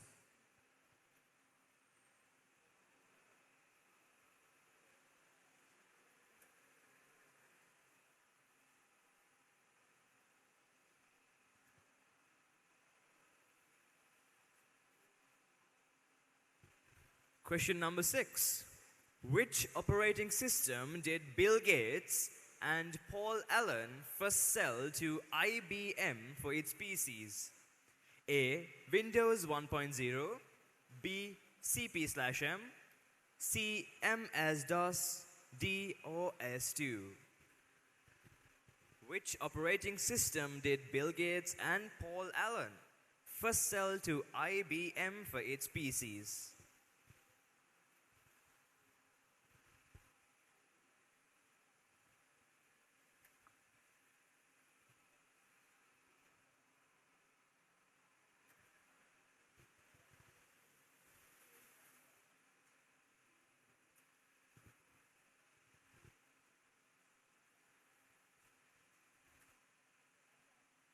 Question number 7.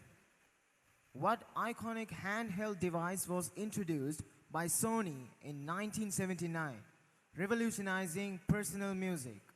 Answer A, iPod. Answer B, Walkman. Answer C, Discman. And answer D, Game Boy. Question number 7. What iconic handheld device was introduced by Sony in 1979, revolutionizing personal music?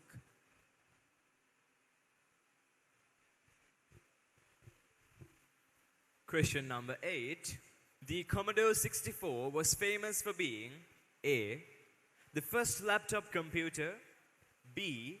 the highest selling personal computer model, C. the first color screen PC, and D. the first computer with a mouse.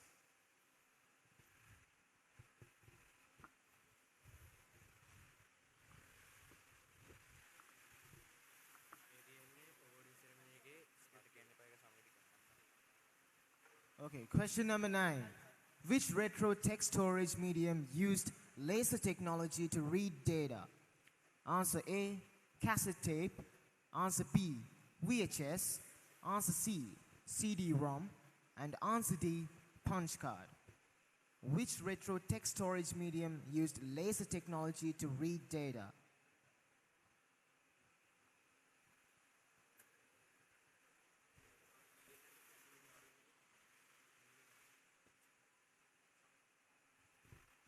Question number 10. The dial-up internet connection often made a loud screeching noise because A. it was testing the line, B. data was transmitted as audible tones, C. modems weren't shielded properly, and D. it was a built-in security feature. The dial-up internet connection often made a loud screeching noise because of what?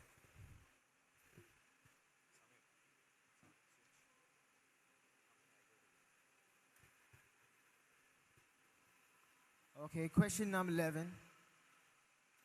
Which company created the first widely used graphical web browser, Mosaic? Answer A, Microsoft. Answer B, Netscape. Answer C, NCSA. And answer D, Apple.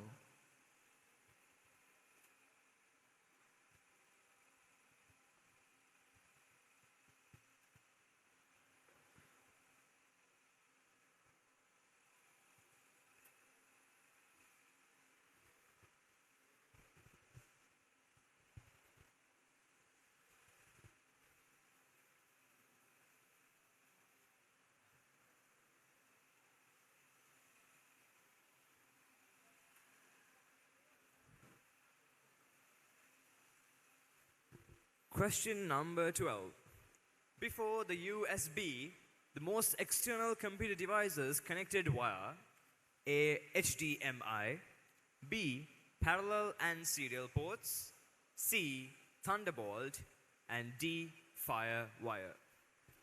Before the USB, which port did the most external computer devices get connected to?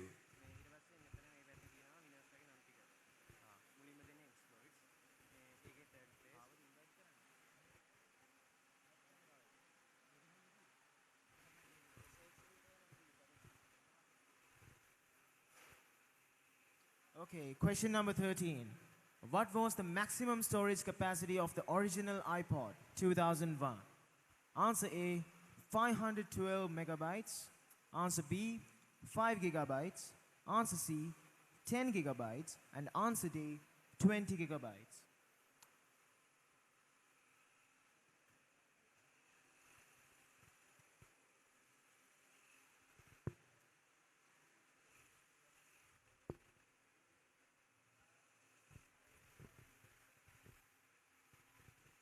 Question number 14. The Game Boy launched in 1989. Primarily used, what type of storage medium is used for games? A. Optical discs. B. Cartridges. C. Floppy disks. And D. Tape drives. The Game Boy launched in 1989, primarily used what type of storage medium for games? Okay, question number 15. VHS tapes famously competed with which other format in the 1980s videotape format war? Answer A, Mini DV. Answer B, UMD. Answer C, Betamax. And answer D, Laserdisc.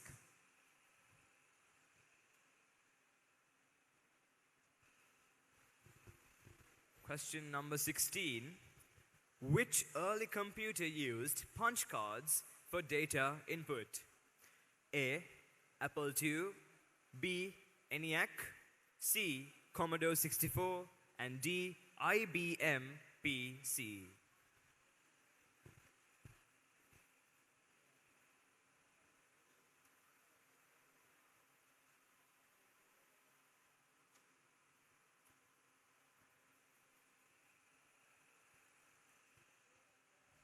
Question number 17.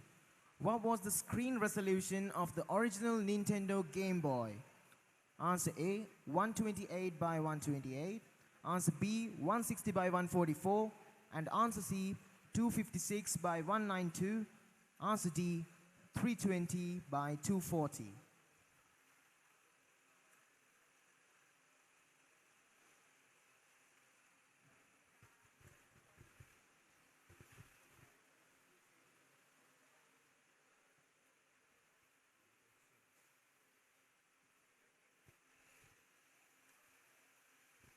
Question number 18.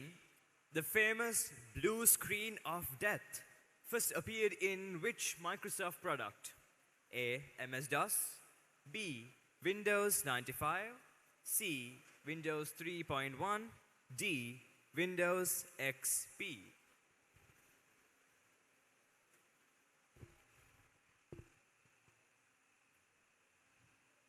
Question number 19. What was the primary function of a pager or a beeper in the 1980s or 90s? Answer A, sending instant text messages. Answer B, receiving numeric or short text alerts. Answer C, broadcasting radio. And answer D, playing music.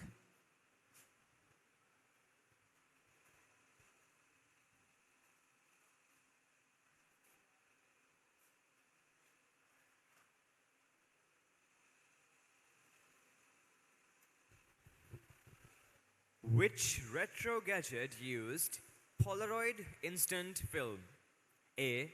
Kodak disposable camera. B. Digital camera. C. Polaroid land camera. D. VHS camcorder. Which retro gadget used Polaroid instant film?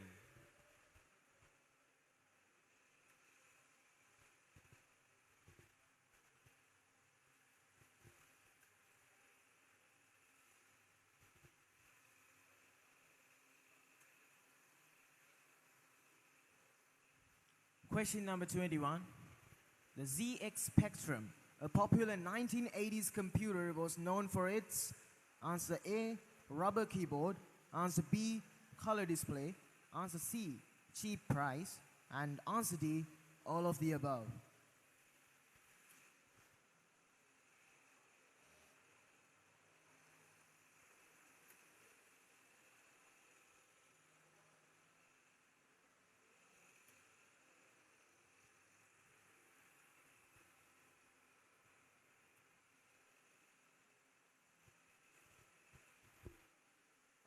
Question number 22.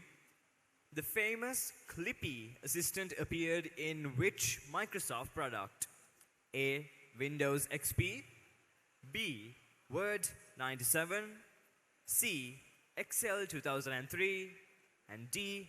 the Internet Explorer 5.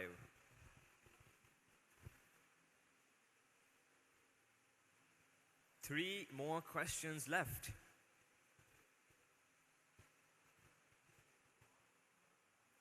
Question number 23.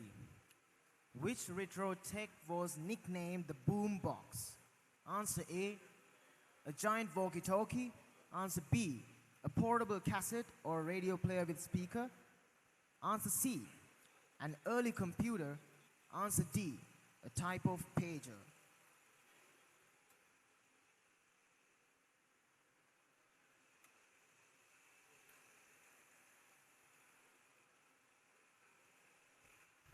Question number 24. What kind of display technology did the early Nintendo game and watch handhelds use? What type of display technology did the early Nintendo game and watch handhelds use? A. LED, B. LCD, C. CRT, D. Plasma. What kind of display technology did the early Nintendo game and watch handhelds use?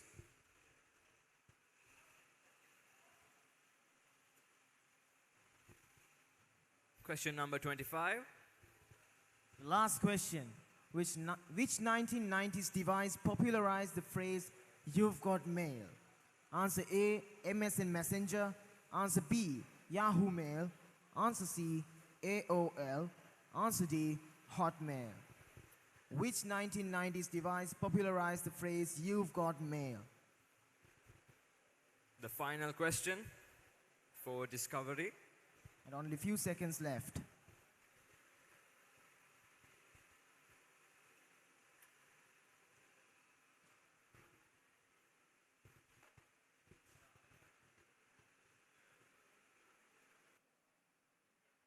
After answering the question paper, all participants are required to write their school on the question paper.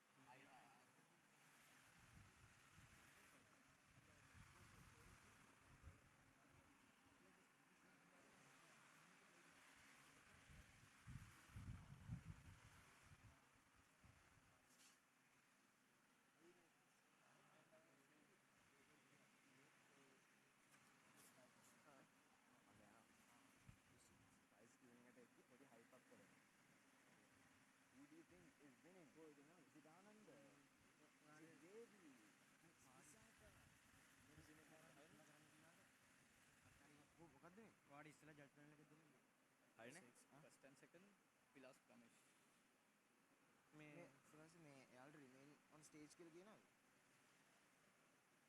ඔක්කොම after giving all the prizes for all the three competitions we give the judges token.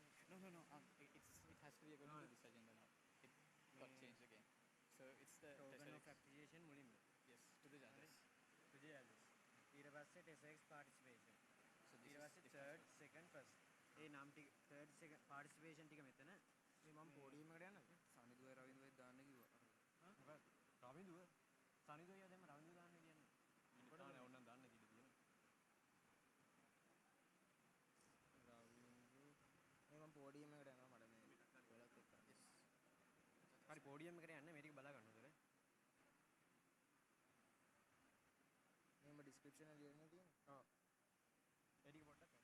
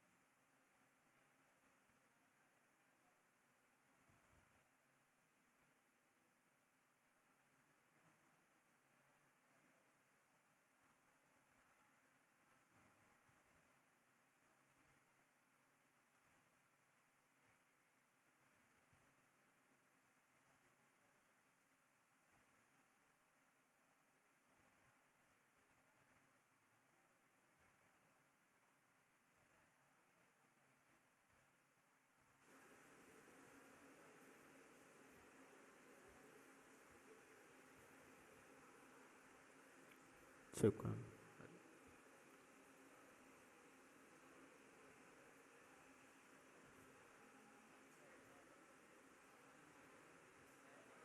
Now, to hand over the tokens of appreciation for our beloved judge panel, I would like to invite Mr. ᴅᴜᴛᴇ, the chief guest and of RCU Assistant Secretary, accompanied by Namodini Samarasinghe Mrs.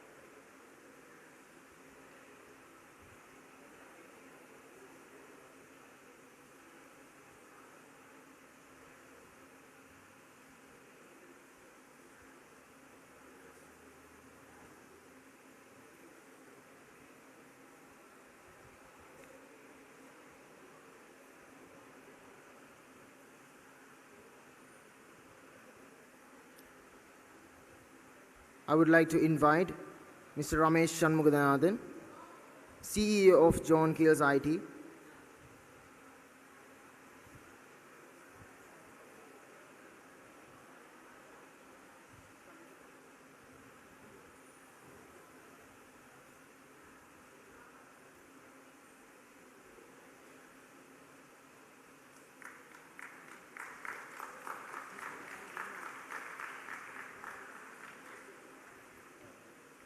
Mr. Niranjan Disanayake, CEO of Just in Time Group.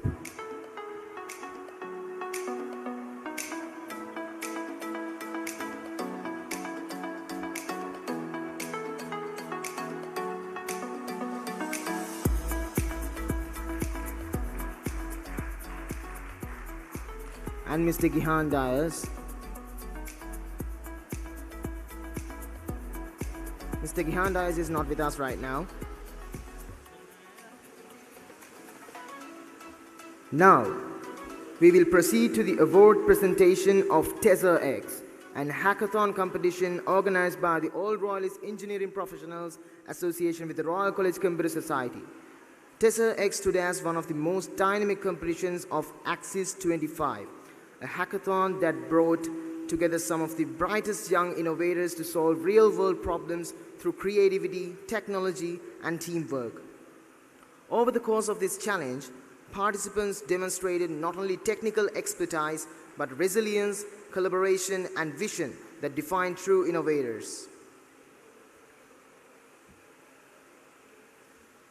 To hand over the awards, I would like to invite Mr. Lahiru Vijayratna, the CEO of Modern Pack and the Orepa main body president, alongside with Mr. Bojitha Liyanage, president of Orepa, student chap term 24-25.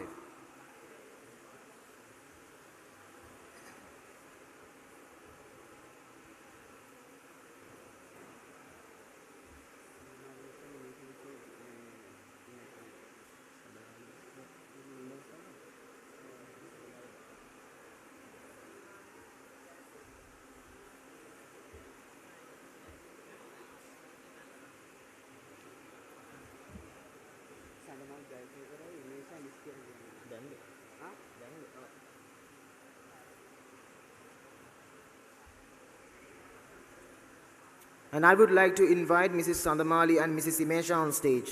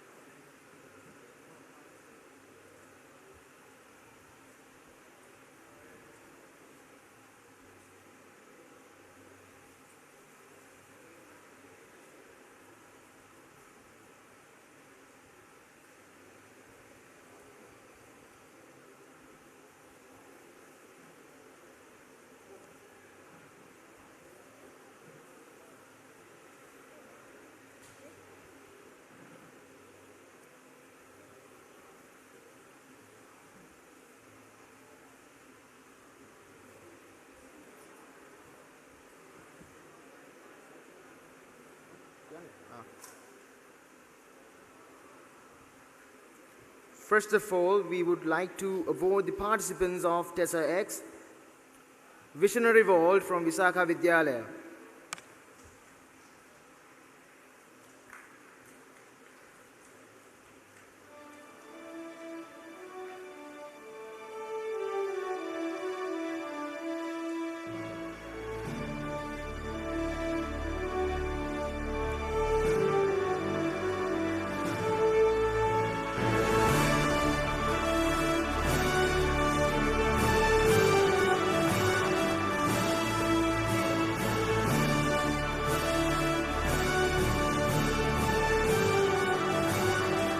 Bite Me from Royal Institute.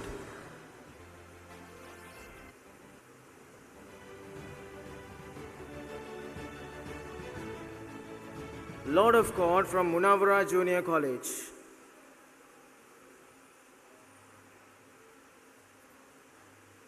And lastly, Trinity Syntax from Trinity College.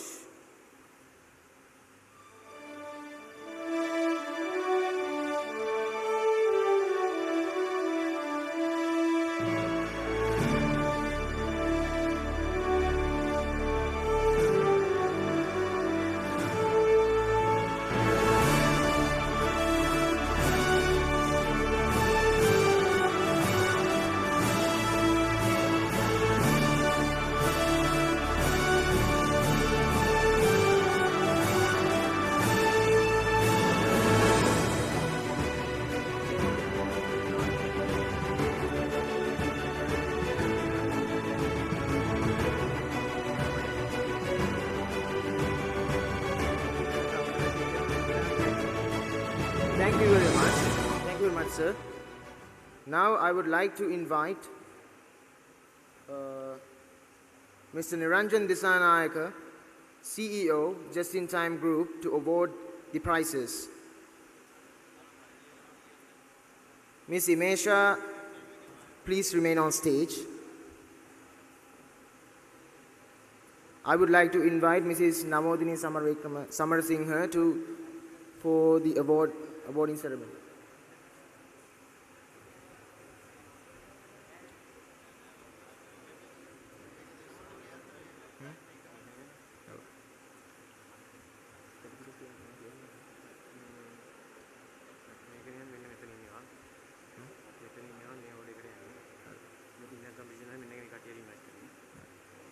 Third place, Innovibe from Kakirawa Central College.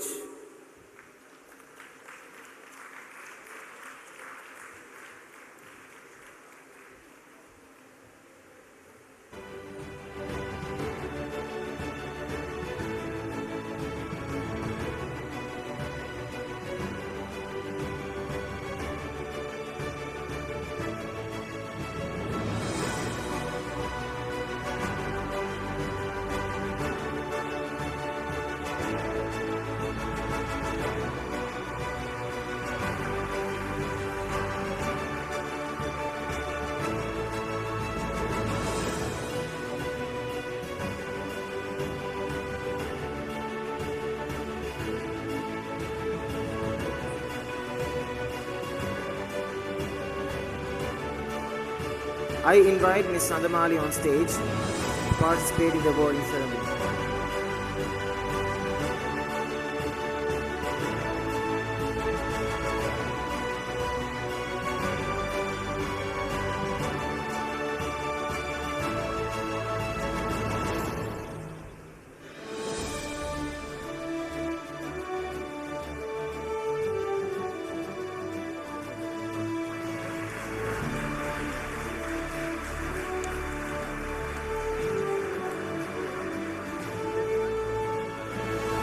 Second place, Cordelite Squad from St. Joseph's Girls' School.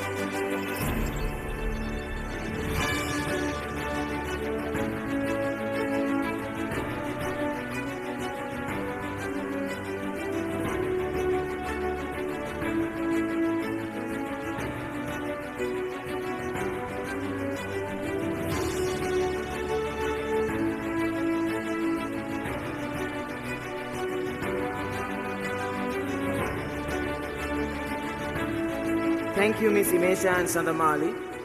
Now I would like to invite Mr. Ramesh Shanmuganathan, CEO of John Keel's IT, and Mr. Ranga Vijay Singha, the OGACO Secretary, on stage.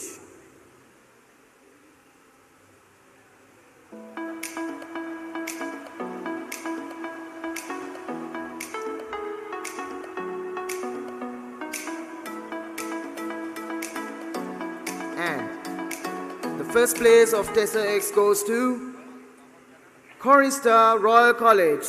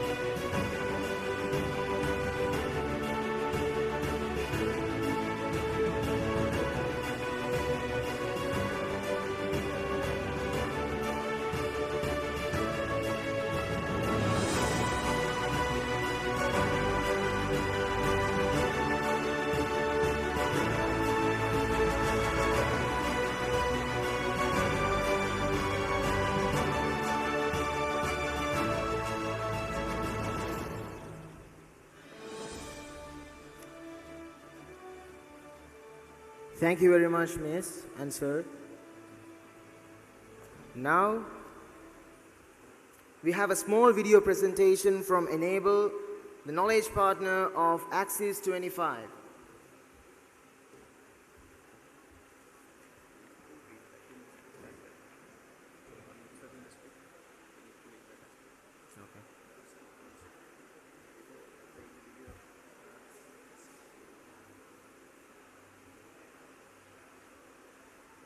Enable is the knowledge partner of TesserX.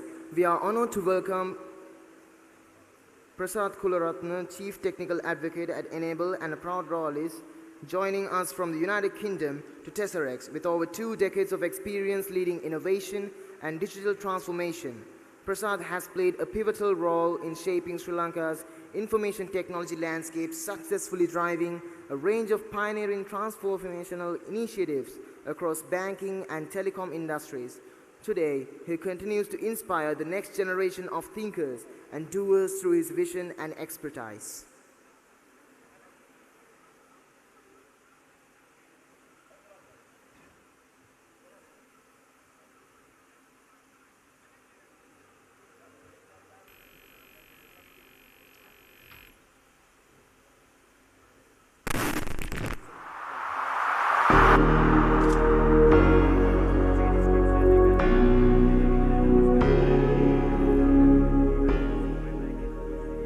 Very good evening to everyone, and I'm pretty sure it would have been an interesting and a remarkable page in your school careers today. You would have listened to your colleagues who have brought their ideas into an actionable outcome and who have presented them with passion.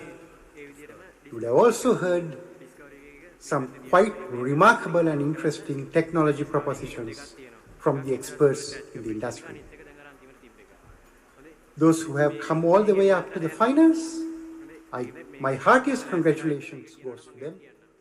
And those who have passionately driven the ideas into prototypes and actionable outcomes, who probably this time would not have come up all the way to the finals, I congratulate them for the learnings that they have absorbed into their careers.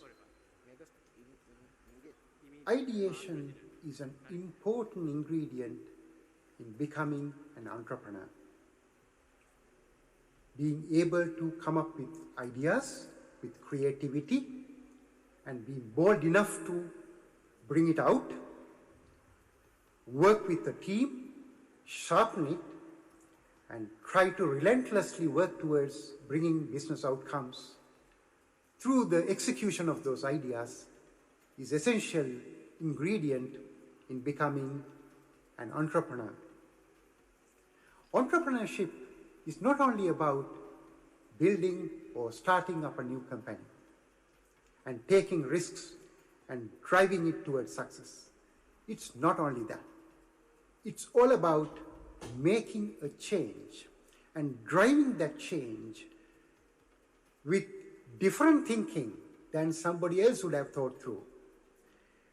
Driving away from the obstacles, embracing the opportunities in manners that others would not have thought through.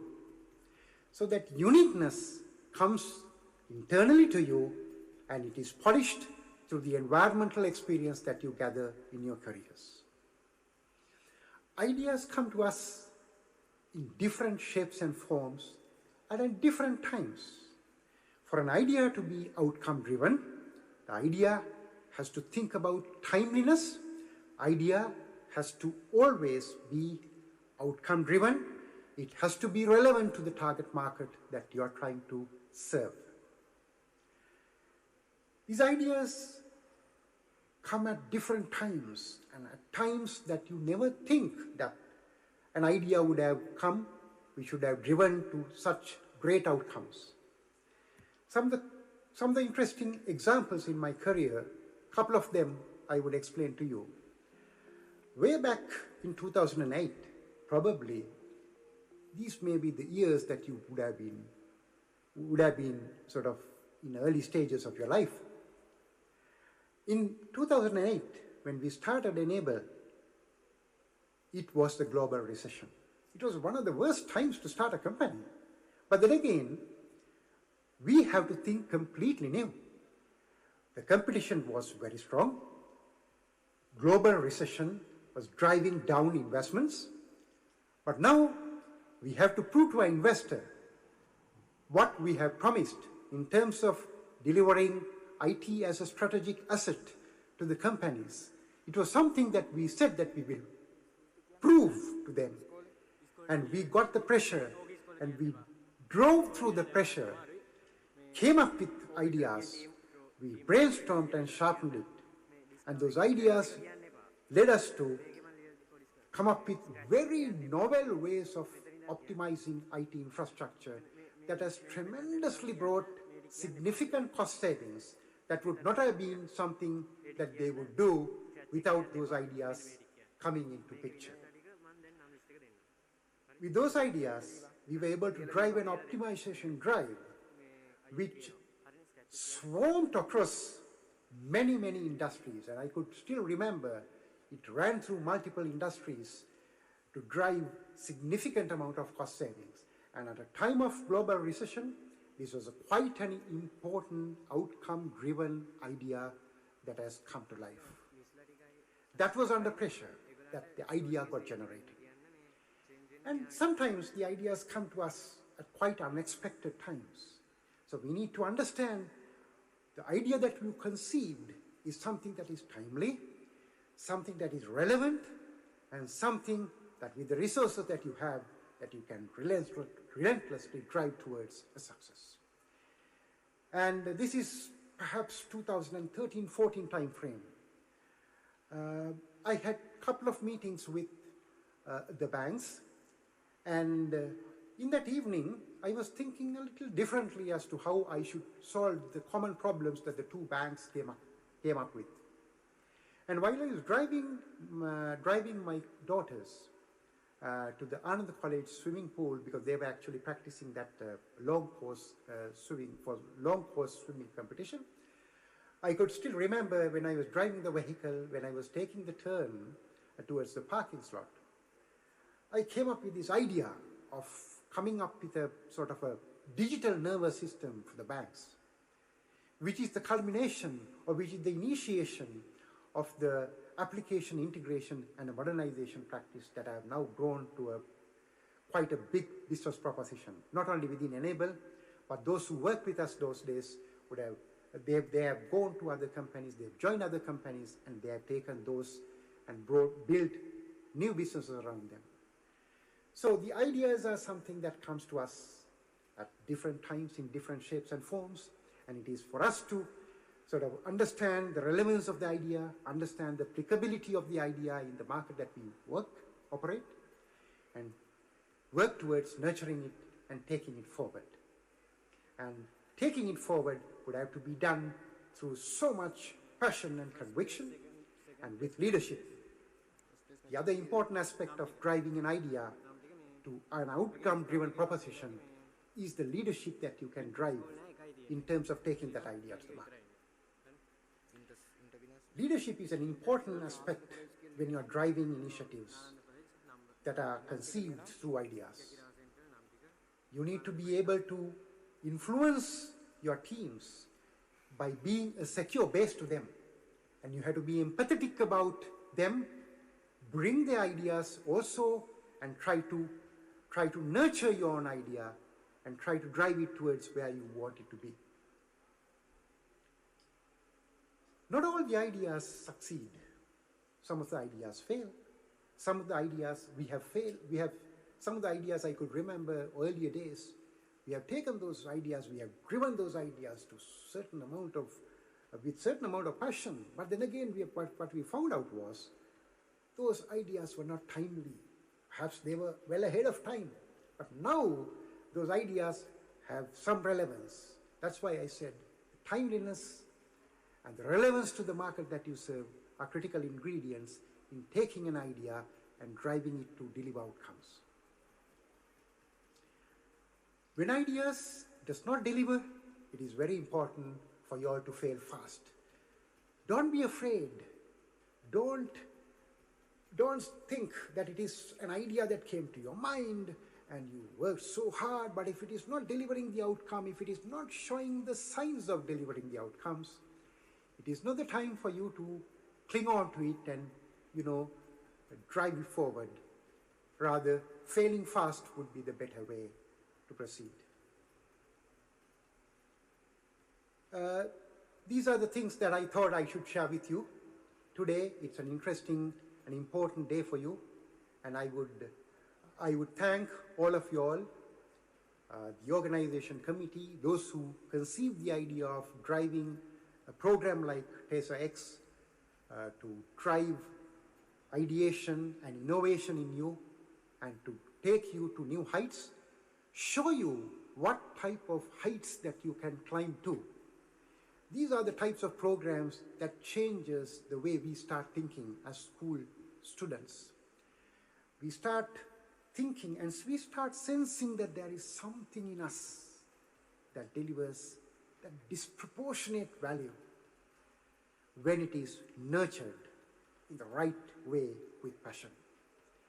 So I'm going to wish you all the very best for a career that is filled with ideation and courage to take those ideas into outcome-driven propositions.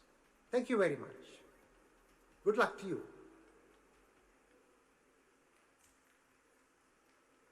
Ladies and gentlemen, it is now time to recognize the sharpest minds and the most resilient problem solvers of Axis 25.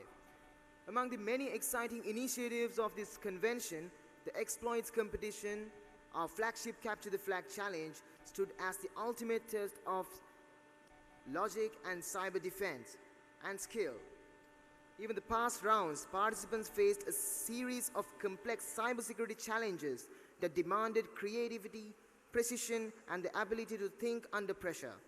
Today, we celebrate not only their victories, but also their dedication to advancing the frontiers of ICT and cybersecurity in Sri Lanka. The Exploit competition was more than just a contest. It was a platform where young inventors proved their talent in an arena that mirrors real-world digital backgrounds, and now we honor the best among them. To distribute the awards, I would like to invite Mr. ᴅᴜᴜ, the student chapter immediate past president from Orepa, and Mrs. B.A.N.D. Samarasinghe, Mrs. Sandamali Jayasekara, Mrs. Imesha, accompanied by Sanidhu Lakshan and Ramidu Vidarshana.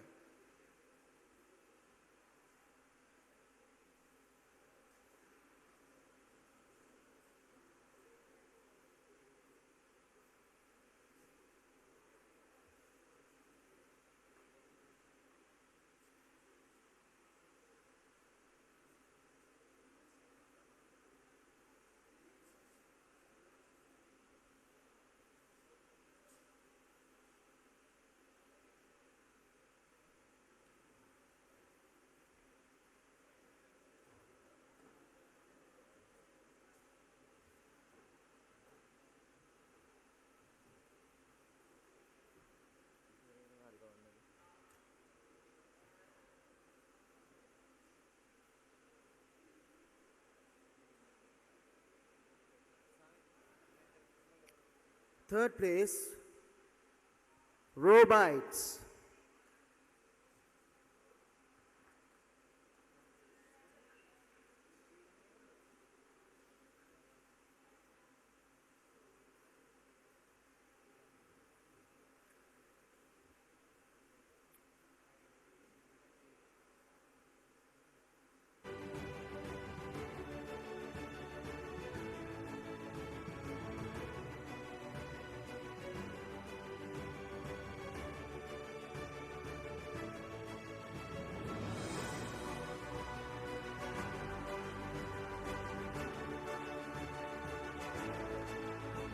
Second place, Chorista.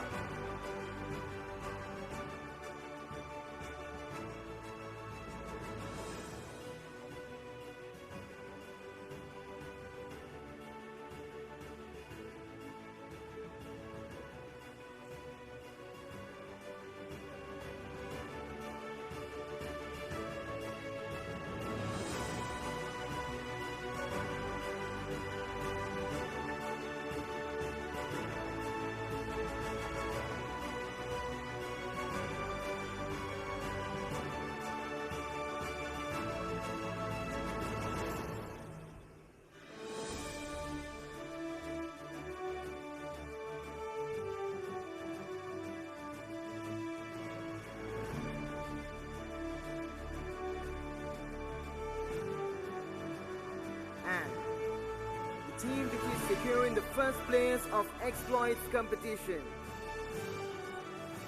Byte Squad.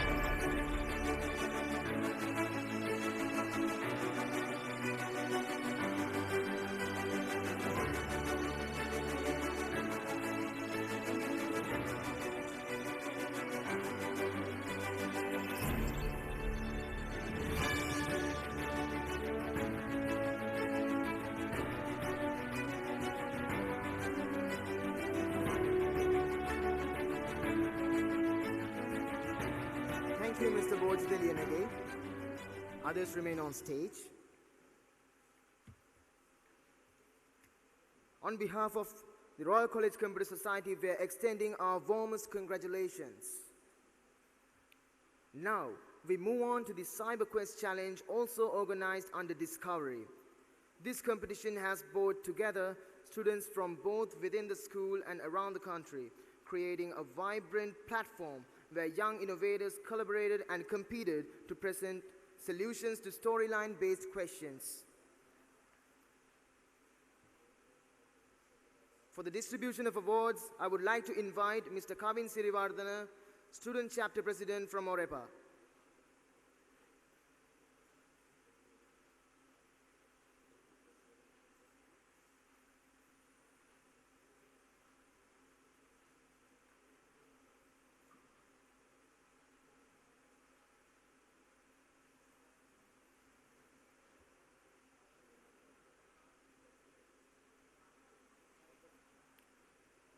Third place, Ananda College, Senuka Sensara, Lithika Senaviratna, Satira Gamage, Pulita Adhikari, and Nethum Fernando.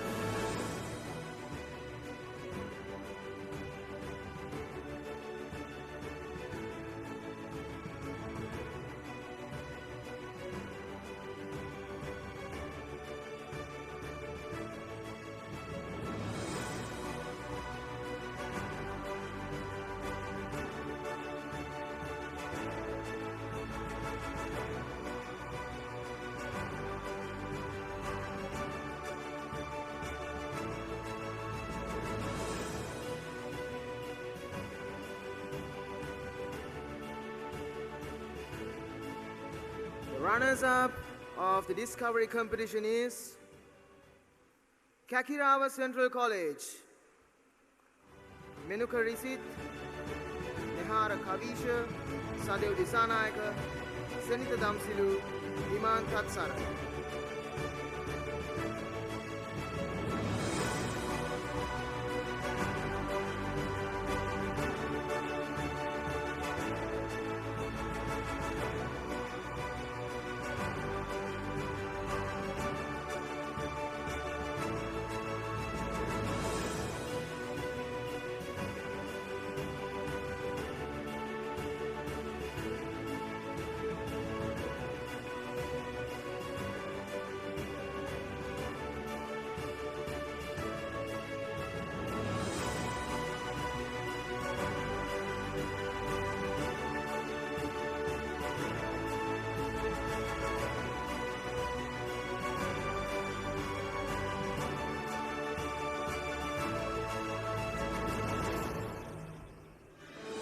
Champions of Discovery is Nalanda College,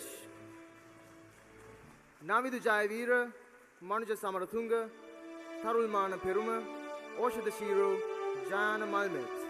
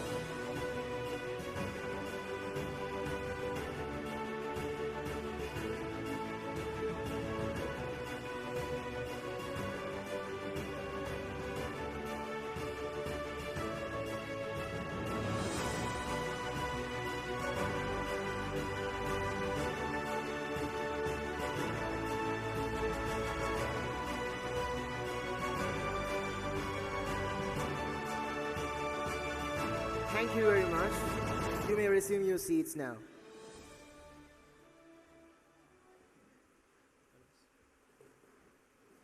Now, to deliver the vote of thanks, I would like to invite the Secretary of Royal College Computer Society, ᴅᴜᴛᴇ Nilanga.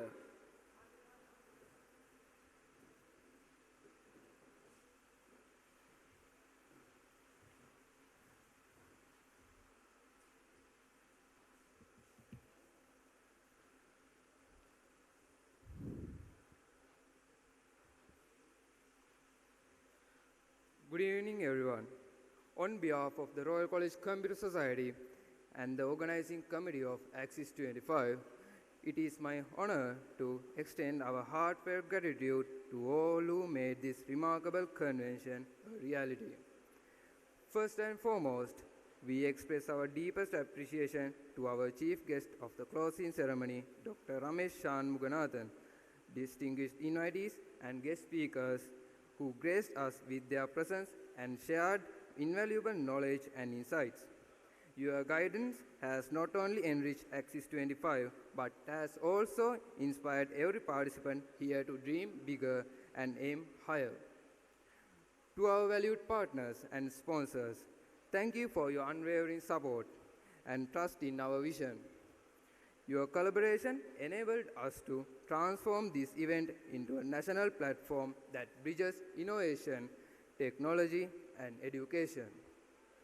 We also owe a special word of thanks to the teachers, academic and non-academic staff for their constant encouragement and for standing with us throughout this journey. Finally, to our participants and students, your enthusiasm, curiosity, and passion for ICT is all behind giving this convention its true spirit. As we conclude Axis 25, let us carry forward the inspiration, the connections, and the knowledge gained here. This is not just an ending, but the beginning of a greater journey, one where Sri Lanka's ICT timeline is upgraded and the next generation of the innovators step forward. Thank you once again for being a part of Axis 25, and we look forward to seeing you at the chapter of innovation and progress in the upcoming future as well. Thank you.